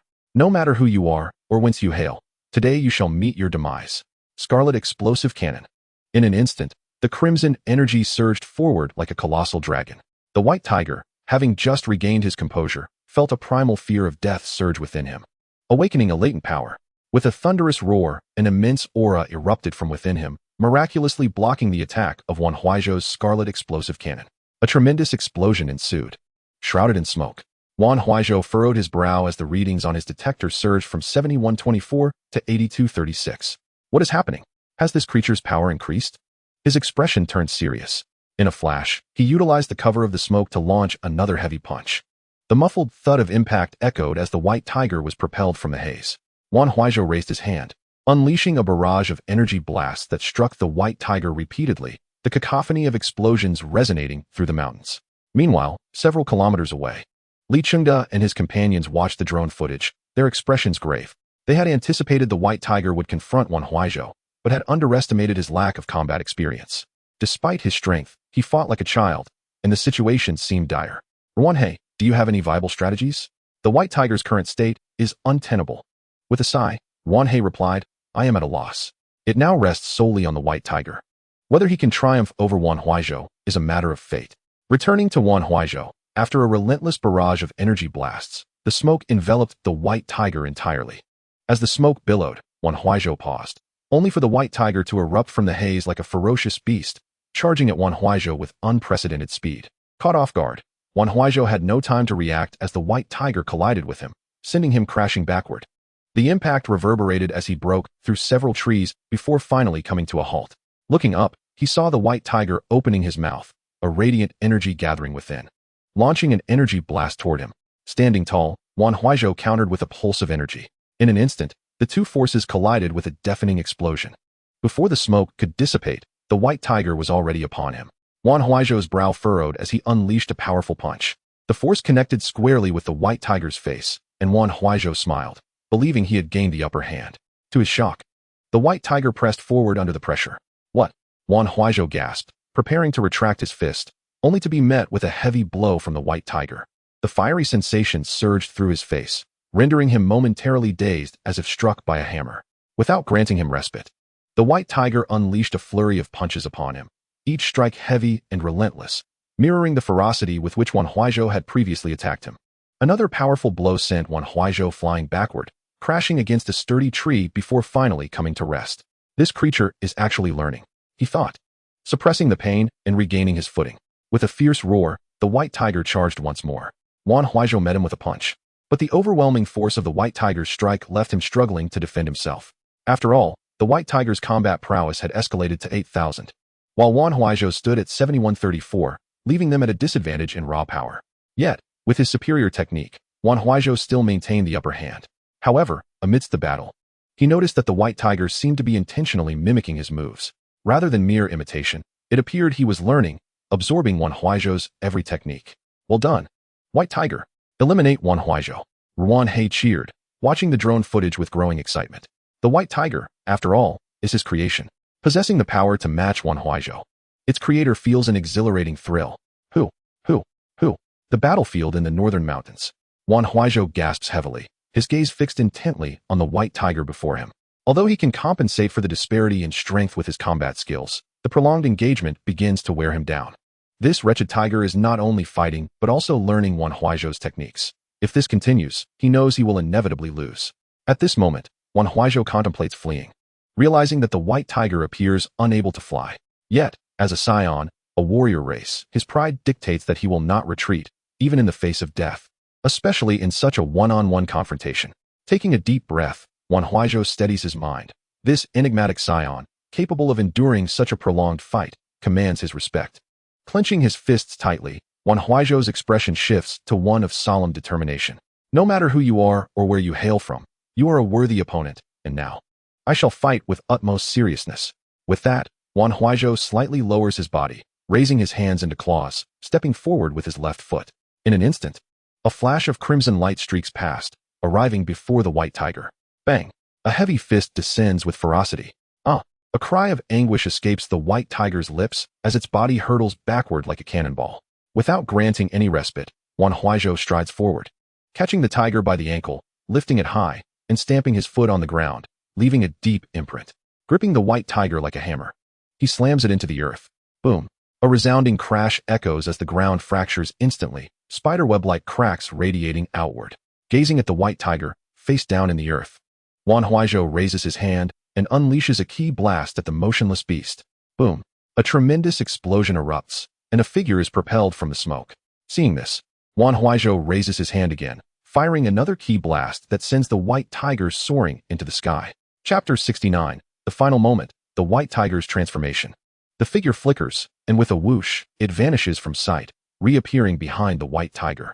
Clenching his hands into fists, he delivers a crushing blow to its back. Bang! A muffled thud resounds as the white tiger plummets downward. With a resounding crash, it burrows deeply into the ground. Completing this strike, Wan Huaizhou's stamina reaches its limit. If he does not finish off the white tiger soon, he will face defeat. Who? Wan Huaizhou breathes heavily, his gaze locked onto the white tiger embedded in the ground. He raises his hand, and a glowing orb gradually expands in his palm, coalescing into a dark red energy sphere with a diameter of 10 meters. This technique shall usher you on your journey, mysterious Saiyan. Hell's annihilation ball. With that, Wan Huaizhou hurls the orb downward. Below, the white tiger, trapped in the earth, gazes at the descending energy sphere, a frown forming as anger and resentment flood his expression. A furious roar erupts from him, a violent energy surging within. Beep, beep, beep. Wan Huaizhou's scouter suddenly vibrates. The numbers indicating the white tiger's combat power has surged once again, rising from over 8,000 to more than 9,000. What? Its power has increased again. Where on earth did this creature come from? The constant escalation in strength frustrates Wan Huaizhou, anger etching itself onto his face. Damn it! With a furious shout, his white aura ignites violently. The energy of the Hell's annihilation ball surges dramatically, expanding beyond its previous 10-meter diameter and plummeting with incredible speed.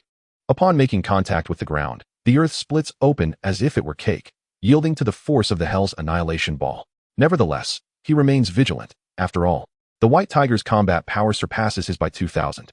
Just as the Hell's annihilation ball penetrates a third of the way into the ground, it suddenly meets resistance. Wan Huaizhou's brow furrows deeper. He knew it wouldn't be this simple. Soon, a white aura erupts from him, and the energy of the Hell's annihilation ball surges once more. However, the resistance remains, and it seems to be pushing back against him. Considering the white tiger's combat prowess has escalated to 9,000, while Wan Huaizhou stands at a mere 7,000, he is clearly outmatched in raw power. At that moment, a low growl emanates from beneath the Hell's annihilation ball, which indeed begins to rise. The white tiger extends its hands forward, unleashing a blue energy wave that pushes the dark red Hell's annihilation ball slowly skyward towards Wan Huaizhou. But how infuriating! Cold sweat beads on Wan Huaizhou's brow as he shifts from one hand to two, yet the effort remains arduous. Meanwhile, several kilometers away, Li Chengda and the others gather around a computer, their fists clenched and soaked with sweat as they watch the drone feed. The battle between Wan Huaizhou and the white tiger has reached a fever pitch. Whether they can achieve their goal of defeating Wan Huaizhou hinges on this strike. Go! White tiger, give it your all. Li Chengda's eyes are glued to the computer screen, fearful of missing a moment. Others, too, fixate on the display, silently cheering for the white tiger, as Wan Huaizhou's impact on them has been profoundly overwhelming. Damn it, where did this monster come from? Wan Huaizhou struggles to push back the energy sphere, but it appears utterly futile. Eyeing the approaching Hell's annihilation ball, Wan Huaizhou's brow tightens. He knows he must evade this strike while he still can. Thus, as the energy sphere reaches the halfway point, Wan Huaizhou suddenly withdraws his energy, his form flickering. With his resistance gone, the Hell's annihilation ball bolts upward like a wild horse freed from its reins. Boom! A colossal explosion erupts, and a mushroom cloud unfurls in the sky. The blinding light of the explosion outshines even the daylight, forcing Wan Huaizhou to squint. Moments later, as the searing white light dissipates, Wan Huaizhou gazes down at the white tiger, his expression a tapestry of complex emotions. Wan Huaizhou, today I must end you. The white tiger stands, pointing a finger at Wan Huaizhou, its body slowly levitating. The void dance technique. Wan Huaizhou's brow furrows in confusion. This creature is indeed learning his combat methods. Now it has even mastered the void dance technique. Kill me? Do you think I will submit easily? Wan Huaizhou roars once more, his white aura blazing with intensity.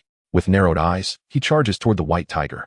As Wan Huaizhou hurtles toward him at breakneck speed, the white tiger equally narrows its gaze, accelerating to meet him head-on. The howling wind rushes past their ears as Wan Huaizhou unleashes a powerful punch. The white tiger counters with its own fist. Bang! A thunderous sound reverberates like a clap of thunder, a shockwave rippling outwards from the two. Wan Huaizhou suddenly feels an overwhelming force strike him, sending him hurtling backward like a cannonball. The white tiger bursts into laughter, raising its hands as a barrage of ki blasts fire forth in rapid succession, slamming into Wan Huaizhou's body, the explosions echoing throughout the mountainous terrain. Bang! A deafening crash reverberates as Wan Huaizhou's body is embedded deeply into the mountainside, blood trickling from the corner of his mouth. The previous Hell's annihilation ball had exhausted all of Wan Huaizhou's strength. He is now rendered virtually defenseless. Excellent, simply splendid. Several kilometers away, Li Qingde observed as Wan Huaizhou was struck into the mountainside, and an immediate surge of elation erupted among the onlookers. After enduring such a protracted struggle, they finally glimpsed a flicker of hope. The myriad grievances and humiliations they had suffered seemed to dissolve in that moment. How infuriating! Am I truly destined to perish? I refuse to accept this. Deep within the mountain, Wan Huaizhou murmured weakly, his heart brimming with unwillingness, yet his body had become unbearably heavy, immobilized to the slightest degree. Opposite him, the white tiger hovered in the air, his cascading hair billowing like a waterfall in the wind. With a low growl, he opened his mouth. A surge of energy coalescing within, poised to burst forth. Suddenly, the white tiger's expression sharpened, as if struck by lightning, staggering backward a few paces. And the energy he had gathered shot forth. With a resounding boom, it detonated 3 meters to the right of Wan Huaizhou, creating a massive crater in the mountainside. The shockwave propelling Wan Huaizhou several dozen meters away. He crashed heavily to the ground, his limbs feeling as though they were no longer his own, utterly unable to move. All he could do was gaze up at the white tiger, whose once lustrous hair was now being swept from black to gray and finally to white by the wind. In Chapter 70, White Hair and Withered Bones, the culmination of a life overdrawn became evident. Wrinkles rapidly marred his visage, and his body shriveled at an observable pace. His vital energy plummeting. What is happening? Wan Huaizhou furrowed his brow, watching the white tiger's rapidly aging form plummet heavily to the ground. Several kilometers away, Li Qingde's brow also furrowed as he watched the white tiger on the monitor. Yuan He, what is going on? Wasn't it said that the white tiger had several days left to live? Yuan He glanced at the screen, fell silent for a moment, and then replied. It appears he has overexerted his powers, draining his life force. What? Li Qingde was taken aback. So, does this mean we have lost? Although reluctant to admit it, Yuan He nodded. Struggling to rise, Wan Huaizhou made his way to the white tiger's side. Gazing at the aged figure before him, he felt a deepening sense of confusion. What has happened to you? He inquired. Wah wah wah. The white tiger lay on the ground, extending a trembling hand toward Wan Huaizhou, his weak demeanor suggesting he could succumb at any moment. Wah wah wah. Huaizhou, kill you. With a bitter smile, Wan Huaizhou disdainfully replied. In such a pitiful state, you still harbor thoughts of killing me? How laughable. With that, he raised his hand, gathering an energy sphere. Bang! The explosion engulfed the decayed form of the white tiger in a surging wave of force. After dispatching the white tiger, Wan Huaizhou finally collapsed to the ground, reclining backward. Just in time to glimpse a drone hovering above. His brow furrowed. This was the mountains. Where could a drone possibly come from? This is bad, he has noticed. Quick, we must leave this place. Watching the monitor where Wan Huaizhou sat up, Yuan He understood that the discovery was imminent. It was merely a matter of time. Hurry, listen to Dr. He. We must flee. We must get out of here. Li Qingde exclaimed, his face etched with fear. Despite Wan Huaizhou's injuries, should he muster his wrath, they would be utterly powerless to resist. Why is there a drone here? Could it be that there are hidden manipulators behind this Saiyan? Rising from the ground, Wan Huaizhou attuned himself to the surrounding energies, swiftly detecting several faint presences a few kilometers away. Though weak, they were undeniably present. Indeed, there are puppeteers behind this Saiyan. He leaped into the air, but after soaring less than 5 meters, exhaustion overcame him, and he plummeted back to the ground. Damn it! You shall wait. Once I recover, I will not let you escape. With that, Wan Huaizhou succumbed to unconsciousness. In Tianhai City, at Yu Mountain Villa, huh? Zhang Asi shouted, taking a step forward, charging toward Wan Huayan. However, just as he reached Wan Huayan, the latter's figure flickered and vanished from sight. Old Fourth, behind you. From a distance. Chi Er shouted. Zhang Asi turned around, only to be met with a powerful punch that sent him flying. Ouch! Old Fourth, how did you lose again? Chi Er sighed, expressing a hint of exasperation.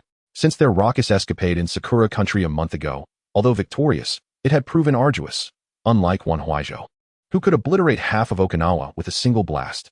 Thus, over the past month, they had trained relentlessly, each making notable progress. Wan Huaizhou and Wang Chong had both mastered the manipulation of energy, while Wan Huayan, the strongest among them, had grasped the art of flight, possessing abilities nearly on par with Wan Huaizhou, save for a power level of only 60. Again, Huayan, let's go again. Zhang Asi exclaimed, scrambling to his feet, unwilling to concede. Not again. You've already lost to me 10 times today, you'll only lose again. Go practice with old 2. With that, Wan Huayan turned to leave. Hey Huayan, don't go. Let us practice a bit more. Zhang Asi trailed behind, eager to train with him. Knowing that only by sparring with someone stronger could he improve rapidly, and Wan Huayan was currently the best option. As Zhang Asi clung to Wan Huayan, pleading for another match. A figure wobbled through the sky toward them. At that moment, as Wan Huaizhou ascended the stairs, he seemed to sense something. Abruptly turning around and looking up, "Elder brother!" Wan Huaizhou cried out, leaping into the air to reach Wan Huaizhou. "Elder brother, what has happened to you?" he asked. Supporting the injured figure, confusion etched on his face. He knew the extent of Wan Huaizhou's strength. How could anyone have harmed him so gravely? Huaizhou, elder brother, it's all right, let us go home. Wan Huaizhou gently guided Wan Huaizhou down to the grassy expanse of the estate. Second sister, elder brother is hurt, Wan Huaizhou shouted, prompting Wan Huaizhou, busy in the kitchen, to frown slightly at the sound. What? Elder brother is injured? Who could have harmed him? Second sister, come quick. As she pondered this, Wan Huaizhou called out again. Setting down the knife, Wan Huaizhou wiped her hands on her apron and hurried to the door. Huaizhou, what are you saying? How could elder brother be hurt? Just as she finished speaking, she caught sight of Wan Huaizhou lying in Wan Huaizhou's embrace, his body marred with wounds. Upon witnessing this scene, Wan Huaizhou's eyes widened, and she screamed, "Elder brother!" Then, she rushed forward. "Elder brother, what happened? Who has done this to you?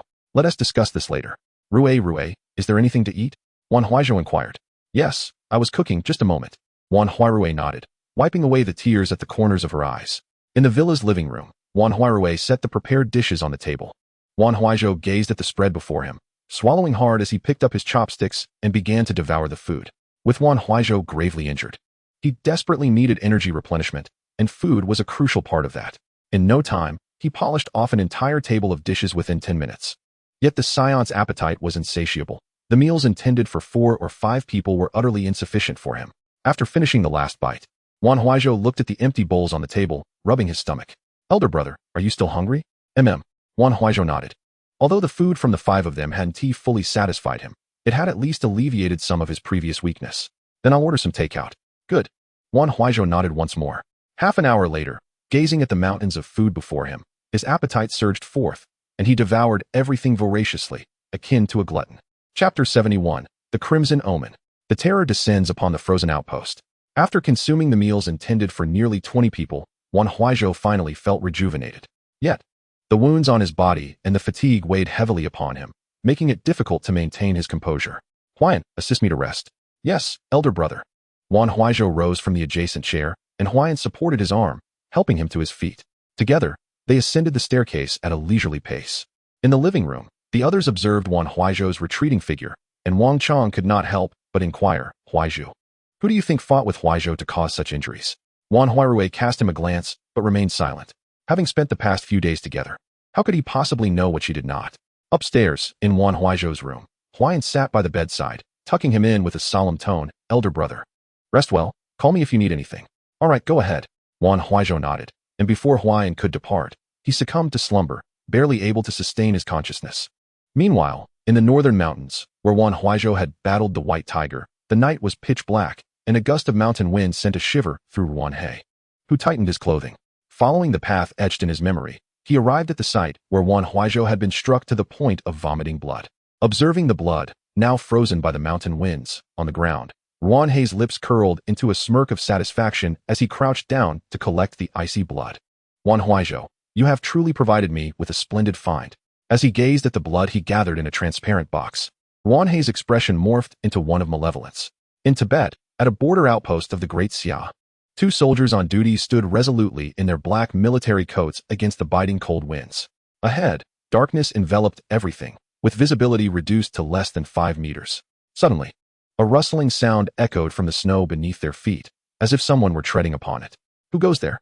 The 2 soldiers instinctively switched on their flashlights and pointed them forward. In the snow, they found only a series of footprints, with no one else in sight. Frowning, they noted that the footprints had been freshly made, yet no one was around. Moreover, the tracks appeared to lead directly towards them, yet abruptly ceased about 5 meters away. The peculiar situation left them exchanging glances, instinctively tightening their grips on their rifles. One soldier disengaged the safety on his rifle and cautiously advanced, flashlight illuminating the area around him. Xiaoming, what do you see? Zhao Chong inquired from behind. Nothing, I don't see anyone. Xiaoming replied, slinging his rifle back over his shoulder and turning to retreat. In that fleeting moment he turned. The pristine snow behind him seemed to spring to life, suddenly rising up. Xiaoming, watch out behind you. Zhao Chong shouted in alarm, but before he could aim his rifle, a sharp ice dagger pierced Xiaoming's chest. Xiaoming, Zhao Chang felt an indescribable surge of dread as he witnessed Xiao Ming's body being impaled.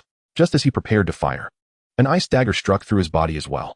A chilling sensation coursed through him, and within moments, the two had become frozen sculptures. Subsequently, countless humanoid snow creatures emerged from the snow, flooding the open area in front of the outpost. Upon hearing Zhao Chang's shout, others inside the outpost rushed out, colliding directly with the multitude of snow creatures. Stunned by the sight of these unrecognizable entities, they stood frozen in shock. When they finally regained their wits and reached for their weapons, the countless snow creatures surged toward them. The following morning, news of the snow creature attack on the border outpost was reported to the general headquarters of Great Xia. The 7th Division stationed in Tibet, 105th Regiment, received orders to deploy to the outpost, tasked with exterminating the snow creatures and investigating their origin. Upon arrival at the outpost, the scene that greeted the 105th Regiment sent chills down their spines. The entire outpost had been encased in ice, resembling a grand ice sculpture. Inside, one soldier still held a telephone to his ear, having reported the situation in the final moments, yet he too had succumbed to the fate of being frozen. What in the world has transpired? Chu Xiongfeng, the commander of the 105th Regiment, furrowed his brow at the sight before him. Company commander, Chu Xiongfeng called out, and a middle-aged man in military attire with a crew cut approached swiftly. Commander, you and your company are to conduct a meticulous search within a 3-kilometer radius of the outpost and report any findings immediately. Understood. Cheng Shi saluted Chu Xiongfeng and led his company to carry out the orders. Meanwhile, in Tianhai City, Wan Huaizhou awoke from his slumber. After a night of restful sleep, he felt revitalized. Rising from his bed, he opened the window to gaze outside, where he beheld Zhang Ac and Qi Er flanking Wan Huayan. The two exchanged knowing glances, and then Qi Er lunged forward, his fist aimed at Wan Huayan, and Wan Huayan stood his ground, deftly sidestepping Qi Er's punch with ease. In the next instant, Zhang Ac charged at Wan Huayan, delivering a flying kick. Wan Huayan raised his hand to block, seizing Zhang Ac's ankle, and, with a powerful thrust, hurled him towards Qi Er. Hold for. Qi Er stepped forward to catch Zhang Ac, but before they could advance, Wan Huayan flashed past them, raising his hand as a fierce burst of energy surged forth. The tremendous impact sent both men tumbling several meters away. Observing the clash among the three, Wan Huaizhou allowed a satisfied smile to grace his lips before turning to head to the bathroom. Standing beneath the shower, he turned on the faucet, cold water cascading over his muscular physique, invigorating him immensely. After a brief wash, Wan Huaizhou donned a comfortable outfit and made his way to the living room. At that moment, Wan Huairui emerged from the kitchen, carrying a steaming bowl of rice noodles. Hey, elder brother, you're awake? Wan Huaizhou nodded, taking a seat at the table as Wan Huairui promptly placed the bowl in front of him. I didn't realize you were awake. Please eat this first while I prepare more. All right. Wan Huaizhou did not hesitate to pick up his chopsticks and began to eat. The delightful texture, combined with the fragrant oil and chili, ignited his appetite, and soon the entire bowl was devoured, leaving not a drop of broth behind. Chapter 72, The Saiyan Mentor. The Growth Journey of Companions. Just as Wan Huaizhou finished, Wan Huairui returned with 2 more bowls of rice noodles, offering one to him. Well aware that a single bowl would not suffice for her elder brother, Wan Huaizhou smiled gently at the bowl presented to him before resuming his meal. Wan Huairui, seated opposite him, addressed Wan Huaizhou, elder brother, I have something to tell you. Go ahead. Wan Huaizhou replied nonchalantly, slurping a noodle. After we returned from Sakura country, a general from Great Xia came to see you. A general? What for? Wan Huaizhou raised his head, a look of confusion crossing his face. His name is Li Qingda, and he came to seek peace. Seek peace? Wan Huaizhou's bewilderment deepened. Ah, they have come to seek peace out of fear of you. With these words, Wan Huairui recounted the events to Wan Huaizhou, including the construction of the palace and the creation of a pure gold throne. Hearing this, Wan Huaizhou was momentarily taken aback, yet soon displayed an air of indifference. Very well, if they are willing to do so, you shall take full responsibility. Does this mean you aren't angry with me, brother? Wan Huaizhou inquired. Why should I be angry with you? He responded. I feared you might accuse me of acting on my own, as you were not present at the time, so I made the decision on your behalf. No matter. Wan Huaizhou smiled lightly and resumed enjoying his noodles. Truth be told, these matters were of little consequence to him. However, if they were to occur, he would not oppose them. Brother, you are awake. At that moment, Wan Huayan, accompanied by Zhang Ac and Qi Er, entered in single file. Wan Huayan hastened to Wan Huaizhou's side and asked, Brother, are you all right? Wan Huaizhou clenched his fist, feeling that he had sustained no serious injuries. In fact, after recovering, he felt his strength had increased significantly, surpassing a combat power of 10,000. Yes, I am fine, Wan Huaizhou nodded. Congratulations, master. Just as Wan Huaizhou finished speaking, Zhang Ac and Qi Er knelt before him, respectfully offering their congratulations. Observing the two, Wan Huaizhou felt little emotional stir, instead responding with a calm demeanor, "Rise." "Thank you, master." After expressing their gratitude once more, they stood up. "You both performed admirably this time. Speak freely of what you desire." Upon hearing this, their faces lit up with joy as they eagerly asked, "Master, truly?" "Yes, speak. What is it that you seek?" The two exchanged glances, contemplating before speaking. "Master, we have been attempting to harness the energy within us these past few days. Yet no matter how we train, we cannot control it. Thus, we humbly request your guidance." "Is that all?" Wan Huaizhou inquired, intrigued. "Yes, just that," Qi Er replied. Now that they were under Wan Huaizhou's care, they lacked for nothing in terms of sustenance, yet what they craved most was power. For they understood that to remain by Wan Huaizhou's side for the long term, they must keep pace with him as much as possible. "Very well." Wan Huaizhou finished the remaining rice noodles and broth, stating, "Then let us proceed together. Ask all your questions at once."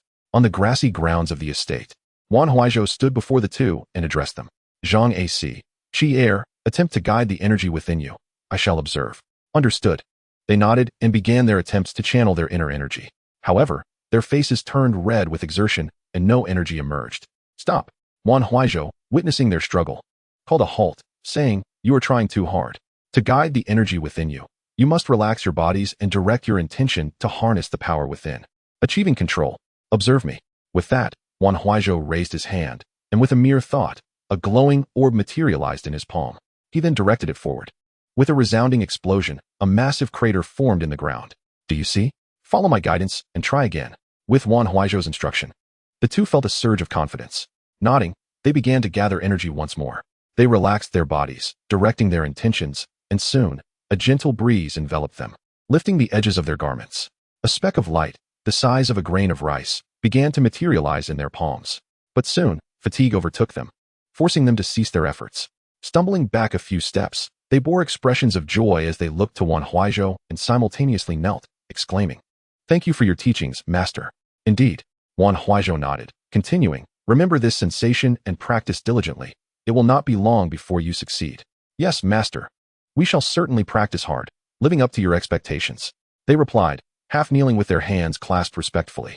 Wan Huaizhou nodded and turned to Wan Huairui, asking, "Ruirui, do you have any questions?" "Brother, I have grasped the energy, yet I wish to fly but have never known how to do so." "Flying?" In the Dragon Ball world, this is commonly referred to as sky dance technique, a method of flight propelled by energy. In simpler terms, it is utilizing energy to achieve flight. "Utilizing energy as support?" Wan Huairui asked, perplexed. "Precisely, energy." Wan Huaizhou demonstrated, slowly levitating until he ascended into the air. After listening to his explanation, Wan Huairui concentrated the energy in her legs, attempting to lift herself entirely off the ground to achieve flight. However, in the next moment, she lost her balance and nearly fell over. Fortunately, Wan Huaizhou was quick to catch her, bemusedly saying, "Can't you distribute the energy throughout your body?" "Ah." Wan Huairui was taken aback, realizing that she needed to distribute the energy evenly. Embarrassed, she chuckled, "Apologies, let me try again." With that, she steadied herself, allowing energy to flow throughout her body, causing her clothes to billow as she gently rose into the air. "Very good." Observing Wan Huairui in flight, Wan Huaizhou nodded in satisfaction. Just like that. Practice more to attain proficiency. Upon hearing her brother's praise, Wan Huairui gradually returned to the ground, gazing at him with determination. "Yes, brother, I understand. Thank you." Wan Huaizhou smiled gently, playfully ruffling her hair before turning to Wan Huayan, asking, "And you, brother?"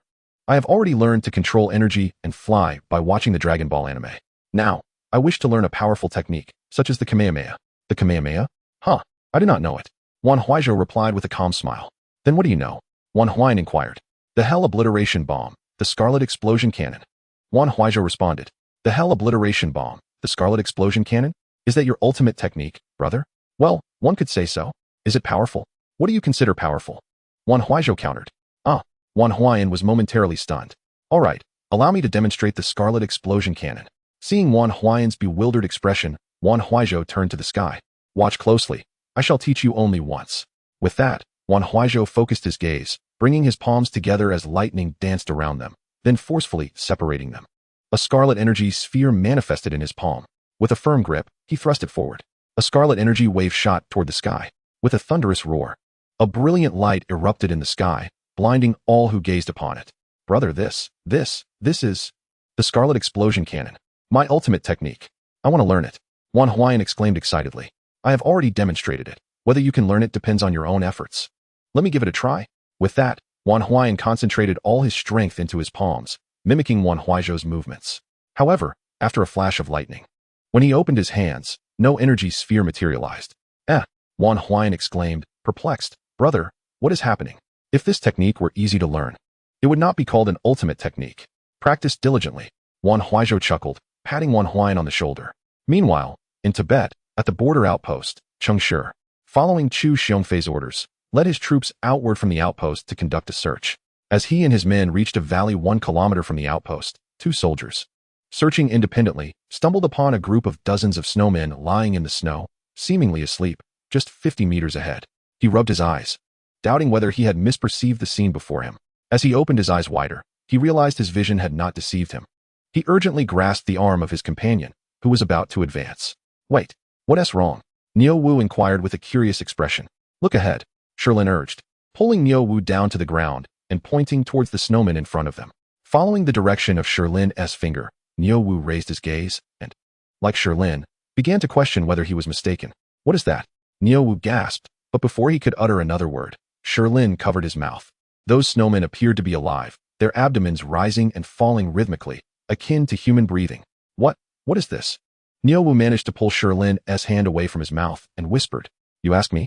Who should I ask? Sherlin shot Niu Wu an exasperated glance, and then glanced at the slumbering snow creature in the distance. After a moment of contemplation, he declared, I'll stay here and keep watch. You go find the company commander. But you'll be alone. Niu Wu protested. Don't worry, I won't act rashly. Besides, I'm not wielding a mere stick. Sherlin chuckled, lifting his 95-style rifle. All right then, I'll return shortly. Just remember not to do anything reckless. After repeatedly cautioning Sherlin, Niu Wu retraced his steps. Meanwhile, Sherlin nestled in place, keenly observing the group of snow creatures ahead. Before long, within 10 minutes, Chengshi arrived with dozens of soldiers at Sherlin's location. Hearing footsteps behind him, Sherlin turned to see Chengshi and waved, calling out softly, Company Commander, over here. Chengshi hastened his pace, joining Niu Wu at Sherlin's side. Company Commander, they're just ahead. Sherlin indicated. Without uttering a word, Chengshi crouched beside Sherlin and lifted the binoculars hanging around his neck to survey the scene. He beheld dozens of snow creatures sprawled on the ground, occasionally rolling over. Damn it, there really are snow creatures.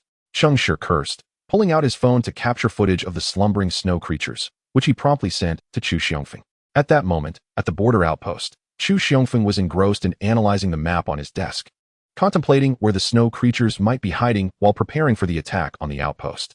Suddenly, his phone rang. Nonchalantly, he picked it up, opened WeChat, and was stunned by the sight of the snoozing snow creatures. Initially skeptical upon hearing of the alleged snow creature attack, he now believed, bolstered by the video evidence. Communications soldier, quickly, locate Company Commander Cheng's position. 2nd Battalion, hold your ground. 3rd Battalion, follow me. Upon confirming the existence of the snow creatures, Chu Xiongfeng swiftly issued orders and messaged Chengshi not to act impulsively and to wait for their arrival. Soon, Chu Xiongfeng, leading a full battalion of troops, made his way towards Chengshi and the others. 20 minutes later, all units were positioned. Chu Xiongfeng peered through his binoculars at the snow creatures ahead. Commander, what is the plan? Should we engage? Chengshi inquired. Chu Xiongfeng hesitated. He was uncertain of the snow creatures' combat capabilities. If they were formidable, what could they do? As the regiment leader, he had to account for these uncertainties. However, having discovered the snow creatures that threatened the outpost, to refrain from engaging would render their efforts futile. Yet, if they were to attack, thorough preparation was imperative. Relay the coordinates to the artillery battalion and have them fire at will. Let us hear some noise first. Quickly, the artillery battalion received the command and promptly set up their cannons according to the provided coordinates. Commander, the artillery battalion is ready. Please provide instructions. A communications soldier inquired beside Chu Xiongfeng. Hearing that the artillery was prepared, Chu Xiongfeng unsheathed his sidearm and declared, Everyone find cover and prepare for my order. With his command, all personnel instantly entered a state of readiness, their eyes gleaming with determination. Artillery battalion, fire at will. In swift response to the order, 5 cannons from the artillery battalion fired simultaneously, the shells whistling overhead and accurately landing in the valley below. Boom, boom, boom. As the 5 shells detonated, the slumbering snow creatures were instantly sent flying in all directions, their bodies disintegrating like tofu under the blast. After the barrage, Chu Xiongfeng surveyed the scattered remnants of the snow creatures, a smirk of disdain crossing his face. Humph, I expected something formidable, but it seems they are nothing special. Everyone, advance with me. Chu Xiongfeng commanded, rising and leading the charge towards the valley, his handgun firmly in hand. Seeing their commander moving forward, Cheng Shi exchanged glances with Wu Chonglin, the 3rd Battalion leader, and quickly stood to intercept him. Commander, let me go instead, Wu Chonglin urged. There's no need. I'm not old yet. Chu Xiongfeng pushed both aside, gripping his 95-style rifle tightly as he strode onward. Concerned for Chu Xiongfeng's safety, Cheng Shi and Wu Chonglin hurriedly followed in pursuit. Upon reaching the valley and witnessing the snow creatures blasted into fragments, Chu Xiongfeng kicked at the debris. Noticing no reaction, he relaxed his guard, remarking, I thought they'd be more formidable. It seems they are nothing special after all. He then kicked at another snow creature missing an arm. Yet, at that very moment, as his right foot made contact, the previously unresponsive snow creature suddenly seized his ankle. What? Chu Xiongfeng gasped in shock as he witnessed the severed arm of the snow creature rapidly regenerating before his eyes. Commander, Cheng Shi shouted, swiftly aiming his rifle at the creature on the ground and pulling the trigger. Bang, bang, bang. In an instant, a barrage of gunfire erupted, riddling the snow creature with bullets. Commander, are you all right? Wu Chonglin inquired anxiously. I'm fine. Chu Xiongfeng wiped the cold sweat from his brow. Just as he turned, he was astonished to see the previously obliterated snow creatures rising once more, their wounds visibly healing at an alarming rate. A sense of foreboding washed over Chu Xiongfeng, his brows furrowing as he gritted his teeth, firing several shots at the newly risen creature, turning it into a sieve. The others, witnessing this, opened fire on the remaining snow creatures, unleashing a torrent of bullets. Dozens of snow creatures were once again reduced to fragments under the onslaught of an entire battalion. However, the next moment, the shattered remains of the snow creatures stood up once more. Are they immortal? As he beheld the resurrected snow creatures, a chill of dread enveloped Chu Xiongfeng, prompting him to order, everyone, retreat. But it seemed too late. One snow creature regained its form first, its hands morphing into sharp ice blades, lunging at Chu Xiongfeng. Commander, Cheng Shi shouted, pushing Chu Xiongfeng aside, only to have his back slashed by the snow creature. Blood gushed from the wound, soaking through his coat. Cheng Shi, Cheng Shi. Both Chu Xiongfeng and Wu Chonglin cried out simultaneously. Before they could react, another strike fell, and Cheng Shi collapsed to the ground. The sight left everyone in stunned disbelief. As they watched Cheng Shi fall, Wu Chonglin immediately aimed his rifle at the snow creature, pulling the trigger without hesitation. Bang, bang. The bullets flew swiftly. The snow creature evaded with a flicker, and in an instant, Wu Chonglin felt a sharp pain at his neck, blood gushing forth like a fountain, before he too fell to the ground. Chu Xiongfeng's eyes widened in horror. In less than a minute, he had lost 2 battalion leaders. Damn it! Chu Xiongfeng erupted in a furious exclamation, swiftly pivoting his rifle. Yet, in that fleeting moment, another snow creature, having regained its strength, transformed its hands into ice blades and unleashed a gust of icy energy towards him. Captain, be careful! Niu Wu shouted, lunging forward to tackle Chu Xiongfeng to the ground. He raised his rifle and fired at the advancing snow creature. Bang, bang, bang. The deafening gunfire riddled the creature, reducing it to a mere sieve. Protect the captain. Retreat swiftly, Niu Wu bellowed, continuing to fire. Immediately, several soldiers formed a formidable wall of firepower, shielding their comrades as bullets rained down upon the horde of snow creatures. Seizing the opportunity, Niu Wu hoisted Chu Xiongfeng onto his back and shouted, Shilin, this is your responsibility. Understood, you all go first. Shilin replied, battling as he fell back with the troops. Upon returning to their previous position, he and a few soldiers produced grenades and hurled them into the throng of snow creatures. Boom, boom, boom. The explosions obliterated dozens of snow creatures in an instant. However, having witnessed the creature's regeneration capabilities, Shilin understood that this reprieve was but temporary. Thus, he seized the moment of their recovery to rally his comrades. Brothers, now's our chance, retreat. The others quickly responded, stowing their rifles and retreating down the path they had come from. Behind them, the multitude of snow creatures began to regenerate, and within a minute, they had fully recovered. With malevolent grins spreading across their round faces, they swiftly pursued Shilin and his comrades. Hearing the rapid footsteps behind him, Shilin glanced back to see the snow creatures closing in with alarming speed. In a desperate bid, he halted, turned, and shouted, use grenades. Several soldiers at his side heeded his call, halting to retrieve grenades and throw them at the pursuing beasts. Boom, boom, boom. The frontmost snow creatures were again disintegrated by the explosions. Yet, the remaining creatures surged through the smoke, undeterred in their pursuit. Damn it, Sherlin exclaimed, pulling out another grenade. However, before he could remove the safety pin, a snow creature, wielding its ice blade, struck with deadly precision, unleashing a wave of icy energy. What? Sherlin gasped, narrowly evading the attack. The energy wave whistled past him, carving a deep gash into the ground and freezing nearby vegetation in an instant. Faced with the imminent threat of dozens of snow creatures, Sherlin recognized the necessity of containing them. Otherwise, their grotesque regenerative abilities would spell doom for the entire unit. Gritting his teeth, he tightened his grip on his Type 95 rifle and declared, "Brothers, we must hold them here. We cannot allow them to pass." His rallying cry resonated, prompting an entire battalion to form a defensive line.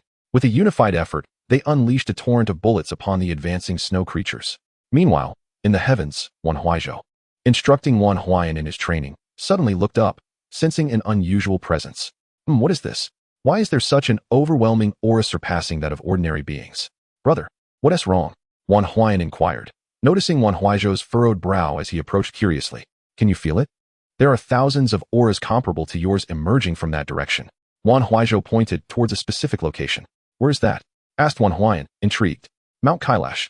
Wan Huaizhou responded, but the next moment, a look of suspicion crossed his face. Mount Kailash. Could it be that the crystal fairy bean has been discovered, giving rise to a legion of superhumans?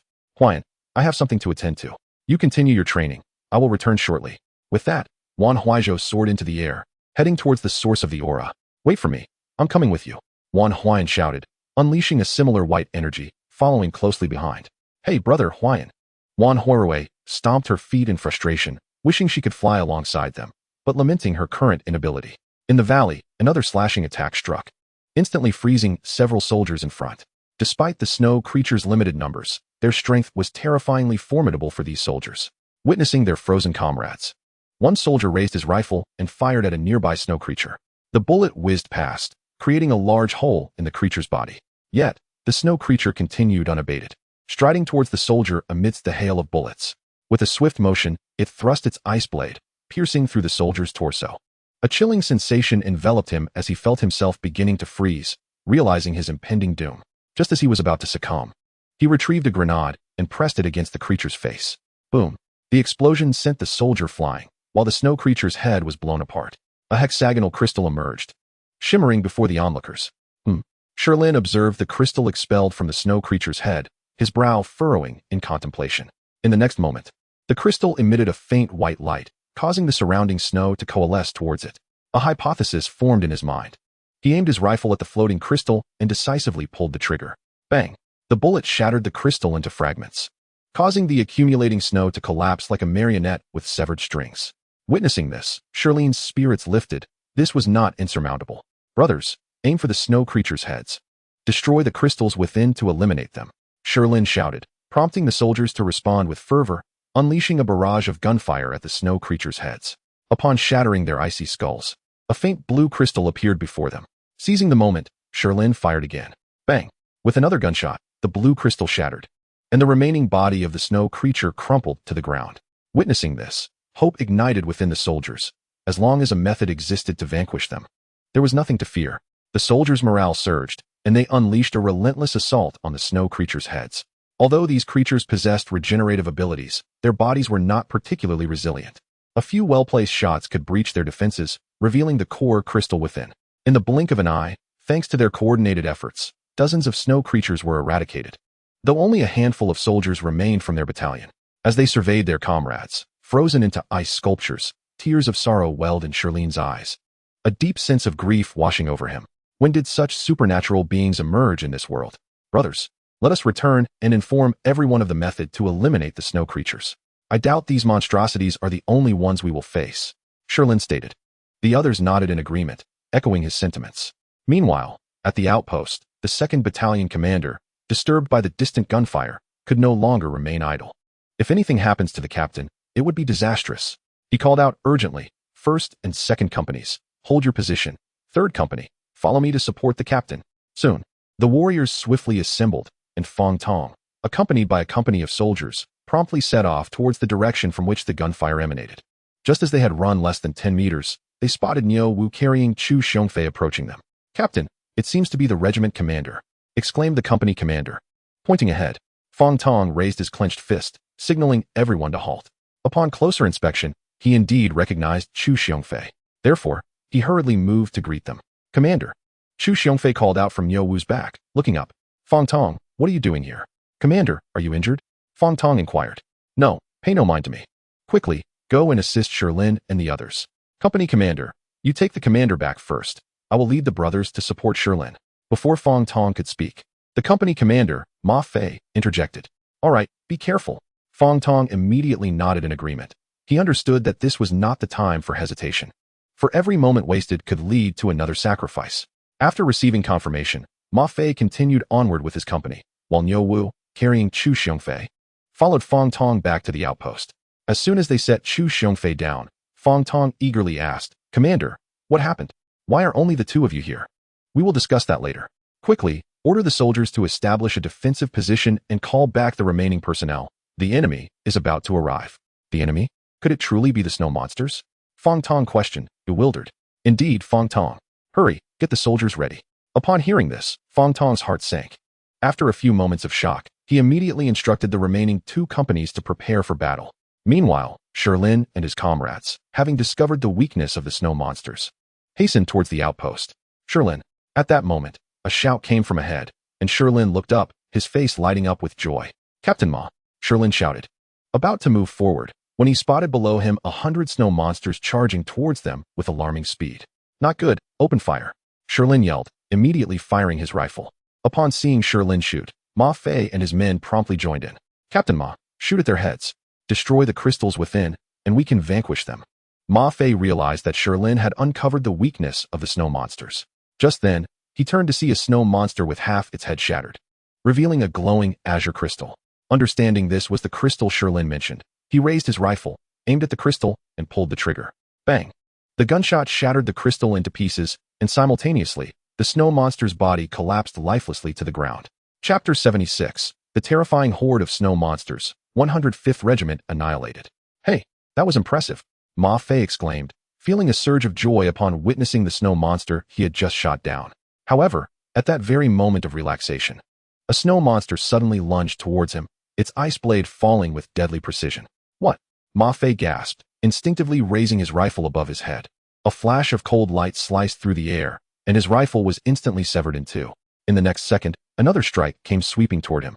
Ma Fei felt a chilling sensation at his neck, and then an overwhelming coldness enveloped him, turning him into a frozen statue. Captain Ma, Shilin cried out, a surge of rage swelling within him. He relentlessly fired his rifle, blasting the snow monster that had killed Ma Fei and exposing its crystal. In an instant, he shattered the crystal, causing the snow monster to collapse. They then moved towards the remaining warriors of the first company. Boom, boom. A series of explosions erupted, sending the first 7 or 8 snow monsters flying. A few quick-witted soldiers swiftly shot at their cores before rapidly retreating. However, due to the overwhelming number of snow monsters, their withdrawal felt more like a frantic escape. The remaining snow monsters pursued them closely, their speed relentless. They had no choice but to shoot and retreat simultaneously. At the outpost, the second and third companies established a timely defensive line. As the first company rushed towards them, several soldiers quickly leaped from their cover to bring them into the safety of the defensive position. Hearing that the troops from the first and second companies had returned, Chu Xiongfei swiftly ran towards them from the tent. Ma Fei Shilin. His call caused the returning soldiers to lower their heads, silently choking back tears. Seeing only half of his soldiers return, all with bowed heads and silent weeping, Chu Xiongfei stood frozen, understanding that those soldiers would not come back.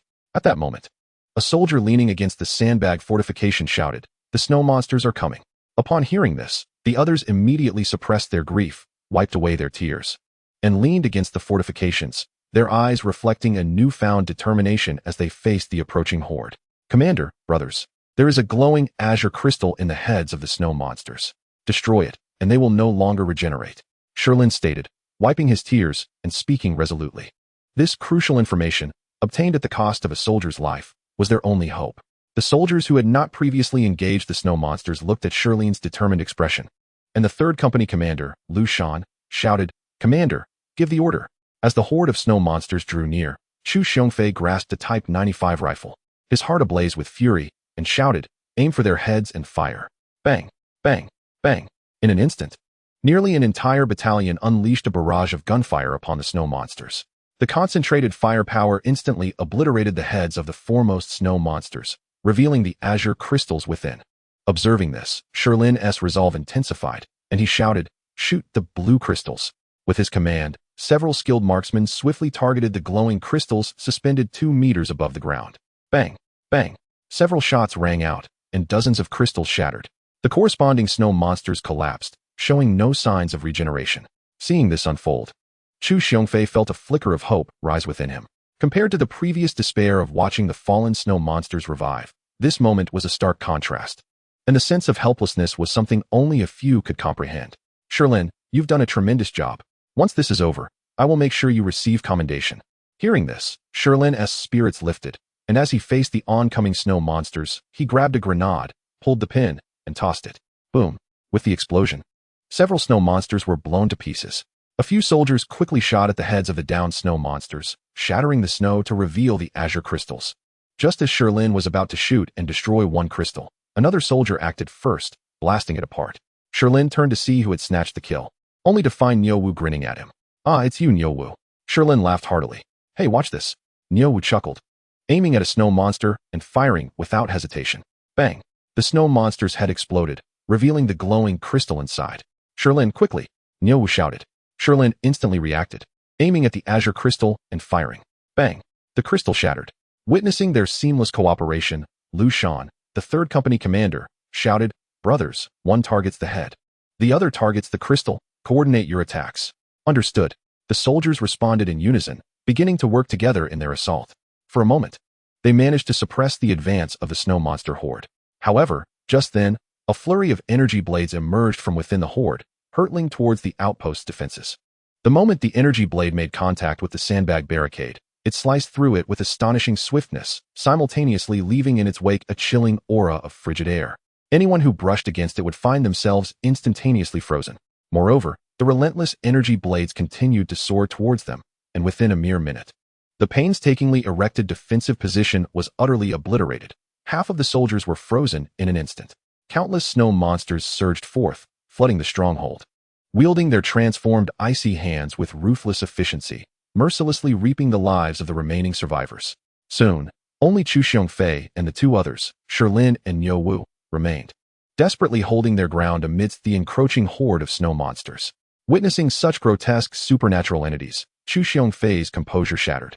His entire regiment had been reduced to just 3 individuals in the span of a single hour, including himself. How infuriating! Whoever could assist me in vanquishing these fiends and avenging my soldiers, I would gladly do anything. Gritting his teeth, he clenched his fists and spoke in a daze.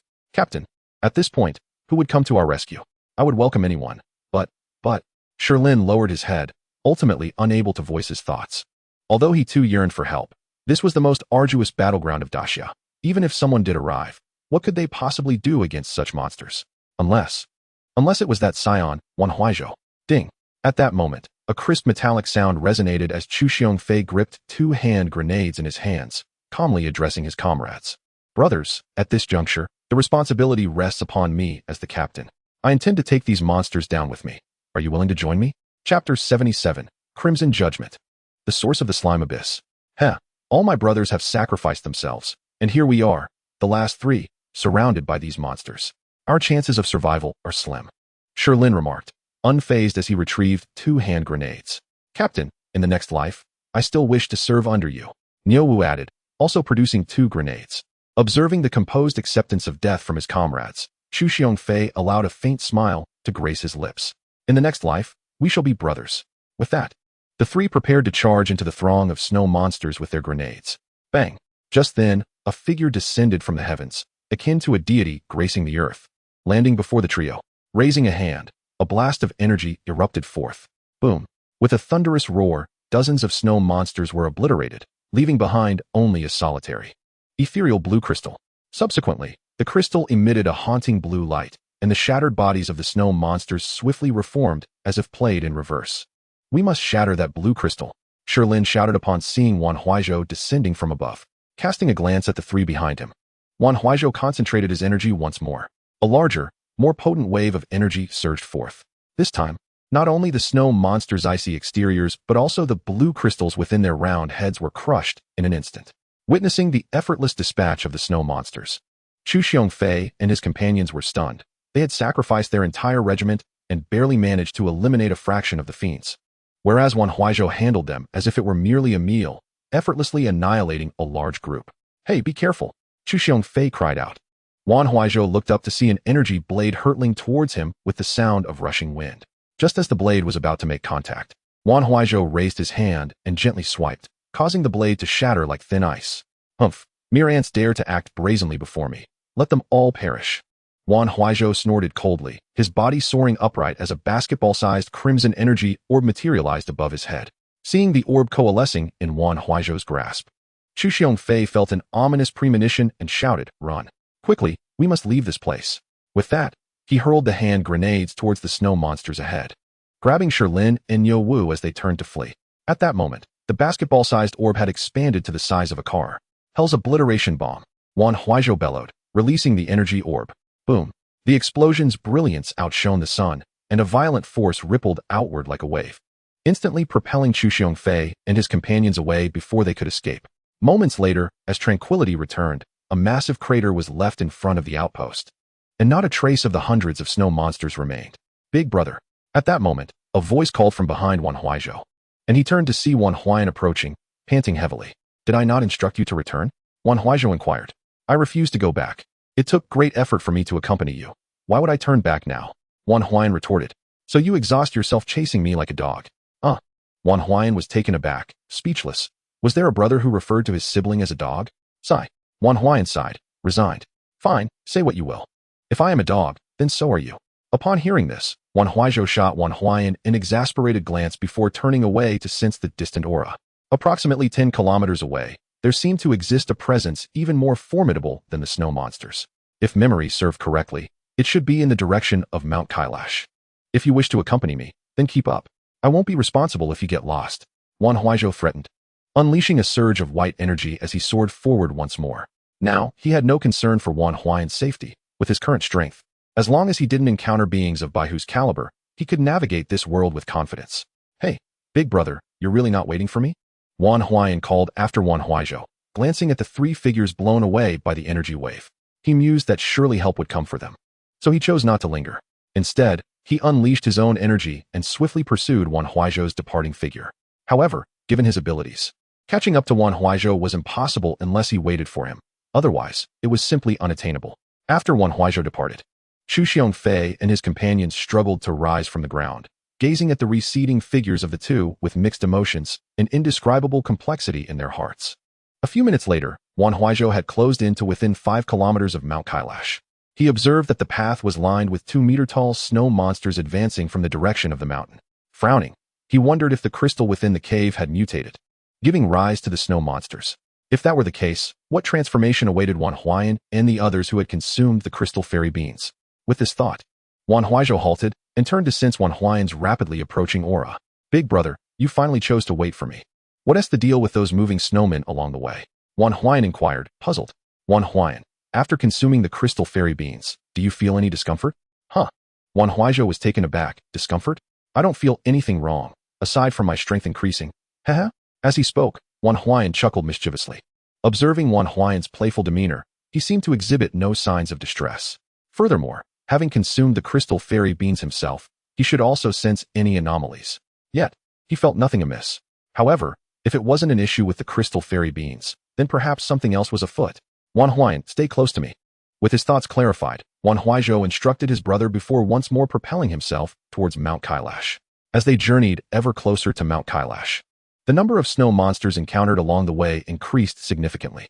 Initially, they sensed thousands of presences, but now the count had swelled to tens of thousands. Accelerating their pace, Wan Huaizhou soared towards Mount Kailash, where he observed a viscous green liquid continuously oozing from the fissure of the cave entrance. Upon contact with the snow outside, towering snow monsters, each standing 2 meters tall, emerged from the tainted snow as if they were mushrooms sprouting after a rain. "Brother, what is this? Why do these animated snowmen emerge when the green liquid touches the snow?" Wan Huayan inquired. But Wan Huaizhou ignored his question and hastened to the small platform outside the cave entrance. Chapter 78. The Ripped Space. 6-star Dragon Ball and Lizard Monster. The area was entirely covered with green liquid, leaving no place to step. Raising his hand, An invisible force enveloped the large stone at the entrance. With a gentle wave, the massive stone, weighing nearly a ton, began to levitate. However, as it rose just 30 centimeters off the ground, an unpleasant and nauseating odor assaulted his senses. The green liquid cascaded forth like a flood unleashed from a dam. Had he not been able to fly, the liquid would have certainly engulfed his calves. "Brother, don't come closer." Wan Huaizhou, seeing the deluge of green liquid pouring from the cave, was about to advance, but was interrupted by Wan Huaizhou. As the liquid within the cave diminished, Wan Huaizhou floated 10 centimeters above the ground and slowly ventured inside. The cavern appeared unchanged, yet in the center, there existed a 3-meter-long, finger-wide spatial rift, from which the green liquid flowed incessantly. "What is happening?" Wan Huaizhou furrowed his brow and raised his hand, cautiously firing an energy blast towards the rift. Boom! An explosion resonated instantly. The green slime erupted from the fissure. Wan Huaizhou swiftly dodged the splattering goo, and to his astonishment, the rift, which had initially been a mere finger width, expanded to 10 centimeters wide following his strike. Simultaneously, an aura emanated from within. Comparing the intensity of the aura to his own, Wan Huaizhou realized its combat power was at least 5,000. After recovering from his battle with the White Tiger, Wan Huaizhou's own combat prowess had successfully surpassed 10,000, reaching 12,000. The aura emanating from the rift was only half of his own strength, leaving him curious about what lay within. Determined to discover the nature of this entity or world, he gathered his energy to form a stronger energy orb, preparing to launch it when suddenly, a violet wave of energy shot forth from the rift. Wan Huaizhou's heart raced, and he swiftly evaded. Boom! The explosion blasted a gaping hole in the cavern wall, shattering the crystal fairy beans into dust. "Brother!" Outside, at the sound of the explosion, Wan Huaizhou felt a sudden tension in his chest, disregarding his fatigue as he accelerated into the cave. Inside, Wan Huaizhou frowned at the destroyed fairy beans, contemplating the presence of someone within. Just as his surprise peaked, a massive green hand, scaly and formidable, abruptly emerged from the rift. Grasping the edges of the fissure, it forcibly tore it open wider. Then, a colossal lizard head burst through the rift, its eyes darting as it lunged toward Wan Huaizhou. He swiftly dodged the attack, focusing on the creature, which turned out to be a 3-meter-long lizard monster with 6 legs. "Huh, I wondered what it could be, and it's simply this creature," Wan Huaizhou scoffed, a look of disdain crossing his face. Just as he prepared to strike, Wan Huaizhou suddenly appeared at the cave entrance. "Brother!" Both Wan Huaizhou and the lizard creature turned to face the entrance, where Wan Huaizhou's expression reflected shock. This monster was far more terrifying than the snow creatures outside. Upon seeing Wan Huaizhou, the lizard monster swiftly redirected its attack toward him. "Huaizhou, be careful!" Wan Huaizhou flashed forward, positioning himself in front of Wan Huaizhou and delivering a powerful punch. Bang! The lizard monster was sent flying, crashing into the cavern wall and crushing a large number of crystal fairy beans into powder. "Damn, my fairy beans!" Wan Huaizhou frowned in pain, darting over to grasp the lizard monster's tail and dragging it toward the cave entrance before hurling it outward with force. Raising his hand, he aimed at the airborne lizard monster and unleashed an energy orb. Boom! The lizard monster disintegrated into a cloud of blood mist. Amidst the mist, a fist-sized black orb began to descend. With a focused expression, Wan Huaizhou leapt forward and caught the orb midair. "What is this?" He examined the black orb in his hand, recognizing it as the mechanical Dragon Ball that had previously appeared in the cave. Yet, this time it bore 6 points, indicating it was a 6-star Dragon Ball. "Brother, what is this?" Wan Huaizhou flew beside him, eyeing the mechanical Dragon Ball with curiosity.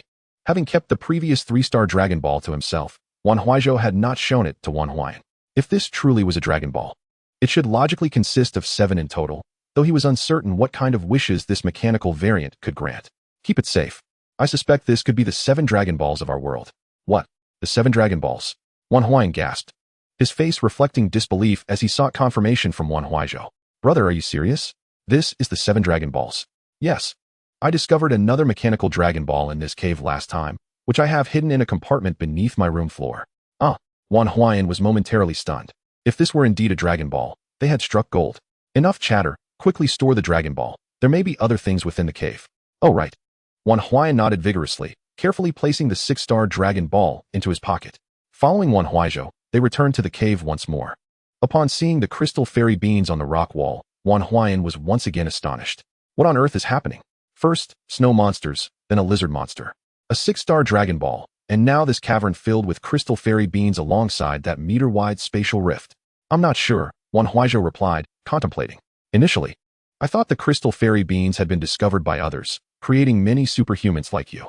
However, It seems I was mistaken. The crystal fairy beans appear intact. And it is likely that the lizard monster's slime, upon contacting the outside snow, spawned the snow monsters. What about that rift? Wan Huaizhou pressed for clarification. Wan Huaizhou stroked his chin thoughtfully. That should be a spatial rift, connected to our world for some reason. The lizard monster must have come from the other side. Chapter 79. A first glimpse into another world. The wild green canopy and the lament of the lizards. What could the other world be like? I don't know. Wan Huaizhou stepped closer, peering into the darkness within, where he could only vaguely discern what appeared to be a cavernous structure. Brother, shall we venture inside and take a look? Upon hearing this, Wan Huaizhou turned to glance at Wan Huaizhou, who indeed possessed quite the audacity to suggest such a thing. Nonetheless, this statement piqued Wan Huaizhou's curiosity. After all, 2 mechanical Dragon Balls had already manifested in this cave. Who could say if a third awaited discovery within? Aren't you afraid? Wan Huaizhou inquired. With you by my side. What do I have to fear? Replied Wan Huaizhou confidently. At this, Wan Huaizhou could not suppress a wry smile. It seemed this lad truly regarded his elder brother as a bodyguard. Nevertheless, despite his jest, Wan Huaizhou resolved to explore the cave. Very well, let us proceed, he declared, stepping first through the ragged opening that resembled fabric torn asunder. Wan Huaizhou followed closely behind. As they entered, a foul, fishy odor wafted through the dark cavern, prompting both to instinctively cover their noses. Subsequently, Wan Huaizhou retrieved his phone and activated the flashlight, with the beam illuminating their surroundings. They discerned a nest of unfamiliar dry grass on the ground, the smoothness of which suggested some creature had rested upon it. Surrounding the nest was a viscous liquid, exuding an appalling stench. Brother, we should leave quickly. The smell is nearly overwhelming, Wan Huaizhou exclaimed, pinching his nose in distaste. Casting a glance at the spatial rift behind them, Wan Huaizhou nodded and, employing his flight technique, floated 10 centimeters above the ground, gliding forward with measured grace. Fortunately, the cave's ample dimensions allowed for their flight without constraint. After 3 minutes of navigating the winding passage, they finally spotted a glimmer of light ahead. Exchanging a knowing glance, they hastened their pace. Upon emerging, they were greeted by a desolate expanse of parched earth, where countless gray-skinned lizard monsters lay sprawled in slumber. A few wispy clouds drifted across the sky, tinged with an unsettling green hue. Brother, look, lizard monsters, Wan Huaizhou exclaimed. What is there to fear when I am here? He added cheerfully, scratching his head. Observing Wan Huaizhou's naive demeanor, Wan Huaizhou began to ascend slowly, extending his hand toward the slumbering lizard creatures, a white aura coalescing around him. Wait, brother, I'm still below, Wan Huaizhou cried, quickly using his flight technique to join Wan Huaizhou's side, fearing the impending chaos.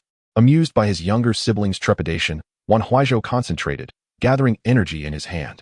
The drowsy lizard monsters seemed to sense something amiss, raising their heads in unison. Upon spotting the 2 figures above, they emitted a piercing shriek. Instantly, all the slumbering lizards jolted awake, gazing up at the intruders. Some of the quicker beasts opened their drooling maws, unleashing a violet energy sphere that hurtled toward the brothers. However, as the projectile neared Wan Huaizhou, it inexplicably veered away, repelled by an unseen force. How dare mere insects challenge me? Perish. With that, the energy orb in his hand plummeted downward. A resounding boom echoed, as a tempest of energy surged forth, engulfing the lizard monsters within a 100-meter radius. The explosion's brilliance rivaled that of the sun, compelling Wan Huaizhou to shield his eyes. Moments later, as tranquility returned, Wan Huaizhou cautiously reopened his eyes. Before them lay a gaping funnel-shaped pit, 100 meters wide and 10 meters deep, where the lizards had once rested. Brother, that was incredible, Wan Huaizhou exclaimed, giving Wan Huaizhou a thumbs up. Such destructive power. When will I ever achieve that? Heh. Just basic skills. Nothing too extraordinary, Wan Huaizhou replied with a serene smile, his gaze drifting toward the distance, where he sensed a congregation of energy, likely a city. Given the lizard monster's aggressive behavior, it seemed plausible they had indeed entered the Dragon Ball world. I detect a gathering of energy ahead. It must be a city. Huaizhou, let us investigate, Wan Huaizhou stated calmly. All right, Wan Huaizhou nodded, gazing at his brother with admiration. The ability to sense the energy of others at any moment was indeed advantageous. He resolved to ask his brother to teach him upon their return. After half an hour of flight, the parched terrain gradually yielded to a lush expanse of green foliage, presenting a vast sea of verdant splendor. Amidst this greenery, Wan Huaizhou spotted a village encircled by earthen walls. However, the settlement appeared somewhat primitive, with its structures fashioned from timber and thatch, an aura of simplicity permeating the surroundings. Wan Huaizhou and Wan Huaizhou descended at the village's entrance. Shortly thereafter, the wooden gates swung open, revealing several men clad in animal skins. brandishing stone spears and exuding an air of vigilance. Who are you? What brings you to our domain? They demanded, their eyes glinting with suspicion.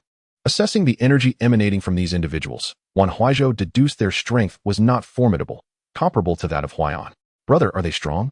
Wan Huaiyan whispered, tugging at Wan Huaizhou's sleeve. Not particularly. They are about your level, Wan Huaizhou replied. Relieved by this revelation, Wan Huaiyan stepped forward and inquired, we are merely passing through. May I ask where we are? Passing through? How did you come to our land?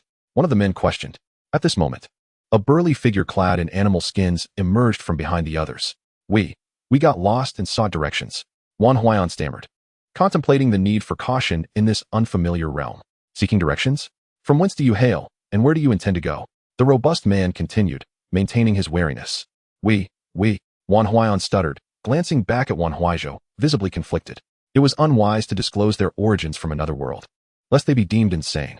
Furthermore, given the primitive nature of these individuals, he doubted they would comprehend such a concept, necessitating further explanation. I see.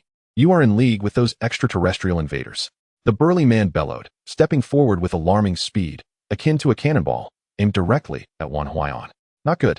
Wan Huaizhou's brow furrowed, his form flickering as he interposed himself before Wan Huaiyan, intercepting the man's punch with cold resolve. You initiated this confrontation, he declared, a glint of frost in his eyes as he retaliated with a powerful strike. Another resounding thud echoed as the burly man raised his arm to counter, only to be propelled backward with a pained cry. Strongba. With the burly man sent reeling, the spear-wielding figures displayed clear anger, rushing toward Wan Huaizhou with their weapons raised. Observing the approaching adversaries, Wan Huaizhou maintained his composure. If they sought their own demise, he would not hold back. As he raised his hand, the energy within his palm began to coalesce. Just as he was about to strike, an aged voice resonated gently, commanding, everyone, cease your actions. The advancing individuals halted abruptly, turning to behold a frail old man, leaning upon a cane, who hobbled toward them with measured steps. Village chief, what brings you here? At that moment, a robust man named Ba Chong rose from the ground, casually brushing off the dirt from his attire, continuing, rest assured, chief, I shall deal with him right away. With that, Ba Chong let out a fierce roar, a plume of white energy igniting around him in a blazing inferno.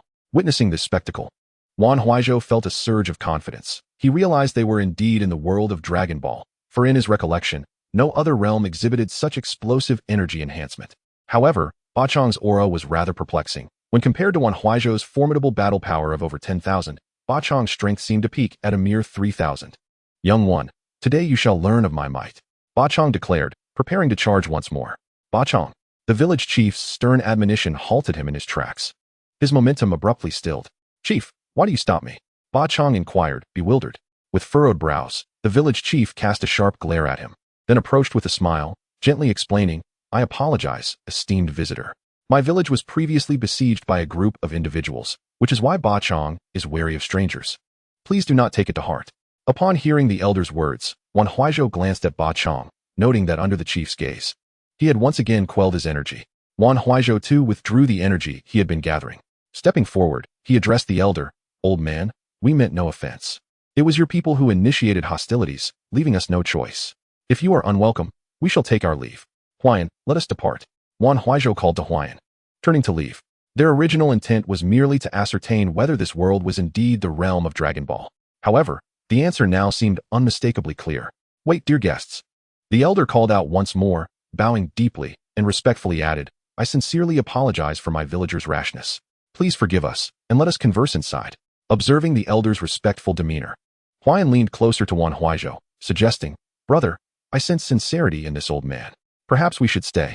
I am curious to see how these beings from another world live, and how it differs from us. Seeing the anticipation on Huaiyan's face, Wan Huaizhou paused. These villagers were no match for him. Since Huaiyan wished to explore, he decided to indulge him. Very well, we shall stay for 1 hour, Wan Huaizhou acquiesced. Excellent. Huaiyan nodded enthusiastically. Inside a spacious thatched hut within the village chief had a platter of black fruits brought forth, placing it before the brothers with a smile. Come, esteemed guests, taste our woo-woo fruit. Though it may lack in appearance, its flavor is remarkably sweet. Upon hearing this, Huaiyan, intrigued by the prospect, reached for a fruit the size of a chicken egg, dark in hue. Yet, just as his hand brushed against it, Wan Huaizhou smacked his hand away. Huaiyan, have I not instructed you to respect your elders and the young? How can you act so impulsively in the presence of those senior to you? Wan Huaizhou straightened his posture, his expression grave as he reprimanded. Huayan was taken aback. When did you ever say such a thing, brother? Yet, observing Wan Huaizhou's serious demeanor, he seemed to understand. With a smile directed at the elder, he said, my brother speaks wisely. Please, village chief, you should partake first. Huayan chuckled, offering a woo-woo fruit to the elder. The village chief accepted it, smiling. It seems our guests are still concerned about earlier events. Fear not. This fruit is not poisonous. With that, he took a hearty bite of the woo-woo fruit, swallowing it before their eyes. Nevertheless, Wan Huaizhou remained skeptical, convinced that this was not the Dragon Ball world, but rather Blue Star. On Blue Star, he believed no one would dare poison him. If they did, he would take the entire planet down with him before succumbing. Yet here, in the Dragon Ball realm, the destruction of a planet seemed trivial. Village chief, you misunderstand. My brother has always been mischievous. I merely wish to avoid any inadvertent offense to you.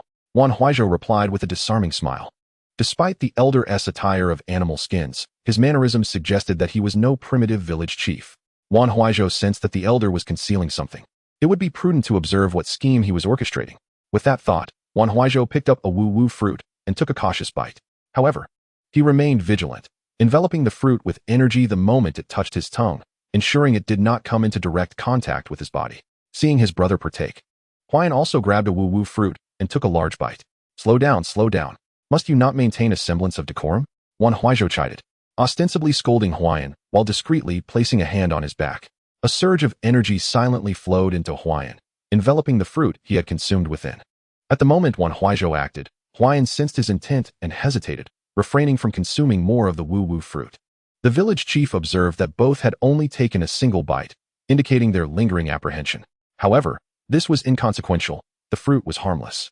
His true aim was merely to keep Wan Huaizhou and his brother within reach, while the reasoning behind it remained solely known to him. Chapter 81. The Shadow of Frieza. The countdown to the tribe's great migration. Through their dialogue, Wan Huaizhou learned that they resided on a planet known as Tamra, characterized by a tribal society. The village chief, named Jeff, was the eldest elder of their village. As time passed, Wan Huaizhou glanced at the clock, realizing that the hour he had promised Huayan was drawing to a close, with less than 10 minutes remaining. Despite the time, Wan Huaizhou struggled to extract information from Jeff, who remained reticent. Since he was unwilling to divulge anything, Wan Huaizhou decided to forego further inquiry. Rising to his feet, Wan Huaizhou addressed the elder. Thank you for your hospitality, old chief. However, we are pressed for time and must take our leave. Seeing Wan Huaizhou prepare to depart, Jeff immediately stood up, exclaiming, Oh, the time is still early. Please, rest a while longer. If you wish to go anywhere, I can have Ba Chong escort you there. It will be a swift journey. Moreover, I have sent someone to hunt. We have a local delicacy, a small deer that, when lightly roasted and paired with our secret seasoning, is simply delectable. You two brothers should stay and enjoy the venison before you depart.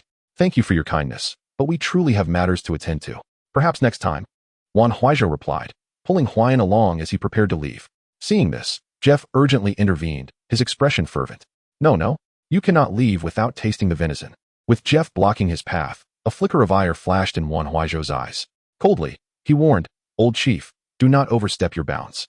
In your village, if I wish to leave, no one can stop me. With that, Wan Huaizhou unleashed a powerful energy that surged forth, causing Jeff to stagger back a step. Furrowing his brow, Wan Huaizhou acknowledged, this elder is quite formidable. He only retreated a single step in response to my full display of energy. It seems village chief Jeff is no ordinary man. As Jeff wiped the sweat from his brow, he sighed, recognizing the strength of his visitors. A formidable aura emanates from you. I was not mistaken, for you possess a power greater than all of ours combined. Knowing the extent of my strength, do you still dare to obstruct my path? Are you not afraid of death? Wan Huaizhou threatened, fearful, yet in comparison to the safety of my kin, what is my own life worth? Upon hearing this, Wan Huaizhou found himself utterly perplexed. What do you mean by the safety of your kin? He had no intention of annihilating this place. You old fool, there is indeed something you're concealing from me. Speak. What is your true purpose in preventing our departure?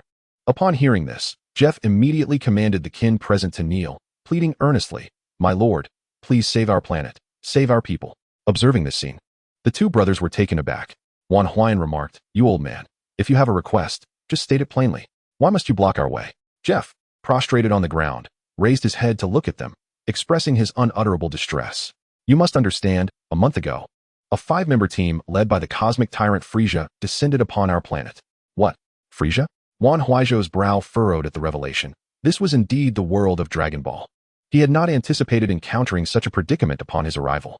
If Frieza were to discover that this Saiyan had not perished, he might dispatch someone to eliminate him immediately. Although his power had surpassed 10,000 now, he was still no match for Frieza. Not to mention Frieza, even opponents like Cho-E and Dodoria were beyond his capability to contend with. This was indeed an unfortunate misstep. I apologize, but I cannot assist you. Huayan. We are leaving, Wan Huaizhou declared, pulling Huayan along as they moved towards the exit. To confront Frieza, unless he could transform into a Super Saiyan, his combat prowess of over 10,000 would be regarded as mere trash in Frieza's eyes. There was no need to sacrifice his life for someone he did not even know. My lord, we beg of you, save us. Even if you cannot aid us, you could at least take the children with you. Jeff grasped Wan Huaizhou's leg, kneeling on the ground and desperately pleading. My lord, I was reckless earlier. If you wish to punish me, do so upon me. I beseech you, help us. Changba also knelt, bowing his head as he implored Wan Huaizhou. Witnessing a robust man and an elderly figure kneeling in supplication, Wan Huayan tugged at Wan Huaizhou's arm and whispered, Brother, perhaps you should assist them, take them to Blue Star. After all, you hold sway there. Adding one more or one less matters not. What do you think? Upon hearing this, Wan Huaizhou paused. Bringing them back to Blue Star did not seem entirely unreasonable. Their lowest combat power was comparable to Huayan's, while the strongest, Changba, possessed at least 3,000. The advantages of bringing them to Blue Star far outweighed the disadvantages. Thus, he considered that it would not be a loss. As for the time-space rift, he could devise a means to seal it later. Turning to Jeff, Wan Huaizhou stated, Village Chief, while my power surpasses yours, I am currently incapable of confronting Frieza. However, I can take you to a place where Frieza cannot find you. Are you willing? Take us away? Jeff hesitated. They had lived on Tamura for generations, and the thought of leaving made them somewhat reluctant.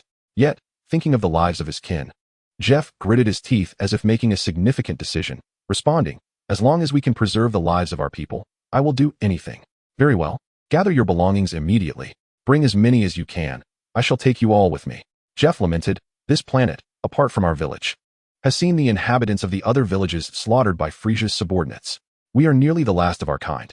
Wan Huaizhou was not surprised by this. He had experienced similar circumstances before. Exterminating entire planets was nothing unusual for them. How did you survive? He inquired. Sighing, Jeff replied. It was after Changba and I fought with all our might to eliminate 2 of their members that we managed to drive them back. However, as they departed, they left a dire warning, stating that they would return with a larger force in a month, and today happens to be the last day. What? Wan Huaizhou's expression turned to one of incredulity. Why didn't you mention this sooner? Jeff, why did you not wait until he was dead to say this? Jeff looked innocent, retorting, You never asked. Wan Huaizhou was momentarily taken aback, feeling the urge to retreat, suppressing the impulse to choke the old man. He gritted his teeth and exclaimed, What are you waiting for? Hurry and gather your things so we can leave. Yes, Lord Huaizhou. I shall inform everyone immediately. Jeff turned and called to Changba. Changba, notify the villagers to gather their belongings and prepare to leave with Lord Huaizhou. Village Chief. Can you protect the village? Changba hesitated, but was silenced by Jeff's commanding shout, instantly deflating like a wilted flower. Very well, I understand. An hour later, the villagers assembled at the entrance, and Wan Huayan conducted a headcount, totaling 107 individuals, including adults and children. Brother, I have the count ready. Do you wish to see it? No need, just confirm it with the village chief. If there are no discrepancies, we shall set forth. Understood. Wan Huayan nodded and approached the reluctant Jeff at the gate. At that moment, as Wan Huayan stepped forward, both Wan Huaizhou and Jeff simultaneously gazed upwards. Dozens of energy signatures approached Tamura, one of which even surpassed Wan Huaizhou's own. My lord, they are coming, Jeff exclaimed, rushing back. I sensed it. That energy signature belongs to Cho-E. Chapter 82. Pursuers approaching, Wan Huaizhou's decision. Cho-E. Jeff, intrigued, turned to Wan Huaizhou and inquired, Lord Huaizhou, do you know someone from Frieza's army? Looking down at Jeff, Wan Huaizhou replied, Yes, because I was once considered a member of Frieza's army. What? Jeff gasped in surprise, staring incredulously at Wan Huaizhou, astonished that he was indeed one of Frieza's. What? If you do not trust me, you may leave with your people right now. Jeff stammered, quickly responding, And no, Lord Huaizhou, you misunderstand. I believe in you. I absolutely trust you. At this juncture, Jeff had no alternative but to place his faith in Wan Huaizhou. All right then, follow me. With that, Wan Huaizhou soared into the air, heading towards the lair of the lizard creature. Meanwhile, in the outer space of Tamura, a circular spaceship approached the planet. Lord Cho-E, we are nearing Tamura. A man with an octopus-like head reported respectfully. Observing the green planet outside, Chou-Yi, with his purple skin and octopus head, smirked disdainfully as he addressed the three frogmen beside him. Bartom, you truly are useless. You can't even conquer a planet like this. Lord Chou-Yi, there is a being there with combat power exceeding 3,000, while we are only at 1,000. There is simply no way. So, this is your justification for failure? The three frogmen fell silent, kneeling before him. My lord, it's not like that. We die? Before they could finish, Chou-Yi interrupted, his expression hardening as he raised his hand, unleashing an energy wave that surged forth. As the thunderous impact struck the three individuals, they convulsed as if jolted by electricity. A plume of black smoke rising from their forms before they collapsed to the ground, resembling charred remains. Worthless. Chou-Yi scoffed disdainfully at the trio, commanding, land the spaceship immediately. Upon encountering anyone from the Tamra planet, report no findings. Execute them without mercy. Yes, responded a group of individuals, each adorned in Saiyan battle attire, their faces betraying varying degrees of excitement. At that moment, the previously reporting octopus-like being wore an expression of doubt, stating, Lord Chou-Yi, energy readings indicate the presence of a Saiyan on the Tamra planet. What? Chou-Yi exclaimed, surprise etched across his features. Logically, apart from Vegeta and a few others, all Saiyans had been eradicated by Frieza. How could another Saiyan appear here? What is their combat power? Chou-Yi inquired. Data shows a power level of 1,200. Leto replied. Hearing this, Chou-Yi's face curled into a dismissive smile. 1,200? I expected something far more formidable. It seems to be merely a stray fish that slipped through the net. However, it matters not. I shall deal with this nuisance for Lord Frieza. A wicked grin spread across his face as he spoke. Meanwhile, on the Tamra planet, Wan Huaizhou was leading Jeff's kin towards the lair of the lizard monster. Suddenly, a whistling sound pierced the air. The group looked up to see a circular spaceship piercing through the atmosphere, trailing a fiery red tail as it descended. They've landed. We must hurry, Wan Huaizhou shouted, urging the others to quicken their pace. As the parched earth came into view, Jeff, puzzled, called out to Wan Huaizhou, Lord Huaizhou, where are we headed? We'll soon reach the lair of the Lizard King. That creature is no easy foe. Do not worry. That Lizard King has already met his end at my hands. We are merely passing through his lair to reach another world. Another world? Jeff replied, bewildered, struggling to comprehend Wan Huaizhou's words. I'll explain more later. Our immediate concern is to evade danger. Understood. Jeff nodded, albeit skeptically. At this moment, he felt he had no choice but to trust Wan Huaizhou. On another front, with a resounding crash, Chou-Yi's spaceship successfully landed on a cliff. A motley crew of approximately 50 peculiar beings emerged from the vessel, hovering around it. As the top hatch opened, Chou-Yi, with his purple skin and clad in black battle armor, slowly floated out. Much like Frieza, he positioned himself atop the spaceship, activating the sensors on his eyes. Beep, beep. The sensors indicated that around 100 individuals were hastily advancing in a particular direction, among whom the strongest had a combat power of nearly 3,400, while the weakest was a paltry 5. Kukuchuo, Chou-Yi called. A long-haired man with horns and crimson skin approached with a respectful bow.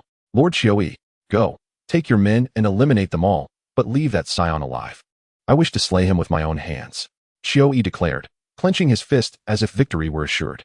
Rest assured, Lord Chou-Yi, I will ensure their demise and bring the Saiyan back for your personal reckoning. Kukuchuo replied, leading several men toward the direction of Wan Huaizhou and his group. Due to the sheer number of villagers, their flight was impeded, resulting in a slow advance. Wan Huaizhou realized that unless they changed course, being caught was inevitable. Having promised Jeff, he felt obligated to ensure their safety. Once a promise is made, it must be upheld. Otherwise, it is better not to make one. Thus, Wan Huaizhou halted and instructed Wan Huaiyan. Huaiyan, you lead them onward to Gangren Boki and wait for me. If I am not back in an hour, detonate the passage. We must not allow Frieza's forces to invade our world. What? Brother, what are you planning? Wan Huaiyan asked urgently. Do not worry for me. If I survive, I will find my way back. Turning to Jeff, Wan Huaizhou continued. Jeff, I am aware you harbor hidden strength. Once we reach the other side, I entrust my siblings to your care. Consider it a repayment for what I have done for you. But heed my warning. Do not attempt to usurp my position. Should you do so, I will come for you first when I return. His final words were delivered with certainty and seriousness. Upon hearing this, Jeff immediately knelt, saying, Lord Huaizhou, your immense kindness shall never be forgotten. I would never dare harbor ulterior motives. I will ensure your family is well cared for. If they suffer even a hair's loss, I shall end my own life without your intervention. Remember your pledge. Wan Huaizhou gazed intently at Jeff before turning to Wan Huaiyan, whispering in his ear, Huaiyan, regarding the mechanical Dragon Balls, Only you and your second sister must know. If I do not return, gather all the mechanical Dragon Balls and wish for my resurrection. Simultaneously, I will strive to reach Earth in this world to collect their Dragon Balls and wish to return. Let us see who gathers them first. Wan Huaizhou smiled lightly, as if the task were exceedingly simple. Upon hearing Wan Huaizhou's words, Wan Huaiyan seemed to have an epiphany, his previous worries dissipating as he nodded vigorously. I understand, brother. I will do as you say. Good, then I am reassured. You must depart quickly, and remember, if I am not back in an hour, do not hesitate. Understood, brother, take care. With the mechanical Dragon Balls as a safeguard, Wan Huaiyan felt no lingering anxiety. After waving goodbye to Wan Huaizhou, he led Jeff and the others rapidly onward. Once the group had departed, Wan Huaizhou gazed towards the horizon, sensing the approaching energy growing ever nearer. He cracked his neck and let a faint smile grace his lips. Now it is time for my solo performance. With that, Wan Huaizhou soared into the air, heading directly towards the oncoming Kukuchuo. Beep, beep. Suddenly, the detector on Kukuchuo's device blared, revealing that the Saiyan energy signature was approaching them. In less than 10 minutes, the two parties met at the boundary between the parched earth and verdant foliage. The forward-flying Kukuchuo halted upon spotting Wan Huaizhou, his expression morphing into one of astonishment. After a brief moment of shock, he blurted out, "Kikolijing, I never expected it to be you. How did you escape from Lord Frieza's grasp?" Wan Huaizhou was equally taken aback, having not anticipated encountering Kukuchuo, who had once caused him considerable distress. "Kukuchuo, I never expected to see you either. How fortuitous. Today we shall settle old scores and new alike." Ha ha. Kukuchuo laughed boisterously, immediately mocking, "Kikolijing, do you really think you can defeat me just because you escaped from Lord Frieza? Your combat power of 1,200 is insignificant before me." As he spoke, Kukuchuo stepped forward, his clenched fist hurtling towards Wan Huaizhou's face. Suddenly, just as Kukuchuo's punch was about to land, Wan Huaizhou's figure flickered and vanished from sight. What? A punch missed its mark, and Kukuchuo's expression shifted to one of surprise. Turning around, he found Wan Huaizhou floating 10 meters away, smiling at him. "You fool. Don't think that just because your power has increased slightly, you can act with impunity. My battle power stands at 4,860. How can your paltry 1,200 possibly challenge me?" In the face of Kukuchuo's provocation, Wan Huaizhou remained unfazed. According to Kexuanjing's memories, a year prior to the explosion of Planet Vegeta, Frieza's army discovered an incredibly valuable planet. However, the inhabitants of that planet possessed formidable battle powers. Kexuanjing's squad was ordered to cooperate with several other squads to assault this planet alongside Frieza's forces. Coincidentally, Kexuanjing's squad was merged under Kukuchuo's command. Bolstered by his own strength, Kukuchuo took pleasure in making things difficult for Kexuanjing's squad. During that time, Kexuanjing was tortured mentally and physically by Kukuchuo, nearly losing his life on the battlefield. Yet today, he was presented with an opportunity, no matter what. He would ensure Kukuchuo remained on planet Tamura. "Hey, I'm talking to you. What are you so smug about?" Seeing Wan Huaizhou's self-satisfied demeanor, Kukuchuo's anger flared. A mere stray Saiyan dared to look down on him. This was nothing short of contempt. Raising his hand, Kukuchuo launched an energy blast towards Wan Huaizhou. Bang! A resounding explosion engulfed him in smoke. Kukuchuo burst into laughter. "Ha ha ha. A mere ant dares to be insolent before me. Kukuchuo, how foolish. Is that so?" Suddenly, a cold voice echoed, chilling as if it had descended from an icy abyss, sending shivers down Kukuchuo's spine. To his astonishment, Kexuanjing was still alive. A surge of rage coursed through Kukuchuo once more as he lifted his hand, gathering energy, preparing to attack. Amidst the smoke, a crimson beam shot forth. And before Kukuchuo could defend himself, the scarlet light pierced directly into his forehead. Kukuchuo, behind him. A group of minions watched in shock as Kukuchuo's body plummeted from the sky, their faces reflecting a mix of anger and confusion. They were furious that Wan Huaizhou had slain Kukuchuo, yet bewildered by how Wan Huaizhou, with a power level of merely 1,200, could defeat someone with a power of 4,860. Questions of such nature spread through the minds of the dozen minions. The smoke must have provided Kexuanjing cover to kill Kukuchuo. Don't be afraid, everyone. Charge together. His battle power is still only 1,200. At that moment, a goat-like creature shouted, rallying others to rush towards Wan Huaizhou.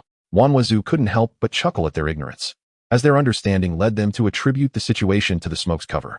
Without further ado, he stepped forward, directly confronting the group of minions, and delivered a powerful punch.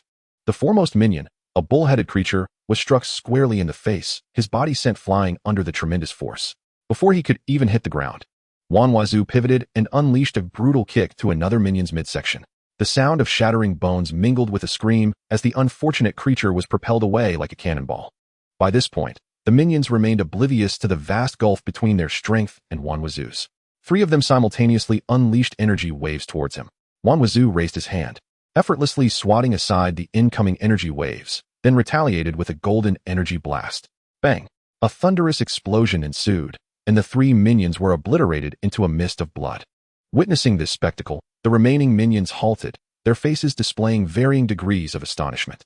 Such destructive power could truly belong to one with a mere 1200? Have you concealed your true power? A brown-skinned man stammered, pointing accusingly at Wan Huaizhou.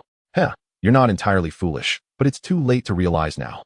With that, Wan Huaizhou's brow furrowed, his expression shifted in an instant, and he shouted, "Ha!" A surge of white energy erupted around him, and the numbers on the minion scouters skyrocketed. Chapter 84. The Final Stand, a crisis of trust in the lair. Inside the spaceship, Qiu-Yi observed the continuously rising values on the scouter, his brow furrowing deeply. 2,000, 3,000, 4,000, 5,000, 10,000, 11,000, 12,000. Ultimately, the reading stabilized at 12,000. At this moment, Qiu-Yi's pent-up fury could no longer be contained. Damn it, he bellowed, his body soaring into the air as he shot out of the hatch. This Saiyan's battle power was an astounding 12,000. Aside from him, no one else possessed a power exceeding 10,000. No wonder Kakuto's energy had vanished so abruptly. With such power, only he could contend with it. 12,000. How is that possible? Such a level of power has reached that of an elite Saiyan. A yellow-skinned individual displayed palpable fear as he gazed at Wan Huaizhou, trembling uncontrollably. Just then, Wan Huaizhou looked skyward, sensing a formidable energy rapidly approaching them. Judging by its magnitude, it could only belong to Qiu-Yi. It seemed that Wan Huaizhou's previously concealed energy had been released, alerting Qiu-Yi, who now decided to intervene personally. Here comes your leader. I must take this seriously. Before he arrives, I must eliminate you all. With a wicked grin reminiscent of a demon from hell, Wan Huaizhou fixed his gaze on the remaining 10 minions. In a flash, he appeared behind one minion, wrapping his powerful hands around the creature's throat. With a sickening crack, the minion's neck twisted grotesquely. Hee. Wan Huaizhou's malevolent smile remained as he released the lifeless body, allowing it to plummet from the sky. The others were instantly drenched in cold sweat. A foe of such caliber was beyond their capacity to confront. At that moment, their only thought was to flee. As one minion took flight in retreat, the others followed suit. However, Wan Huaizhou would not let them escape so easily. He raised his hand, pointing his index finger at one minion, and a crimson beam shot forth in an instant. With a whoosh, the beam pierced through the minion's body. In that moment, the situation mirrored that of hunter and prey. As the minions fled desperately, while Wan Huaizhou methodically eliminated them with his deadly red beams. In less than half a minute, all 10 minions had been dispatched. Gazing at the lifeless bodies lying on the ground, Wan Huaizhou turned his attention towards Wan Huayan and the others. Their energy signatures were still detectable. He had to buy them ample time. He must intercept Qiu-Yi. Although his power was not as strong as Qiu-Yi's, he should still be able to stall him long enough for Huayan and the others to escape. With this resolution firm in his mind, Wan Huaizhou's white aura blazed fiercely as he took off towards Qiu-Yi. Meanwhile, Qiu-Yi, flying through the air, noticed the signals on the scouter dropping one after another. Realizing his subordinates, including Kakuto, had been slain. However, what intrigued him was the energy from the Saiyan, which was now hurtling directly towards him, leaving him somewhat perplexed. On the other side, Wan Huayan, accompanied by Jeff and others, had already arrived at the entrance of the lizard monster's lair.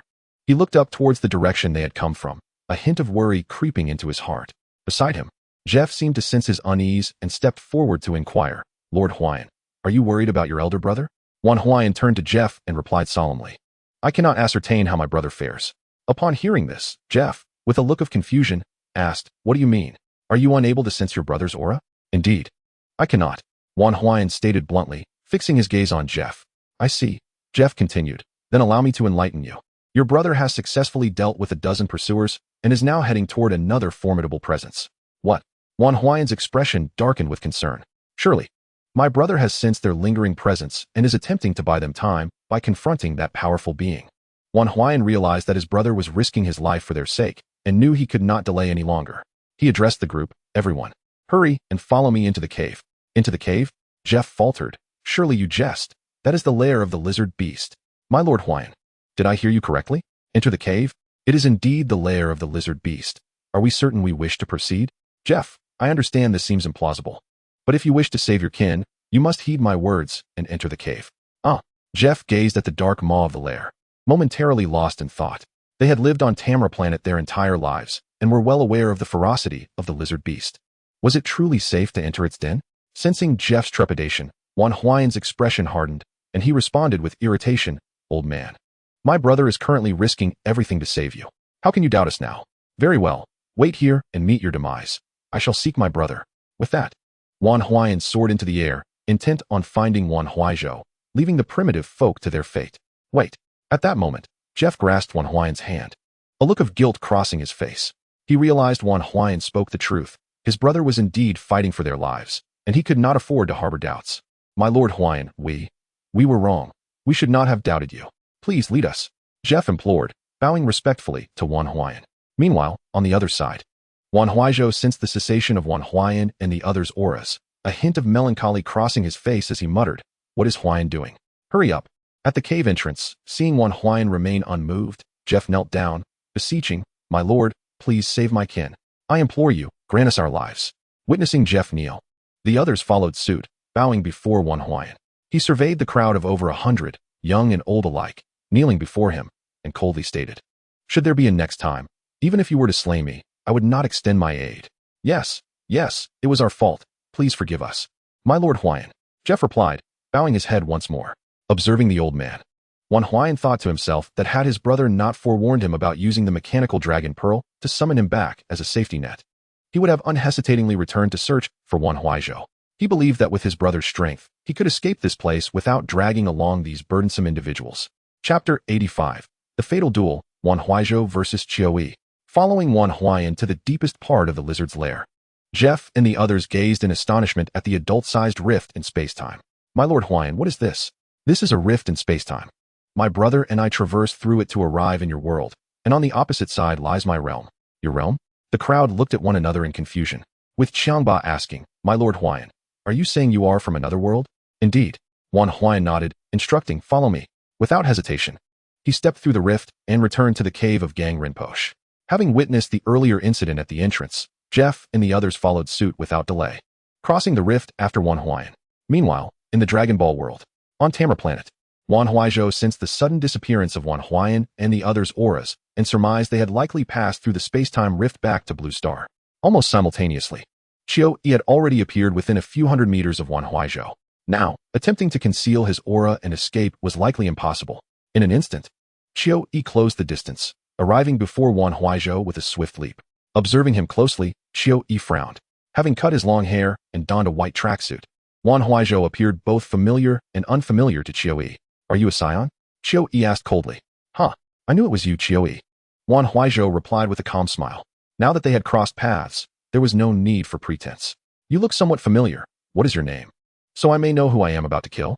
Qiuyi inquired with a detached demeanor. In his eyes, a battle power of 12,000 was commendable, yet it paled in comparison to his own 15,000. Wan Huaizhou smiled nonchalantly and declared, "Cryjang, of the Batron squad." "Batron?" Qiuyi furrowed his brow, a middle-aged man's visage surfacing in his mind. "Ah, I thought you seemed familiar. You were present during the assault on Kamala Planet, were you not? We must have crossed paths." "Indeed, you were quite the figure back then, commanding the troops." Wan Huaizhou jested with a smile. "Ha!" Qiuyi laughed heartily, observing Wan Huaizhou assume a battle stance, dismissively commenting, "Even if you flatter me, I shall show no mercy, for Saiyans must die, as decreed by Lord Frieza." "Humph." Wan Huaizhou mimicked his stance, equally disdainful, replying, "That depends on whether you possess the capability." With his posture set, Wan Huaizhou regarded Qiuyi, who was no longer the 18,000 battle power version that had been swiftly defeated by Vegeta on Namek. Now, Qiuyi's battle power was only 15,000, facing him. Wan Huaizhou, with a battle power of 12,000, was not guaranteed victory. However, with his ability to conceal his aura, he could still make a tactical retreat if given the opportunity. Unlike the White Tiger, who, while powerful, lacked combat experience, Qiuyi was a seasoned elite warrior of Frieza's army. Though not on par with Dodoria or Shimpa, his battle power had been on par with Vegeta's upon his introduction in the original story, indicating his wealth of combat experience. Thus, facing Qiuyi was not a retreat, but a strategic withdrawal. "Humph. It seems this wild monkey only knows how to boast. You will soon learn whether I possess the ability." With that, Qiuyi launched the first attack, stepping forward as if traversing space itself, instantly arriving beside Wan Huaizhou, delivering a powerful punch aimed squarely at his face. Wan Huaizhou stood his ground, subtly tilting his head to the left, narrowly evading Qiu Yi's punch. Seeing his strike miss, Qiu Yi swiftly altered his approach, delivering a side kick aimed at Wan Huaizhou's abdomen. Bang! Wan Huaizhou, caught off guard, was sent flying several meters by the kick. Following his successful hit, Qiu Yi wore a smug expression, surveying Wan Huaizhou with an air of superiority, his demeanor utterly arrogant. Humph! Crying, do you suppose I lack the ability now? Wan Huaizhou straightened his posture, casting a sidelong glance at Qiu Yi, his face betraying no emotion. There was indeed a discernible gap between their battle powers. Although this kick had not inflicted significant harm on Wan Huaizhou, it was still quite painful. As he descended slightly, Wan Huaizhou once again assumed an attacking stance, his gaze sharpening with intensity. In a flash, he vanished from his original position, reappearing directly before Qiu Yi. In response to Wan Huaizhou's advance, Qiu Yi retaliated with a powerful punch. The fist, imbued with a terrifying force, struck through Wan Huaizhou's form. However, the next moment, Qiu Yi's expression betrayed no trace of amusement, replaced instead by a flicker of resentment and fury. The figure pierced by Qiu Yi became distorted and, in an instant, dissipated like wisps of blue smoke. What? Qiu Yi exclaimed, startled. Before he could fully comprehend the situation, a heavy blow landed squarely on his back. Thud! With a dull sound, Qiu Yi was propelled forward. Almost simultaneously, Wan Huaizhou stepped forward, transforming into a streak of light as he swiftly caught Qiu Yi by the ankle, lifting him high before forcefully slamming him down. A rush of wind roared past his ears as Qiu Yi, just before crashing to the ground, executed a deft maneuver, halting his descent a mere 10 centimeters from the earth. In the next heartbeat, a massive red energy sphere plummeted towards him. Hell's annihilation bomb. Boom. A tremendous explosion erupted, sending a mushroom cloud skyward. Yet, before the smoke could dissipate, a formidable presence materialized behind him. Wan Huaizhou clenched his fists and spun around, delivering a powerful punch. Bang! The sound resonated as their fists collided, unleashing a wave of tremendous force that rippled outward from their point of contact. Oomph! I may have underestimated you. Had I been a moment slower, I might have fallen into your trap. Wan Huaizhou declared with a triumphant smile and a dismissive tone. I fear you may not have that opportunity. With that, Qiu Yi flickered and vanished from sight once more. Observing this, Wan Huaizhou also moved, and the air was soon filled with the thunderous sound of their fists clashing. Each strike reverberated through the atmosphere, as if the air itself trembled in fear of their confrontation. Bang!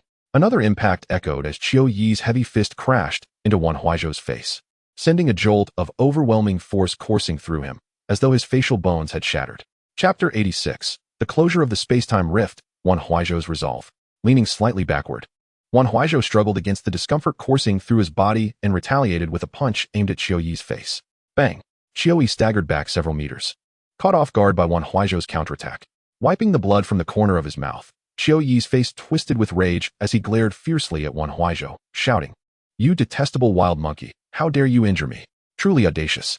With a furious roar, a crimson aura erupted from Qiu Yi, and he stepped forward, his heavy fist crashing into Wan Huaizhou's abdomen. Bang! The sound reverberated as Wan Huaizhou's body was sent hurtling backward like a cannonball. Qiu Yi's expression gleamed with satisfaction as he raised his hand, directing a burst of red energy towards the reeling Wan Huaizhou. In mid-flight, Wan Huaizhou shouted, "Huh?" unleashing a surge of white energy from within as he forcefully halted his backward momentum, shielding himself with his arms. Bang! A violent explosion erupted, enveloping him in a cloud of smoke. "Ha! You wretched wild monkey, now you comprehend the might of Lord Qiu Yi," he jeered, reveling in his superiority. Confident that his combat power of 15,000 far surpassed Wan Huaizhou's 12,000. Beep beep beep. At that moment, the detector on Qiu Yi's eye suddenly blared to life. He looked up to see a red beam hurtling towards him from the smoke. Instinctively, he dodged, vanishing from sight only to reappear 10 meters away. Before he could gather his thoughts, Wan Huaizhou's figure materialized behind him, delivering a swift, fluid kick that struck him hard. With immense force, Qiu Yi plummeted toward the ground. Bang! A loud crash echoed as a deep crater formed in the dense jungle. Seizing the opportunity, Wan Huaizhou raised both hands, coalescing a massive crimson energy sphere over 10 meters in diameter, and hurled it towards the grounded Qiu Yi. Hell's annihilation bomb. Boom! The explosion erupted, flames shooting skyward. Wan Huaizhou swiftly darted into the nearby thicket, minimizing his energy output. Although his attack had found its mark on Qiu Yi, he understood that it would not inflict significant harm. Continuing the fight risked drawing Qiu Yi's subordinates, which would spell his inevitable defeat. Indeed, as the smoke cleared, a disheveled Qiu-Yi soared into the air. Kajing! He bellowed in fury, only to find the expansive sky devoid of any trace of him. Frantically pressing the detector, he was met with a series of beeps, yet detected no energy response from Wan Huaizhou. He realized Wan Huaizhou must have concealed himself, masking his combat power. Kajing! Come forth. I know you are near. You detestable wild monkey. I will tear you apart. Qiu-Yi spat, unleashing energy blasts indiscriminately into the foliage below. Meanwhile, concealed behind a large tree, Wan Huaizhou gazed up at the enraged Qiu-Yi, a smirk playing upon his lips. You fools, reliant solely on your detectors, cannot comprehend the advantage of controlling one's own aura. After casting one last contemptuous glance at Qiu-Yi, Wan Huaizhou dashed toward the lair of the lizard monster. Meanwhile, on Mount Kailash, Wan Huayan, accompanied by Jeff and others, arrived at the previous cave. Jeff inquired, Lord Huayan, is this the world you mentioned? Indeed, this is my world. Wan Huayan replied succinctly, yet his gaze remained fixed on the space-time rift, anxiety shadowing his thoughts regarding Wan Huaizhou's safety. However, in the next moment, to his astonishment, the space-time rift began to visibly seal itself. In no time, the entire rift was completely closed. What is happening? Why is the space-time rift closed? Lord Huayan has yet to return. Qiu-Yi stepped forward, observing the vanished rift with concern. Wan Huayan furrowed his brow, equally perplexed by the rift's closure. Nevertheless, recalling Wan Huaizhou's earlier words, he found a strange sense of relief. After all, he had no idea how to close the rift when the agreed time arrived. This has simplified matters. Yet, I wonder if my brother can use the Dragon Balls on the other side to wish his way back to the real world. But thankfully, there are still the mechanical Dragon Balls. If we gather the Dragon Balls here, we might summon my brother back. But where are the remaining mechanical Dragon Balls? Fear not, my brother will find a way to return. Now, follow me, and I shall lead you back, Wan Huayan declared, stepping out of the cave first. On the other side, Wan Huaizhou, having run fervently, finally arrived at the lair of the lizard monster. However, upon reaching the innermost depths, he discovered that the anticipated space-time rift was nowhere to be found. What is going on? Isn't it still before the agreed time? Did Huayan close the rift? Wan Huaizhou pondered, bewildered. But upon further reflection, he knew Huayan was not that kind of person. Could it be that old Jeff? However, upon reflection, it seemed improbable. After all, he was exerting himself for their sake. Could it be that the rift in time and space had closed automatically? Surely not, for he had not yet returned. With a grimace of despair, Wan Huaizhou squatted on the ground, scratching his head. Yet, after some contemplation, he realized that having finally ventured into the world of Dragon Ball, it would be a tremendous loss to return in such a manner. Although in the real world, Wan Huaizhou possessed a battle power of 12,000, rendering him invulnerable to any weaponry on Blue Star. The current circumstances suggested some form of correlation between the real world and the Dragon Ball universe. Why else would a rift connecting the two realms manifest so inexplicably? Furthermore, what could explain the emergence of mechanical Dragon Balls akin to those in Dragon Ball? The appearance of supernatural beings like the snow monsters, and the manifestation of Dragon Ball characters born from fear? And what of that enigmatic Saiyan? If he did not augment his fighting prowess, there was no guarantee that a foe even stronger than himself would not appear next. What then would he do? Perhaps this sojourn into the Dragon Ball realm was an opportunity. With this thought, Wan Huaizhou glanced at the lair of the lizard monster and felt a sense of relief. It was merely a matter of returning. He need only travel to Earth or Namek, locate the Dragon Balls, and wish himself back. Chapter 87. The Temptation of the Spaceship. The Guardian of the Snow Peak and the Inquiry of the Newcomers. At present, his foremost objective was to grow stronger, and he needed to do so in a short span of time. If he delayed his return to Blue Star for too long, he feared potential calamities. As he remained uncertain about the reason behind the closure of the rift in time and space. Should it not have been closed by Huayan, he might find himself in peril. However, if he sought to enhance his strength rapidly, the room of spirit and time on Earth within the Dragon Ball universe was the optimal choice. Yet, to reach that Earth, he required a spaceship, and fortuitously, Qiu-Yi and his companions possessed one. Everything appeared to have been meticulously arranged, as if the heavens themselves had conspired to facilitate Wan Huaizhou's ascension in strength.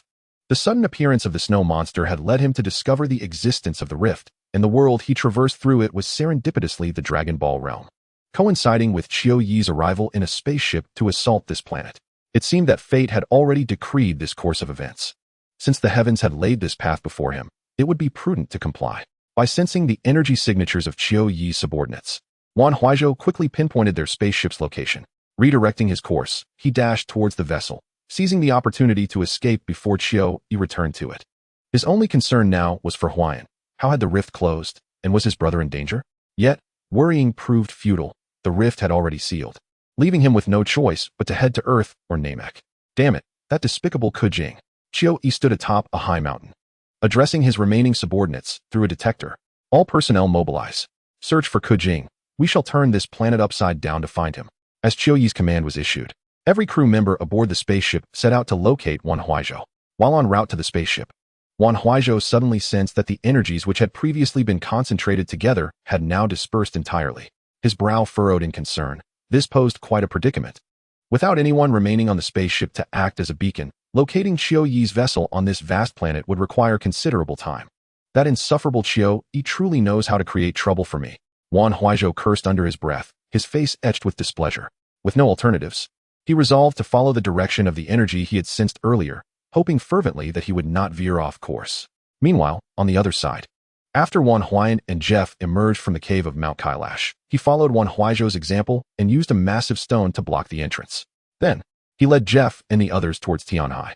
Fortunately, their prior living conditions had equipped them with the ability to harness energy, enabling even the children to fly, albeit at varying speeds. A group of over 100 soared through the skies, and as they passed a snow-capped mountain, several snow monsters suddenly arose from the snow without warning. Their hands transformed into icy blades, slicing towards Wan Huayan and his companions with a swift strike of energy. Leading the way, Wan Huayan was taken aback by the sudden energy blade, and just as he braced for disaster, a figure appeared in front of him, blocking the attack with his own body. In an instant, a layer of frost began to spread from his arm, enveloping him. Changba. Wan Huayan gazed at the individual before him, astonished. As he observed the frost that had already encased half of Changba's body, a formidable aura erupted from Changba. Huh! With a fierce shout, the frost encasing him shattered into fragments. Trash! You dare obstruct my path? Changba sneered, raising his hand as energy began to coalesce within his palm. Huh! Mountain splitter cannon. Boom! In an instant, a golden energy shot forth, followed by a deafening explosion. The mountaintop erupted, a mushroom cloud billowing into the sky. As the smoke cleared, a massive gash marred the landscape, appearing as though it had been melted away by intense heat, smooth and even. Witnessing this spectacle, Wan Huayan's eyes widened in disbelief. Changba was indeed immensely powerful. Are you all right, Lord Huayan? At this moment, Changba turned to Wan Huayan, his expression one of utmost respect. The reverence he displayed was akin to that of a servant addressing his master. Oh no, I'm fine. Wan Huayan smiled faintly. It seemed imperative to treat Changba with due respect. Such a formidable ally would be crucial, especially in the absence of his elder brother, as trouble was bound to arise. Thank you, Changba. Lord Huayan, you are too kind. It is you and your elder brother who have aided us. What I have done is but a small matter, entirely expected. Changba spoke in a gentle tone, markedly different from the brash demeanor he had exhibited upon their first meeting. His words were pleasing, lacking any trace of the savagery one might expect from a tribesman. Haha, very well, let us proceed. Wan Huayan smiled slightly, and with Changba's extraordinary combat prowess, their journey unfolded smoothly. After 3 hours of flight, they finally returned to the Yushan Villa in Tianhai City. At that moment, Wan Huaizhou, along with Zhang Si and Qi Er, spotted Wan Huayan descending with over 100 flying individuals onto the lawn outside the villa, and they immediately rushed over. Huayan, who are they? Where is elder brother? Wan Huaizhou inquired, scanning the crowd for any sign of Wan Huaizhou but finding none. Second sister, this is Chief Jeff and brother Changba. They hail from the Dragon Ball world and are likely to remain on Blue Star. From the Dragon Ball world? What on earth has transpired? Where is elder brother? Wan Huaizhou pressed again. Second sister, I will explain everything later. For now, let us ensure that Chief Jeff and the others are comfortable. Chief Jeff, brother Changba. This is my second sister, Wan Huaizhou. Wan Huayan introduced them to each other. Ah, so you are Lord Huayan's sister, which makes you our lord as well. Everyone, please pay your respects to Lady Huaizhou. Jeff exclaimed, leading the villagers in a deep bow toward Wan Huaizhou. This unexpected display startled Wan Huaizhou. She was taken aback that such an elder would address her as my lord. Haha, hello. Wan Huaizhou managed a forced smile, greeting the group before instructing Zhang Si and Qi Er to attend to Jeff and the others. She tugged at Wan Huayan, leading him to a secluded corner, and once again inquired, Huayan, I care not who these individuals are. I simply wish to know where my elder brother is and why he has not returned. What on earth has transpired? Chapter 88. Chiu Yi's Home Invasion. In response to Wan Huaizhou's pressing questions, Wan Huayan glanced around furtively before speaking in a conspiratorial tone. Second sister, follow me. With that, they proceeded to Wan Huaizhou's chamber. Huayan, why have you brought me to brother's room? Speak quickly, what has happened to him? Second sister. Keep your voice down, Wan Huaizhou urged, shutting the door behind them. He then approached Wan Huaizhou's bed, tapping upon each tile with a mysterious intent. Huayan, what are you doing?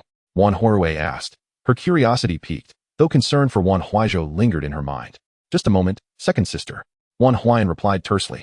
Upon striking the third tile, it emitted a distinctly different sound. This is it. He pried up the tile, revealing a black wooden box before their astonished eyes.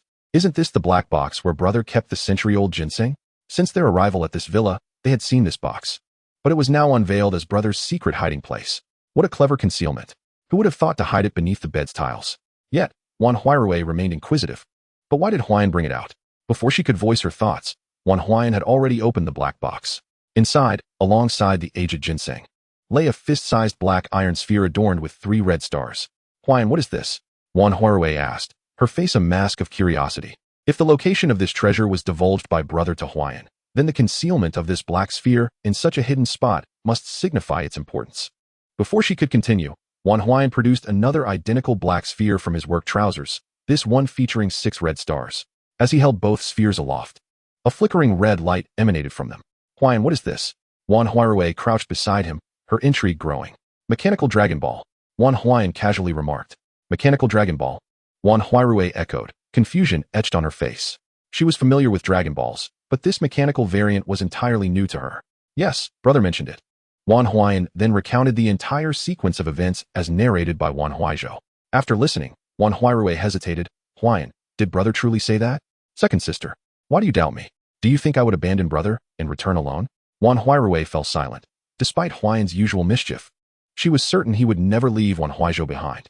His return alone indicated that this must indeed be brother's intention. Very well, I believe you. But what about the group of natives you brought back? Brother did not specify. Perhaps you should handle it. That Xiangba is formidable. Brother instructed him to protect us. Protect us? Wan Huaizhou pondered briefly before responding.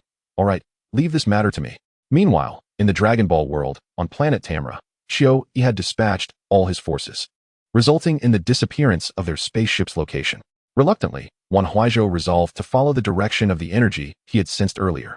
As time passed, darkness enveloped the sky, and Wan Huaizhou found himself amidst dense foliage. The surroundings were eerily silent, as if he were the sole inhabitant of the world. Were it not for the palpable aura of Qiu Yi and his men, he might have believed he was utterly alone on this planet. Where has the spaceship vanished? I have been searching for so long. It should have arrived by now. Have I lost my way? Wan Huaizhou furrowed his brow, glancing up at a towering tree before leaping onto its trunk. With agility akin to that of a monkey, he climbed toward the treetops. In no time, he reached the pinnacle of the tree, surveying the surroundings. Bathed in the twilight, he discerned a disc-shaped spaceship resting at the edge of a nearby cliff. A surge of elation coursed through him. This type of spaceship was unmistakably from Frieza's army. After such a lengthy search, he had finally located it. With a swift leap from the tree, Wan Huaizhou navigated the jungle with remarkable speed, arriving at the cliff beneath the spaceship within a minute. Gazing up at the sheer 100-meter drop, he intently focused on the energies of Qiu Yi and his men, discovering that the nearest presence was still 50 kilometers away. This distance was ample enough for him to activate the spaceship and make his escape. Having found the spaceship, there was no longer a need to conceal his energy. He gazed upward at the towering cliff, and with a powerful surge of energy, he leapt, ascending the vertical expanse in an instant. Meanwhile, hundreds of kilometers away, the moment Wan Huaizhou unleashed his energy, Qiu Yi's detector blared to life. Has he finally made an appearance? A sinister smile crept across Qiu Yi's face as he turned towards the direction indicated by the detector, though a flicker of confusion crossed his features. That location was precisely where their spaceship had landed. Could it be? Suddenly, the smile vanished from Qiu Yi's face, replaced by a look of alarm. This is bad. His target is the spaceship. Quickly, everyone, return to the spaceship at once. Qiu Yi shouted, his red energy flaring as he took off like a meteor. Meanwhile, at the spaceship, Wan Huaizhou sensed the energies of Qiu Yi and his men converging from various points on the planet. Ah, so you finally noticed? I'm afraid it's too late. With that, Wan Huaizhou soared towards the spaceship, reaching the hatch with practiced ease. He had piloted such spaceships before while accompanying the main forces on conquests of other planets, and though he had often complained about it, he now found the experience invaluable. Entering the spaceship, he swiftly made his way to the control room, activating the ship and taking off seamlessly. As the spaceship ascended through the atmosphere, a triumphant smile spread across Wan Huaizhou's face.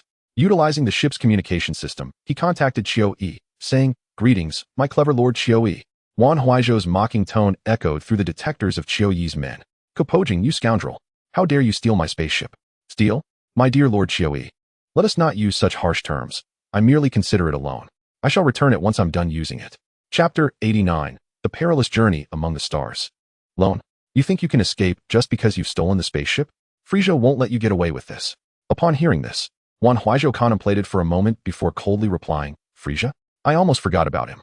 Given the chance, I will surely make him pay." With that, Wan Huaizhou ended the communication. The moment he declared his intent to eliminate Frieza, he had already resolved that if he could break through to Super Saiyan within a year, he would avenge his Saiyan brethren from Planet Vegeta. Hey, Kupojing. Listening to the busy tone emanating from the detector, Qiu Yi ripped it from his grasp, furiously crushing it in his hand before addressing his subordinates. "Notify the nearest base to send someone to retrieve us, and ensure they lock onto Kupojing's spaceship. I intend to pursue him and personally eliminate him." Within the confines of the spacecraft, Wan Huaizhou engaged the automatic pilot mode, setting the destination to the nearest celestial body. Qiu Yi could conceive of this plan, but how could Wan Huaizhou not anticipate that Qiu Yi would have the vessel's signal pinpointed? Although he had absconded with the spacecraft, leaving Qiu Yi and the others on planet Tamura, this was merely a temporary measure. As long as they could establish contact with the Frieza force using their probes, assistance would soon arrive to retrieve them from Tamura. Wan Huaizhou's objective during this interval was to replace the ship's core system, rendering it impossible for the Frieza force to track the spacecraft's signal. Only then would he truly feel secure, free to venture to Earth without the threat of detection. With the destination set, Wan Huaizhou glanced at the distance, estimating that he would arrive at Planet Walmart in approximately 3 days. However, he was currently feeling quite famished after a day of travel, and it was time to procure sustenance. He made his way directly to the ship's dining area, which typically boasted a substantial stock of food supplies for unforeseen circumstances. Indeed, upon opening the cold storage in the dining room, he was greeted by a mountain of frozen meat. The integrity of the meat suggested it was from a large herbivorous creature akin to a dinosaur. Wan Huaizhou recognized it as a bovine dragon beast, a species raised on a planet specifically for the sustenance of the Frieza force. He proceeded to carve a leg weighing over 100 pounds from the beast. While the previous Wan Huaizhou may have indulged in a more primal existence, the current iteration, now responsible for his younger siblings, had honed his culinary skills. He sliced the substantial portion of bovine dragon meat into several pieces and placed them into a large pot in the kitchen, turning up the heat to allow it to simmer gradually. The heat source here resembled an electromagnetic cooker rather than an open flame. With the meat still needing time to cook, Wan Huaizhou took advantage of the interval to visit the bathroom. A warm bath before dining was an indulgence he could not resist. Unlike the compact spherical ships owned by Vegeta and his comrades, this disc-shaped spacecraft was equipped with an array of amenities. In addition to private sleeping quarters, it housed a dining area, entertainment zone, training room, bathroom, bar, and cafe, almost everything one could desire, especially a treatment room. The treatment device, which could heal injuries when immersed in a green liquid for a certain period, was almost akin to a cheat, second only to the sins of beings from the Dragon Ball universe. After luxuriating in the bathtub for an hour, Wan Huaizhou rose and opened the wardrobe. Inside, he spotted the exclusive battle suits designed for Saiyans and immediately recognized the one Vegeta had donned on Namek, one devoid of shoulder pads. From the moment Wan Huaizhou first encountered Dragon Ball, he had deemed this battle suit the most aesthetically pleasing. Following closely was the tank top-styled battle suit crafted by Bulma. Clad in the tight black bodysuit paired with a white vest, he stood before the mirror, admiring his handsome reflection, a confident smile gracing his face. Indeed, this battle suit was the epitome of style. With a flick of his hair, he cast one last glance at his dapper self in the mirror before sauntering to the kitchen. As he opened the kitchen door, a wave of savory meat aroma enveloped him, igniting an overwhelming urge to feast. Impatiently lifting the lid off the first pot, he inhaled the rich scent of the meat and, disregarding any semblance of etiquette, began to devour the contents with his hands while seated on the kitchen floor. His wild demeanor was undeniably Saiyan, untamed and fierce. Within less than an hour, Wan Huaizhou's stomach visibly protruded. Burping contentedly, he reclined on the floor, indifferent to the mess he had created, and promptly fell into a deep slumber. Meanwhile, in the real world, on Blue Star, at the Yushan mansion of the Wan family in Tianhai City, the night had deepened. A crescent moon hung high in the sky, casting a silvery glow upon the earth, as though draping it in a delicate veil. In the expansive mansion, Wan Huaizhou sat on the sofa in the living room, her phone in hand, inquiring on the other end of the line. "Brother Chong, how is the matter progressing?" "Huaizhou, rest assured, I have made all the necessary arrangements, and their identities have been entered into the system.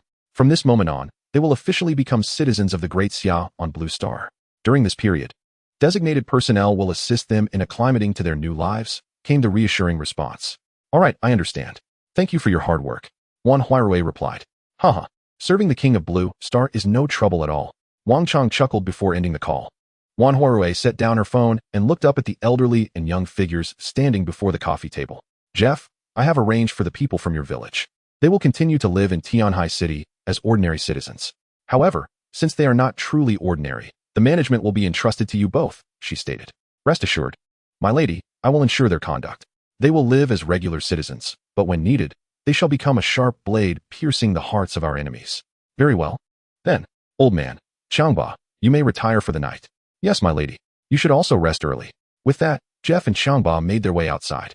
Once Wan Huaizhou grasped the intricacies of the situation, she began to contemplate how to integrate these individuals from the Dragon Ball universe into society.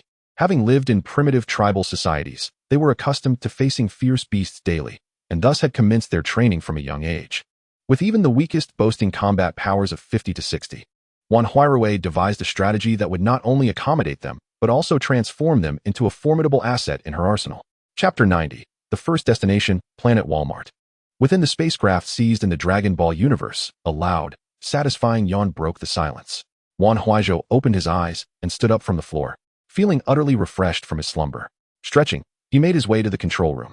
The large screen indicated that a third of the journey had been completed, suggesting he had slept for an entire day.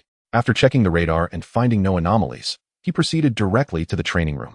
With 2 days remaining until their destination, the situation was less than ideal. Beyond the routine of eating and sleeping, Wan Huaizhou was determined not to squander a single moment. Achieving his transformation into a Super Saiyan as soon as possible would expedite his return home. Before long, the sounds of exertion filled the training room. Meanwhile, on planet Tamura, the spacecraft dispatched to retrieve Qiui and his companions had arrived. My lord Qiui, I sincerely apologize for our tardiness. A reptilian figure saluted Qiui. An expression of regret etched upon his face. Qiui, with a cold demeanor, cast a glance at him. A glimmer of murderous intent flashing in his eyes as he raised his hand, unleashing a wave of energy that sent the reptilian flying. You know you're late. So why not hasten your pace? With a disdainful snort, Qiui's cold reprimand caused those present to lower their heads, lest they dare to breathe. Upon boarding the spacecraft, Qiui proceeded directly to the control room and inquired, Where is Kakarot now? Reporting to you, my lord, Kakarot's current location is here. Based on our navigational calculations, his likely destination is Planet Walmart. Simultaneously, we have dispatched a spacecraft led by Delangmu, along with several warriors, to pursue him. We believe he will not escape. A blue-skinned bald man pointed to the screen, respectfully addressing Qiui. Planet Walmart, you say? Upon hearing the words, Qiui stroked his chin, a sly grin spreading across his face as he coldly declared, I understand now. Kapojing, just you wait. As time swiftly passed, 3 days soon elapsed. A pale blue cargo door swung open, and a drenched Wan Huaizhou emerged, appearing somewhat disheveled, yet his eyes gleamed with unwavering determination. After taking a hot shower in the bathroom, he proceeded to the kitchen for a bite to eat.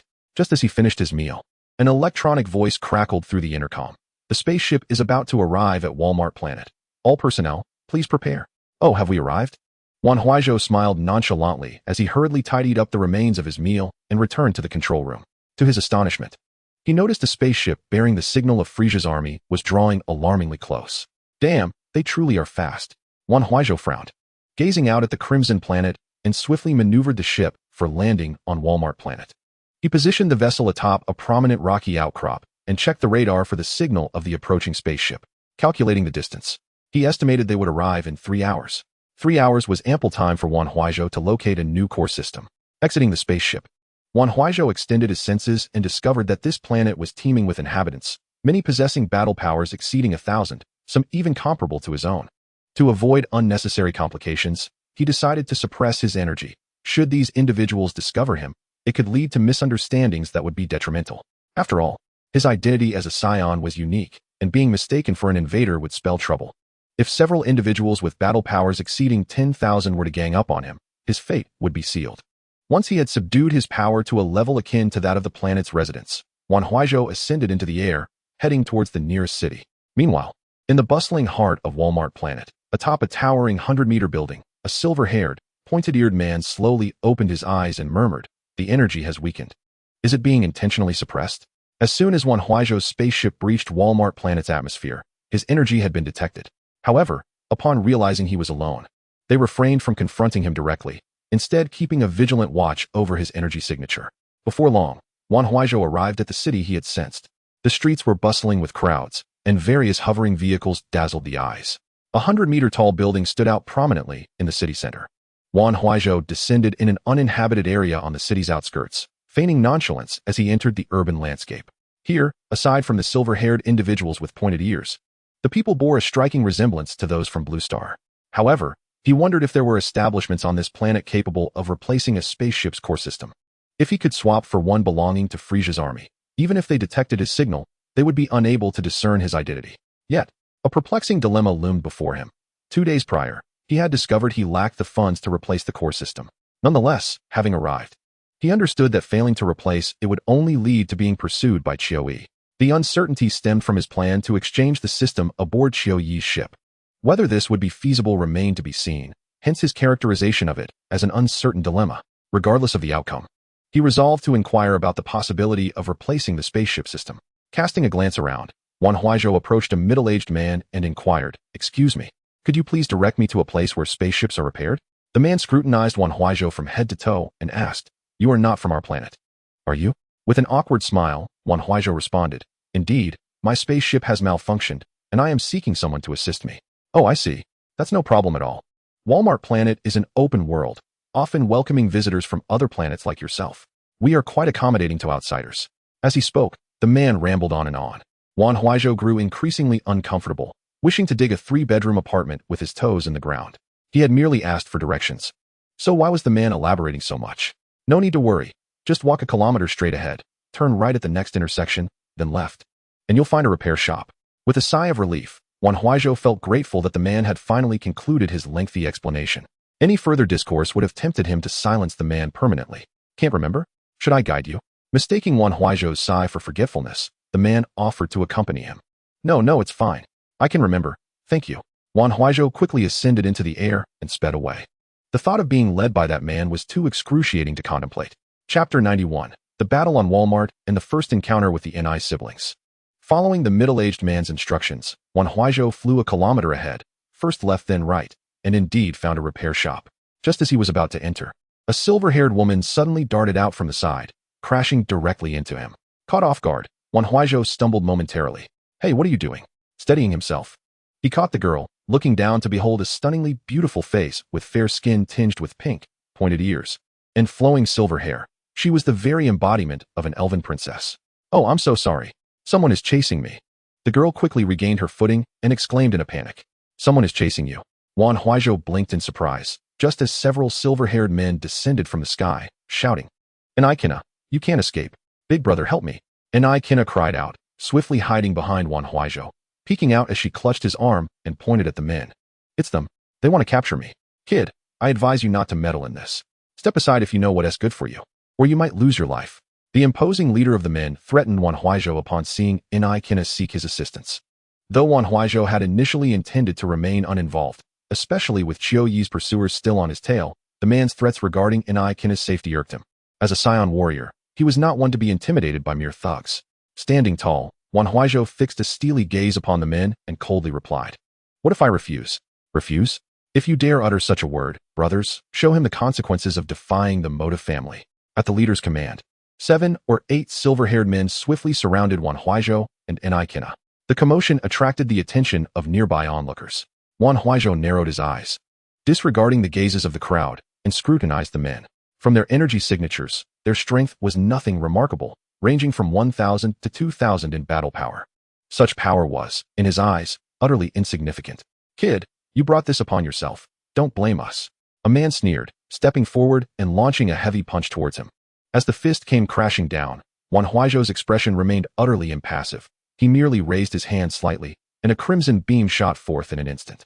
With a swift flash, a sanguine glow passed by, and in a heartbeat, a gaping wound appeared on the forehead of the burly man. The body, suspended in midair, then plummeted heavily to the ground. His decisive and ruthless actions astonished the onlookers, sending a chill coursing through their hearts. However, Anaikina was a target they had long set their sights on. Should they abandon this opportunity, it might be ages before another such chance arose. The leading burly man gritted his teeth, resolute not to let this opportunity slip away, and bellowed, "Charge! Whoever captures Inai shall be rewarded with 1,000,000 Waller coins." Upon hearing this, those who had been wavering immediately rallied. 1,000,000 Waller coins was a sum they could scarcely hope to earn in several lifetimes. Thus, spurred by the promise of a generous reward, they exchanged glances and surged forward. Observing this, Wan Huaizhou swiftly scooped up Inai and vanished in a blink, leaving the crowd to grasp at nothing but air. They looked up to find Wan Huaizhou holding Inai aloft, a glint of murderous intent igniting in his eyes. In an instant, he descended to the ground, gently placing Inai aside before vanishing once more. A powerful punch landed brutally on the back of one man. With a resounding thud, the immense force sent him hurtling forward, crashing through a building.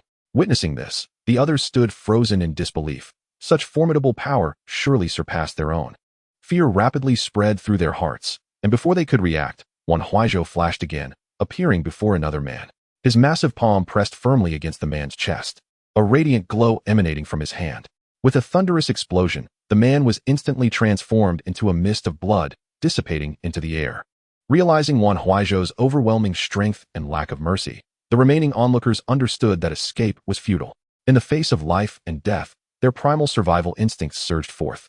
They combined their efforts to unleash an energy wave towards Wan Huaizhou. Narrowing his eyes slightly, Wan Huaizhou pressed his palms together, then forcefully spread them apart. A red energy sphere formed in his grasp, and with all his might, he propelled it forward, unleashing a scarlet wave of energy. Scarlet explosive cannon. With a deafening roar, the crimson wave collided with the combined energy attack from the group, obliterating it and hurtling towards the three assailants. In the aftermath of the explosion, they were reduced to mere clouds of blood. Wan Huaizhou turned to face the leading man, raising his arm, the energy within him coalescing. Just as he was about to eliminate him, a wave surged from behind, swiftly killing the leader before Wan Huaizhou could act. As smoke from the explosion began to rise, Wan Huaizhou suddenly sensed a formidable presence before him. Why had he only now noticed such a powerful aura? Could it be that this individual had been casually manipulating the intensity of their energy? If so, estimating this person's strength would prove exceedingly difficult. At this moment, Wan Huaizhou could only hope that this individual was an ally. If not, delays could allow Qiu-Yi to catch up. That energy belongs to my elder brother. Inai stepped forward, calling out to the crowd. Elder brother. At that moment, a strikingly handsome man in white attire with flowing hair emerged from the throng.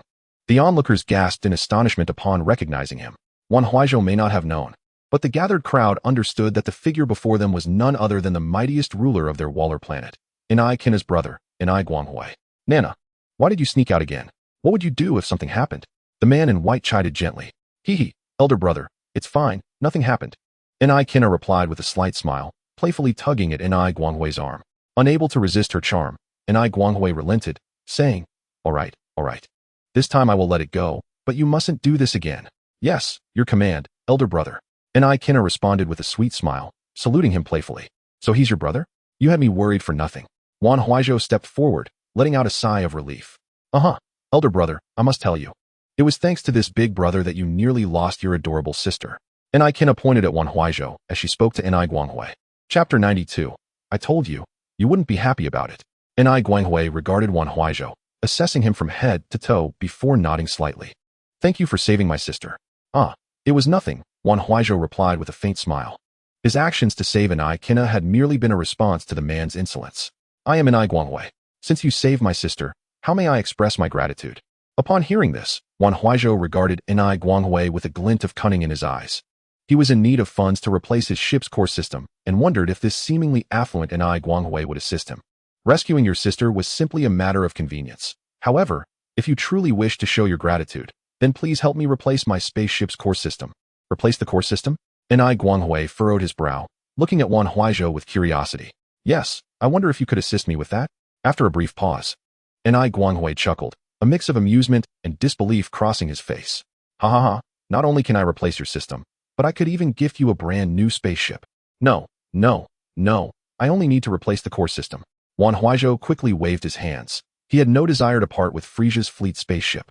Although other spaceships could reach the Earth of the Dragon Ball world, none possessed the healing pods that provided treatment after a brief soak, second only to the mystical beings. Such a treasure could not be exchanged lightly. All right, just a system. I shall provide you with the most advanced core system from our Waller planet. Excellent. However, I am short on time. Could you expedite the process? Wan Huaizhou inquired. Are you in such a hurry? Ni Guanghui asked, curiosity piqued. If I weren't in a rush, would I be so anxious? At this, Ni Guanghui found himself momentarily speechless. Wan Huaizhou's words bore an odd edge of insult. He then retrieved a device resembling a phone and made a call. Prepare the most advanced spaceship core system and have it delivered to me. Understood, my lord. I shall arrange it immediately. With that, he ended the call. Ni Guanghui turned to Wan Huaizhou, saying, the system will take a while to arrive. Why don't we find a place to sit and chat in the meantime? Wan Huaizhou gazed skyward, noticing the group approaching Waller Planet rapidly. A while. Can it be faster? Observing Wan Huaizhou's urgency, Ni Guanghui exchanged a glance with Ni Kina, both realizing he was indeed quite anxious. What is it that has you so worried? Ni Kina asked. In response to their inquiries, Wan Huaizhou paused before admitting, to be frank, I am being pursued. They have already locked onto the signal of my spaceship, and I need to replace the core system to evade their pursuit. Pursuit? Both Ni Kina and Ni Guanghui looked at him with keen interest, particularly Ni Guanghui, who, judging by Wan Huaizhou's aura, sensed his strength was formidable. Thus, those hunting him must be exceptionally powerful. Therefore, if you could assist me, I would greatly appreciate it if the core system could be delivered promptly. I am truly in a hurry. Upon learning that Wan Huaizhou was being hunted, Ni Guanghui nodded, stating, all right, since you are in such dire straits, I will expedite the process. However, I would like to know who is pursuing you. If possible, I will see if I can offer my assistance. After all, Wan Huaizhou had saved his sister, and given that he was being hunted, Ni Guanghui felt a sense of obligation to repay the favor. However, Wan Huaizhou merely smiled faintly and shook his head. Perhaps it's best to let it be. You cannot afford to provoke them. No. My elder brother is undoubtedly the strongest person on this planet. If you reveal it, he will certainly be able to assist you. Oh. Wan Huaizhou looked curiously at Ni Guanghui, realizing that among the powerful auras he had sensed earlier, there was none belonging to him.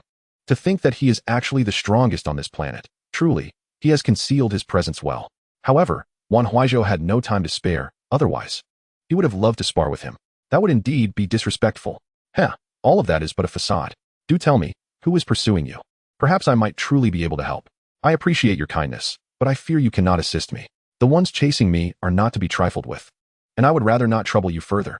Wan Huaizhou gently patted Ni Guanghui on the shoulder, smiling faintly. He felt warmth from Ni Guanghui's goodwill. Yet the Frieza army was far too formidable for their Walmart planet to withstand. As the strongest on the planet, Ni Guanghui felt a surge of defiance at Wan Huaizhou's dismissive words and replied, since you've said that, I genuinely want to know who is after you.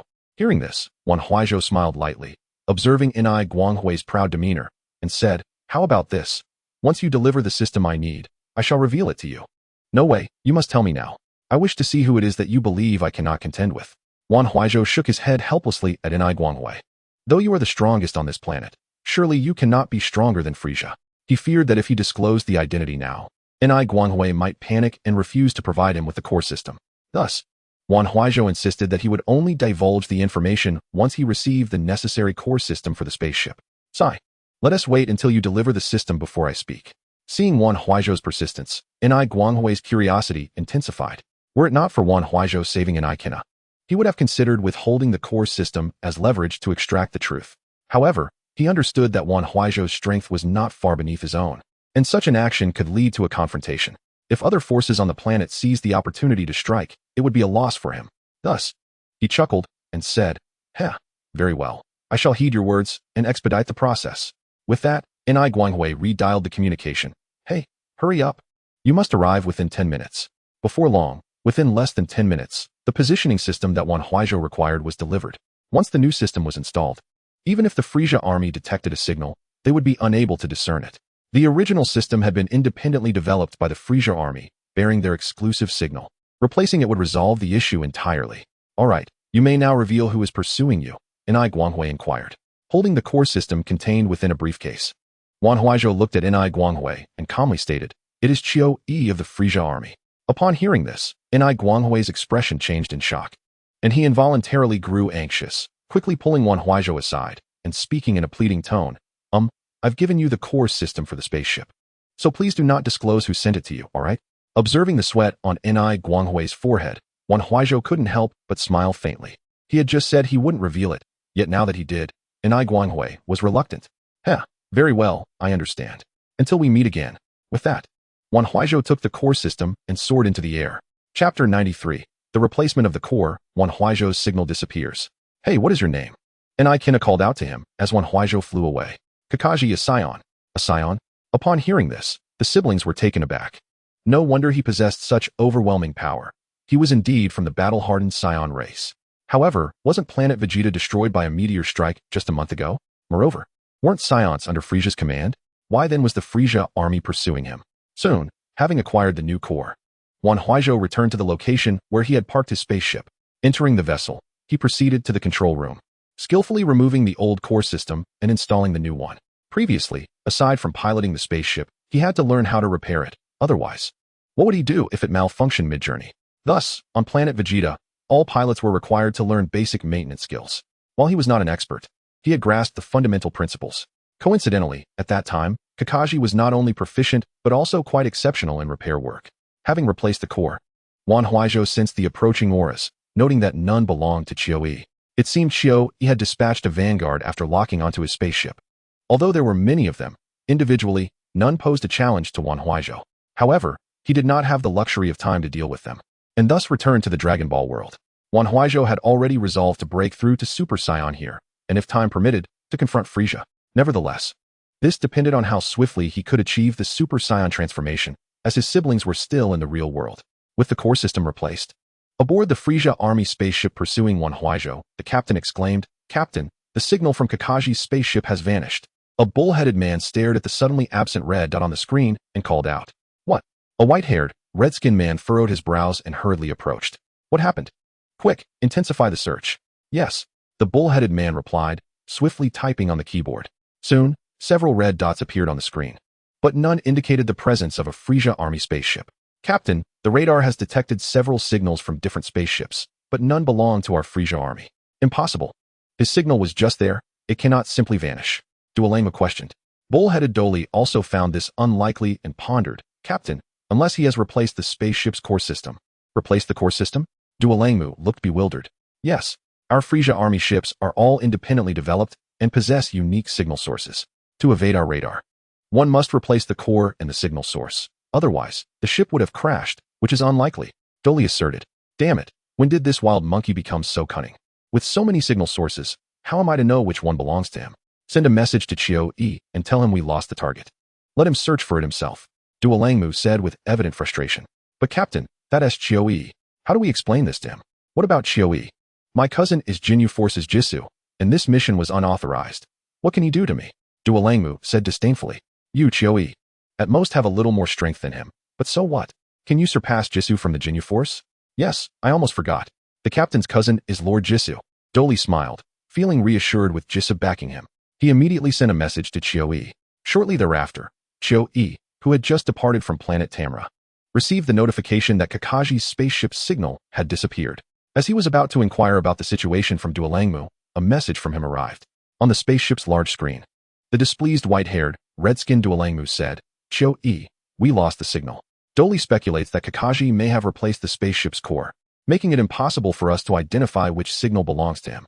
Thus, we intend to return to the base. You may pursue at your own pace." "What do you mean, Dolong? Are you not going to chase after them?" Chio-E inquired coldly. "Indeed, this operation was not authorized by King Frieza, and it has already been generous of me to assist you to this extent. From here on, you shall pursue on your own." Dolong spoke plainly and without reservation. Upon hearing this, Chio-Ye's expression immediately turned frigid as he spoke in a low voice. "Dolong, you ought to think this through. I have thought this through quite clearly. If there is anything you require, direct it to my cousin, J.S. I shall return to the base now. Farewell." Before Chio-E could finish his sentence, Dolong interrupted him, and after speaking, he ended the call.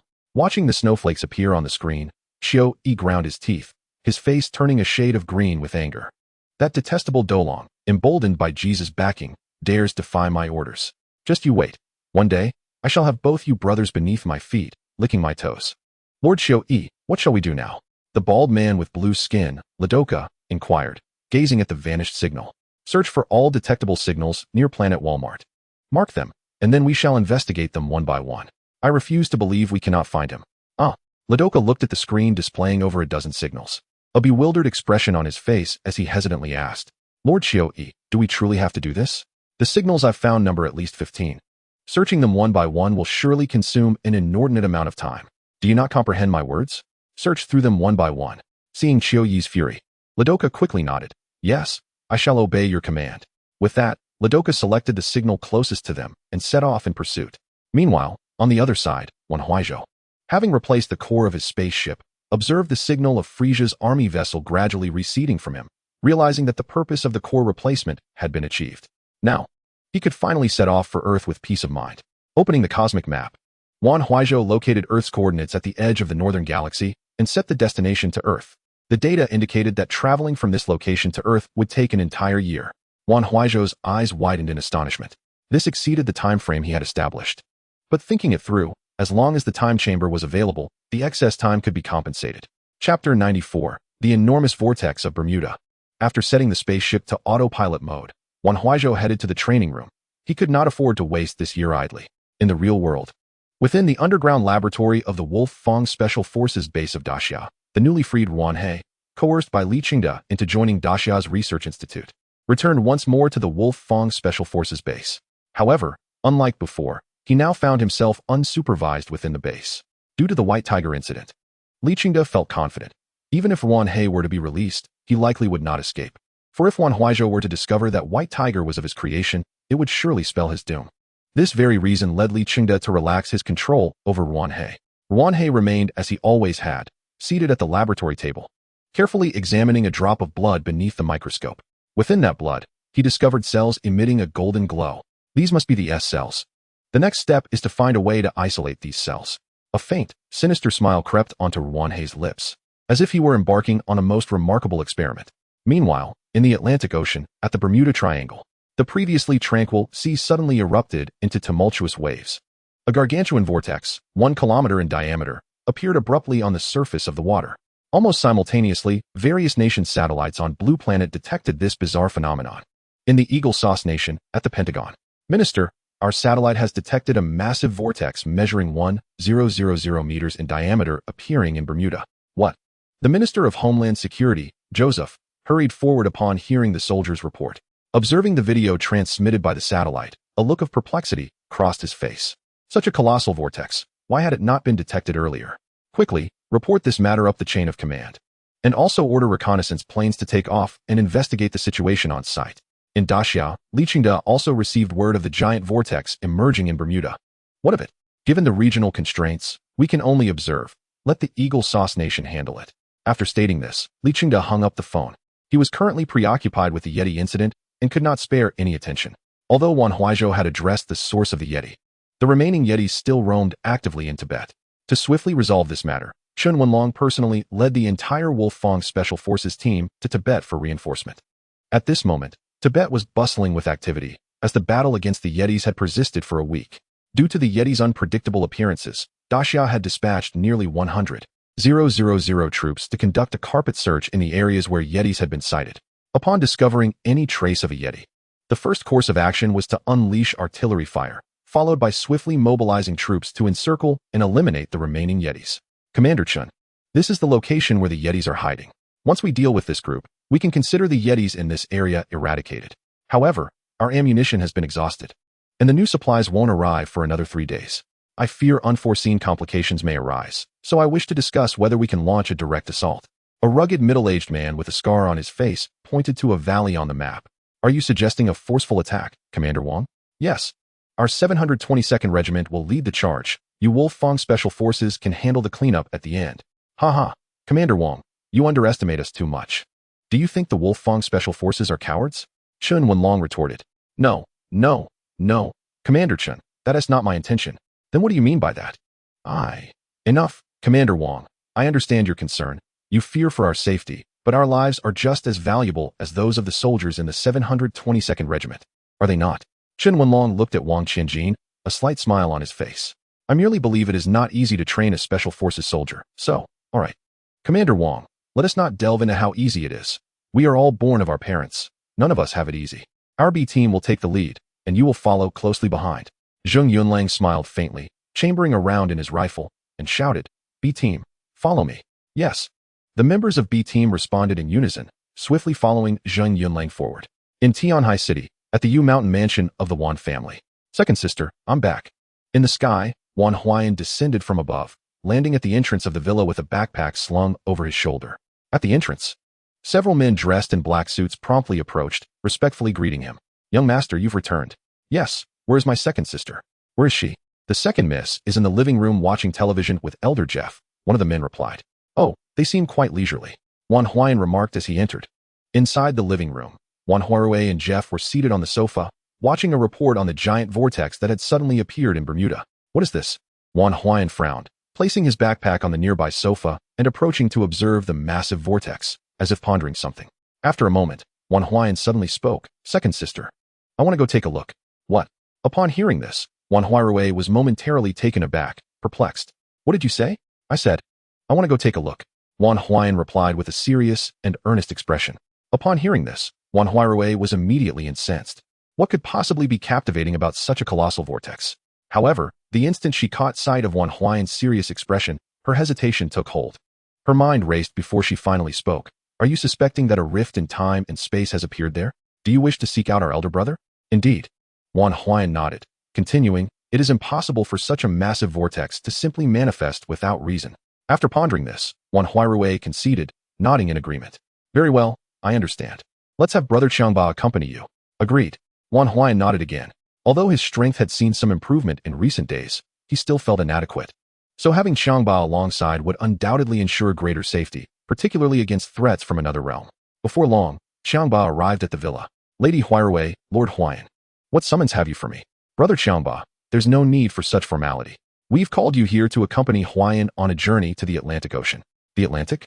Is that the location of the enormous vortex mentioned in the box? Qiangba inquired, pointing at the television. Precisely. Wan Huaizhou affirmed with a nod. What is our purpose there? Qiangba asked with curiosity. I wish to investigate whether a rift in time and space has indeed materialized, to see if we might reach the Dragon Ball world. I see. You seek to locate Lord Huaizhou? Qiangba replied. I understand. I shall accompany you.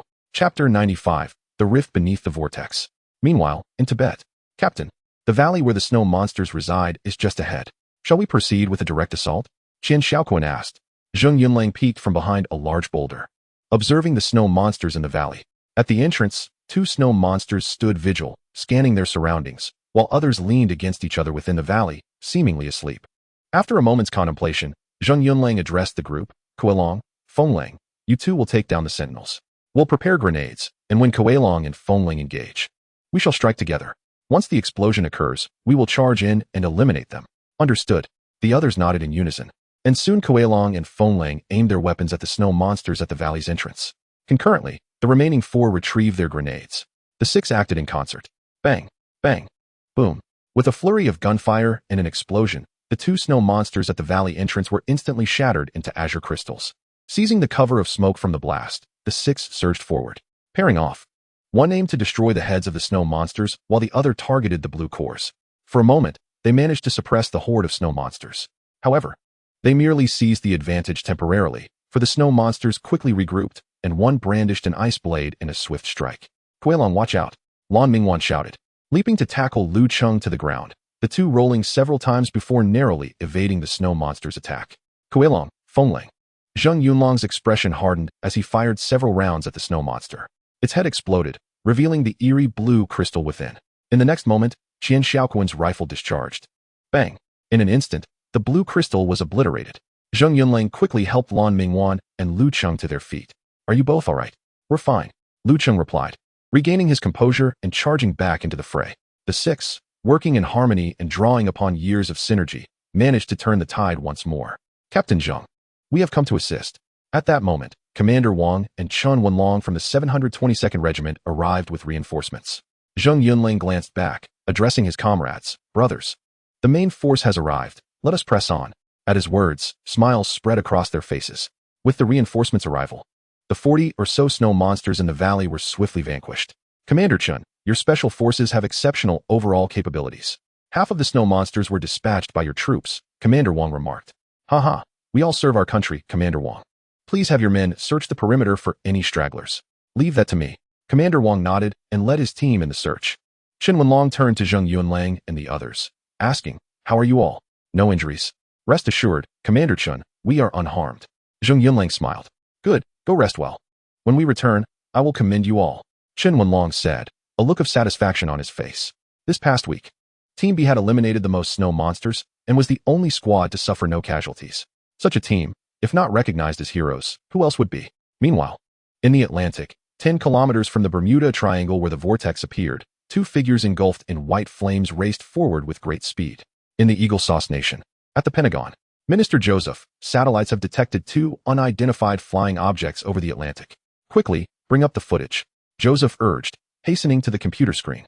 Once the soldier displayed the footage, Joseph's brow furrowed upon recognizing one of the figures as Wan Huaizhou's brother. But who was the other? Find out who this person is, Joseph commanded, pointing at Xiangba on the screen. Based on current intelligence, the only individuals capable of flying like this, aside from Wan Huaizhou, are 5 people. Wan Huaizhou's siblings, Wang Chong from the Wang Group, and 2 of Wan Huaizhou's subordinates, Zhang Asi and Chi'er. All 5 have made appearances in Sakura Nation and are known to possess abilities akin to Wan Huaizhou's. However, this robust man in the footage does not match anyone in our database. Furthermore, why would Wan Huaizhou's brother appear in the Atlantic? Is it related to the giant vortex? Lock onto their position and do not lose sight of them, Joseph ordered. Lord Huayan, we are nearing our destination. I am aware. Brother Xiangba, do you believe a rift in time and space will manifest there? Might it lead to the Dragon Ball world? Wan Huayan inquired over the Atlantic surface. It certainly will, rest assured, Lord Huayan. Xiangba replied. Indeed, I believe so. Wan Huayan smiled, quickening his pace. Wait for me, Lord Huayan. Seeing Wan Huayan accelerate, Xiangba followed suit. Soon, the two arrived above the massive vortex.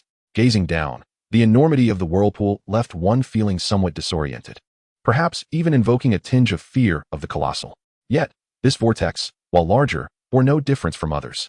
Lord Huayan, it appears to be an ordinary vortex. Could we be mistaken? No. Wan Huayan shook his head. Such a vast vortex cannot be mundane. Its sheer size alone makes it extraordinary.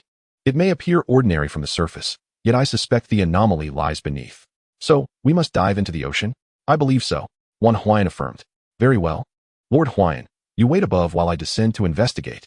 Without waiting for Wan Huayan to respond, Xiangba plunged into the sea. Meanwhile, at the Pentagon, Joseph was taken aback by this scene. To leap into such an immense vortex was utterly beyond reason.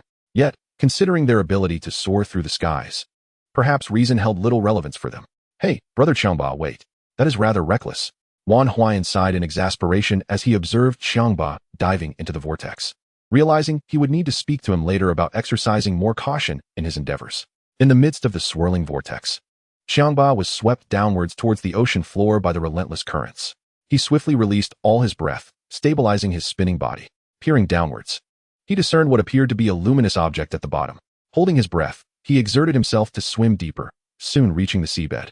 As Lord Wanhua had anticipated, beneath this colossal whirlpool lay a vast rift in the fabric of space-time. Chapter 96, A New Crisis, The Emerging Frieza Army.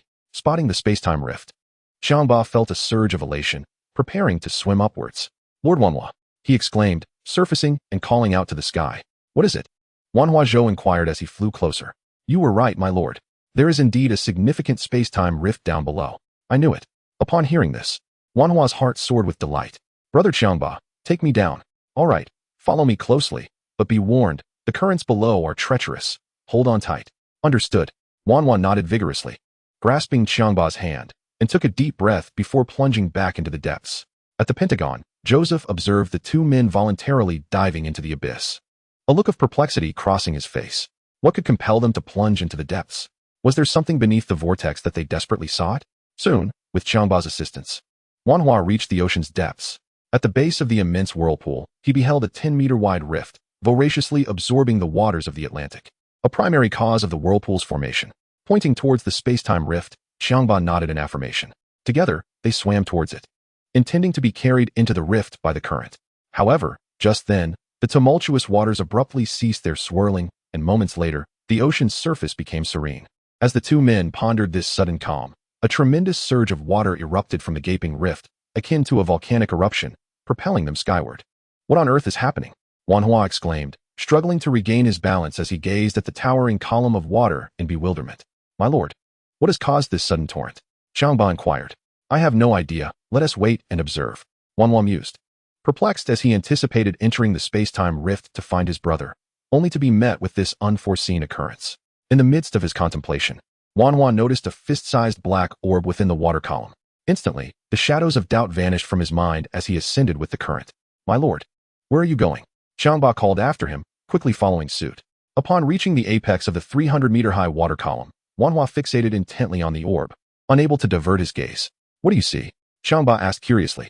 Wan Hua remained silent, his eyes glued to the top of the column, when suddenly, the black orb shot forth from the water column. Wan Hua's eyes lit up, and as the orb zipped past him, he extended his hand and seized it. Upon closer inspection, he noticed a crimson five-pointed star embedded in its surface. A smile spread across his face as he erupted into laughter. "Ha!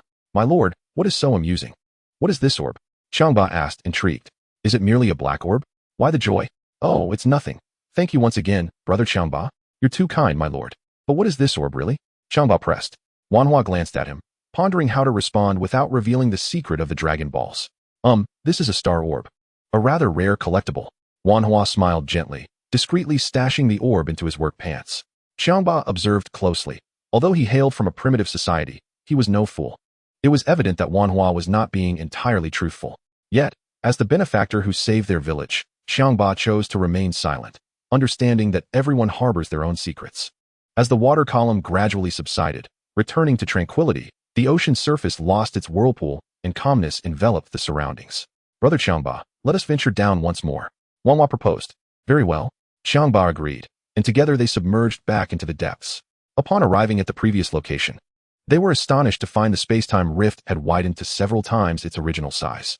Exchanging a glance, they swiftly swam towards it, preparing to step into the rift when, without warning, a disc-shaped spaceship burst forth from the rift. Startled, the two men quickly dove aside to avoid collision. As they evaded, Wan Hua caught a glimpse through the spaceship's glass window of a group clad in Saiyan battle attire. Their forms varied, some resembling animals, others akin to monsters, while some bore resemblance to inhabitants of Blue Star. The vessel soared past them before ascending above the ocean surface. Locking eyes with Xiangba, Wan Hua followed suit, emerging from the water to witness the spacecraft hovering above them, from which a throng of hundreds began to descend. Seeing this assembly, Wan Hua's brow furrowed, and cold sweat broke out across his forehead. "The Frieza army," he exclaimed involuntarily, as the top hatch of the spacecraft opened. A tall man with red hair and horns protruding from his forehead emerged, surveying Wan Hua and Xiangba from above with a chilling aura that sent shivers down their spines. "Capture them," he commanded coldly, pointing a finger. Instantly, hundreds of Frieza's soldiers charged towards Wan Hua and Xiangba. "My lord, be careful." Xiangba interposed himself in front of Wan Hua, a white aura erupting around him as he raised his hand, gathering energy in his palm. Beep, beep. From the spaceship's control panel, the red-haired commander, Ziernato, observed the readings. "Power level 3000. Are the inhabitants of this planet truly so formidable?" He mused, his brow furrowing at the thought that his soldiers might be overwhelmed. In an instant, he appeared before them. Mountain Splitter. Simultaneously, Xiangba unleashed his gathered energy, a golden wave surging forth from his palm. Observing the approaching energy wave, Ziernato's expression turned disdainful as he extended his hand and bellowed, "Ha!" A surge of energy erupted, effortlessly repelling Xiangba's attack. "What?" Xiangba gasped, momentarily frozen in shock. "Brother Xiangba," Wan Hua shouted, swiftly leaping to seize Xiangba's body, pulling him to safety just in time. Chapter 97. Despair Descends. The terror of a 12,000 power level. Boom. The mountain splitter collided with the ocean, causing a violent explosion that sent towering waves cascading into the distance like a dragon. Meanwhile, at Tianhai City, at the Wan family estate, Jeff reclined on a sun lounger, leisurely fanning himself while basking in the sun. Beside him, Wan Huaizhou sat cross-legged on the grass, her eyes tightly shut. "Lady Huaizhou, your energy is once again in disarray. Empty your mind and envision yourself floating upon a tranquil lake, attentively sensing the environment around you, and attuning to that essence." At that moment, Jeff suddenly sprang up from the sun lounger with great force. "What an immense aura, Lord Huayan, Xiangba," he exclaimed in astonishment. Before he knew it, his body soared into the air, sensing a surge of energy swirling around him. Wan Huaizhou opened her eyes just in time to witness Jeff flying off. Bewilderment etched on her face. She thought, "Is this really old Jeff? Is he this powerful? Where are you going, old Jeff?" Wan Huaizhou called out. "Continue your cultivation of energy perception, Huaizhou. I shall return shortly." With that, a formidable aura erupted from Jeff, and enveloped in a white blaze, he swiftly propelled himself forward, leaving behind a long trail of fiery light. What astonishing speed! This old man has been hiding his strength. Though surprised, Wan Huaizhou's curiosity piqued. What could have transpired to compel Jeff to unleash his power so willingly?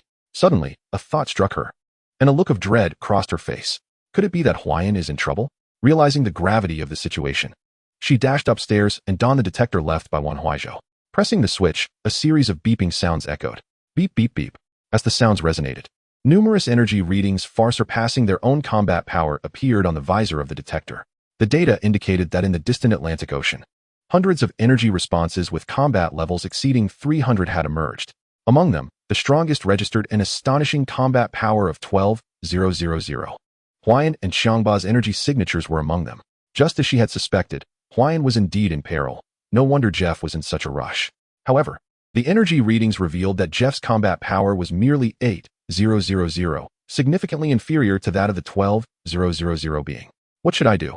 Huayan is in danger, and the enemy is overwhelmingly strong. What am I to do, my elder brother? Wan Huaizhou lamented, tears streaming down her face. Why must my elder brother be absent at such a critical moment? Meanwhile, in the Atlantic Ocean, within the Bermuda Triangle. Oh, you managed to evade me. It seems I underestimated you. I wonder if you can continue to escape, sneered Kirnado, his eyes narrowing as he dove straight towards the two. Lord Huayan, be careful. Xiangba positioned himself protectively in front of Wan Huayan, glaring at the swiftly approaching Kirnado as he delivered a powerful punch. But in the blink of an eye, Kirnado's form flickered, disappearing with a whoosh. He reappeared behind them, unleashing a swift kick. Bang! Ah! Wan Huayan cried out in agony as his body was propelled into the sea like a cannonball. Lord Huayan. Rage surged through Xiangba, his brow furrowing as he charged towards Kirnado. Bang! With a dull thud, Kirnado caught Xiangba's fist effortlessly, coldly remarking, "Your strength is woefully inadequate." With that, he raised his other hand and struck Xiangba squarely in the face. Bang! Another dull sound echoed as Xiangba was sent crashing into the sea, creating a towering splash of water. Moments later, the surface of the ocean returned to calm, and Kirnado pressed the detector affixed to his ear. Beep, beep, beep. As the beeping continued, a smirk crept across Kirnado's lips as he disdainfully remarked, "The energy readings have dissipated. It seems I overestimated you. You couldn't even withstand a single blow." Just as he prepared to return to his spaceship, the detector emitted another series of beeps. Oh, an energy reading of 8,000. There's still a formidable opponent. Kirnado smiled slightly, addressing his hundreds of subordinates. Go and eliminate everyone on this planet, and find out what this place is. Understood. His subordinates chorused in unison, immediately dispersing in different directions. Meanwhile, Kirnado, sensing the approaching battle energy, eagerly moved towards it. After his departure, atop the spaceship, a long-haired beauty with fair skin and glasses emerged. She tossed a flickering red box into the sea before turning and re-entering the spacecraft. In no time, the spaceship accelerated away at an astonishing speed. Everything seemed to revert to tranquility, as if nothing had transpired. Just then, two figures broke the surface of the serene ocean. Lord Huayan, please wake up. Xiangba checked for his breath and, relieved to find it still present, spoke earnestly. Lord Huayan, hold on. I will get you out of here. With that, Xiangba cradled Wan Huayan and slowly ascended from the water, flying towards the nearest island guided by his energy perception. Almost simultaneously, both Kirnado's detector and Jeff's energy perception sensed Xiangba's presence. Oh, it's Xiangba. It seems he's unharmed. But why is Lord Huayan's energy so weak? Has he been injured? Jeff furrowed his brow and quickened his pace.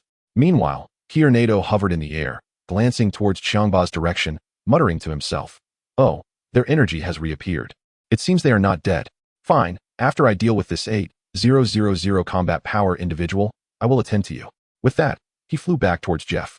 In Tianhai City, Wan Huaizhou, having detected Xiangba's energy again through the device left by Wan Huaizhou, leaped into the air and flew towards Xiangba, following the detector's guidance. Outside the villa, upon witnessing Wan Huaizhou's hurried departure, Zhang Asi and Qi Er exchanged puzzled glances.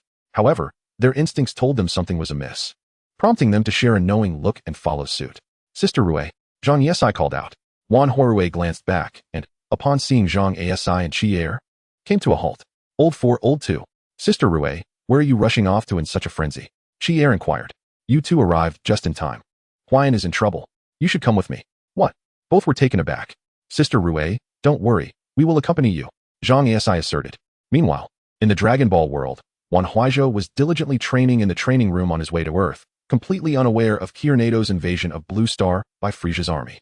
At present, he was solely focused on achieving Super Saiyan status so he could wish to return to Blue Star and continue his free-spirited life. Chapter 98, Jeff vs. Kirnado. In the United States, at the Pentagon, Joseph and his colleagues watched the images transmitted by the satellite on the central screen, beads of cold sweat trickling down their faces. The sight of a spaceship emerging from the ocean depths, along with the variously shaped beings, left them in disbelief. Could they be aliens? But how could aliens emerge from the sea? Regardless, such a scene was utterly contrary to their understanding of the world. However, given the current circumstances, it seemed these individuals were not allied with Wan Huaizhou and his group, which could potentially be good news for them. After all, if both parties could mutually restrain each other, it would provide a viable strategy against Wan Huaizhou. An island. It's an island. On the other side, Xiangba beamed with joy as he spotted the mountain peak slowly rising above the ocean's surface. Glancing at Wan Huaizhou in his arms, he encouraged, Lord Huaizhou, hold on. We are almost there. Simultaneously, Nato, noticing the approaching battle energy, wore a smug expression. Moments later, he saw a small dot appear ahead of him and chuckled. So, the 8000 combat power master has arrived? As for Jeff, upon seeing Nato, he too recognized him. Is it you? With that, Jeff instantly accelerated, and within seconds, the two finally came face to face. Before them stood a mere 10 meters apart. Jeff regarded Nato with an air of nonchalance and inquired, Who are you? Who am I? Ha ha. Nato scoffed, a trace of disdain etched upon his face. He had anticipated a robust adversary, only to be met with an elderly man, which inflated his arrogance. Who am I, you ask? Pay heed. I shall declare my name, and you shall tremble. I am Nato of the Frieza Force. The Frieza Force? Jeff's heart sank at the revelation. He had not expected this. Could it be that they, too, had traversed the rift of time and space to arrive in this realm? Return to your own world. You are not welcome here. Jeff admonished coldly. Return? Nato frowned, for none dared to issue such a command to him except Frieza. This old man was courting death. With a steely gaze, he took a single step forward, seemingly transcending the very fabric of space, covering the 10-meter distance in less than the blink of an eye. In a mere 0.5 seconds, he was upon Jeff, unleashing a ferocious punch. Bang! A dull thud resonated as Jeff's face was struck, the immense force propelling him backward, crashing into the sea, skimming across the surface like a stone, sending up plumes of water several meters high. Regaining his composure, Jeff swiftly ascended into the air. No sooner had he taken flight than Nato executed a whip-like kick, akin to a steel rod, aimed directly at him. Bang! Jeff instinctively raised his arms to block the assault, yet was sent hurtling back over 100 meters. Humph! Observing Jeff being kicked away once more, Nato's lips curled into a sneer as he raised his hand, condensing a sphere of energy before unleashing it with ferocity. Jeff looked up, his brow furrowing in anger as he beheld the incoming energy blast. Young man, do not push your luck. With a roar, a white aura ignited around him, transforming his once gaunt physique into that of a muscular titan. Beep beep beep. An electronic sound echoed as Nato's scouter registered Jeff's escalating battle power. 8100, 8200, 8300, 9000, 10,000. This is impossible. Your battle power has soared to 10,000. Nato was taken aback. This man could manipulate his power at will? I warned you not to overstep. Jeff's expression hardened as he lunged towards Nato. In an instant, he closed the 100-meter distance, coldly declaring, Now it is my turn. With a fierce battle cry, a flurry of punches fell upon Nato like torrential rain. Under the relentless onslaught, Nato was compelled to adopt a defensive stance. Jeff's strikes quickened, and in a moment of carelessness, Nato left an opening. A devastating blow connected with his abdomen, swiftly followed by a kick. Boom. The tremendous force sent Nato careening backward, crashing into the sea and erupting in a cascade of water. Meanwhile, Xiangba had brought Wan Huaizhou to an island. Lord Huaizhou. Xiangba gently set Wan Huaizhou down and patted his cheek, but received no response. Looking around, he found himself surrounded by dense jungle. Just as worry began to creep in, rustling sounds emanated from the depths of the foliage. A group of bare-chested natives emerged, brandishing spears and bows. Upon sighting Xiangba, they immediately trained their weapons upon him. Perhaps due to the shared status as natives in the Dragon Ball world, Xiangba felt an inexplicable kinship with them. He approached and spoke, Greetings. Might you provide me with some water? My friend is gravely injured. However, the language barrier rendered his words incomprehensible, and the natives recoiled in fear at his approach. In an instinctual response, one of the natives loosed an arrow. Xiangba swiftly caught it mid-flight.